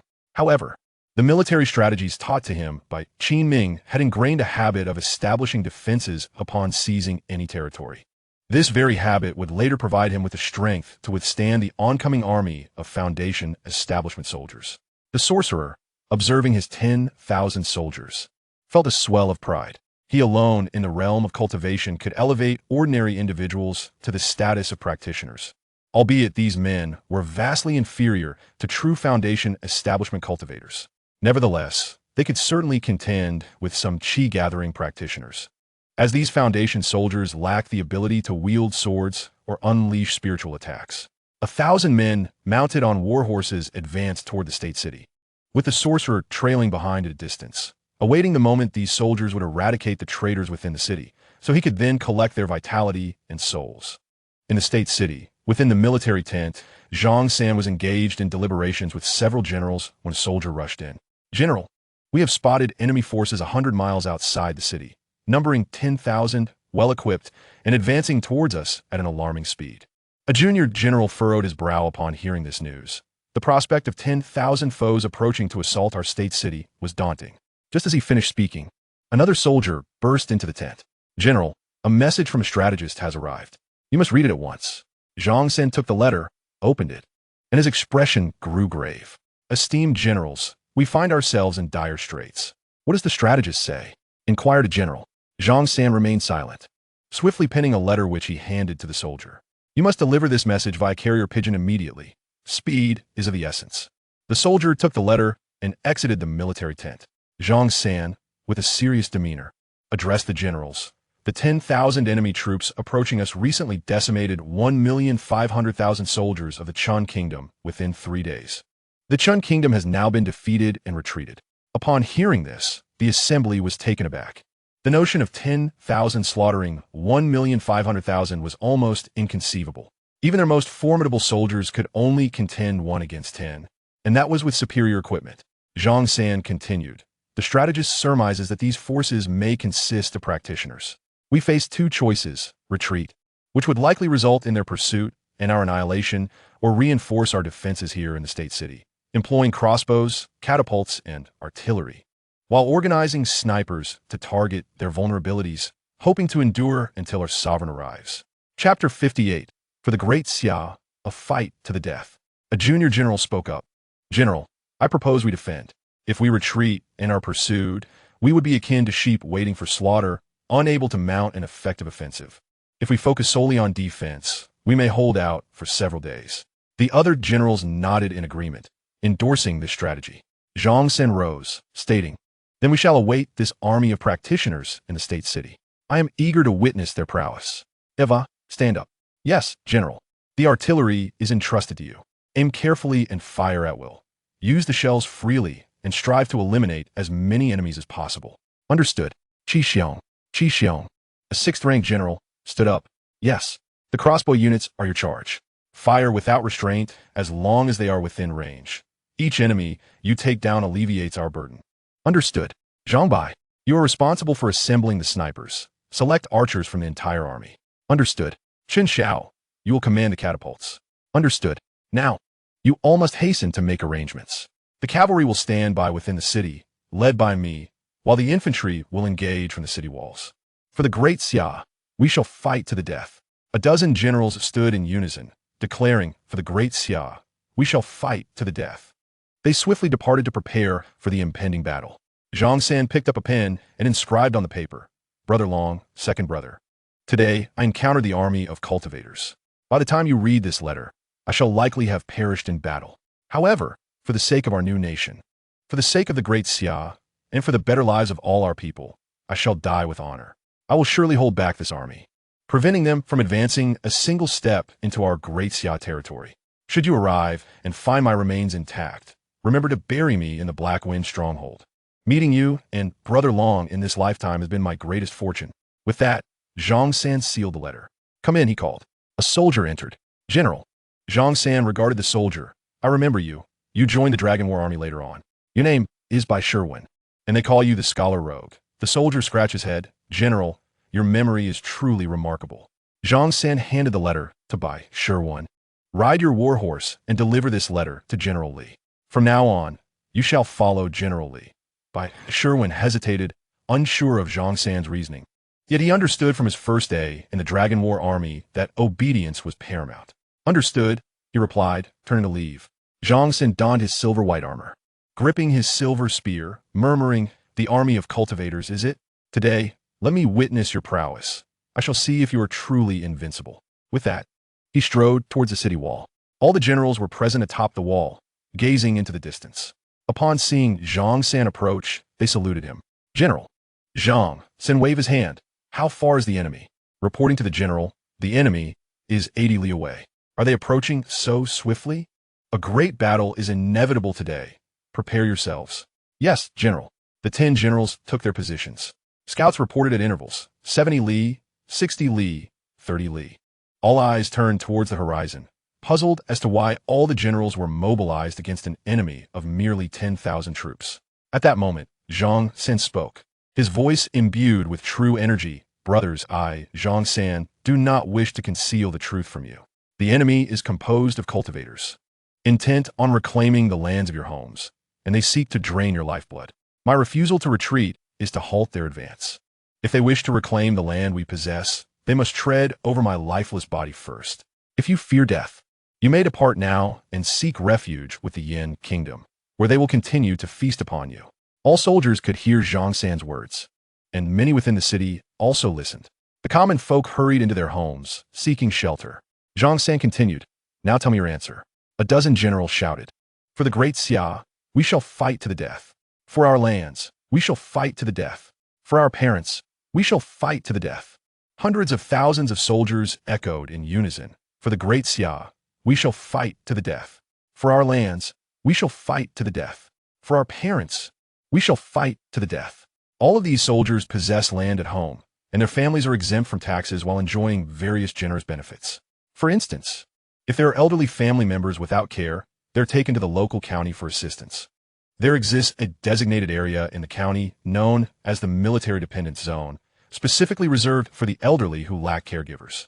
Meals are delivered daily by dedicated personnel, ensuring that these elderly individuals receive 3 meals punctually. Hence, these soldiers would never abandon such a splendid life to flee to the state of Yen. Zhang San called out, Erwa, wait a moment, fire the cannon for me, so that all the brothers can witness whether they are indeed invulnerable. Erwa, filled with excitement, replied, at your command, General. Brothers, prepare yourselves. We shall annihilate these cultivator troops. As everyone readied themselves, the silhouettes of 10,000 troops were already visible in the distance, charging towards them on war horses. Erwa, fire the cannon. Boom, boom, boom. The cannon's roar echoed every few seconds, creating an atmosphere akin to an artillery battalion. The cannonballs sliced through the air, striking the advancing enemy, resulting in the instant demise of several soldiers. The war horses, frightened, scattered chaotically, while the demonic influence controlling the soldiers' internal parasites urged them to dismount and retreat. The sudden cannon fire startled him, and in a moment of inattention, several hundred soldiers perished in the explosion. Had they not been so formidable, it was likely that all 10,000 would have been obliterated in that instant. On a distant peak, the demonic influence commanded the soldiers to withdraw a distance before using spiritual perception to assess what lay atop the city walls. Witnessing the cultivator army suffer hundreds of casualties in a single encounter elevated the morale of all soldiers. They had come to realize that these cultivators were not invincible and could indeed be slain. This was a truth they had witnessed with their own eyes. However, Zhang San, standing atop the city walls, sighed inwardly. These cultivators were genuinely powerful, as only a few hundred had fallen from that round of bombardment. Had they been ordinary soldiers, it was likely that all would have perished. The demonic influence, unaware of the peculiarities of the cannons, continued to urge the troops forward, albeit this time distributing them as they charged towards the city walls. Erwa fired again, yet this time the results were not as favorable. Hundreds of cannonballs resulted in only a handful of fatalities. The enemy drew ever closer, and the catapults began to hurl massive stones towards the city, relying solely on chance to inflict casualties.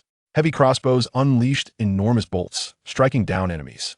Chapter 59, A Fierce Battlefield. Even in death, one must drag a companion along. Although the enemy consisted of cultivators, their inability to fly afforded these soldiers a chance to slay them. A crossbow bolt struck an enemy soldier, sending him flying a considerable distance. It took him quite some time to rise again.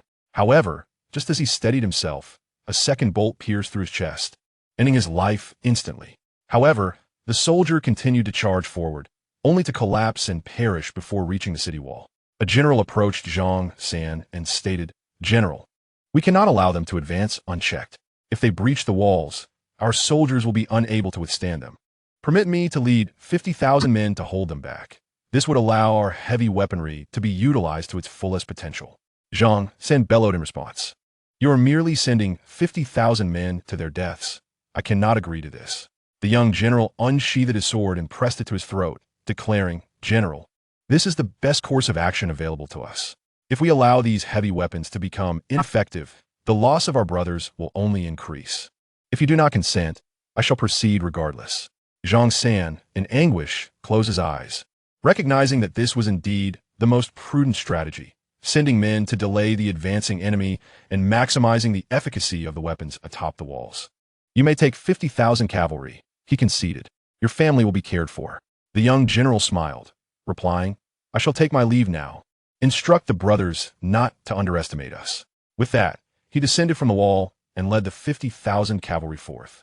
Zhang San, with eyes shut, felt tears stream down his cheeks, remaining silent as he listened to the sounds of the cavalry departing the city. Once outside the gates, the 50,000 cavalry divided into groups of 5, each charging toward an enemy. In the distance, the sorcerer observed with a sneer, "A mere few thousand mortals believe they can obstruct my army of cultivators. I shall demonstrate the might of the practitioners." The few thousand controlled by the parasitic insects also surged forward to confront the cavalry. Instantly, a fierce battle erupted. The archers atop the wall began to unleash their arrows, targeting only the enemy's eyes, as strikes to other areas proved ineffective. The young general realized that his sword could only inflict superficial wounds on the practitioners. He shouted, "Brothers, dismount. Let us seize one enemy together and create an opportunity for our comrades on the wall." The cavalry promptly dismounted, rushing forth to grapple with the foes. However, the archers atop the wall ceased their actions, for shooting the enemies would also risk hitting their own comrades. Seeing the stalemate, the young general felt a surge of urgency. Their 5-man hold would soon lead to their demise. "Brothers, do something. Do you wish for us to die in vain? Do you want your parents to endure such suffering again?" The young general's voice echoed far and wide. All the soldiers turned to Zhang San, hesitant to act. Zhang San opened his eyes and shouted with fury, "What are you waiting for? Do you want our brothers to sacrifice themselves for nothing? Erwa, fire the cannons. Everyone, unleash your volleys. This is an opportunity earned with our lives." The soldiers atop the walls, driven by rage, released their arrows without restraint. The young general, Witnessing the torrential rain of arrows, erupted into laughter. I stand justified before the sovereign, my country, and my parents. Boom, boom, boom, boom. Air, with tear-filled eyes, unleashed the full power of the cannon. Indeed, such a stationary target proved much easier to strike, resulting in a notable increase in enemy casualties. Half an hour later, all 50,000 cavalry perished, while the enemy sustained over 3,000 losses. Additionally, more than 6,000 approached from this direction. Zhang San was preparing to lead another 50,000 cavalry out of the city when a general had already ventured forth with his troops. This time, 10 men encircled one foe. As long as they could slay one of their number, the remaining would surge forward, clinging tightly to the enemy, creating opportunities for their brothers atop the city walls. A soldier dashed before Zhang San, reporting that the heavy crossbow bolts had been expended, informing the general that the cannon barrel had exploded. The report came, all arrows had been fired. Zhang San gazed out at the enemy, now reduced to little over 1,000. Suddenly, tears of blood streamed down his face as he bellowed in fury. Brothers, we have buried hundreds of thousands here. What do you propose we do? The soldiers raised their long spears and shouted in unison, kill, kill, kill. Zhang San raised his silver spear, declaring, all right, everyone follow me out to meet the enemy. The remaining hundreds of thousands surged after Zhang San, fully aware that their numbers might not suffice to defeat the last 1,000 foes. Nevertheless, they resolutely followed him into the fray. Zhang San, mounted upon his steed, brandished his long spear and charged towards the enemy. Air, and several other generals closely followed. The remaining 1,000 foes, under the influence of a trance, awaited them. They had been profoundly shaken by the fact that mere mortals had slain thousands of cultivators, despite the latter's strength being bought at the cost of their lifespans. It seemed unfathomable that these mortals could achieve such a feat, yet they had indeed done it. Disregarding Yuan, the sorcerer now wished to witness how far these mortals could go, despite the loss of their weapons, and how they would confront the last 1,000 enemies. As Zhang San drew near, he unleashed the martial skills bestowed upon him by Yuan. The Overlord Spear technique sent forth a gleaming thrust, striking one enemy squarely in the chest. With a resounding crash, that foe fell dead. The sorcerer observed this scene with mild astonishment. A martial artist, albeit of the minor master realm, indeed possessed some strength. How interesting. 10 enemies closed in on Zhang San, while other cultivators began to slay the advancing army. A battle of 100,000 against a mere 1,000 had transformed from an overwhelming massacre into a brutal clash. Each enemy faced over 100 Dragon Army soldiers. Yet despite their overwhelming numbers, the hundreds of thousands managed to slay only 1,000, with hundreds still standing. They began to encircle Zhang San. The battlefield was strewn with the bodies of fallen soldiers, leaving Zhang San alone in fierce combat with the enemies. In the distance, the sorcerer watched Zhang San fight with keen interest, continually commenting, "That move is commendable, and that one as well. Too bad they are merely mortal techniques. Of no use to me." Zhang San once again eliminated an enemy, supporting his weary body with his spear. The vital energy within him was nearly depleted. As he surveyed the battlefield, he was met with the sight of fallen soldiers from the Dragon Warriors. "Eva, Xiong, are you still alive?" No response came, only the relentless assault of the adversaries. Suddenly, a blade struck Zhang San's back, leaving a deep gash. Thankfully, Yuan had provided them with superior equipment. Otherwise, Zhang San would have sustained severe injuries. Chapter 60. The Dark Arts of Zhang San. The strike propelled Zhang San forward, yet he swiftly retaliated, thrusting his spear and dispatching his assailant. Observing the remaining dozen foes, Zhang San burst into laughter. "Brothers, wait for me. I shall avenge you." He invoked the blood-devouring dark arts, a forbidden technique he had stumbled upon while training soldiers in the forest. Initially, he had no intention of practicing this fragment of dark power, but after some contemplation, he decided to proceed. He had merely intended to experiment with it. However, once unleashed, this technique drained his life force to enhance his strength until death ensued. Such a method would be folly for any sane individual, yet unexpectedly, it proved advantageous today. Zhang San's hair rapidly turned white as his lifespan burned away. His vital energy surged, seeping through his pores. His martial prowess ascended swiftly, reaching the pinnacle of Grandmaster and then the late stage of Martial King, before finally stabilizing. Zhang San's eyes glowed crimson as he gazed at the remaining adversaries. He was acutely aware of his dwindling time and felt compelled to eliminate them swiftly. Otherwise, he would have no face to show his fallen comrades. Grabbing a sword, he charged towards the foes with a spear in one hand and a sword in the other. A dozen adversaries converged upon him. Minutes later, Zhang Xin stood atop the corpses of his enemies, his left hand now missing, its fate unknown. His armor lay in tatters. "Brothers, I have avenged you all." Suddenly, a figure emerged before him. "You have not yet avenged them. These soldiers were merely my puppets. The true culprit behind your brother's deaths is I, Zhang San." Eyeing the robed figure, raised his spear. "Then I shall slay you." With that, he summoned all his strength and lunged at the figure. The entity cackled. "An ant dares to strike at a celestial being?" With a wave of his hand, a spear levitated from the ground, slicing through the air and impaling Zhang San, sending him crashing against the castle wall. With his left hand still tightly gripping the silver spear, Zhang San gazed at the distant figure, his eyes resolutely open. Upon witnessing Zhang San's demise, the figure began to weave a formation to gather blood, energy, and souls. Meanwhile, in the county city, Qin Ming received a message by carrier pigeon and immediately set off to find Long Yuan. At the Long Manor, Long Yuan reclined in a chair, while Xiao Meier fed him fruit. In the courtyard, Chu Linxue was tending to the flowers and plants, while Long Poyan and Long Yu engaged in a game of chess, wagering with the wine gifted by Long Yuan. Suddenly, Qin Ming rushed in, neglecting to inform the soldiers. "My lord, please intervene to save Zhang San." Long Yuan was taken aback, wondering what had befallen Zhang San to incite such urgency. Zhang San has encountered a formidable army of cultivators. Yin Yantian has somehow gathered an army of 10,000 cultivators. They first defeated the Chun kingdom and are now advancing towards the state city. Long Yuan straightened in his seat, realizing Zhang San was in that direction. Qin Ming produced a map, pointing towards the state city. Without further ado, Long Yuan drew his sword, the dragon Yuan, and summoned the adorable little sword spirit. "Come fort." The little girl appeared before them, asking, "Master, what is it?" "Sword spirit, take me to this location." "Of course, master." "Husband, Meyer, wait for my return." Before anyone could react, Long Yuan and the sword spirit stepped into the spatial passage. At that moment, Xiao Meier finally completed her sentence. "Husband, be careful." Chu Linxue, Long Poyan, and Long Yu approached Qin Ming to inquire about the situation. Chu Linxue spoke. "Grandfather Poyan, you are swift.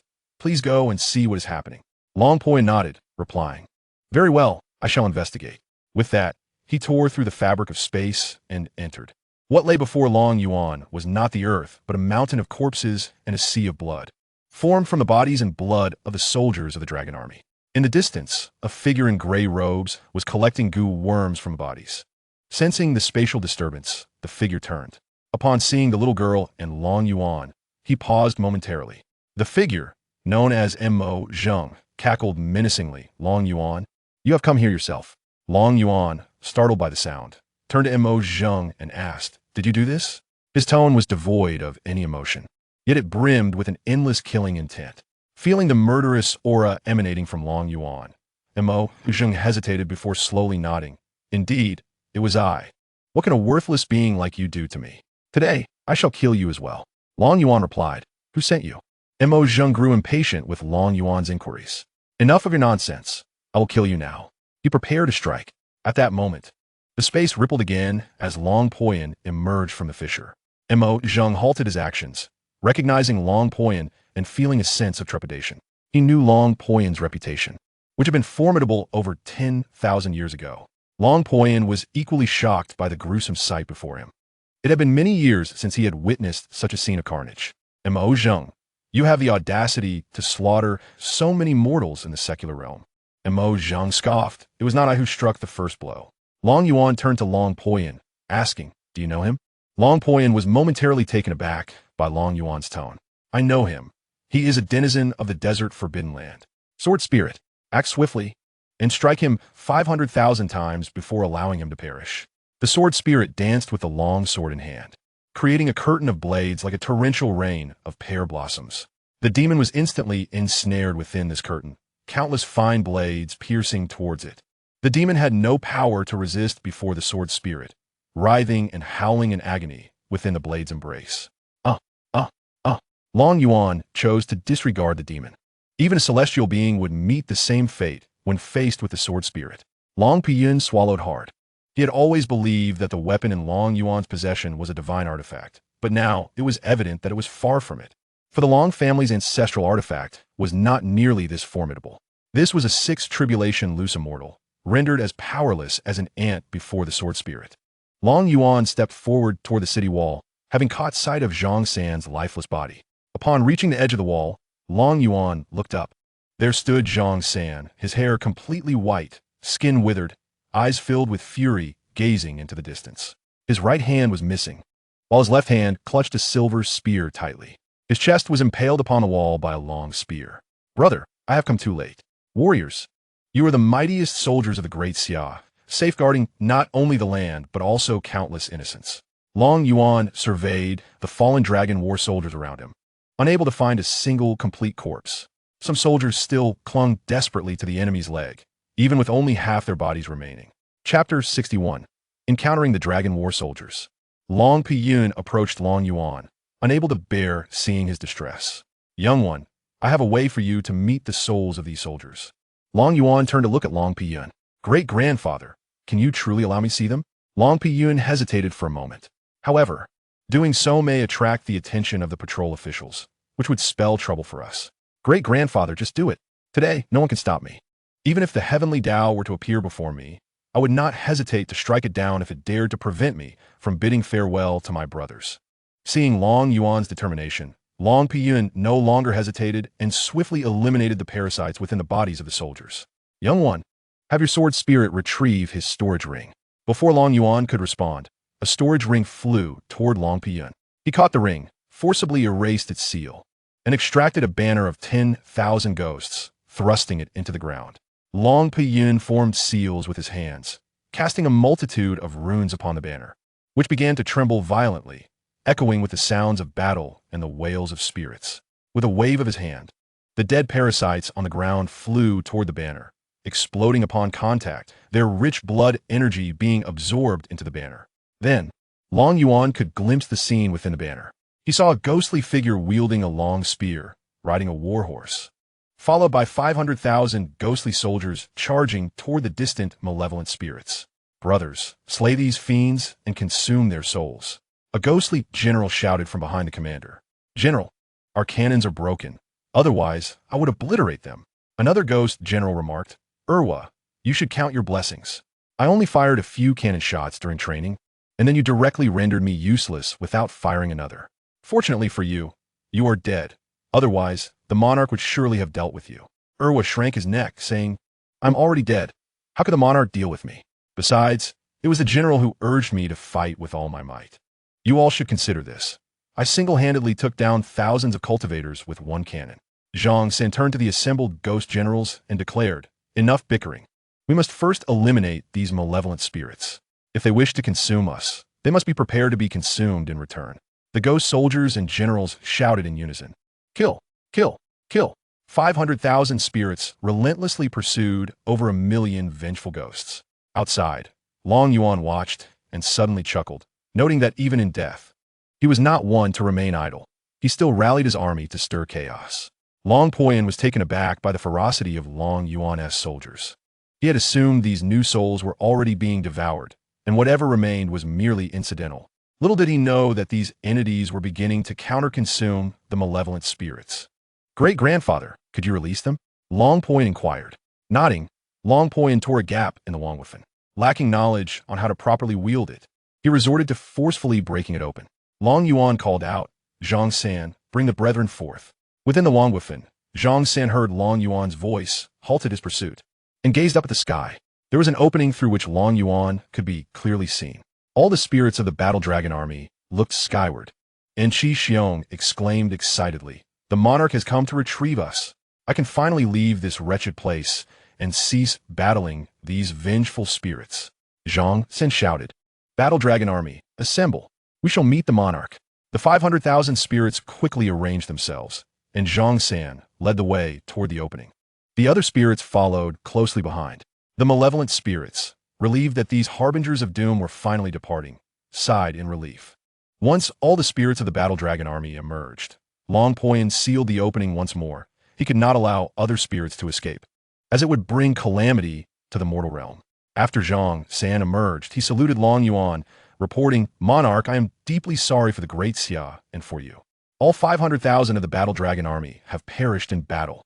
I ask for your punishment." Long Yuan looked at the 500,000 spirits and managed a faint smile, saying, "You owe nothing to anyone. You are the finest soldiers of Great Xia, having protected its land and safeguarded your homes. Over there lie your enemies, and I am already avenging you. I shall strike each of them down on your behalf." Long Yuan pointed toward the direction of the malevolent spirit. The spirits turned to gaze, witnessing that the malevolent entity was now too weak to scream. Its lower half was reduced to mere skeletal remains. Its upper body was being shredded by a rain of swords. Even as a wicked practitioner, it had never encountered such cruelty as that of Long Yuan. A fragment of its soul was shielded by the sword spirit, rendering it unable to die, only capable of enduring endless agony. All the specters gazed upon the scene before them, realizing that it was this fellow orchestrating the massacre behind the veil since their entrance into the myriad ghost banner. Zhang San erupted into laughter. "Old dog, did you relish killing me back then? Are you enjoying yourself now?" Erwa also chimed in, "My lord, please strike a few more blows for me. I endured over 60 cuts before I could bite off a piece of my foe's flesh." Long Yuan nodded. "Very well, I shall deliver a few more stabs on your behalf." The spirits erupted into laughter as they finally avenged themselves. Long Yuan turned his gaze toward Long Poyan. "Great-grandfather, can we keep them?" Long Poyan pondered for a moment. "They may remain, but we must purge the ghostly essence from them. This process is excruciatingly painful, and should they wish to stay in this world, they will require a vessel." Suddenly, Tang Tang appeared beside Long Yuan. "You may allow them the choice of reincarnation or to serve as the battle souls for your army." Long Yuan's eyes brightened at the prospect of reincarnation. That would be splendid. Long Yuan addressed all the ghostly warriors. "Now, I shall assist in purging your ghostly essence. You may then choose between reincarnation or becoming the battle souls of the dragon army. The decision rests with you. Are you afraid of pain?" The process of purging the ghostly essence is indeed torturous. Zhang San was the first to respond. "My lord, let the elder proceed. We have already faced death once. What fear do we have of pain now?" The other spirits echoed in unison, "Please, let the elder act." Long Yuan looked to Long Poyan. "Great-grandfather, proceed." Long Poyan nodded. "Boy, protect me. Do not allow anyone to disturb my work, or they shall find themselves in utter despair." Long Yuan solemnly affirmed, "Rest assured, no one shall interrupt you." Long Poyan began to weave his incantations, ethereal lights floating above the heads of the spirits. The radiance commenced the dissolution of the ghostly essence. All the spirits felt as though they were being skinned alive. They clenched their mouths tightly, their bodies trembling uncontrollably. Yet, not a single spirit uttered a sound. They stood resolutely, their ethereal forms quivering as they endured this inhuman torment. The demon had been slain by the sword spirit, leaving no trace of its soul. Chapter 62. The Arrival of the Inspector, Long Yuan's Fury. Just as Long Poyan was still purifying the ghostly essence, a figure swiftly approached from the distant sky. The little lowly waved her hand, conjuring a luminous barrier to shield Long Poyan and the others. "Master, the newcomer appears to be the inspector." No sooner had she spoken than a man clad in golden battle armor materialized in the heavens. He brandished a spear toward Long Yuan, exclaiming boldly, "You dare to defy the heavenly mandate, allowing tribulation cultivators to engage in warfare among secular nations." Long Yuan glared at the man aloft. "Who are you, and what business do you have here?" The man stood with an air of arrogance. "I am Wan Li, the celestial inspector appointed by the upper realm."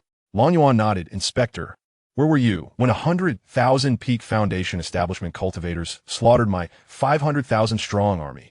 Now, I merely wish to allow my brethren to reincarnate, and you dare to meddle in my affairs." Long Yuan spoke without reservation. Wan Li was seething with rage. He could hardly believe that he was being berated by a mere mortal. While his uncle might endure such indignities, he could not. How dare a lowly mortal insult a celestial envoy? With that thought, he unleashed a spear aimed directly at Long Yuan. "Spirit of the sword, eliminate him. Today, I shall make these lofty immortals aware of my wrath." "As you command, master." The petite girl charged toward the spear, thrusting the Long Yuan sword, which cleaved the weapon in two as effortlessly as splitting bamboo. Wan Li's expression shifted dramatically. His celestial-grade spear had been so easily severed. The sword spirit moved with such swiftness that Wan Li barely had time to comprehend the situation before the spirit appeared behind him. As he turned to look at the girl, his head fell from the sky, followed by his body. He never imagined that he would meet his demise merely for attempting to prevent cultivators from intervening in the mundane world as conflicts. The little girl returned to Long Yuan's side. Master, he is utterly obliterated. Long Yuan's lifespan surged dramatically. Having just slain a demonic entity granted him 20 additional years. And now, vanquishing an unknown celestial being bestowed upon him 200 more. Wan Li's corpse lay nearby. Long Yuan's hand reached forth, and the storage ring along with the armor adorning Wan Li was drawn into his grasp. Just as he stowed the items within the system space, the sky darkened once more. The clouds parted, revealing the ethereal silhouette of an elderly man, exuding an aura of celestial grace. He had merely slain a patrolling envoy. Before the elder could finish his statement, Long Yuan waved his hand dismissively. Sword Spirit, take care of this. The little girl nodded excitedly, feeling disinclined to engage further after having fought several times that day. To show respect for the elder, she slightly increased her strength. Dragon Yuan, sword technique 10th form. Sky-splitting blade. A colossal Long Yuan sword erupted from the ground, instantly extinguishing the elder's phantom, rendering it non-existent. In a certain realm of the celestial world, where ethereal energies floated and spirit mountains encircled the area, it resembled an earthly paradise. Suddenly, the sky fractured, and a massive sword emerged from the void. The protective array illuminated instantaneously as the enormous sword struck against it. Boom! Boom! Boom! The array held for merely 3 seconds before fissures began to appear. Just as the barrier seemed on the verge of collapse, dozens of elders surged forth from the forbidden grounds, simultaneously unleashing powerful celestial techniques to counter the descending sword. One elder shouted, "All disciples, evacuate this place." His voice resonated like thunder across all spirit mountains. Countless disciples scattered in panic.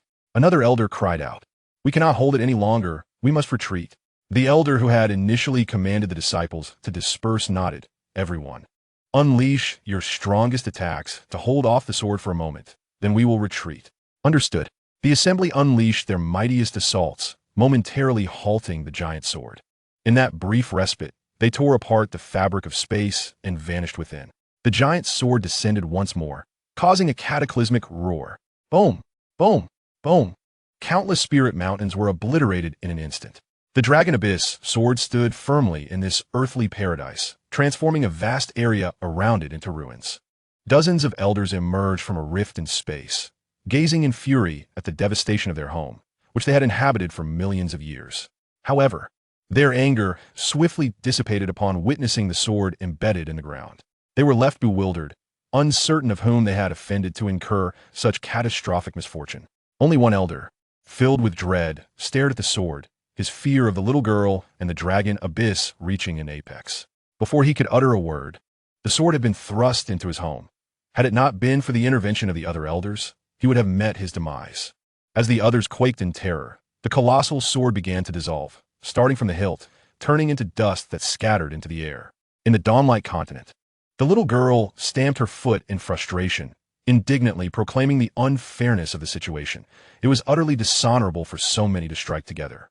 The Dragon Abyss looked at her in confusion, questioning the notion of dozens attacking simultaneously.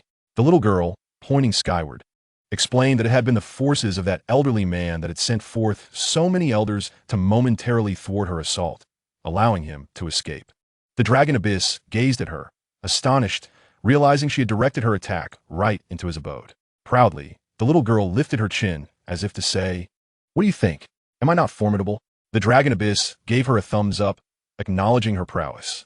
At that moment, Long Poyan had purified all the malevolent spirits. The little girl dismissed the protective barrier around Long Poyan and his companions, revealing that the 500,000 souls stood there, devoid of any dark aura. Resembling a legion of specters, Long Abyss approached them, offering a choice, to reincarnate or to remain. Those who chose reincarnation could depart freely, while those opting to stay could seek suitable vessels within the dragon warriors, whose weapons and armors awaited their essence. Zhang San floated forward, declaring his choice to remain, affirming his identity as a son of the Great Xia in life and a soul of the Great Xia in death. The 500,000 soldiers unanimously chose to become war spirits, intent on continuing the fight alongside their comrades. Long Abyss nodded, permitting their decision. assuring them that he would ensure they were honored with memorial tablets, receiving daily veneration. The 500,000 souls saluted before drifting towards the county city.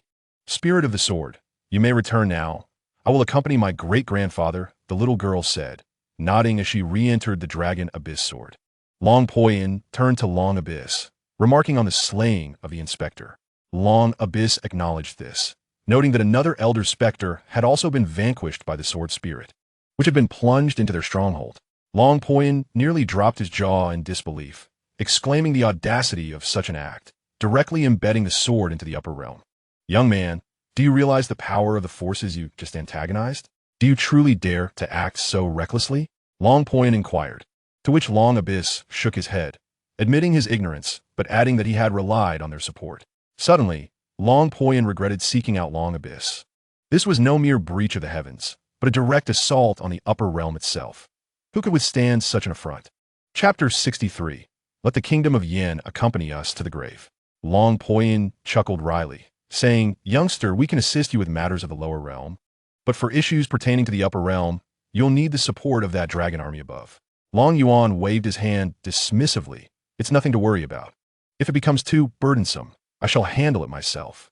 What is the fuss over a mere cigarette, but that cannot be extinguished? Youngster, what are you saying? Long Yuan, realizing he had spoken carelessly, swiftly diverted the conversation. Great-great-grandfather, please gather all their bodies and lay them to rest. Also, could you bring me a section of mountain? I wish to erect a grand tomb for them. Long Poyin nodded, placing one palm upon the nearby plain, whereupon a vast pit emerged. With a wave of his hand, countless bodies fell neatly into the chasm. Drawing forth his flying sword, he sliced through the air toward the distant peak. A colossal hand of spiritual energy grasped the mountain and lowered it over the pit. Youngster, the rest is in your hands now. Long Yuan unsheathed the Long Yuan sword, employing the technique divine movement transformation, swiftly circling the mountain and striking with his blade, causing chunks of rock to cascade down. After a day and a night, a monumental mound arose on the plain, adorned with a tombstone several meters wide and dozens of meters tall, inscribed with a multitude of names. The largest letters boldly declared, Tomb of the Martyrs of the Battle Dragon Army. Once these tasks were accomplished, Long Yuan spoke, Great-great-grandfather, it is time for us to return. My mother and wife are awaiting us. Long Poyin nodded and tore through the fabric of space, stepping into it. He too sought to return and inform the elders, preparing to assist Long Yuan at any moment and to notify the family about Long Yuan's actions against the inspector. He also needed to alert the higher authorities. At the Dragon Manor in the county city, Long Poyin guided Long Yuan through the spatial portal. He then proceeded to one side, retrieving a transmission jade to contact the family, disregarding Chu Linshue's call. Yuaner, what has happened to Grandfather Poyin? Xiao Meyer approached, equally curious about the magnitude of the situation that had unfolded in such a brief outing. Long Yuan waved his hand dismissively. It's nothing serious. Perhaps he is just aging and cannot bear the excitement. Please prepare yourselves. I shall take you out for some leisure. Staying in one place is not ideal. Chu Linxue and Xiao Meyer's eyes sparkled. It is in a woman's nature to seek shopping and amusement. Xiao Meyer exclaimed excitedly, All right, my husband, I will gather my things right away. Yuana, where shall you take us? I'll inform you upon my return. For now, I must arrange a few matters. Grandpa Longyue, you shall remain here to oversee things. Longyue was taken aback. Youngster, without allowing Longyue to finish, Long Yuan interjected, 30 bottles of wine. Youngster, from now on, I shall align myself with you. Command me to strike at whomever you wish. Can we increase the wine? 50 bottles, that's the limit. All right then, let us go. Tell me who to strike. Chu Linxue smiled slightly, observing the two negotiating. Long Yuan then led Longyue to the training grounds outside the city, where Li Sitian, Hong, and other generals were engaged in practice. Upon Long Yuan's arrival, they all saluted, Your Majesty. Your Majesty. Long Yuan waved his hand and said, General Li, please summon the military advisor and the chancellor, along with the other civil officials.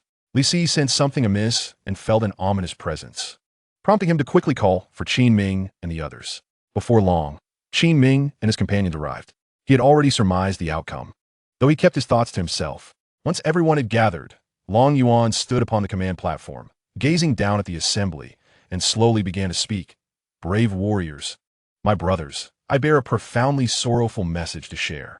General Zhang encountered a formidable army of cultivators in the state city, where 50,000 clashed against our 10,000 Foundation establishment cultivators. Both sides suffered complete annihilation. General Zhang fought valiantly until the final moment, slaying the last few cultivators. Yet none of our dragon warriors returned with a complete body. Some perished while still clinging to their foes. Long Yuan paused, observing the tears welling in the eyes of those below. These were not just comrades, but brothers who had shared drinks and laughter before setting out for battle. Now lost in an instant. Some wept silently, their tears flowing freely. Long Yuan continued, "They are the heroes of our great Xia, our martyrs, and we cannot allow their deaths to be in vain. We must ensure that the Yin kingdom pays for their transgressions. From this moment forth, you shall address me as Commander Long, and I shall personally seek vengeance for them. The regular troops will be under your command. I will deal with the cultivators lurking behind the scenes myself." A resounding chorus of kill, kill, kill erupted from the crowd. "I hereby command General Li to lead the army to seize all cities of the Yin kingdom, with a military advisor accompanying him." Li Si and Qin Ming, their eyes reddened from grief, stepped forward, affirming, "As you command, Commander Long." Long Yuan continued, "Chancellor Zhou shall oversee the acquisition of cities, while General Tian will assist him and manage the station troops." The two stepped forward, responding, "As you command, Commander Long. I, Long Yuan, shall personally eradicate the forces behind the cultivator army. They will regret provoking us. During my absence, my fourth granduncle, a transcendent being, will oversee the army. Any cultivator that appears shall be slain without exception." The assembly looked towards Long Yuan with renewed resolve. They now had a powerful ally in their midst, one whose presence the Yin kingdom could never hope to rival. The crowd began to chant, "Let the Yin kingdom be buried." Long Yuan raised his hand, silencing them. "Now, let General Li and the military advisor arrange the forthcoming actions." With that, he descended from the command platform. Qin Ming and Li Si approached him, saying, "Commander, he truly is gone." Long Yuan nodded, confirming, "He has fallen in battle. I shall seek vengeance for them. The matters concerning the Yin kingdom are entrusted to you. Show no mercy. Kill any who resist, slay the instigators, and eliminate members of the royal family." The three commands sent a chilling wave of intent through the two men, making them acutely aware of Long Yuan's formidable resolve. Long Yuan paid them no further heed. His sights were set on avenging their fallen comrades alongside the Long residents and Xiao Meier. After Long Yu followed Long Yuan back to the Long residence, Xiao Meier approached, saying, "My husband, I have already prepared everything." Chu Linxue inquired, "Yuaner, where do you intend to take us for our outing?" "We shall venture to the desert forbidden zone. Should you desire anything, simply inform me, and I shall procure it for you." Just as Long Poyan completed the notification to the family, he inadvertently dropped the communication jade. This lad is about to stir up trouble again. The matter of the patrol envoy remains unresolved, and now he wishes to cause a commotion in the desert forbidden zone. What sins have these old men committed? Chapter 64. Departure to the desert forbidden zone. Chu Linxue frowned. "Yuaner, the desert forbidden zone is not a place to visit lightly. It is inhabited by demonic cultivators, each a master in their own right. Perhaps we should choose another destination." Long Poyan silently critiqued. "Your son has already slain the patrol envoy. Does he truly fear these scattered immortals? He is not going for leisure, but rather for bloodshed. Alas, I wonder if anyone in the family can withstand the pressure from the Lin family in the heavenly maiden sacred land." Long Yuan chuckled. "It is fine. We shall merely observe the scenery there." Seeing that her persuasion had failed, Chu Linxue conceded, "Very well. We shall explore the periphery. It should not cause any trouble." Long Yuan smiled, but remained silent. "Mother, please summon the warship." Julin's notet anzai. She communicated with the Long Shadow Guard, and soon a black warship soared in from outside the city. Long Yuan turned to Xiao Meier, "Wife, please carry me up. It is too high for me to ascend." Xiao Meier giggled, "Of course, my husband." Chu Linxue did not deliberately stop the warship at such a height. She merely wished to convey to Xiao Meier that Long Yuan needed her. Though it seemed trivial, it underscored the significance of her presence by Long Yuan's side. Xiao Meier carried Long Yuan aboard the warship, and Chu Linxue along with Long Poyan followed suit. The warship swiftly navigated towards the teleportation array leading to the desert forbidden zone. Standing on the ship, Long Yuan asked, "Mother, how long will it take to reach the desert forbidden zone from here?" "Approximately 3 months. We must utilize the teleportation array twice to reach the region," she replied. "Then I shall take this time to cultivate. My realm has stagnated at the minor master level. Shu Linxue nodded. Go ahead. The warship is quite secure. Long Yuan gazed at Xiao Mei. Wife, do you have resources for cultivation? If not, I can obtain some for you, she replied. My husband, I have plenty here. Enough for me to reach the integration stage. That is splendid. You should also enhance your strength and see if you can spar with a scattered immortal. Xiao Mei's eyes sparkled. All right, husband. I shall enter seclusion for 3 months.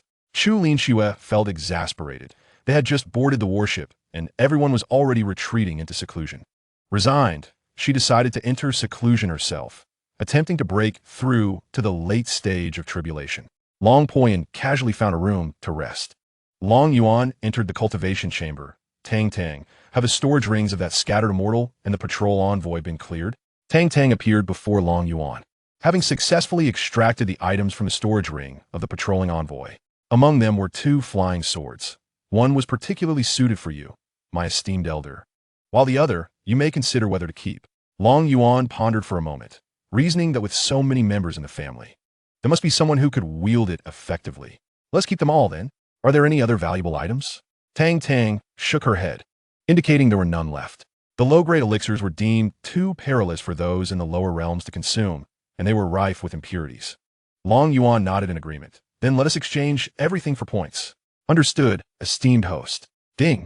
The host has successfully completed the transaction, acquiring spirit stones, celestial stones, numerous elixirs, and various treasures, resulting in a total of 34 billion points, with a remaining balance of 368. 85 billion points. My goodness, I have struck it rich overnight. Tang quickly urged, bring me 10 immortal herbs to consume. Ding. The host has purchased 10 immortal herbs at the cost of 2 billion points, leaving a remaining balance of 348. 85 billion points.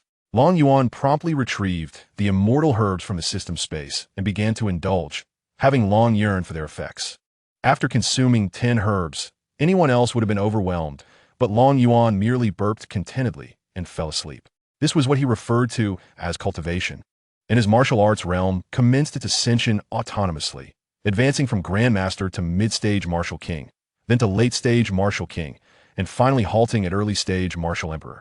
While Long Yuan slumbered blissfully in the cultivation chamber, a celestial being from the heavenly palace arrived at the Long family in the celestial realm. Before the gates of the Long family, 3 dragon serpents drew a magnificent celestial palace. The patriarch of the Long family, Long Ba, emerged, already apprised of the happenings in the lower realm, confirming that the sword incident was indeed the doing of Long Yuan. Initially, all factions had witnessed a colossal sword tearing through the void, thrusting directly into the heavenly palace, reducing much of it to ruins. The heavenly palace, akin to a national entity in the celestial realm, represented the pinnacle of power. Consequently, this event incited much speculation among various factions, as everyone was eager to uncover the identity of the audacious individual who dared to obliterate such a significant portion of the heavenly palace. Now that he knew the perpetrator, Longba felt no fear. Although he remained uncertain and slightly apprehensive of the heavenly palace, he approached with a hearty smile towards the celestial palace, inquiring, "What brings the esteemed Qi Xianzun to our Long family today?" Qi Ming stepped out of the celestial palace, returning the greeting with a smile and clasped hands. "Patriarch Long, it has been a while. I have come today to inquire about certain matters." "Ah, let's converse within the grand hall." With that, Long Ba guided Qi Ming into the main hall of the Long family, where a servant promptly served celestial tea. After sipping the tea, Long Ba slowly began, "Qi Xianzun, what is it you wish to inquire about?" Qi Ming regarded Long Ba, mentally berating him as a crafty old fox, while outwardly responding, "It is nothing of great concern, merely that a member of the Long family from the Tianming realm has slain a patrolling envoy. I request that the Patriarch investigate this matter, as the envoy's identity is unique, and we must clarify the circumstances surrounding it. Oh, it appears that there exists such a prodigy in the lower realm, capable of slaying a celestial inspector. I must pay close attention to this exceptional talent, for such brilliance must not be extinguished. I shall ensure that the inhabitants of the lower realm provide ample protection. My gratitude to you, esteemed Master Qi, for this revelation." Qi Ming's mind was flooded with 1,000 thoughts, racing like wild steeds. Was I discussing the prodigy? Or was I referring to the fact that your kin has slain a celestial inspector? "Master Long, The act of killing an inspector is no trivial matter. If every realm behaves as the Tianming realm does, who would dare to undertake the role of an inspector? Long Zhen nodded, acknowledging Qi Xian's wisdom. I shall certainly reprimand them. How could such a formidable genius resort to slaying an inspector? If one must kill, let it be a being of the caliber of an immortal emperor or a revered immortal. Unable to restrain himself any longer, Qi Ming rose from his seat. Master Long, the palace master demands an explanation from your family. Otherwise, we shall dispatch powerful beings to eradicate this individual. Observing Long Zhen's deep concern for this prodigy, Qi Ming sought to leverage this to compel the Long family to concede and offer some form of compensation. Long Zhen nodded, slamming his fist upon the table in indignation. Qi Xian is indeed correct. You must return and request that the palace master send someone to eliminate this individual. A genius devoid of reverence will inevitably bring calamity upon my Long family. Qi Ming was momentarily taken aback. He had assumed that Long Zhen's earlier enthusiasm for this individual would compel him to pay a significant price. Yet this was the outcome. The celestial inspector has been slain, and the celestial beings cannot descend. Shall we send hundreds of earthly immortals? Qi Ming said no more, huffing. Then let the Long family take care of the body. Chapter 65. Long Zhen plays Tai Chi, infuriating the ancestor. With that, Qi Ming turned and departed. Long Zhen called after him. Master Qi, should you slay him, kindly assist me in burying him as well. Qi Ming halted momentarily, leaving the Long family without looking back, fearing that remaining any longer would compel him to act against them, which would result in his own demise. Seething with rage, Qi Ming exited the Long family estate. An elderly figure appeared beside Long Zhen. Are you truly unconcerned about the young man? Reports from below indicate that he is naturally unable to cultivate and has been away from home for years, only to learn martial arts. Long Zhen chuckled. Why should I concern myself? He can already thrust his sword into the heavenly palace. What further involvement do I need?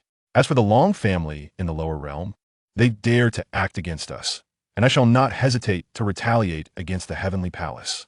The elder nodded. Do as you see fit. When that youth arrives in the upper realm, remember to bring him to the forbidden grounds. Long Zhen looked at the elder in shock. Elder, what are you planning? The Long family has finally produced a troublemaker. You cannot confine him to the forbidden grounds. None of the family's disciples have ever caused a stir. The family has not expanded in millennia. The elder shot Long Zhen a stern glance. How has the Long family fallen into your hands? You spend each day focused on teaching the youth to cause trouble rather than cultivating their skills. Just look at the misdeeds they have committed over the years, whether it be visiting brothels without paying or eloping with someone's daughter. Our Long family has gained notoriety in the celestial realm. Thank you for the praise, esteemed ancestor. Their skirmishes are merely trifles, hardly worthy of mention. That young man from the lower realm is different. He dares to thrust his sword into the heavenly palace. When he arrives in the celestial realm, will he not plunge his sword into the divine realm as well? We have hundreds of ancestors who cannot ascend to the divine realm.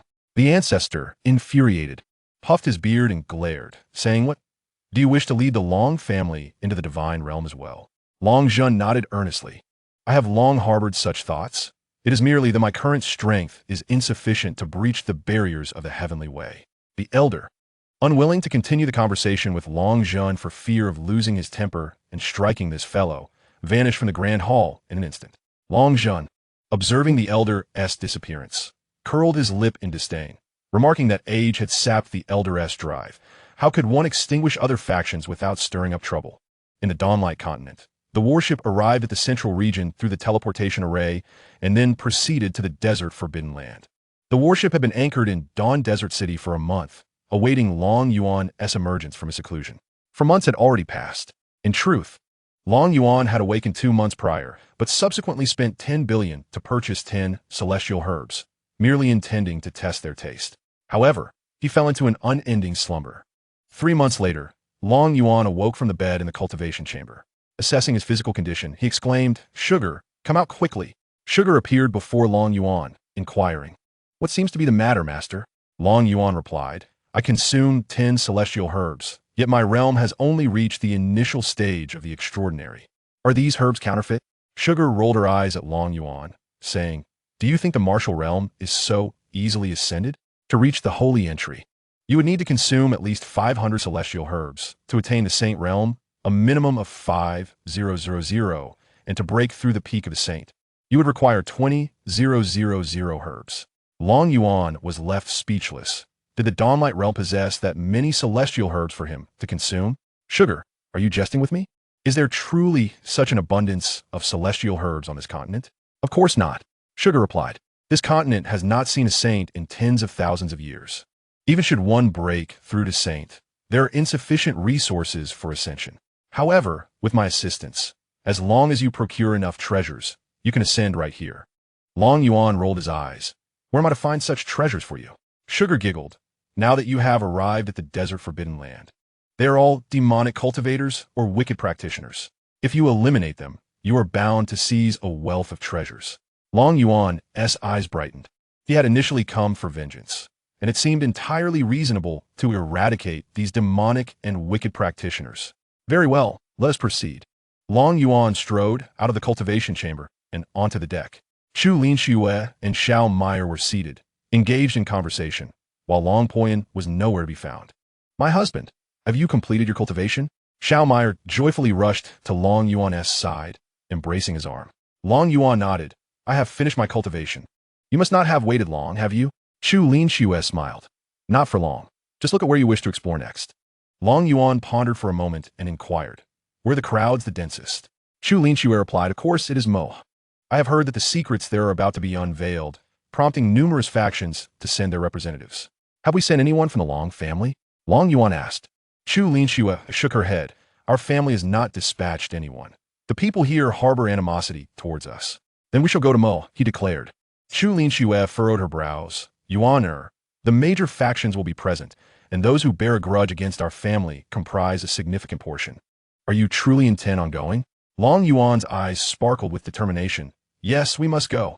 Rest assured, mother, with me around, no one can harm you. With a sigh, Chu Linxue replied, then let us wait a couple of days before we depart.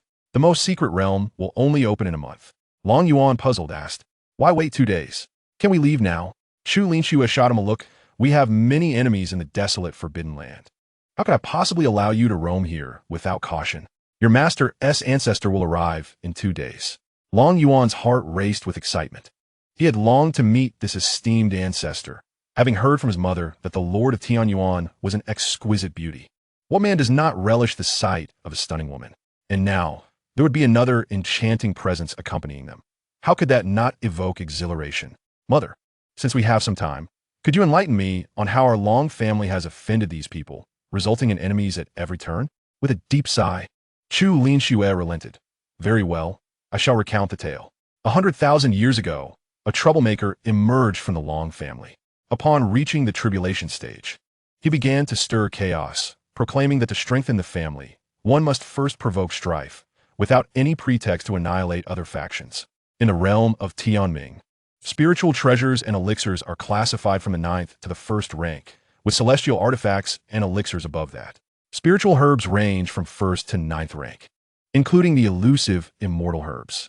The cultivation realms encompass body refinement, chi gathering, foundation establishment, core formation, nascent soul, spirit transformation, integration, great ascension, tribulation transcendence, loose immortal, ascension to immortality. The martial arts realms consist of 9 major stages: postnatal, innate, minor grandmaster, grandmaster, martial king, martial emperor, transcendent, sage, each divided into 4 minor stages: early, mid, late, and peak. The celestial realm is delineated into human immortal, earth immortal, heaven immortal, profound immortal, golden immortal, immortal sovereign, immortal king, immortal venerable, immortal emperor, and demigod. Chapter 66. The Wounds of Ren Wanting. Long Yuan remarked, what this person says is indeed true. He must be a hero of the Long family. Chu Linxue glared at him. Do not digress, listen to me. All right, whether he is a hero or not, I cannot say. But it was precisely due to his provocations that the Long family faced a coalition of major factions, nearly leading to our extermination. That so-called hero chose to withdraw from the Long family, inciting all factions to pursue him.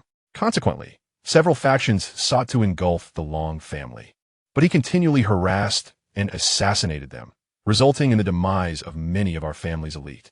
Eventually, those factions grew fearful and dispatched powerful individuals to hunt him down, granting the Long family a moment of respite. Chu Linxue took a sip of tea and continued. he fled into the desolate Forbidden Land, where everyone believed he had nowhere to escape. In an unexpected turn of events, he orchestrated a tribulation alongside hundreds of powerful cultivators from various factions. In that barren expanse, he single-handedly led to the demise of several hundred tribulation experts, with only a few achieving ascension, while the calamity clouds enveloped a significant portion of the forbidden area. Just as everyone anticipated his ascension, they discovered he had merely broken through to the pinnacle of tribulation and had not ascended at all. Subsequently, his actions instilled fear among the major factions, prompting them to summon celestial beings from the higher realms to quell the situation. He was subsequently taken to the celestial realm. Long Yuan gave a thumbs up, exclaiming, "Impressive. Now, that's a true powerhouse. I must strive to surpass him. For now, I shall target those in the desolate Forbidden Land." Yuan, you must not act recklessly. You are not a cultivator and do not comprehend the terror of scattered immortals. Rest assured, I am not so impulsive. Upon hearing Long Yuan's words, Chu Linxue felt reassured. Although the Long family was currently powerful, they could not withstand the combined assault of all factions. 2 days swiftly passed, and just as Long Yuan thought his master would not arrive again today, a graceful figure suddenly appeared on the horizon, materializing on the warship in the blink of an eye. Long Yuan gazed at the woman, who was clad in a flowing moon-white robe, its hem dancing lightly like flowing clouds, swaying gently with her steps, reminiscent of a mountain spring's gentle flow. The fabric was adorned with delicate orchids, the silk threads shimmering softly in the sunlight, akin to dewdrops gliding over petals. Her visage resembled a finely crafted work of art.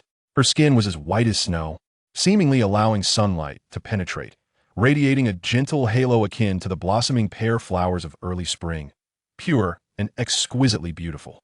Her elegantly curved brows resembled a crescent moon, slightly raised at the tips, exuding a hint of liveliness and playfulness.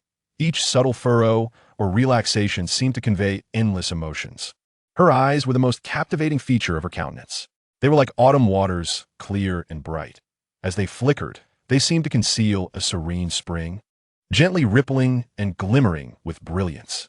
When she gazed quietly, it resembled the profound night sky, with twinkling stars that could effortlessly draw someone in, bringing a smile to their face as her eyes curved into crescent moons, filled with warmth and sweetness, capable of melting the hardest ice and snow. Her delicate nose was petite yet straight, reminiscent of a jade peak, adding a perfect dimensionality to her features. Her luscious cherry-red lips, naturally tinted, resembled a ripe cherry. When slightly parted, a melodious voice emerged, akin to a golden oriole's song, each note seemingly woven with enchantment, effortlessly tugging at the strings of one's heart. Her long, lustrous black hair cascaded like a waterfall over her shoulders, adorned with a white jade hairpin intricately carved with a butterfly and flower motif. The butterfly's wings appearing to flutter gently in the breeze, vividly lifelike.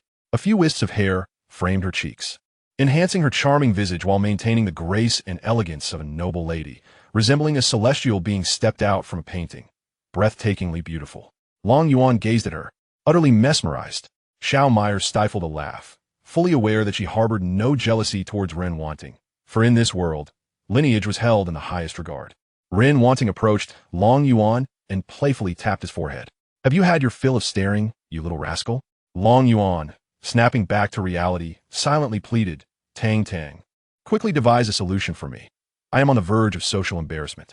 Dear host, your esteemed master bears an injury. Providing her with spiritual milk will remedy the situation." Instantaneously, Long Yuan conceived a plan. He touched his own forehead and said, "Master, I believe your injury is the reason for your distress, and I am pondering how to assist you." Chu Linxue was taken aback. "Master, when did you sustain an injury?"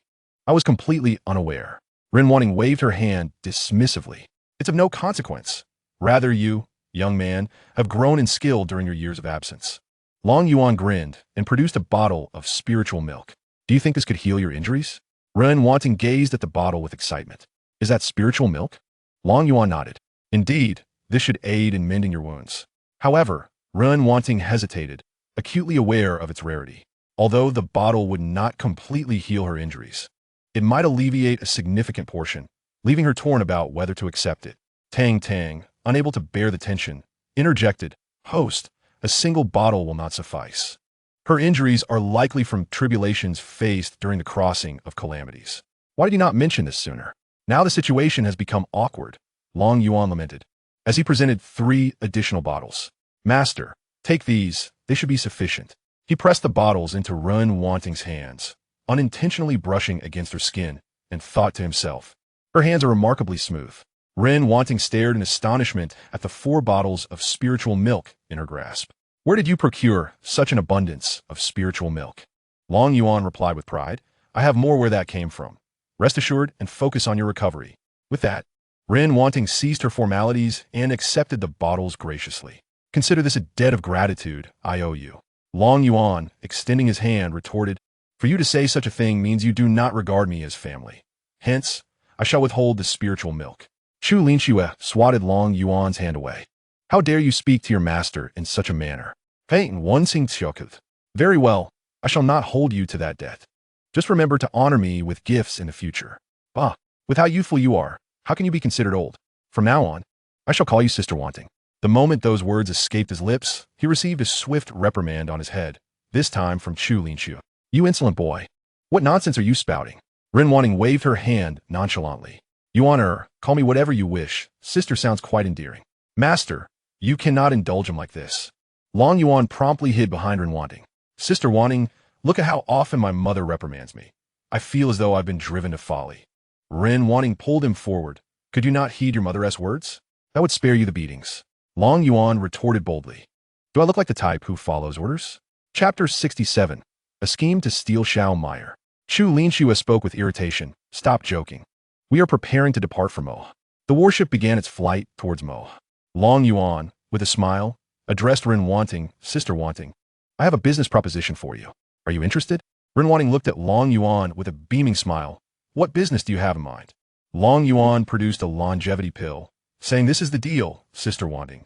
I am not merely asking for spirit stones. My mother and others have already provided them. What is contained within this jade vial? It is a longevity pill that can extend one's lifespan by 500 years. You could sell it to those elders in the forbidden area. They would surely purchase it, and you can set the price. Ren Wanting gazed at Long Yuan in astonishment. You little rascal, I cannot refuse anything you propose. Just tell me how many spirit stones you desire for each pill. Sister Wanting, please determine the price for me. I shall not take any spirit stones from your share. All right, I will inquire who among them needs it. Great, you can chat with my mother. I will take my wife for a stroll, not straying too far from you. Xiao Meyer nodded excitedly. Sure, let us go. She took Long Yuan's hand and flew out, causing the warship to slow down. Chu Linxue shook her head. This child is truly worrisome. Ren Wanting smiled. It's fine. I will take care of things. I will go heal myself. Call me if anything arises. Understood, master. With that, Ren Wanting went to tend to her injuries, leaving Chu Linxue alone on the deck. Xiao Meyer and Long Yuan soared through the sky freely. Suddenly, a large hand descended upon them. Xiao Meyer reacted swiftly, executing the Xian Yin 13 swords. 5 long swords of ice pierced the palm, resulting in a series of explosive crashes as the hand shattered, and the ice swords vanished. A man, accompanied by 2 elderly individuals, soared into the sky, blocking their path. Which young lady are you? You are extraordinarily beautiful. I am the holy son of the sea goddess sacred land in the eastern region. Today, we have taken a liking to you. Come with me, and I shall send someone to your home to propose tomorrow. Long Yuan's heart leaped with joy. Indeed, venturing out with Meyer had its perks, as trouble had already found them. Xiao Meyer turned to Long Yuan. Husband, he intends to take you away. Want to you say something? Long Yuan waved his hand. It's fine. If you cannot handle him, I will step in, and if I cannot, I will call for help. In that case, I shall not hold back. Xian Yin 13 swords, second form, snow lotus in flight. In an instant, the sky was adorned with blooming ice lotuses drifting towards the so-called holy sun. The ice lotuses appeared to float, yet their speed was remarkable, reaching the 3 men in the blink of an eye. The elderly man on the left snorted, striking out with his palm to disperse the ice lotuses. From a distance on the warship, Chu Linxue observed from the deck. As the ice lotuses were shattered, Xiao Meyer remained unfazed. Husband, he is bullying me, relying on his initial stage of tribulation to intimidate someone at the out-of-body stage. Long Yuan nodded. He deserves to be punished. The Long Yuan sword was drawn, and a brilliant beam of sword light, akin to a long rainbow piercing the sun, flashed with breathtaking speed. The elder's head exploded, leaving him utterly lifeless. The Holy Sun trembled in fear, exclaiming, "Who are you to dare slay a senior elder on my sacred ground?" As the corpse fell from the air, the remaining elder reached out to catch it. He gazed at Long Yuan, inquiring, "You are an extraordinary warrior. Who are you?" It has been centuries since an extraordinary warrior has appeared on the continent. Unfazed, Long Yuan replied, "This is none of your concern. You would do well to remain on the warship. My wife wishes to challenge your esteemed Holy Son. Dragon Shadow Guards, bind him and bring him aboard the warship." With a swift motion, 10 Dragon Shadow Guards materialized before the elder. The elder looked at Long Yuan in terror. "Why, you are a member of the Long family."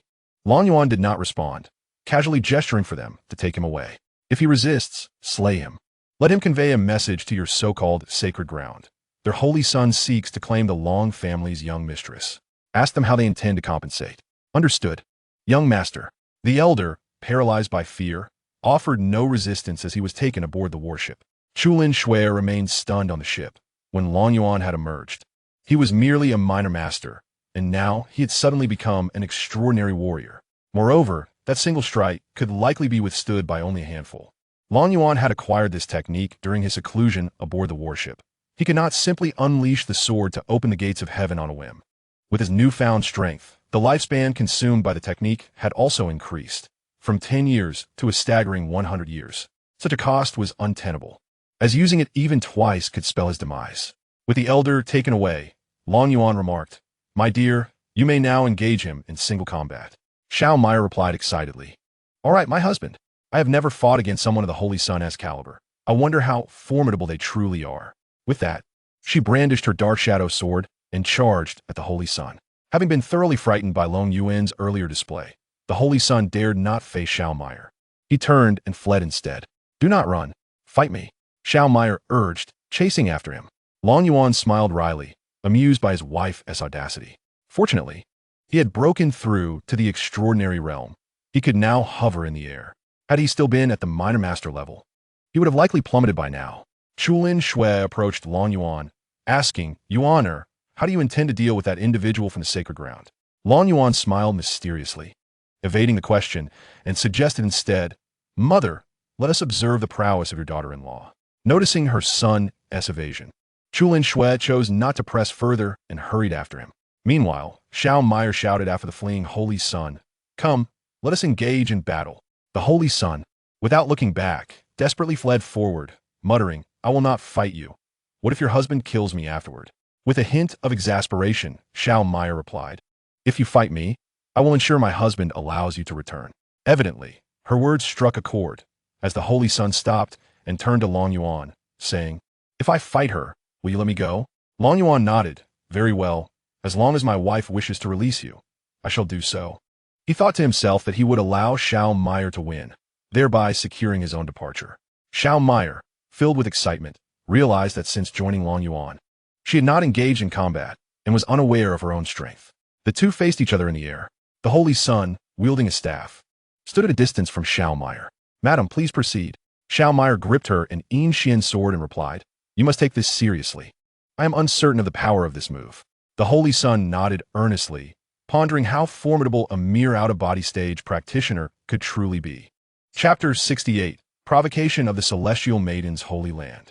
"Go ahead and strike." Xiao Maya was eager to test the strength of her cultivated technique. The 13 swords of Xianin. She called out boldly, 12-style, void break. The Yin sword pointed at the space before her. Not far away. Chu Linshue's expression changed dramatically as she pulled Long Yuan back in haste. Centered around Xiao Maya, the surrounding space shattered within 1,000 meters, revealing numerous void fissures. The Holy Sun did not even emit a cry. He was torn to shreds and consumed by the spatial rifts. Due to Xiao Maya's unfamiliarity with this technique, she closed her eyes to sense the space, oblivious to the fate that befell the Holy Sun. Chu Linshue looked at Xiao Maya and asked, "Yuaner, is this what you taught her?" Long Yuan nodded with pride. "What do you think? Quite impressive, isn't it?" Chu Linshue retorted, "With such a splendid celestial technique, how could you not teach it to your mother? It seems you've forgotten your roots after marrying." "Tang Tang, come forth and assist." "Coming, dear host. Arrange a celestial sword and a suitable celestial technique for my mother." "Understood." A screen appeared before Long Yuan, displaying 2 items, absolute wind sword technique and wind bell sword. Both high-grade celestial techniques and swords, totaling 15 billion points. Long Yuan closed his eyes and confirmed the purchase, fearing he might hesitate if he looked. Ding! Congratulations, host. Purchase successful. 15 billion points deducted. Remaining points, 988. 5 billion. Long Yuan handed the two items to Chu Linxue, saying, "Here, this is for you." With that, he soared toward Xiaomeier, his heart aching, longing for her embrace. Xiaomeier looked around in confusion. "Husband, where did the Holy Sun go?" Long Yuan disregarded the so-called Holy Sun and dove into Xiaomeier's arms, the softness of her embrace providing him with solace. Xiaomeier gazed at Long Yuan with concern. "Husband, what troubles you?" "No worries, my dear. I simply need to rest against you. I feel quite exhausted." Chu Linxue approached. "Yuaner, where did these items come from?" Without lifting his head, Long Yuan replied, "For you, just accept them. It is my tribute to you." Chu Linxue smiled. "Very well, I shall accept them." "Wife, let us return to the warship. There is little of interest in this desert." Xiaomeier nodded, leading Long Yuan and Chu Linxue back to the warship. The vessel sliced through the air, continuing its flight towards Mo. For the past few days, Long Yuan had remained aboard, engaging in leisurely conversations and playing cards with his wife. Ren Wanting had also healed from her injuries and joined in their light-hearted banter. A month passed in the blink of an eye, and after numerous stops, they finally arrived at Mo.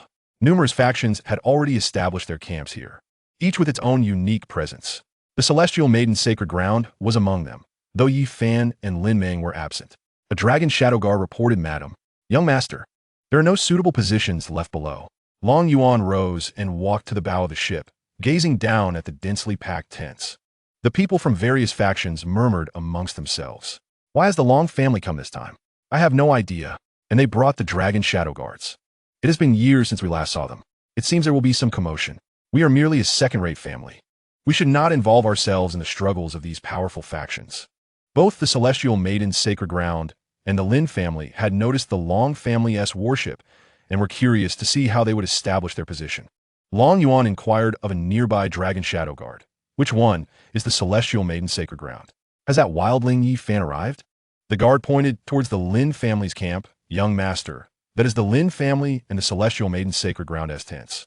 Long Yuan observed a group of individuals looking in their direction, whispering and pointing. "Wanting mother, Meyer, just wait and let me handle this. Enjoy the show." Ren Wanting frowned. "You should manage this yourself." Xiaomeier expressed her concern. "Husband, perhaps we should find another spot." Long Yuan waved his hand dismissively. "No need. I will find our position."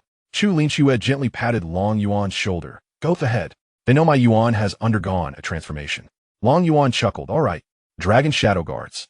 Remember to collect the spoils for me later." "Yes, young master." Standing at the bow, Long Yuan looked down at the people of the Celestial Maiden's sacred ground. "You rabble, get out of the way and spare yourselves from my wrath." The members of the Celestial Maiden's sacred ground glanced around, perplexed about who Long Yuan was addressing. They were an immortal faction, and the other powers dared not approach. "Stop looking. I am speaking to you, the so-called sacred ground of whores." Everyone was taken aback, including those from other factions. The Long family was openly provoking the Celestial Maiden's sacred ground, akin to declaring war. At the Qin family's encampment, a youth waved a folding fan. "This brat has finally returned. I wonder what he has experienced over the years to become so arrogant." "Young master, do you think they will fight?" An elder beside Qin Feng inquired. Qin Feng, the young master of the Qin family in the central domain, had befriended Long Yuan during their childhood in a brothel, bonding over their shared temperament. Later, it became evident that one was the heir of the Qin family and the other the heir of the Long family. One was a prodigious talent, while the other was deemed a natural failure. Despite their contrasting natures, the two became the best of friends. Qin Feng often envied Long Yuan for his carefree existence, unburdened by the demands of cultivation, while Long Yuan admired Qin Feng for being the exemplary child that others aspired to be. After Long Yuan was compelled to take his own life, Qin Feng never saw him again. Now, upon their reunion, memories of their past flooded back. "Uncle Fourth, allow me to greet him." "It has been many years," Qin Feng exclaimed. "I shall accompany you," came the reply. "Very well." The two ascended towards the warship. Upon noticing their approach, Long Yuan felt a surge of joy, recognizing a lucrative opportunity. However, before he could act, Qin Feng clasped his fists in greeting. "Greetings, Aunt Linxue." Seeing Chu Linxue present, Qin Sai smiled and remarked, Congratulations, Lady Long, on finding your beloved son. Long Yuan was taken aback and turned to Chu Linxue. Mother, do you know them? At this moment, Qin Feng was astonished. Long Yuan, do you not recognize me? Long Yuan gazed at Qin Feng. Am I supposed to know you? Chu Linxue gestured for them to sit. Yuaner has suffered an injury to his mind. There are many things he cannot recall. Qin Feng looked at Long Yuan with a complicated expression. We shall not intrude any further. With that, he prepared to depart. Long Yuan quickly grasped Qin Feng's arm. Do not leave. Although I cannot recall who you are, I feel you are a good person. Let's be friends. Suddenly, a memory surfaced in Qin Feng's mind. Long Yuan had once said, though you cannot surpass me, I sense you are a good individual. Stay and become my friend. Chapitre 69, Instantanée Destruction. Qin Feng burst into laughter. Though you may not remember me, I am determined to be your friend. They exchanged smiles. I am Long Yuan. And what is your name? Qin Feng paused for a moment. I am Qin Feng. Long Yuan stepped closer, placing his arm around Qin Feng's shoulder. Brother, today I intend to undertake something significant. Would you care to join me? I shall share the spoils with you afterward. Qin Feng glanced below. Brother, you did not inform me back then. Today, I will lend you my support. Qin Sai coughed lightly, indicating that Qin Feng should not get involved. Turning to see Qin Sai, Qin Feng asserted, Uncle Fourth, today I wish to stand by my brother. Zu Linxue interjected, Yuan. Do not place the Qin family in a difficult position. Long Yuan waved his hand dismissively. Never mind, I shall handle it myself. Qin Feng held Long Yuan back. Do you not consider me a brother? Long Yuan draped his arm around Qin Feng's shoulder. Brother, today you may simply enjoy my performance. With that, Long Yuan reappeared on the ship. Outside the tents of the Heavenly Maiden's sacred ground, the women hesitated to approach Long Yuan for a conversation, especially in the absence of their elders. One member of the Lin family stepped forward and said, Long Yuan, there are so many empty spots outside. Why do you insist on the position of the Heavenly Maiden's sacred ground? Are you still clinging to hopes regarding Sister Lin Meng? Let me inform you, she is not here this time, so do not waste your efforts. A wave of murmurs spread among the crowd. It turned out that the heir of the Long family sought to approach the esteemed Miss Lin Meng by seizing the position of the Heavenly Maiden's sacred ground. To everyone's astonishment, even after so many years of the broken engagement, the scion of the Long family still harbored feelings for Lin Meng. A throng of onlookers began to discuss the situation fervently. Long Yuan cast a disdainful glance at the speaker, questioning their worthiness to address him. As his words fell, his sword was drawn, and with a flash of steel, he swiftly dispatched the second son of the Lin family. All present widened their eyes in disbelief. Rubbing their eyes in shock, Lin Jie's lifeless body lay before them, and a sense of grim reality settled in. Long Yuan had indeed slain Lin Meng's brother. Lin Jie. The Lin family members quickly reacted, and one elder bellowed in fury, Long Yuan, you seek death. With that, he launched a powerful punch toward Long Yuan, the force of his strike whistling through the air. Just as Qin Feng prepared to intervene, Long Yuan's speed surpassed all expectations, like a rainbow piercing the sun. Boom! With a resounding crash, the elder's punch exploded, and he was pierced through by Long Yuan's blade. Long Yuan turned to Qin Feng, saying, Brother, today I shall show you a spectacle of fireworks. No sooner had he spoken than a colossal golden hand descended from the heavens, landing upon the Lin family encampment. Puffed, puffed, puffed. Boom, boom, boom. The Lin family members were obliterated, leaving a massive handprint upon the ground. Long Shadow Guards, it's time to act. Yes, young master. Several Long Shadow Guards swooped down to collect all the storage rings. From a distance, an enraged voice echoed, Who dares to slay a member of the Lin family?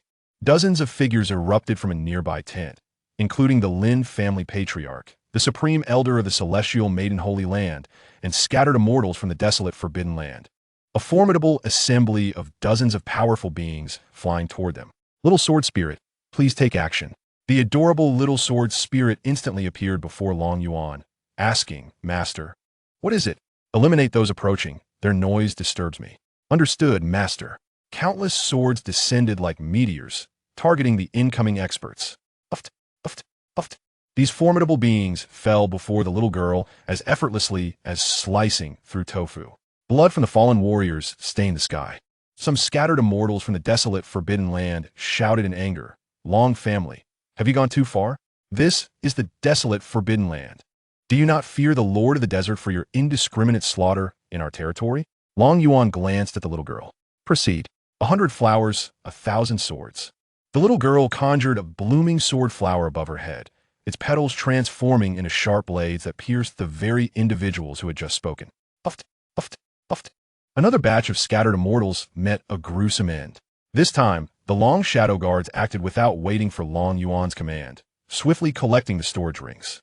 The female disciples of the celestial maiden Holy Land were at a loss, having witnessed the death of their supreme elder without uttering a single word. Brother Qin, if any of those female disciples do not catch your fancy, choose one to take home as a wife. Qin Feng remained in a daze, shaking his head in disbelief. Long Yuan sighed, alas. It seems these souls are destined for the abyss. Xiao Meier hurried over. Husband, let me handle this. Wife, you may assist, but refrain from using that technique. Xiao Meier nodded, expressing her eagerness to try out many of her and used techniques.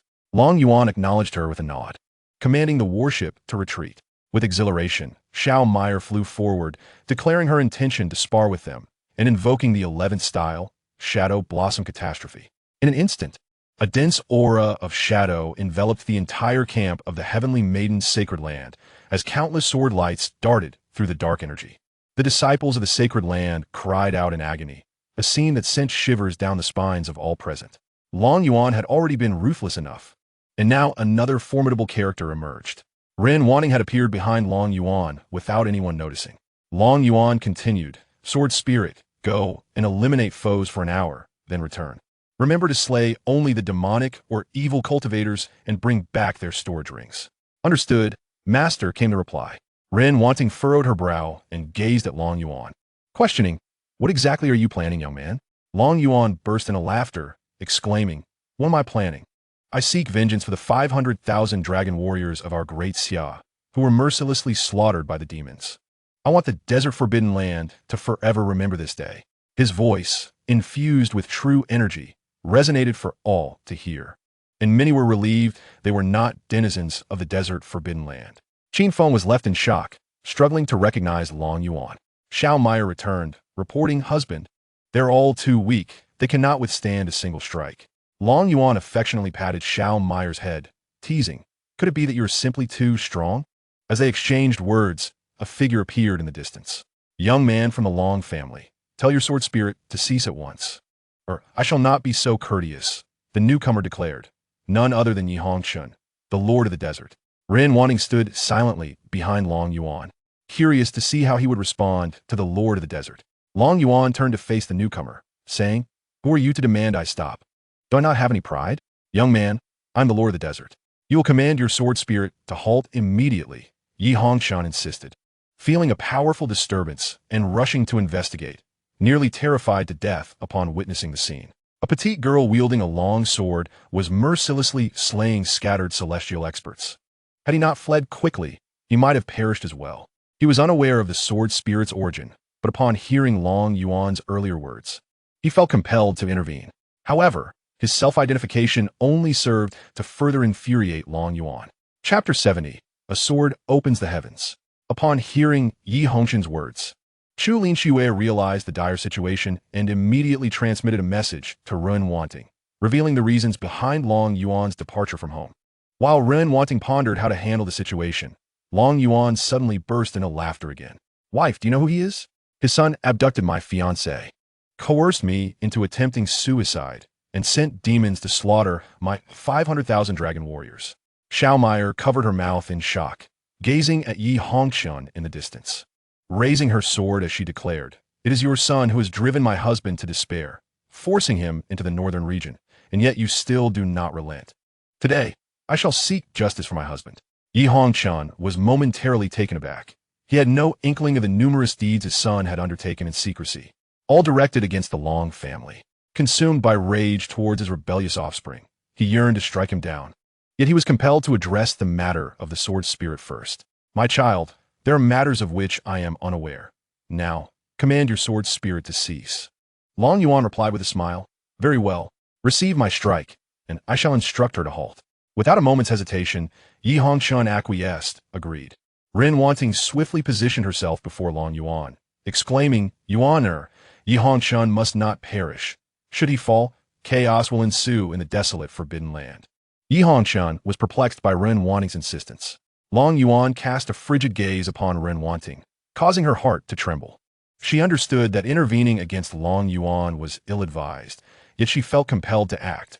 Otherwise, countless malevolent cultivators would escape from the Forbidden Land, leading to the slaughter of innumerable innocents for their dark practices. Chu Linshu aside, Yuaner, you must decide for yourself. If you truly wish to strike, I shall restrain your master. Ren Wanting looked at Chu Linshue in shock. You intend to stop me? Chu Linshue unsheathed the Fengling sword, declaring, Master, he is my son, and I shall support him in whatever he wishes to pursue. Ren Wanting turned to Long Yuan, pleading, Yuaner, I implore you, please. Witnessing his mother on the verge of a rift with his master, Long Yuan sighed inwardly. Wife, may you wield a strike on my behalf. Very well, my husband. Ren Wanting responded, though she sensed her significance in Long Yuan's heart was diminishing. Despite his confusion regarding Ren Wanting's motives, Yi Hongchun acknowledged her favor. He turned to Xiao Meyer and instructed, You may proceed. Stepping forward, Xiao Meyer stood before Yi Hongchun.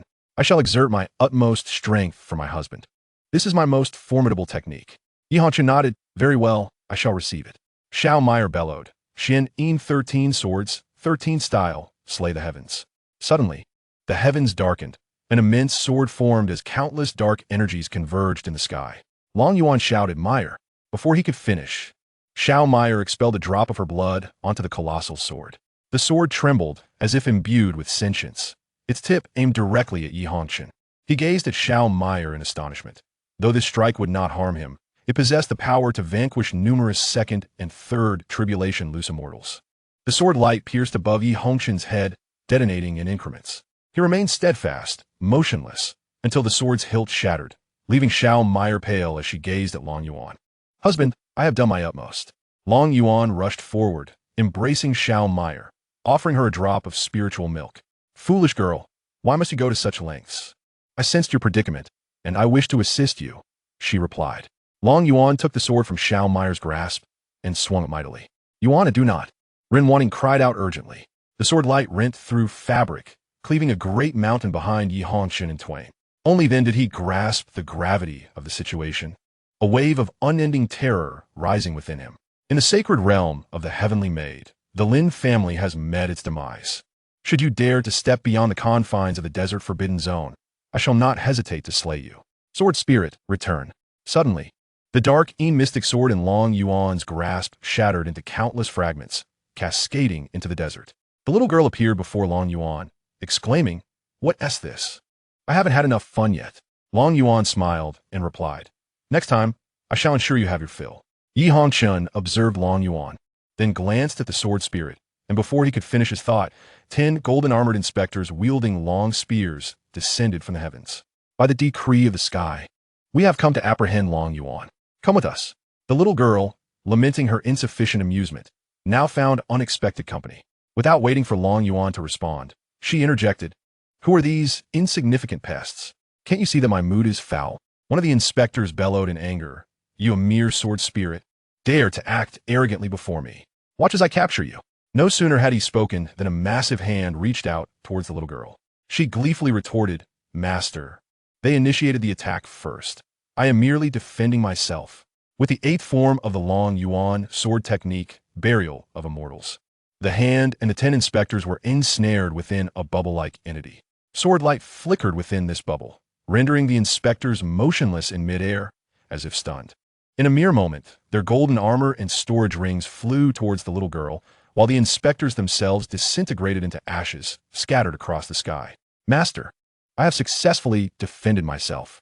All present were rendered speechless, captivated by the exhilarating spectacle. They swore they had never witnessed such grandeur. One formidable figure after another had emerged. Just as the 10 inspectors perished, the sky shifted once more, heralding the arrival of an immortal projection. Long Yuan, you possess great audacity. Having slain the inspectors of the Celestial Palace consecutively, do you not fear the annihilation of your clan? Long Yuan, aflame with indignation, set Xiao Meyer down and seized a Long Yuan sword from the little girl. Old fool, did you not see my wife was harmed? You dare to disturb her one after another. Do you truly believe I fear ascending to the celestial realm? With a fierce declaration, he demonstrated his might. Let me show you if I possess the strength to ascend. With a swift motion, a colossal long Yuan sword, several thousand meters in length, thrust toward the immortal projection. Instantly, Long Yuan's lifespan diminished by a century. Oomph! Merely an ant, scoffed the immortal projection, extending a finger to unleash a blinding beam of light that collided with the immense sword. Boom! Boom! Boom! The space was torn apart by the clash of these two forces, only to mend itself anew. The enormous sword, like a tempest, pierced the radiant light, traversing through the immortal projection, vanishing into the firmament. As the projection dissipated, it cast a lingering gaze upon Long Yuan. Yi Hongshan finally comprehended why Wanting had interceded on his behalf. Indeed, Long Yuan was formidable. Who could withstand his sword? To provoke such a being was undoubtedly a grave mistake for his foolish son. It seemed prudent to clarify the situation, for perhaps he could salvage something from his calamity. Yi Hongshan gazed at Long Yuan, expressing his ignorance regarding the affairs of that rebellious son. He had been confined in the forbidden area for years, oblivious to the actions taken in the holy land of celestial maidens. If you doubt my words, you may inquire with the Lord of Tianyuan. She has unjustly struck me twice. Chapter 71. The Long family declares war. Wanting nodded. That is precisely why I interceded on his behalf. Long Yuan waved his hand dismissively. You may leave. Tend to your people in the forbidden area. Should I return, I will decimate it. Yi Hongshan, valuing his pride, refrained from responding to Long Yuan and directly tore through the fabric of space to depart. Long Yuan then produced a vial of longevity elixirs, approaching Qin Feng with a brotherly tone. As promised, I shall share half with you. Here are 10 elixirs, each extending life by 500 years. They are yours. Qin Feng hastily declined. I have not exerted any effort. I cannot accept this potion. Long Yuan pressed the vial into Qin Feng's embrace, insisting, accept it. We are brothers. Inwardly, Long Yuan mused. How ungrateful this lad is, seeking to divide the treasures of the patrol officers. This will not do. I must appease him with a vial of longevity elixirs, which cost but a few points, while those treasures hold great value. Still, Qin Feng refused. Brother Long, I truly do not wish to take it. I can manage without it. Long Yuan observed Qin Feng's firm grip on the vial, exclaiming, Brother, if you do not want it, why hold it so tightly? In truth, Qin Feng was reluctant to accept, but the voice of the fourth master had implored him to receive it, as the family's ancestors were in dire need. Hence his tight grasp. Long Yuan laughed heartily. What a good brother. Why be so formal? Let our families interact more in the future. Very well then, since you insist, I shall accept it. Otherwise, I would be remiss in honoring our brotherhood. Long Yuan thought to himself, truly a talent. This fellow has mastered the art of shamelessness. He must have taken advantage of that deceased ghost on numerous occasions. Wanting approached Long Yuan. Yuaner, are you angry with your elder sister? Long Yuan, with a darkened expression, replied, If you destroy the holy land of celestial maidens, I shall cease to be angry. Very well, I shall go and obliterate the holy land, she declared, tearing through space to embark on her mission. Long Yuan grasped her arm. Never mind. I shall take vengeance myself. Yuaner, are you still upset? Long Yuan chuckled. How could I possibly be angry with my beautiful sister? Let us set up camp below. Otherwise, it will soon be dark. Qin Feng concurred. Yes, brother. We shall not return until we are intoxicated tonight. Long Yuan cast a disdainful glance at Qin Feng. I have no time tonight. I must accompany my wife and cannot play with you, a single dog. Qin Feng, unaware of the meaning behind single dog, understood the reference to accompanying a wife. Brother, so you were deceiving me when you said we would indulge in pleasure houses for a lifetime? I would never go to such places. You must be mistaken. I have no time to entertain your whims. Go where you please. With that, he took hold of Xiao Meyer and soared downward. Her melodious laughter echoed. Husband, next time, take me to the pleasure house as well. Who of sound mind would frequent such establishments? I shall not go. I must accompany my wife.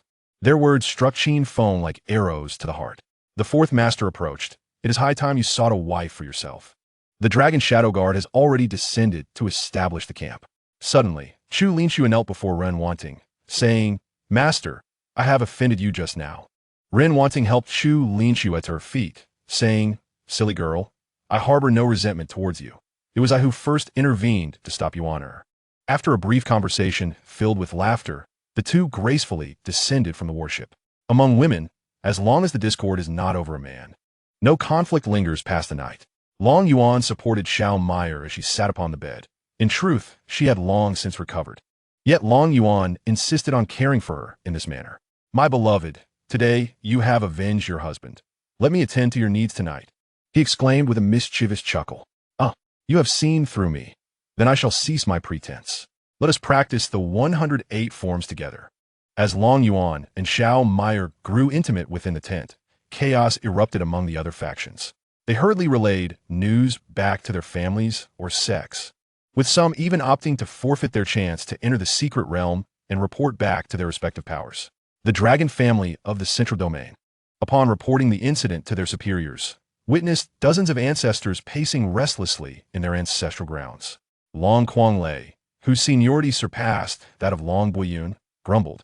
What is that wretched boy up to? He has just slain a patrol envoy and then killed 10 more. How can we old-timers withstand the might of the celestial palace? Long Boyun replied with a bitter smile. He is far more formidable than Long Zhun was in his prime, while Long Zhun merely targeted those from other factions. He has directly confronted the forces of the celestial realm.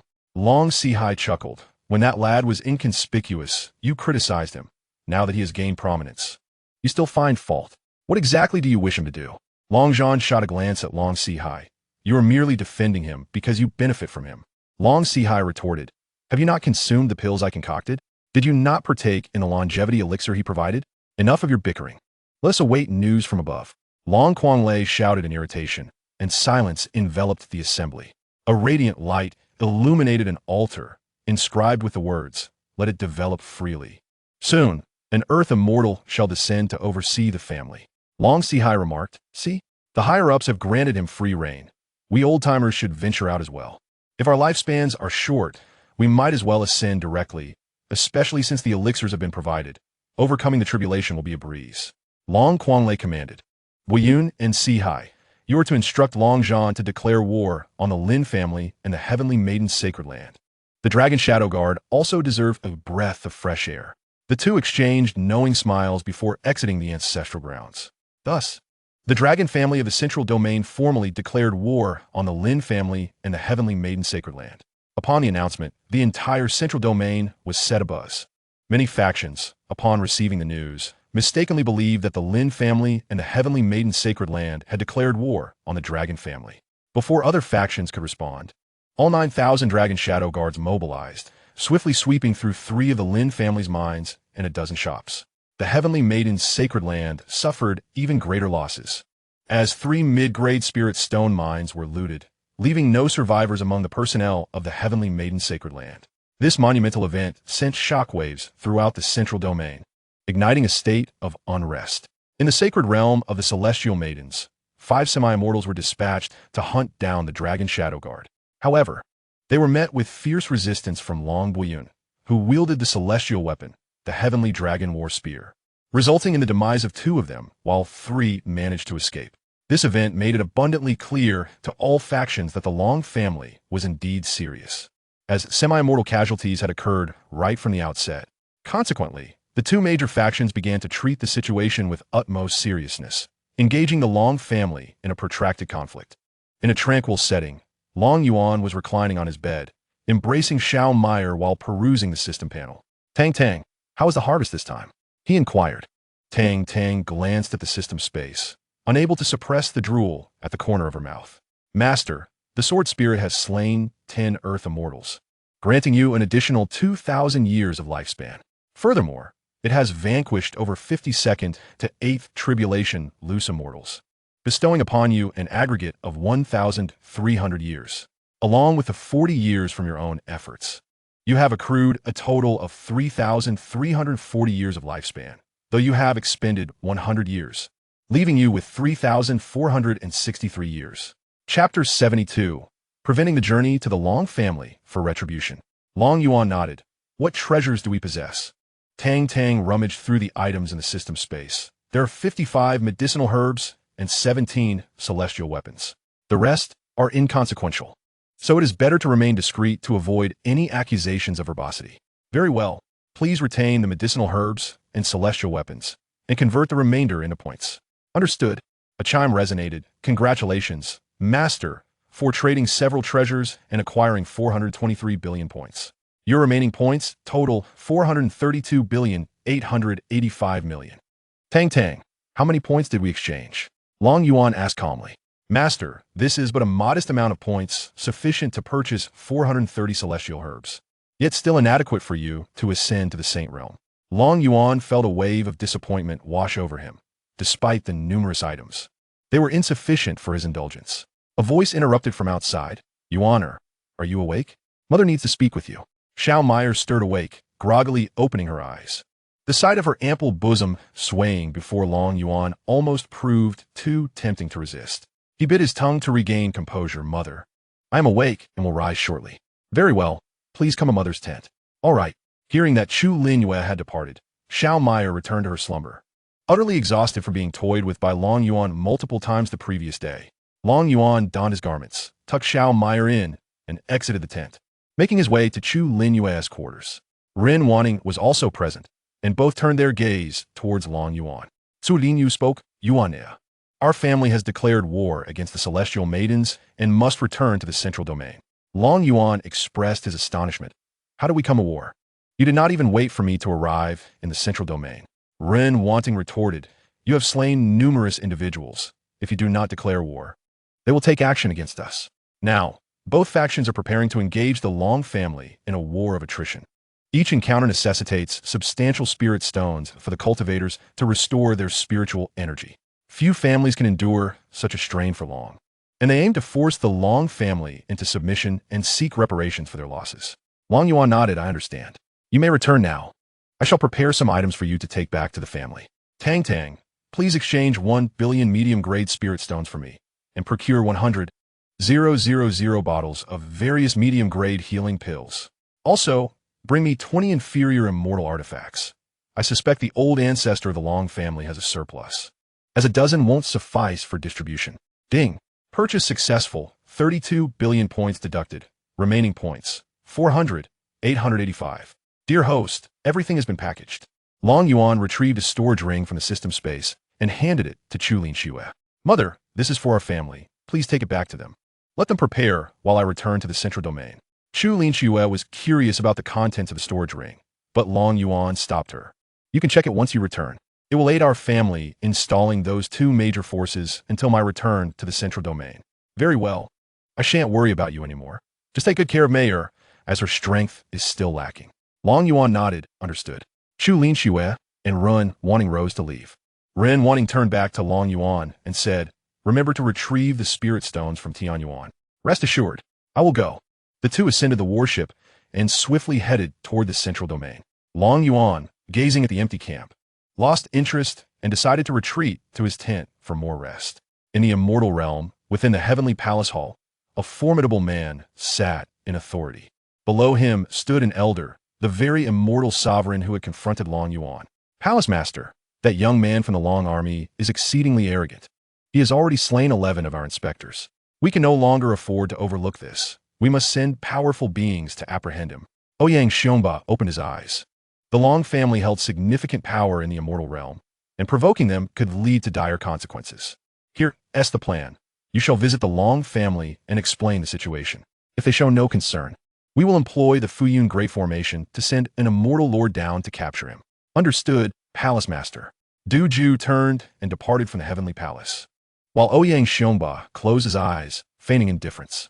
Since Qi Ming had been humiliated in the Long family, he had ceased to involve himself in the matter.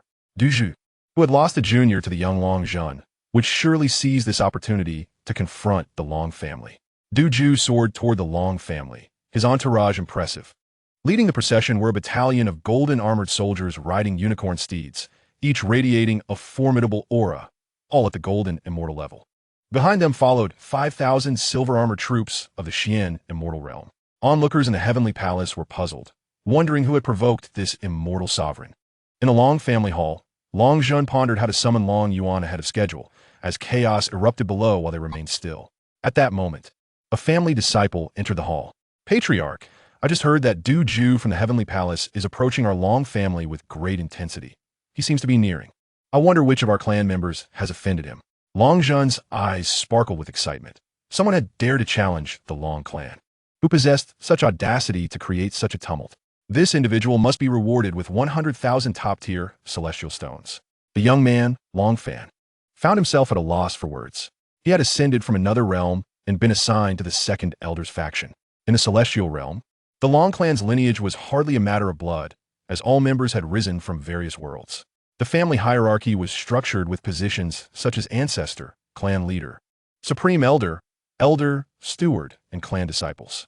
Those at the Golden Immortal level were categorized as Family Disciples, while Celestial Lords and Celestial Kings were permitted to vie for Steward positions. Celestial Sovereigns could contest for Elder roles, and Celestial Emperors could aspire to lead the clan.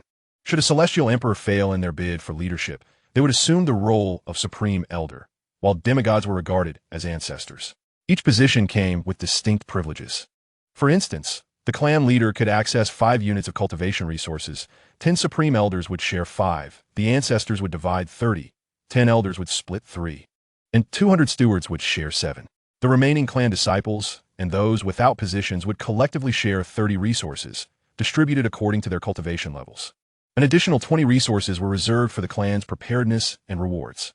Every century, the Long clan hosted a grand competition, where the strong ascended and the weak were eliminated, bringing substantial benefits to the family. Long Jun encouraged the clan members to stir up trouble, for the greater the clan's gains, the more rewards would be distributed among all. Long Fan, exasperated, remarked, "Clan leader, you must remain calm. We have yet to ascertain the situation." "Youngster, what do you know?" Long Jun retorted. "Summon the Dragon Emperor army." "No, perhaps it would be more prudent to mobilize the Dragon Guard." Indeed, deploying the Dragon Emperor army against such adversaries seems excessive. Chapter 73, The Disrobing of Duju. At that moment, a guard clad in battle armor entered the hall. "Clan leader, are you certain about deploying the Dragon Guard? There are 30,000 of them." Long Jun paused, suddenly realizing, "I had forgotten. It has been ages since I last took action. You lot have proven disappointing, always embroiled in trivial matters." Long Fan and the guard refrained from voicing their frustrations. They were caught in the crossfire. "Gather 10,000 Dragon Guards. I shall take to the field myself." Long Fan swiftly stepped forward to restrain Long Jun, exclaiming, "Clan leader, you cannot go. The ancestor decreed that you must remain within the clan for 10,000 years." Long Jun scratched his head. "Is that so?" "Clan leader, do you not recall? Over 10,000 years ago, when you ventured outside the clan, we clashed with the Tianyin sacred land. 7,000 years ago, you left once more, and we engaged the elders of the heavenly palace. 5,800 years ago, and again 800 years ago, you went out, and we fought the Holy Light Temple. Enough, were it not for your ineptitude. I would not need to cause a ruckus myself." Long Fan had ascended a millennium ago, and these tales were recounted by the Second Elder. It was imperative to prevent the clan leader from venturing out. Otherwise, the entire clan might be summoned. The Long clan had reaped considerable benefits over the years. Yet the loss of disciples had been substantial, with even 2 ancestors currently recuperating from injuries. They were genuinely terrified of Long Jun. Yet his formidable strength prevented him from seizing the position of the family head. The demigods forbade any contention for the title of family leader. Suddenly, Long Jun's eyes gleamed with inspiration. "Gather everyone and lay in ambush outside the Long residence. Anyone who dares to flee must be captured. Do you understand what needs to be done?" The guards nodded. Aside from their undergarments, everything else belonged to the Long family. Long Jun nodded in satisfaction. "Go or make the arrangements." Once the guards departed, Long Jun settled into the head of the family's position and cast a glance at Long Fan. "Today, I shall teach you a lesson about how wealth descends from the heavens while one remains seated at home." However, Long Fan had no time for idle chatter. He needed to inform the Second Elder that the family head was up to something again. "Family head, I have matters to attend to," he said, preparing to leave. Long Jun shot him a glance. "Not that it would matter if you informed them. I am not leaving the Long residence. If you possess any capability, ensure those fellows do not come to disturb me." Long Fan forced a bitter smile, but departed nonetheless, conveying the situation to the Second Elder. The Second Elder then notified the Ancestor Council, receiving the response that as long as the family head remained within the Long residence, all would be well. Before long, a convoy appeared in the distant sky. It was Du Ju and his entourage. Long Jun watched eagerly as they approached, anxious for them to enter the Long family's territory. Finally, Du Ju's entire group stepped within the bounds of the Long estate. Du Ju exited his carriage, commanding, "Long family head, come forth to greet me."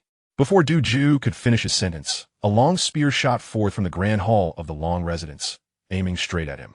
with a cold grunt. Du Ju waved his hand, sending forth an ancient, hefty blade to clash with the spear. A thunderous explosion resonated in the sky. Long Jun swiftly emerged to catch the spear. The previous strike had been a mere pretense. He had no desire to kill this man. Rather, he aimed to provoke Long Yuan into appearing. At present, he was solely intent on stripping Du Ju of his treasures. As Du Ju prepared to speak upon seeing Long Jun, he was interrupted by Long Jun's thunderous declaration. Which audacious fool dares to lead troops against the Long family? Witness as I subdue you. With that, Long Jun unleashed his peak celestial emperor prowess, manifesting an enormous hand that blotted out the sky and descended upon Du Ju. Du Ju's expression shifted dramatically as he mobilized his forces.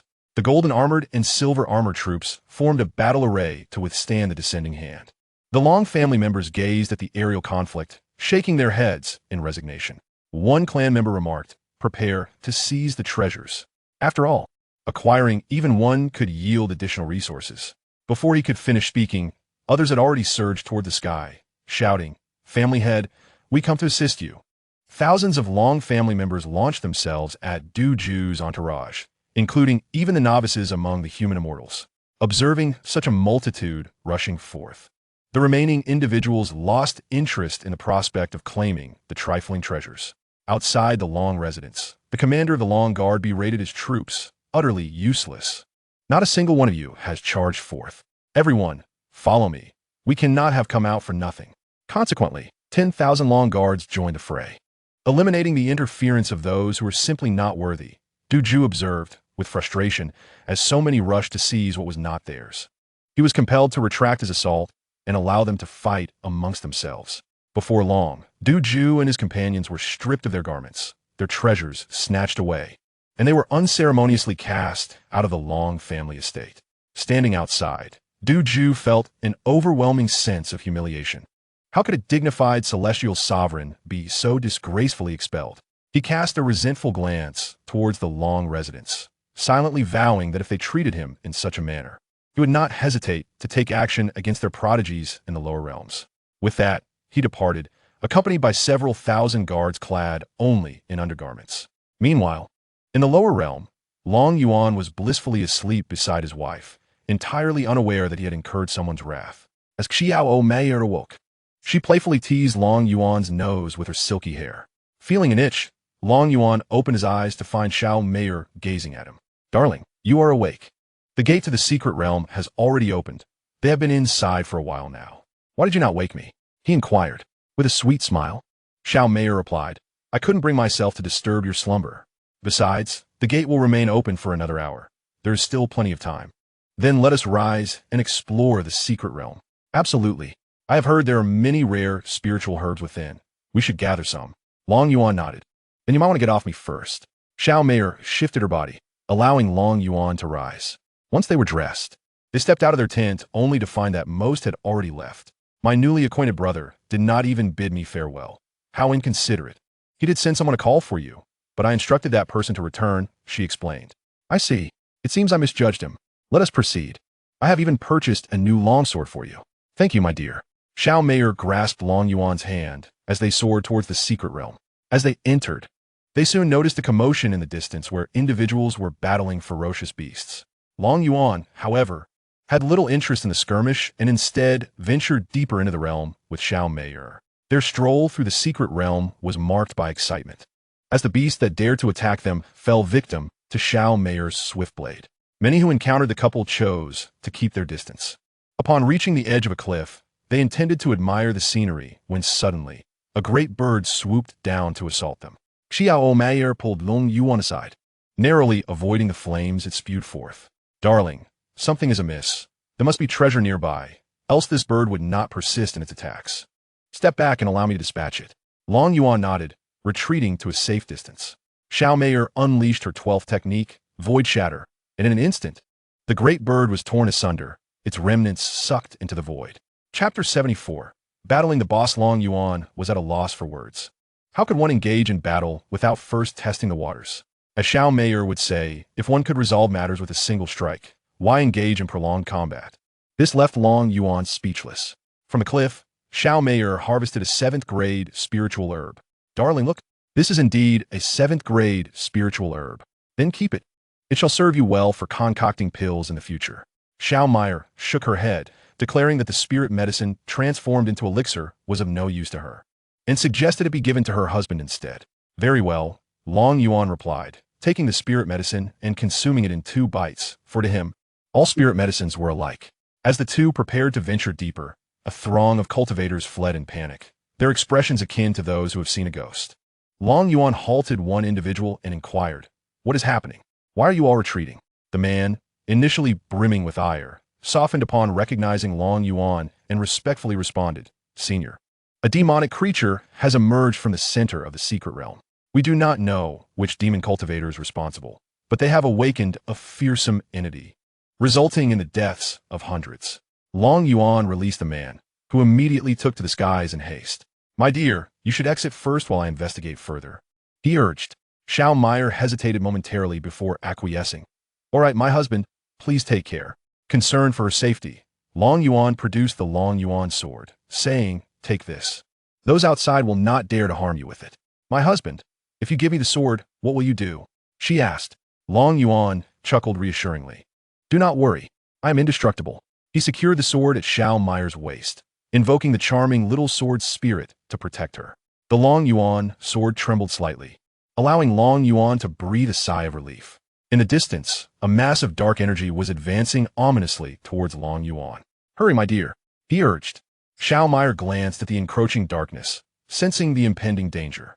"Be careful, my husband," she cautioned, before soaring towards the exit of the secret realm. Entering the realm required waiting for it to open, yet exiting was immediate, as one could pass through the barrier, but only those outside the realm could do so. Once Xiao Meyer had departed, Long Yuan soared deeper into the secret realm. At the center, a desiccated corpse lay sprawled upon an altar. This individual, a demon cultivator from the forbidden area, had entered the secret realm numerous times and had long been aware of the altar's existence. After countless studies, he had finally discovered the method to activate it, only to be reduced to a dry corpse by the very entity suppressed beneath the altar. Long Yuan followed the dark energy trail and discovered numerous corpses, their life essence drained. "Tang Tang, what has happened to these individuals?" he inquired. Tang Tang materialized beside him, glancing at the corpses below. "Such potent demonic cultivation technique. If the host eliminates this fellow, your lifespan will surely be extended," she replied. "Is it true? Slaying this creature will grant me longevity?" Long Yuan asked, hope igniting within him. Tang Tang nodded affirmatively. "You could gain a significant extension." Filled with renewed vigor, Long Yuan hastened his flight. As he approached the center, the corpses multiplied. He wondered if his unfortunate brother had also succumbed to becoming a dry corpse, but resolved to deal with this creature first. Long Yuan soon arrived at the altar's edge, from which the dark energy emanated. The moment he stepped upon the altar, he was instantly drawn into its depths. As he regained his bearings, he was startled by the sight before him. A heart the size of a football field pulsated in the distance, severed blood vessels spraying forth vast amounts of dark energy. "What on earth is this heart, Tang Tang?" As Tang Tang scanned the heart, a sudden appearance startled them. "Host, my level is too low to scan it properly." Long Yuan was suddenly filled with panic. The unknown always evokes fear. "Tang Tang, what should we do? How can we escape? This heart is utterly terrifying." Before Tang Tang could respond, a massive hand descended and slammed Long Yuan into the ground. He was utterly taken aback, unable to react before being thrust into the earth. Surprisingly, he was still alive. How intriguing. The dark, shadowy hand continued to strike. Thud, thud, thud.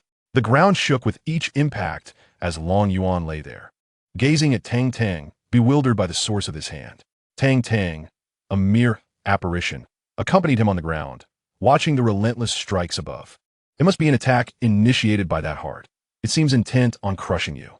Long Yuan had no opportunity to retaliate, resigned to lying there and enduring the blows. He wondered if that entity ever tired. It had struck him hundreds of times. Tang Tang mused, "It must be tiring. If it tires itself out, you could gain some lifespan." The heart could only hear Long Yuan's words, oblivious to Tang Tang's musings. The more it listened, the angrier it became, striking even harder. What baffled it was that, after so many strikes, Long Yuan remained unharmed and continued to chatter away. Eventually, the heart ceased its assault on Long Yuan. Nearing slumber, he suddenly felt the striking stop, rousing him from his drowsiness. Why has it stopped? I was almost asleep. Now that it's not striking, I can't even feel sleepy. Tang Tang remarked. It's probably exhausted. You should check if it's incapacitated. Rising to his feet, Long Yuan felt the ground beneath him. It was nearly as solid as steel, harder than reinforced concrete. You come out here? The heart bellowed with rage. Long Yuan leisurely emerged from the pit, scanning his surroundings, searching for the source of the voice calling him. A long sword, forged from dark mist, pierced Long Yuan's chest, sending him flying. Angered, he thought, who could withstand being struck like that right after emerging? Tang Tang, summon me a celestial sword. Certainly, esteemed host. A chime echoed. Congratulations. Host, for purchasing a low-grade celestial sword. 1 billion points deducted. Long Yuan brandished the celestial sword, thinking, you wretched creature. Let us see if this strike can cleave you in two. The thousands of meters long sword lunged toward the heart, but to Long Yuan's dismay, he felt no impact on his target. The heart erupted into laughter. That attack was rather impressive, but you cannot harm me. I am not truly here. Long Yuan felt a wave of frustration wash over him. He could only endure the strikes while unable to retaliate. Esteemed host, it seems it has been sealed away. Its true form suppressed somewhere unknown. Before Long Yuan could finish his sentence, he was once again sent flying. Then Long Yuan was relentlessly struck away like a ball, unable to utter a single word. Time passed unknowingly until his heart grew weary of its assault. Kid, what manner of monster are you? A mere mortal. Yet you cannot be vanquished. Long Yuan retorted, you are the true monster. Your entire family is monstrous. Do you truly believe I cannot slay you? Ha! Then show me. Kematon. Chapter 75, a favorable voyage. Well, you have forced my hand. Summon the sword. As Long Yuan's words fell, outside the secret realm, a petite girl emerged beside Xiao Mei, waving her hand to conjure a protective light shield around her. Anxiously, Xiao Mei inquired, Spirit of the Sword, has something befallen Long Yuan? The little girl shook her head. He is fine. He merely instructed me to procure a heart. With that, the little girl tore open a rift in space and stepped inside.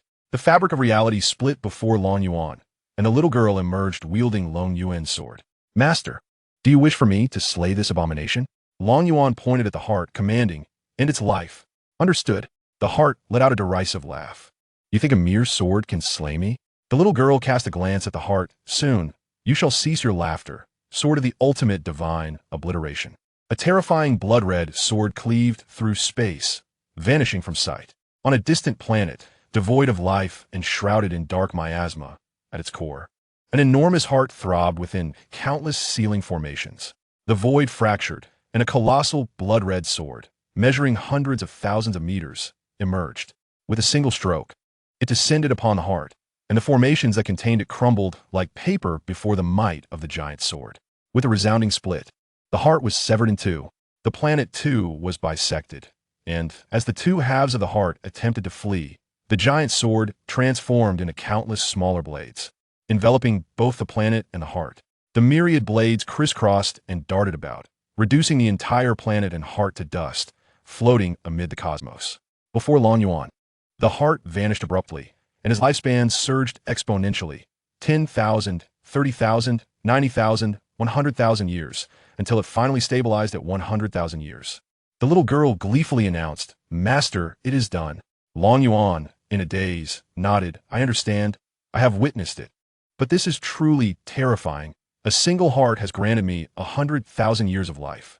Now I can return home. Great host, you rejoice too soon. Your realm is insufficient to ascend to the higher realms. Long Yuan's spirits plummeted very well. There's that troublesome matter of realm. Spirit of the sword, let us return. Of course. Master. The little girl tore open space once more, leading Long Yuan out of the secret realm. Xiao Mei waited anxiously outside. Suddenly, the space before her fractured, and Long Yuan alongside the spirit of the sword emerged. She rushed into Long Yuan's embrace. Husband, are you unharmed? Are you injured in any way? Wife, I'm fine, however. Returning to the northern domain may prove troublesome without a warship. Fear not. Husband, I shall ride the sword to take you home. As Jian Ling observed the affectionate display between the two, he swiftly retreated into the Dragon Abyss sword. In the distance, Qin Feng and Qin Sai approached, urging, Brother, let us return to the central domain together. Aunt Lin Schwem mentioned that we should bring you along when we head back. Long Yuan was taken aback. The lad had somehow survived. Very well. We shall accompany you on your warship, he consented. Qin Feng clasped Long Yuan's shoulder and remarked, Today, we must indulge in a drink. Long Yuan shook his head, declaring, I no longer partake in alcohol. I am a married man now. With a smirk, he delivered a verbal jab to Qin Feng's heart. Brother, must you persist with this topic? I shall find a maiden to wed upon my return. Ignoring Qin Feng, Long Yuan took Xiao Meier's hand and boarded the Qin family's warship. Qin Sai chuckled, See, you remain unmarried, and now even your friends have distanced themselves. Qin Feng, now silent, only yearned to return and seek out several wives. Once aboard the warship, it set course for the central domain. Meanwhile, in the northern domain's Yin kingdom, following Zhang San's demise, a formidable army of 500,000 emerged, seemingly blessed by the heavens, achieving victory in numerous battles. Qin Ming and Li Si found this astonishing. Within the military tent, Li Si scrutinized the map, oblivious to Zhang San's spirit departing from his armor. Gazing at the map, he mused, Brother, we shall finally conquer the Yin kingdom. Even if I dissipate afterward, it matters not. He turned to Qin Ming and inquired, When will Commander Long return? We are left with only the capital and its nearby prefectures. We should capture the prefecture within a day. Qin Ming shook his head, I do not know. Our task is to besiege the capital and ensure the royal family does not escape. Li Si nodded. Then, after capturing the prefecture, we shall merely encircle them. Qin Ming replied, You shall hold this position. I will attend to Zhou. Understood. Given the dwindling military strength of the Yin kingdom, Li Si swiftly seized the city. Zhou struggled to cultivate talent quickly, and the Xia remained unstable. Numerous noble families began to unite against the Xia, with Tianhong leading forces to quell these rebellious factions. Time passed swiftly. Months later, Long Yuan and Xiao Meier arrived in the northern domain via the teleportation array of the central domain. They found themselves in a city, drawn there by its unique atmosphere, populated predominantly by cultivators, with mere mortals serving as menial laborers. As Xiao Meier placed a piece of fish in Long Yuan's bowl, she inquired, My husband, how does the flavor fare? Long Yuan nodded. The taste is rather average, though the ingredients are quite good. Just then, with a resounding crash, the table beside them collapsed. A bloodied young man lay sprawled on the ground. A group at the entrance looked down at him, arrogantly declaring, Chun Fan, if you do not hand over 10 spirit stones today, we shall cripple you. Through labored breaths, Chun Fan struggled to respond, Sirs, I truly possess no spirit stones. How could this be? Wasn't the cultivation resource just distributed this month? If I recall correctly, as an outer sect disciple, you should be entitled to receive 10 spirit stones each month. Chun Fan struggled to rise, realizing that the spirit stones had likely been taken by the other senior brothers. The leading young man among them cursed, Useless. Break one of his legs, and then we'll leave. The others chuckled in agreement. All right, Brother Yang. With that, they prepared to cripple Chun Fan. However, Chun Fan clenched his fists, ready to fight to the death. Xiao Meier, unable to bear the sight, intervened. Having once been a member of the sect herself, she had witnessed similar injustices at the Clear Wind sect, and thus could not tolerate the bullying of her fellow disciple. Stop. Is it fair for so many of you to bully him alone, claiming to be his fellow disciples? Brother Yang turned his gaze to Long Yuan and Xiao Meier, and at first glance, he found himself captivated by Xiao Meier. He promptly approached her with a smile. Fairy, you are that sect disciple, aren't you? I am a direct disciple of the outer sect elder of the Sky Eagle sect, and I wish to befriend you. He completely disregarded Long Yuan, a mere mortal, thinking that anyone who dared to interrupt his pursuit of the fairy should be dealt with swiftly. Seeing the oblivious Brother Yang made Xiao Meier want to laugh, while Long Yuan's expression darkened to a deep scowl. Chapter 76, A Strong Man from the Sky Eagle Sect Attacks.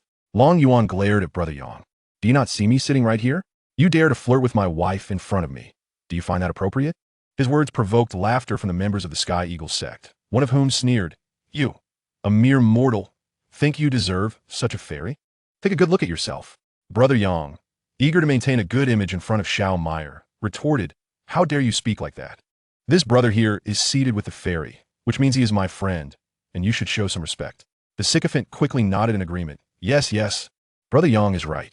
Brother Yang then turned to Xiao Meier. Fairy, since you wish to protect this useless Chun Fan, I will give you face and let him go. But might I request your company to admire the moon tonight? Long Yuan could no longer contain himself. He instantly seized Brother Yang by the throat. How dare you flirt with my wife in my presence? Brother Yang, a Foundation establishment cultivator, found himself unable to react before Long Yuan's might. All eyes were drawn to Long Yuan, and at that moment, they began to flee. One clever disciple quickly crushed a distress token. Brother Yang looked at Long Yuan. Brother, let us talk calmly. This is the territory of the Sky Eagle sect. Killing me will not benefit you. He realized that Long Yuan was a warrior, at least of the Grandmaster level. Damn it, you were so arrogant just now, flirting with my wife. I truly gave you face today. Even your ancestors could not save you now. With that, Long Yuan crushed Brother Yang's neck effortlessly. The other disciples of the Sky Eagle sect stood in shock. Long Yuan had actually dared to kill a disciple of their sect. Casting aside the lifeless body, my wife, let us dispose of them as well. Their presence is quite irksome. Xiao Meyer nodded, and, with a flick of her wrist, several icy spiritual spikes pierced the foreheads of a few individuals. Long Yuan, losing interest in his meal, grasped Xiao Meyer's hand and headed towards the exit. Just as they stepped out of the tavern, a middle-aged man bellowed, "Do you think you can simply walk away after killing my Heavenly Eagle sect disciple?" He was none other than the external elder of the Heavenly Eagle sect, Xiao, a mid-stage cultivator of the Yuan-Ing realm. Long Yuan turned around. Perhaps I should pay a visit to your Heavenly Eagle sect and casually annihilate it. You insolent brat, Xiao retorted, forming a series of rapid seals with his hands, complex formations hovering above his head, summoning a barrage of flying swords aimed at Long Yuan. Observing this scene, Long Yuan was intrigued. This cultivator possessed quite an interesting method of attack. Xiao Meyer shot Long Yuan a disapproving glance. The attack was already upon them. Yet he remained unperturbed. With a wave of her hand, a barrier of spiritual energy materialized before them. Xiao's flying swords clashed against the barrier, producing a cacophony of sounds. Long Yuan examined the spiritual barrier, akin to a glass wall. My dear wife, this barrier is remarkably sturdy. Darling, could you perhaps act a bit more seriously? They are attempting to kill us, she replied. I'm serious. I was merely curious. You can handle such minor characters with ease. Xiao Meyer was rendered speechless, then raised her hand to dispel the attacks before her. A gray beam of light shot forth from her fingertip, penetrating Xiao's skull. Let's go. It is resolved, she declared. Long Yuan rushed forward to collect Xiao's storage ring and any valuables he could find on the elder's person. My dear, we must take these items, otherwise your efforts would be in vain. Xiao Meyer nodded. I shall remember for next time. Hand in hand, they departed. The onlookers, the other cultivators, hastily left the scene, eager to avoid any trouble. However, as Long Yuan and Xiao Meyer exited the city, they found themselves obstructed. After all, this was the territory of the Heavenly Eagle sect, and with their elder slain, an escape would not be so simple. Before them stood three inner sect elders, the first elder, the third elder, and the fourth elder, all cultivators at the fusion stage. The first elder regarded Long Yuan and Xiao Meyer with a calm demeanor, saying, You believe you can simply walk away after killing one of my Heavenly Eagle sect elders? Long Yuan, now irritated, thought to himself that these nuisances were relentless, hindering his return to the Great Xia. He had forgotten to bring Xiao He along this time, leaving him to rely on his wife to bring him back. Although he could fly himself, he simply found it tedious. Long Yuan unsheathed the Long Yuan sword. Very well, I shall provide you with an explanation. The three elders assumed he intended to take his own life in atonement, smiles creeping onto their faces. The third elder remarked, This lad shows some understanding. Doesn't he wish to trouble us further? The fourth elder nodded. Given his understanding, let us grant him a complete corpse. Disregarding their words, Long Yuan swung his sword, unleashing a radiant arc. A brilliant rainbow shot forth instantaneously. The three elders, reacting swiftly, drew their treasures to defend themselves. Yet, upon contact, their treasures shattered, and the light beam vaporized their bodies entirely. Not a trace remained. The beam of light dissipated several kilometers away. As Long Yuan's strength grew, his range of attack extended further. Let's go, my wife. The obstacles have been vanquished. Very well, my lord, replied Xiao Meyer, drawing forth her flying sword. And together they soared towards the Great Xia Kingdom. Upon learning of the demise of three elders, the Tianying sect commenced an investigation, swiftly identifying Xiao Meyer and her companion.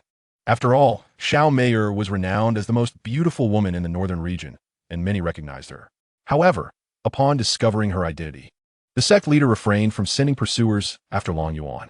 The ability to slay three elders and escape suggested that Long Yuan was at least at the composite stage.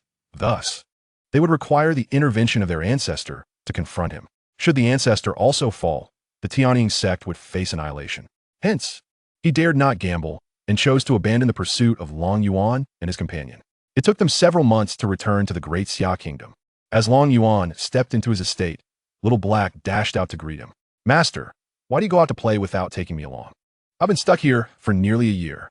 Long Yuan replied somewhat irritably. "I would like to inquire where you disappeared to. You didn't even board the warship." Little Black sheepishly scratched his head with a paw. "I consumed too much spirit herb and fell into a deep slumber to break through." "Master, I have run out of spirit herbs. I have been foraging for food on my own during this time."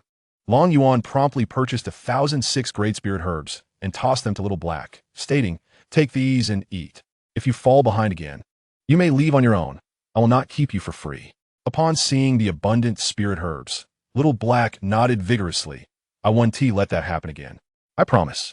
At that moment, Long Yu landed in the courtyard with Qin Ming and Li Si. The two immediately saluted. "Commander Long," Li Si began, "we have been waiting for you for quite some time. Only the imperial city remains in Yin country." Qin Ming added, "The major cities are now functioning smoothly, with all lands distributed to the populace. We have established a merchant association and begun trade with neighboring nations. However, the taxes collected are insufficient to sustain the entire operation of Great Xia." Chapter 77. The Fall of the Imperial City. Long Yuan nodded. "Let us proceed to the outskirts of the Imperial City. It is time to bring this to a conclusion." Little Black. "Understood, Master." Little Black's form began to enlarge, accommodating all comfortably as they mounted. He soared skyward towards the Imperial City. There, an army of 500,000 had gathered. The total military strength of the Great Xia Kingdom now exceeded 3 million, primarily composed of citizens evading conscription by Yin country. Moreover, in the past year, the population of Great Xia had surged, with the widespread cultivation of potatoes and sweet potatoes ensuring ample food supply. Coupled with commercial development and the circulation of currency, numerous job opportunities had emerged for the populace. Thus, Great Xia boasted an army of over 3 million. This contingent of 500,000 was the battle-hardened force encircling the city for months. Inside, food supplies dwindled, and Yin Yuntian fidgeted in the palace, contemplating an escape with the aid of foundational cultivators.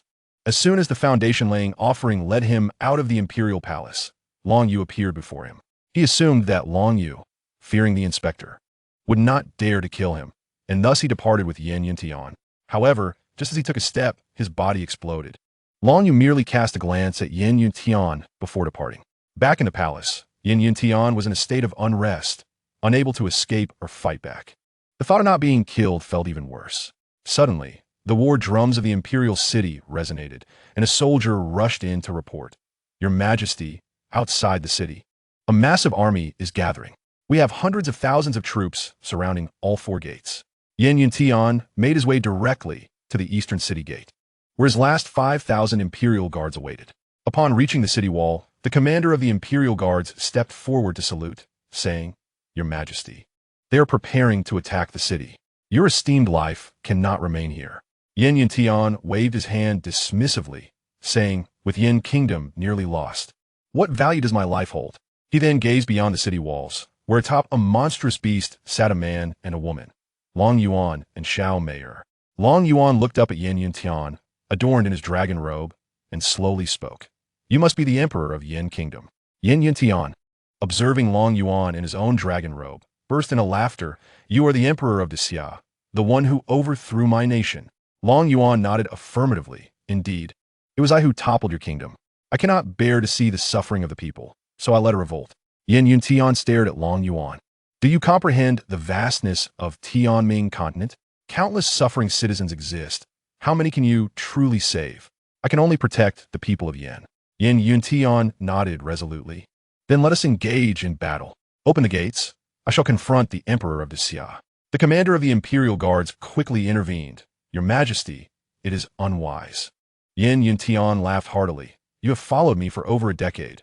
Should I perish in battle, you may surrender and save your life."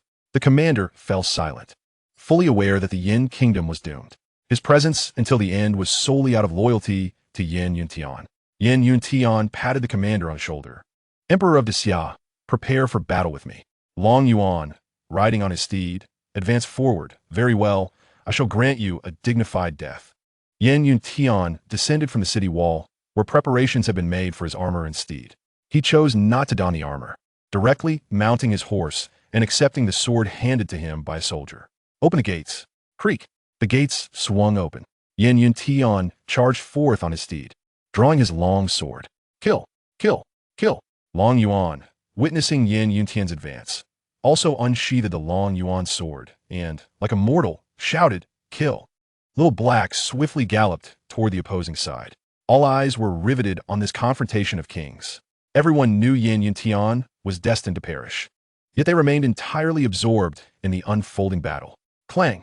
The swords clashed as the two passed each other, and Yen Yuntian's long sword shattered into two pieces. He raised the broken sword, turned his horse around, and shouted kill. Once again, they charged towards Long Yuan, while Xiaohe turned around and similarly dashed towards Yen Yuntian. This time, the two narrowly brushed past each other. The warhorse came to a halt, and Yen Yuntian remained motionless. Blood began to seep from his neck, his gaze fixed upon the direction of the city gate, a place he could never return to. With a thud, Yen Yuntian fell from his steed. The captain of the Imperial Guards knelt on one knee and shouted, "Let us send His Majesty to the heavens." All the soldiers knelt, echoing, "Let us send His Majesty to the heavens." After their cries, the captain laid down his weapon, saying, "Brothers, lay down your arms. We surrender." Long Yuan waved his hand, and Li Si stepped forward. "Bear Yen Yuntian respectfully. Spare all who surrender." Understood. Commander Long Li Si led the army into the city, and thus the ownership of the Yin kingdom changed hands. 2 weeks later, a grand ceremony was held in the imperial capital to celebrate the founding of the new nation. Long Yuan sat upon the dragon throne, with Xiao Meyer clad in a phoenix robe beside him. Below, all the officials saluted in unison, proclaiming, "Long live your majesty." Long Yuan raised his hand, declaring, "Today, I officially announce the establishment of our nation, named Daxia." Following this, Qin Ming stepped forward to recite a lengthy proclamation. Once completed, the conferring of titles commenced, lasting until the afternoon. After the assembly dispersed, Long Yuan sat in the imperial garden, feeling dejected alongside Xiao Meyer. "Husband, what troubles you? You appear quite glum." Long Yuan rested his head on the table, lamenting, "Being an emperor is truly exhausting. I'm weary from merely sitting today." Xiao Meyer chuckled. "Did you think being an emperor was an easy task?" Just as Long Yuan was about to respond, a eunuch approached with a contingent of 4 others, each carrying stacks of memorials resembling small mountains. These eunuchs were formerly of the palace, and Long Yuan, wishing to prevent their unemployment, had retained them. "Your Majesty, where shall you review these memorials?" "I shall bring them to you." Upon seeing the 4 mountainous piles of documents, Long Yuan felt his vision darken and feign death. Xiao Meyer laughed heartily. "Husband, stop pretending. Go and review the memorials." Long Yuan opened his eyes, asking, "Wife, who do you think is more capable, Qin Ming or Li Si?" Xiao Meyer, puzzled, inquired, "Why do you ask this, husband? Just answer me. Who among the two is stronger?" After pondering, Xiao Meyer replied, "In terms of both warfare and administration, Qin Ming is slightly more adept than Li Si." Long Yuan nodded in agreement. "I share your sentiment. But why do you inquire?" With a thump of his thigh, Long Yuan exclaimed, "I shall no longer be this wretched emperor." He then turned to the eunuch. "You shall write." The eunuch trembled in fear, having overheard Long Yuan's words. Such sentiments were hardly meant for a mere eunuch's ears, yet he had no choice but to obey. He quickly summoned the other eunuchs to bring forth the 4 treasures of the scholar's desk. Observing that the eunuchs were ready, Long Yuan turned his attention back to Xiao Meyer. "Darling, having been a queen for only half a day, do you not find it lacking? Perhaps I can endure a few more days." Chapter 78. The Succession to Qin Ming. Xiao Meyer shook her head. "I no longer wish to be queen. It is quite bothersome to wear so many adornments upon my head." Long Yuan nodded. "Very well, I shall transfer the position to Qin Ming." "All right, my lord," she replied. Long Yuan turned to the eunuch. "Begin writing as I dictate." "Yes, your majesty," the eunuch responded, dutifully taking up his pen. Long Yuan emulated the emperors he had seen on television. "I have been feeling unwell of late, and find myself unfit for the throne. With the consent of the people, I appoint Li Si as the Duke of One Word, Zhou Wen as the Duke of Peace, and Tian Hong as the Duke of Stability. And I hereby pass the imperial throne to the strategist Qin Ming as the next emperor of the Great Xia." Upon finishing, Long Yuan glanced at the eunuch. Is it written? Your Majesty, it is complete. Please have a look. Long Yuan inspected the document, nodding in satisfaction. Very good. Tomorrow, you shall present it in court. Do not disturb my sleep, and keep these memorials for the next emperor's review. Yes, Your Majesty, the eunuch replied, taking the documents away to the imperial study. The next day, all officials gathered in the court, waiting for an extended period without the appearance of Long Yuan. A eunuch held the imperial edict aloft and stepped to the center of the hall. His Majesty has decreed. All officials stood to attention, no longer required to kneel. As per Long Yuan's decree, the eunuch unfurled the edict and began to read. I have been feeling unwell of late and find myself unfit for the throne. With the consent of the people, I appoint Li Si as the Duke of One Word, Zhou Wen as the Duke of Peace, and Tian Hong as the Duke of Stability, and I hereby pass the imperial throne to the strategist Qin Ming as the next emperor of the Great Xia. So it is decreed. The court officials were taken aback. The nation was established yesterday, and today there was a change of emperor. This was utterly absurd. Li Si and the others exchanged glances. Brother, what shall we do? Long Yuan has abdicated. Qin Ming sighed. It appears yesterday's memorial frightened him, prompting this decision. Zhou Wen, ever serious, immediately saluted Qin Ming. I greet your Majesty. Other officials followed suit, offering their respects. Qin Ming waved his hands. Please wait. I shall seek out His Majesty to inquire about this matter. Those of you, come with me. They nodded and proceeded to the imperial harem. Upon reaching the imperial study, they found a notice affixed to the door, which read, I have departed, knowing you would seek me out, so I have left with my wife. Qin Ming, I entrust the Great Xia to you. Manage it well, and do not betray the people's expectations. Li Si, the 500,000 soldiers bear the spirit of the army. The soul of Zhang San resides within their weapons, and his spirit also dwells within your armor. I grant you a title of Duke, but you must safeguard the Great Xia. Zhou Wen, read more books. I believe you'll be a good official. Tian Hong, focus on training the soldiers. Farewell, my friends. Oh, remember, if any cultivator dares to attack the Great Xia, report my name. Long Yuan of the Long family from the central domain. The four gazed towards the distant sky, contemplating the weight of his words. There exists a dark spot that is on the verge of vanishing. Qin Ming sighed, reflecting on their first encounter. He had initially believed him to be an emperor, unaware of the terrifying nature of his true identity. Li Si remarked, I shall safeguard the Great Xia, and perhaps one day, the Dragon Commander will return to witness his Great Xia. The others nodded in agreement, pledging to protect their nation as well. After ascending to the throne, Qin Ming devoted himself tirelessly to the responsibilities of governance. Various policies were implemented, greatly improving the lives of the common folk.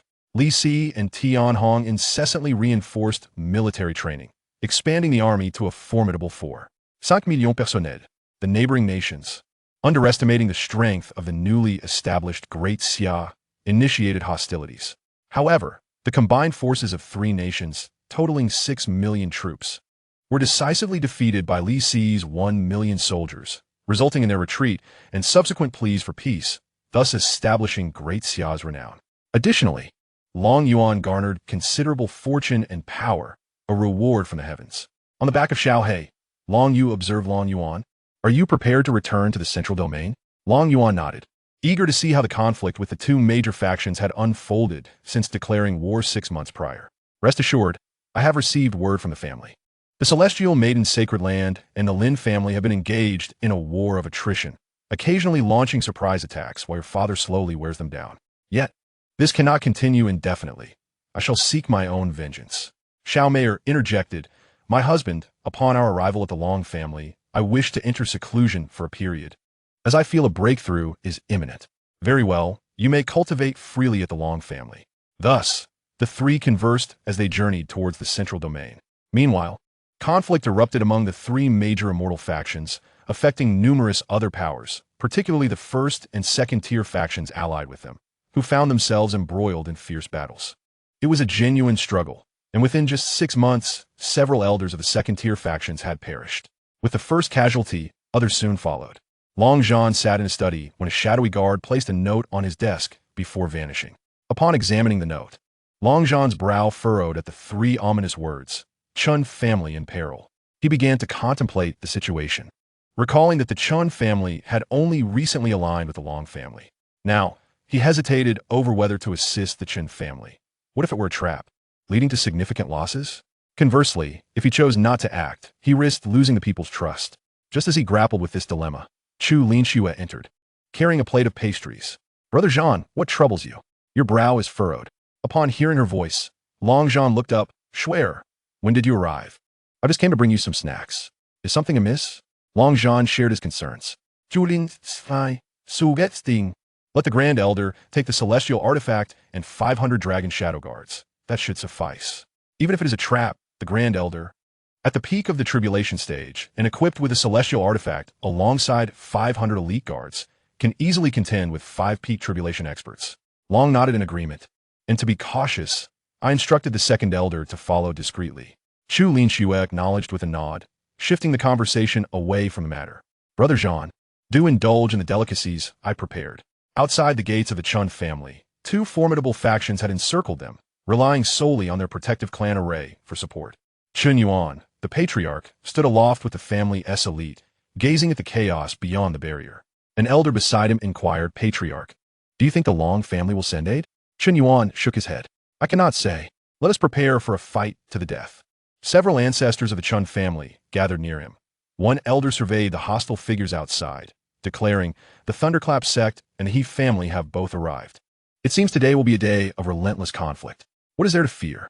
The central domain is a realm where the strong devour the weak. Even if our Chun family perishes today, we shall ensure these 2 factions are gravely wounded, allowing their power to be consumed by others." Chapter 79. Support for the Chun family. The others concurred with the elder's sentiments. Boom! Boom! Boom! A series of explosions interrupted their discourse as cracks began to form in the protective array. The elders of the Thunderclap sect and the He family commenced their synchronized assault on the barrier, which could no longer withstand the onslaught and shattered explosively. The leader of the Thunderclap sect, Feng Bian, laughed heartily. "Chun family, today marks your demise." The He family patriarch chimed in. "Chun Yuan, I offer you a chance to join us. Surrender 80% of your resources, and I shall spare your lives." Chun Yuan, disdain evident on his face, retorted, "Even if my Chun family is annihilated today, we will inflict significant damage on you. I hope you can still smile then. Everyone, let us charge and take these foes down with us." With that, Chun Yuan launched an offensive against the adversaries. The He family patriarch and Feng Bian's expressions darkened as they shouted in unison, "Kill them! Annihilate the Chun family!" The 2 sides clashed fiercely. The Chun family, resigned to their fate, began to resort to self-detonation. The members of the Thunderclap sect and He family, unwilling to perish, had no intention of engaging in a brutal fight with the Chun family. However, the Chun family, desperate to retaliate, would detonate themselves upon sustaining severe injuries, taking as many foes as possible with them. In the skies, the elders of the Chun family fought in pairs against their opponents. One unfortunate elder was pierced through the abdomen by a sword, blood raining down like crimson droplets from the heavens. Suddenly, the elder ignited his life force, rapidly embracing 2 elders from the He family. "I shall take my leave first. You must ensure I take a few with me." With a thunderous explosion, all 3 were obliterated. Witnessing their ancestors' sacrifice, the Chun family members prepared to follow suit. Just as the Chun family resigned themselves to collective self-destruction, a colossal sword aura surged forth, claiming the lives of 3 elders from the Thunderclap sect. 500 dragon shadow guards launched a simultaneous assault, creating a blinding beam of light that swept through the ranks of the 2 factions, leaving no one unscathed. The Grand Elder, Long Xiao, bellowed, "Leave no one alive. Eradicate them all." 500 dragon shadow guards transformed into grim reapers upon the battlefield, commencing a merciless slaughter of the members of the Thunderclap sect and the He family. Long Xiao wielded his celestial sword, engaging 5 ancestors single-handedly. Chun Yuan shouted, "The Long family has come to our aid. Slay them all." The fierce battle erupted anew. Yet this time, the Chun family members were not foolish enough to resort to self-detonation. Both factions began to retreat, and Long Xiao, somewhat disheartened, had not anticipated such a multitude of ancestors from the opposing forces. Even with a divine weapon in hand, he could not hope to subdue them all. The Chun family understood that they could not capture every adversary and could only strive to eliminate as many as possible. 2 ancestors from the Thunderclap sect, grievously wounded by Long Xiao, fled into the distance. Suddenly, a colossal wolf-toothed club descended from the sky, crushing them instantly. The second elder, Long Kuei, appeared in the heavens, brandishing the club. Upon seeing Long Kuei's arrival, Long Xiao called out, "Second brother, leave none alive." Long Kuei chuckled, "They must be eliminated." With that, he charged toward Fang Bian and the He family patriarch. Chun Yuan stood bewildered, his opponent snatched away, leaving him to contend with the elders. Long Kuei dispatched the two adversaries with ease, akin to an adult besting children, and with the aid of the divine wolf-toothed club, the two perished in terror. Long Xiao scolded, "Second brother, could you not assist me?" Long Kuei replied with a grin, "Eldest brother, hold on a moment. I shall clear these nuisances before coming to your aid." He then darted off toward the elders. Chun Yuan's opponent was again slain by Long Kuei, leaving him speechless. Even as a peak tribulation realm expert, was it truly worth his time to slay these mere ascendants? Yet he dared not voice his thoughts, and steeled himself to assist his family's ancestors in the skies. Long Kuei's involvement swiftly culminated the carnage. The 500 Dragon Shadow Guards were drenched in the blood of their enemies, unfaltering in their relentless slaughter, indifferent to the strength of their foes. With no lower realm cultivators remaining, their gaze shifted to the aerial battlefield. A squad leader proclaimed, "Form groups of 100 and arrange battle formations to annihilate the enemy." Long Kuei, alarmed, interjected, "Wait, allow me to go first." However, the Dragon Shadow Guards paid him no heed. Their creed dictated they would follow the orders of whoever led them into battle. Only should Long Xiao fall would they heed Long Kuei's command. 5 battle formations surged toward the 5 ancestors. Long Kuei, exasperated, exclaimed, "Leave me too." Long Xiao could only shake his head in disbelief. Every time his second brother fought, he always eliminated the weaker foes first, leaving the strongest for last. With the skirmish paused, Long Kuei set his sights on Chun Yuan's elder from the He family. Stealthily, he melded into the void as Chun Yuan and his ancestor coordinated to injure their opponent. The He family elder, retreating far into the sky, had not yet steadied himself when he sensed a murderous intent behind him. Turning, he was met with the crushing blow of a wolf-toothed club, a sight that marked the last moment of his existence in this world. Long Kuei, having successfully executed his ambush, concealed himself once more, seeking the next target. In the realm of the Dragon Shadow Guard, there was no opportunity for a stealthy attack. On the side of Long Xiao, there remained but a solitary opponent, leaving him equally without chance. After a prolonged observation, merely 7 individuals remained in the fray, with the final contender besieged by 5 ancestral members of the Chun clan who denied him even the chance for self-detonation. Thus, he met his demise at the hands of the Chun ancestors. Long Kuei, increasingly aware of his losses, lamented the fact that family celestial artifacts required the sacrifice of lives. The wolf's Fang club he wielded was merely a temporary provision from his family, yet he had grown fond of this weapon. To exchange it, he would need to deliver 10 heads of those at the peak of the tribulation stage.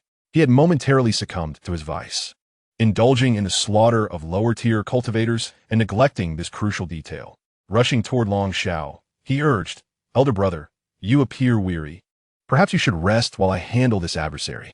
"Get lost. Do you think I do not desire those heads?" retorted the opposing patriarch of the Thunderclap sect, feeling disgruntled at being treated as mere merchandise, tossed between the two. "May all of you from the Long family perish." With a final declaration, his body began to swell, evidently preparing for self-destruction. Just as Long Xiao was poised to strike, Long Kuei seized him and fled. Attendre explosion érupted, sans une shockwave autoire. Vast expanses of space shattered, as the void's power consumed the force of the detonation. Among the 5 engaged with the Dragon Shadow Guard, one was swiftly dispatched by the formidable assault. Long Xiao glared at Long Kuei. "What have you done? That head was ours for the taking, and now it is lost." Long Kuei's intent was clear. "If you, as the elder brother, refuse to share, then neither shall you claim it." Long Xiao, infuriated by Long Kuei's actions, exclaimed, "Are you satisfied now, second brother? Now, no one has gained anything." Long Kuei shrugged. "It matters not. I've already claimed 3 heads. Chun Yuan approached with several elders of the Chun family, expressing gratitude for the Long family's assistance in their hour of need. "Elder brother, I must take my leave," he stated before vanishing from sight. Long Xiao turned to the Chun clan members, asserting, "Our dragon family shall claim 50% of the resources from these 2 great factions, while the remaining 50% and territories shall belong to your Chun family." Chapter 80, Bloodthirsty Hall. Chun Yuan replied, "Agreed. We shall deliver them to your dragon family once we have finished our collection." Long Xiao nodded. "There is nothing more for us here. We shall return to the dragon family." With that, he led the Dragon Shadow Guard away. As Long Xiao departed, Chen Yuan began organizing the battlefield. Although the Chun family had suffered considerable losses, their gains were substantial, following the fall of powerful figures from the Thunderclap sect and the He family. The Chun family swiftly absorbed their remnants. The demise of these two premier factions hastened the onset of war. Meanwhile, Lin Yu, the head of the Lin family, arrived at the sacred land of the Celestial Maiden. He regarded the holy master Qiu Yu, the beloved of Yi Hongshun and the mother of Yi Fan, and spoke. Holy master, with the Long family now in motion, should we not dispatch our forces? Shall we send someone to the desolate forbidden land? Qiu Yu smiled gently. Just a mere Long family. There is no need to invoke the forbidden land. Since they have made the first move, let us eliminate Long Yuan first, sowing discord among their ranks. Lin Yu nodded in agreement, recognizing Long Yuan as the Achilles heel of the Long family. Let us proceed to eliminate Long Yuan.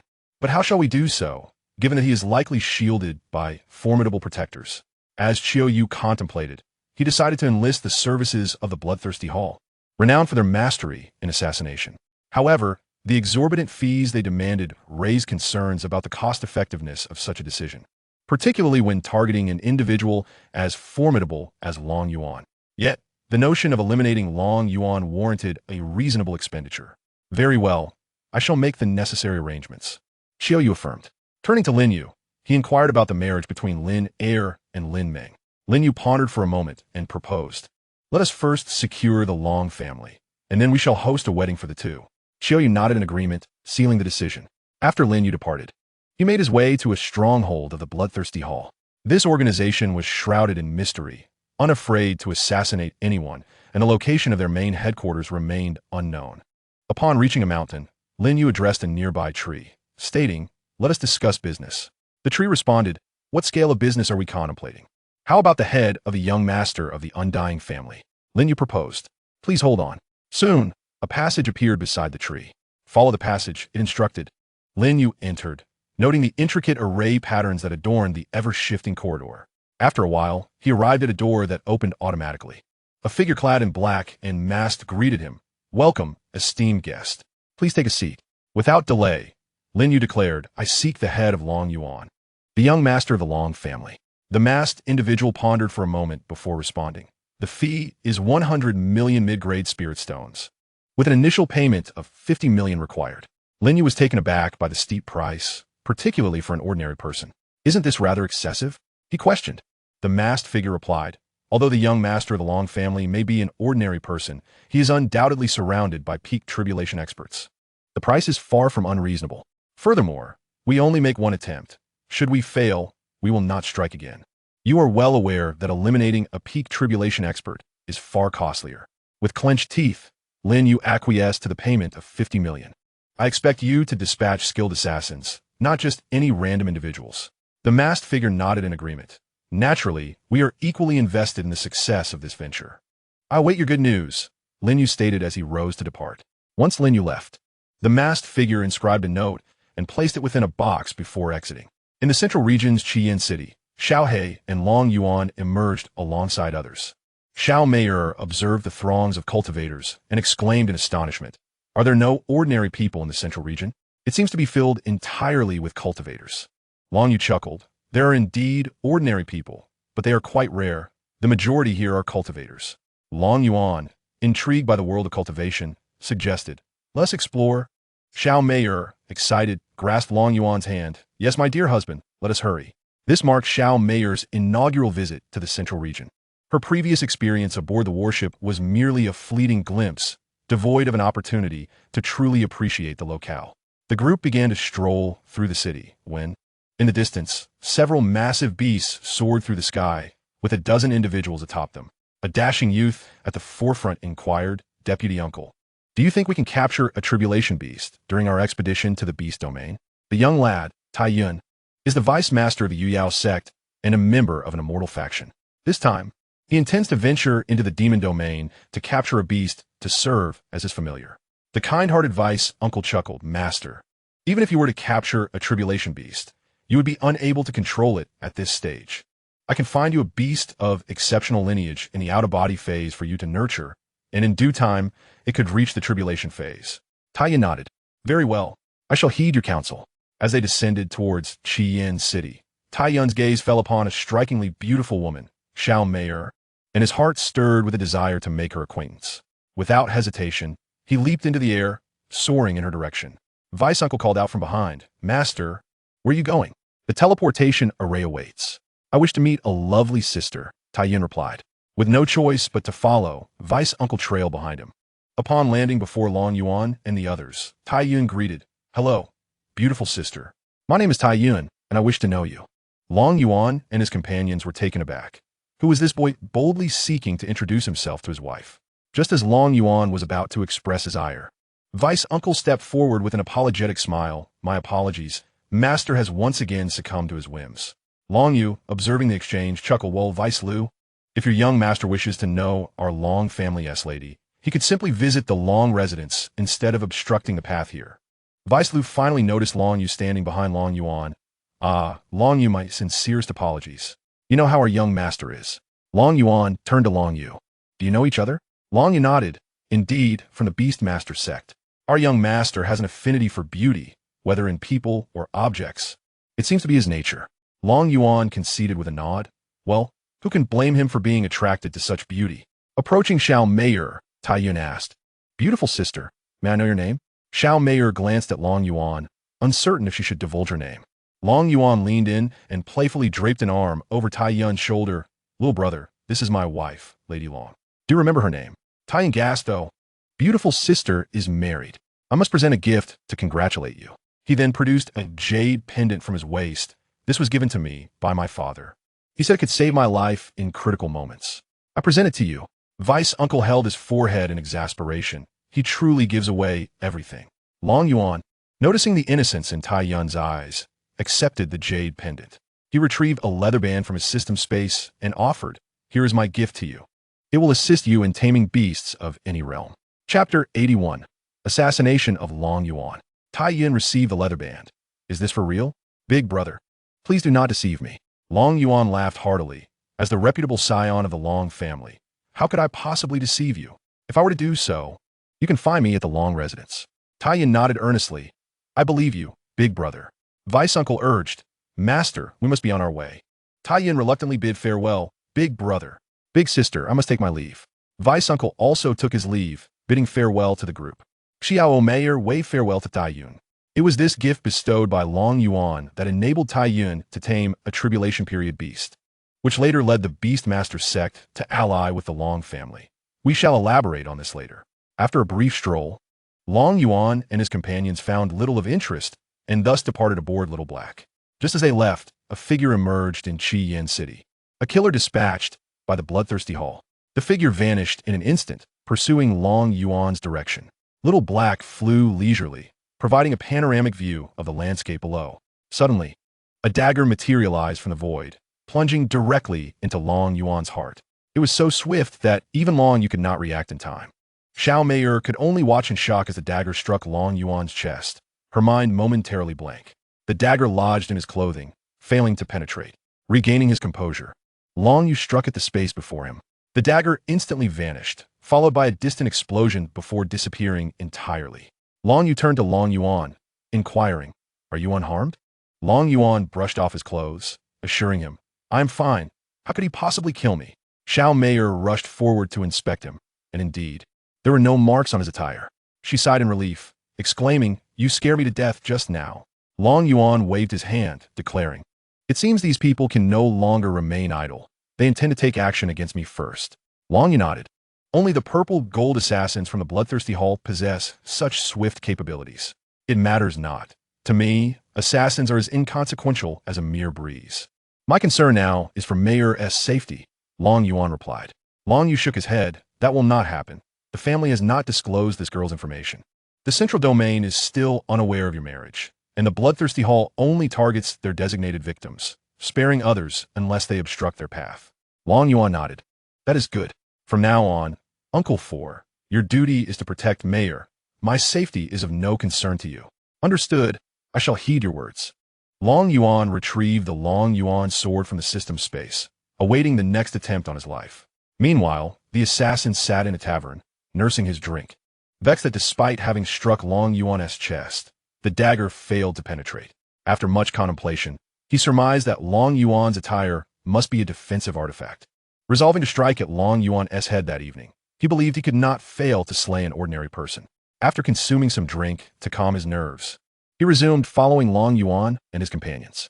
On Little Black's back, Long Yuan inquired of Tang Tang, "Can you assist me in locating that assassin?"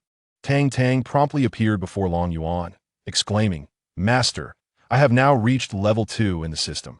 Such trivial matters are certainly within my capabilities. As long as it is not too far, I can locate him." Long Yuan, puzzled, asked, "When did you level up to 2? "I just leveled up recently with my pay," Tang Tang replied. "Excellent. Quickly find out where that fellow is," Long Yuan urged. Right away, Tang Tang began scanning the vicinity, centered on Little Black. "Master, I have located him. He is a few dozen li behind you." Long Yuan was taken aback. Was this fellow truly so audacious? "Mark his location for me. I shall eliminate him." "Certainly." Tang Tang produced a red dot, allowing Long Yuan to discern the assassin's position with clarity. The assassin's movements were mirrored by the shifting red dot. Long Yuan patted Xiao He, commanding stop. Xiao He halted midair, motionless. Drawing his sword, Long Yuan prepared to showcase his prowess. "Fourth grandfather, my dear wife, observe closely, for today I shall demonstrate my extraordinary skill." Both were momentarily bewildered. Utterly perplexed by Long Yuan's intentions, he slowly raised his sword, declaring, "With a single strike, I can slay immortals, extinguish deities, and open the heavens." A sword opens the heavens. Swish! A colossal sword materialized. The assassin, observing from his vantage point, sensed impending doom and prepared to flee. As the enormous sword descended upon him, realizing escape was futile, he hastily began to defend himself. The colossal blade cleaved through all obstacles, even slicing through space itself. Boom! A mist of blood dispersed into the distant sky. Long Yu, witnessing this scene, exclaimed in shock, "It's that assassin!" Boom! Boom! Boom! The giant sword struck the earth, creating a chasm several thousand meters deep. Long Yuan sheathed his sword behind him. "What do you think? Isn't this move impressive?" Long Yu nodded in agreement. Indeed, it was impressive. Yet, he queried, "How did you know the assassin was there?" Long Yuan smiled mysteriously. "The secrets of heaven cannot be divulged." Gume Xiaowei, the assassin, even in death, remained ignorant of how Long Yuan had discovered him, and the promised target had been a mere mortal. What the hell? That is no mortal. Who could withstand such an assault? Meanwhile, a command plate of the bloodthirsty hall shattered, startling the guardian. It was the command plate of the purple gold assassin. He immediately proceeded to the main hall. Inside, a figure cloaked in black appeared at the seat of power. His aura was subdued, and a ghastly mask concealed his face as he regarded the newcomer. "Guardian, what has transpired that necessitated your urgent audience?" The steward replied with utmost respect. "Master of the hall, the command plate of the number 6 purple gold assassin has shattered." The master paused. Number 6 is a semi-divine level assassin. How could he suddenly perish? What mission was he undertaking? "Master, he was tasked with assassinating Long Yuan, the young master of the Long family." "The Long family, I see. There is no need to dispatch another assassin. The deposit is non-refundable. Should you wish to continue this mission, they must provide 100 million high-grade spirit stones." "Understood, master." After the steward withdrew, the masked figure stroked his chin, murmuring, "The Long family. It seems everyone has underestimated you." Long Yuan continued his journey to the Long family, having dealt with the assassin, and no further threats had emerged. Consequently, he and Xiao Meier resumed their leisurely appreciation of the scenery. Meanwhile, Taiyin found himself embroiled in significant trouble. They initially aimed to capture a spirit beast at the out-of-body stage. However, the massive python they encountered was the offspring of a calamity-level dragon. Not only did they fail to capture the python, but they also became the focus of the dragon's attention. The group consisted solely of Deputy Bo, who was at the tribulation stage, rendering him somewhat helpless against the formidable flood dragon. His beast, a celestial eagle of the same tribulation stage, lacked the bloodline strength of a dragon and was at a lower realm. In the skies, Deputy Bo and the celestial eagle joined forces to thwart one of the dragon's assaults. "Quickly, take the young master away. I will hold it off," he urged. The disciples of the beast control sect promptly seized Taiyuan and fled into the distance. However, Taiyuan broke free from their grasp, exclaiming, "I must save Deputy Bo." "Young master, our efforts would be futile. The dragon's power is too great," they pleaded. The battle raged on above, with the dragon's tail sending Deputy Lu flying. The celestial eagle's claws scraped against the dragon, sparking a shower of embers, but the dragon retaliated with a torrent of water that sent the eagle tumbling. You dare harm my son? Today, I shall ensure your demise. The dragon roared. Deputy Liu, blood trickling from the corner of his mouth, retorted defiantly, Dragon, do not be arrogant. We shall perish together if need be. The dragon's laughter echoed. You think you can bring me down with you? How amusing. The weight of despair settled on Deputy Liu. He had never anticipated crossing paths with such a beast, and even with the celestial eagle, they stood no chance. Just as he prepared to fight to the bitter end, Tai Yuan shouted, You vile creature, come and face me. The dragon, incensed by the challenge, charged at Tai Yuan. Deputy Liu was alarmed and rushed to intercept the dragon, but as a beastmaster, he was ill-equipped for direct combat, especially with his own celestial eagle gravely injured. The dragon opened its maw and unleashed a torrent of water that shattered Deputy Liu's attack and sent him hurtling backward. In a moment of desperation, Tai Yuan hurled the skin ring gifted by Long Yuan towards the dragon. The ring expanded in the wind, morphing into a thick leather cord. Just as the dragon twisted its head after swatting Deputy Liu away, it became ensnared in the cord. It struggled momentarily before the cord penetrated its body, wrapping tightly around its soul, constricting more with each thrash. In Tai Yuan's mind, the image of the dragon ensnared by the cord emerged, prompting him to tighten his grip. The dragon let out a tormented wail that echoed through the skies. Deputy Liu, clutching his chest, rose to his feet, bewildered by the sudden cries of the dragon above. As Tai Yuan contemplated loosening the cord, the dragon felt a momentary relief and gazed at him. What have you done to me? With a triumphant smirk, Tai Yuan declared, You better behave, or I will end you right now. The dragon scoffed, You think you can kill me? I will strike you down first. With that, it lashed out with its tail towards Tai Yuan. In response, Tai Yuan instinctively tightened the cord, causing a surge of pain to ripple through the dragon's very essence. The dragon writhed and shrieked in agony, as if someone were tearing its scales from its body. Stop! Release us, and I will spare you, it pleaded. At this moment, Vice 6 began to comprehend why the flood dragon was behaving in such a manner. It was likely that the leather loop sent by Long Yuan had been employed by Tai Yuan. He promptly appeared beside Tai Yuan and urged, Young master, we cannot let this opportunity slip away. This is our chance to tame it. The flood dragon, hearing Vice 6 words, bellowed from the sky. I would rather perish than submit to this brat. Tai Yuan chuckled sinisterly. Then go ahead and die.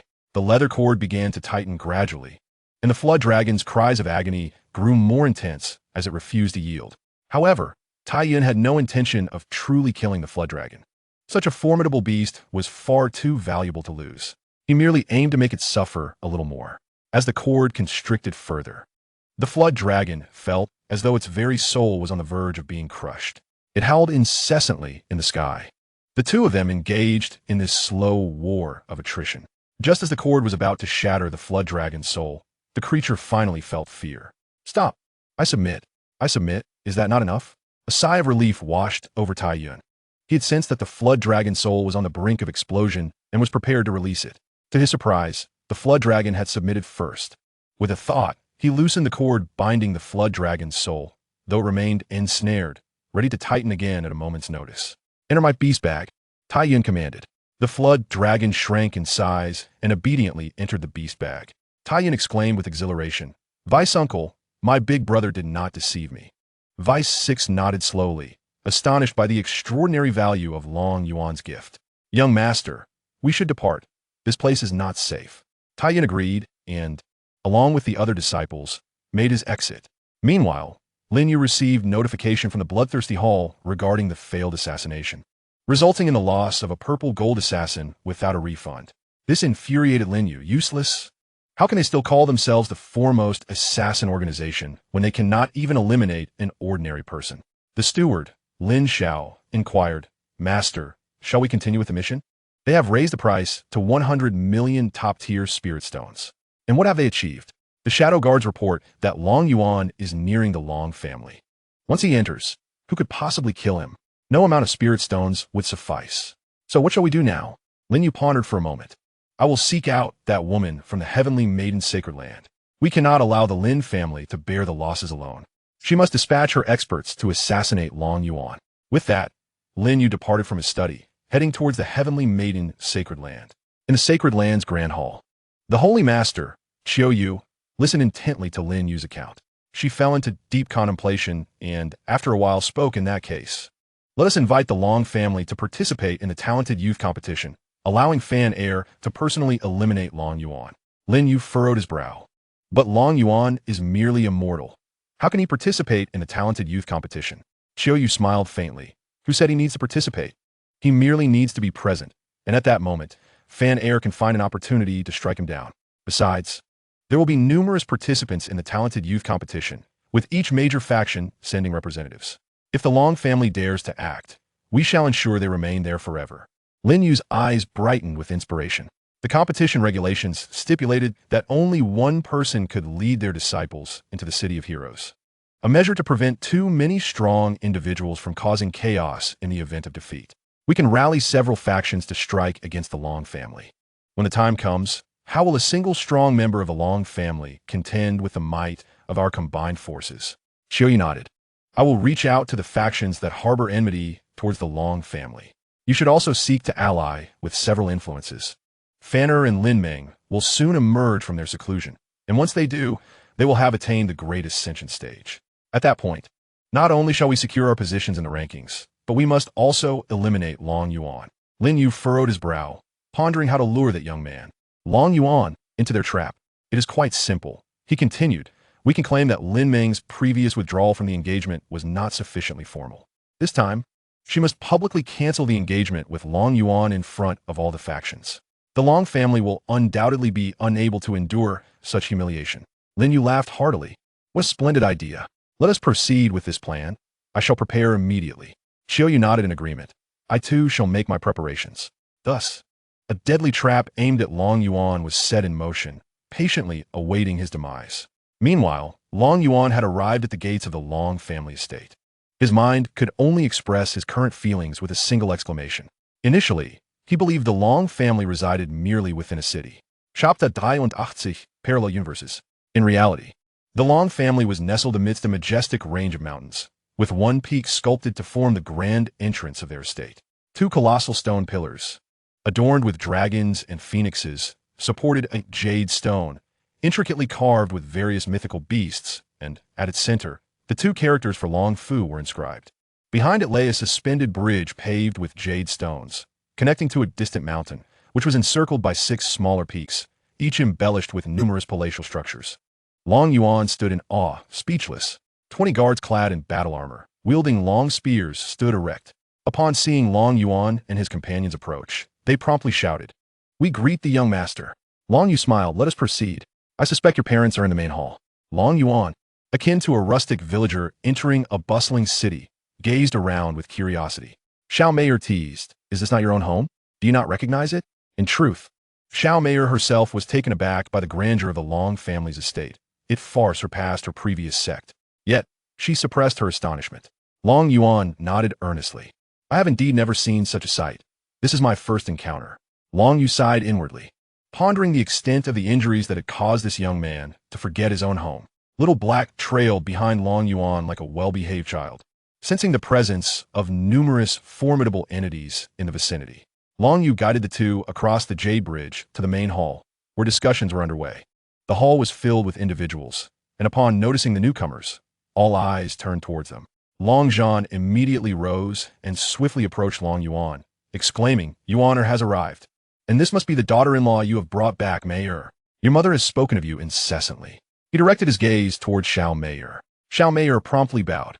"I pay my respects to you, father." Long Zhan erupted into hearty laughter, exclaiming, "Excellent. From now on, this shall be your home. There is no need for such formalities. Our family does not adhere to these customs."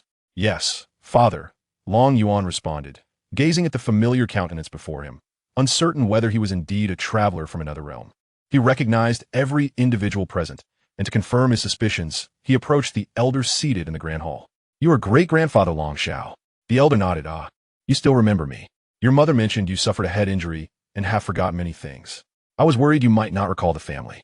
Long Yuan chose not to respond to Long Zhao's inquiry and continued to the next elder.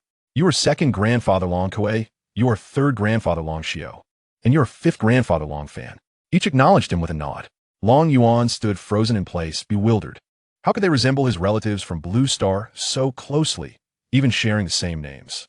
Unwilling to relent, Long Yuan pressed on, "Great-grandfather, did you not slaughter the chicken that my father raised and prepare it for a meal?" Long Shao awkwardly replied, "Young man, did you not vow to keep that a secret? You insisted on having chicken soup, and when I couldn't find chicken, I had no choice but to bring you the one your father raised, the Qingwan." Long Yuan was rendered speechless, grappling with the uncanny similarities. At that moment, Tang Tang appeared before him. "Host, there is no need for confusion. This simply indicates you have traversed into a parallel universe. Your family from your world still thrives in this realm." Long Yuan felt a surge of excitement. "Indeed, is this not a fortuitous occurrence? My 5 grandfathers on Blue Star have always treated me with great kindness. When they passed away, I lacked the ability to repay their kindness. Now, I am presented with this opportunity. Why should I dwell on the past?" Long Zhan approached Long Yuan's side. "Yuaner, what troubles you? Are you feeling unwell? Should we return to your quarters for a moment of rest?" Long Yuan waved his hand. "Father, I am fine. Allow me a moment. I am overwhelmed with joy at seeing you all." Chu Linxue entered the grand hall. "Yuan, why did you not inform your mother of your return? Your 4th grandfather claimed you were attacked, nearly sending me into despair." She stepped forward, grasping Long Yuan's and Xiao Meyer's hands, examining them closely. "Meyer, are you hurt?" Xiao Meyer shook her head. "Mother, I am unscathed." Long Yuan interjected. "Am I not here, safe and sound? Please do not worry. I come bearing gifts for everyone. Mother, please wait a moment." Tang Tang, procure the most suitable celestial artifacts and techniques for them. "Certainly, host." Initiating scan. Completed. Selecting items now. A screen materialized before Long Yuan, displaying the golden principles cultivated by Long Shao, the suitable technique Heavenly Scriptures, a low-grade celestial weapon Cloudbreaker Sword, and a defensive celestial artifact Earth Battle Armor. Soon, the selections for the other individuals were presented. "Host, the selections are complete." Long Yuan glanced at the total, which amounted to 28 billion points for 6 sets of equipment. With a mere tap of his finger, the purchase was completed. Ding! The host had successfully acquired the item, deducting 280 billion points, leaving a balance of 1208. 85 billion points. Long Yuan presented the treasures, saying, "Great uncle, this is a gift for you. Second uncle, this is for you." All eyes were on Long Yuan as he distributed the treasures. Once they discerned the nature of the items in their hands, they were taken aback. Each was of celestial grade. They were aware that Long Yuan had vanquished 10 inspectors, yet they were astonished by his wealth as he unveiled such opulent gifts. Long Yuan also prepared a set for Long Zhan, stating, "Father, this is for you. You must ensure your safety." Long Zhan received it with a smile. Cherishing this as the first gift from his son, "I shall certainly safeguard myself," he replied. Long Yuan then approached Chu Linxue, saying, "Mother, I neglected to provide you with a defensive treasure last time. This Ziwei celestial garment is for you. It can withstand enemy attacks, and you must wear it." Chu Linxue accepted the garment, affirming, "I will certainly don it." Long Kuei stepped beside Long Yuan, exclaiming, "Youngster, I truly appreciate your gift. My care for you over the years has not been in vain." Long Yuan smirked, "Second uncle, I remember you took me out of the estate." Before he could finish, Long Kuei covered his mouth, admonishing, "Youngster, such matters should not be spoken of lightly." Long Yuan nodded, and only then did Long Kuei release his grip. Years ago, when Long Yuan was but 7, Long Kuei had taken him out to a brothel, insisting that such knowledge should be cultivated from a young age. The others gathered around, expressing their concern. It was only when Long Zhan took his seat at the head of the table that he began to discuss serious matters. Noticing that Long Yuan was about to leave with Xiao Meyer and Chu Linxue, Long Zhan called out, "Yuaner, you should stay." Long Yuan turned back, asking, "Why should I stay? You may converse without me. I wish to accompany mother and my wife. This matter pertains to you. You should remain to listen and share your thoughts." Long Yuan retorted, "I have only just returned. How could this concern me?" Chu Linxue smiled and said, "It indeed relates to you. I am merely showing my daughter-in-law around the home. You should stay and listen."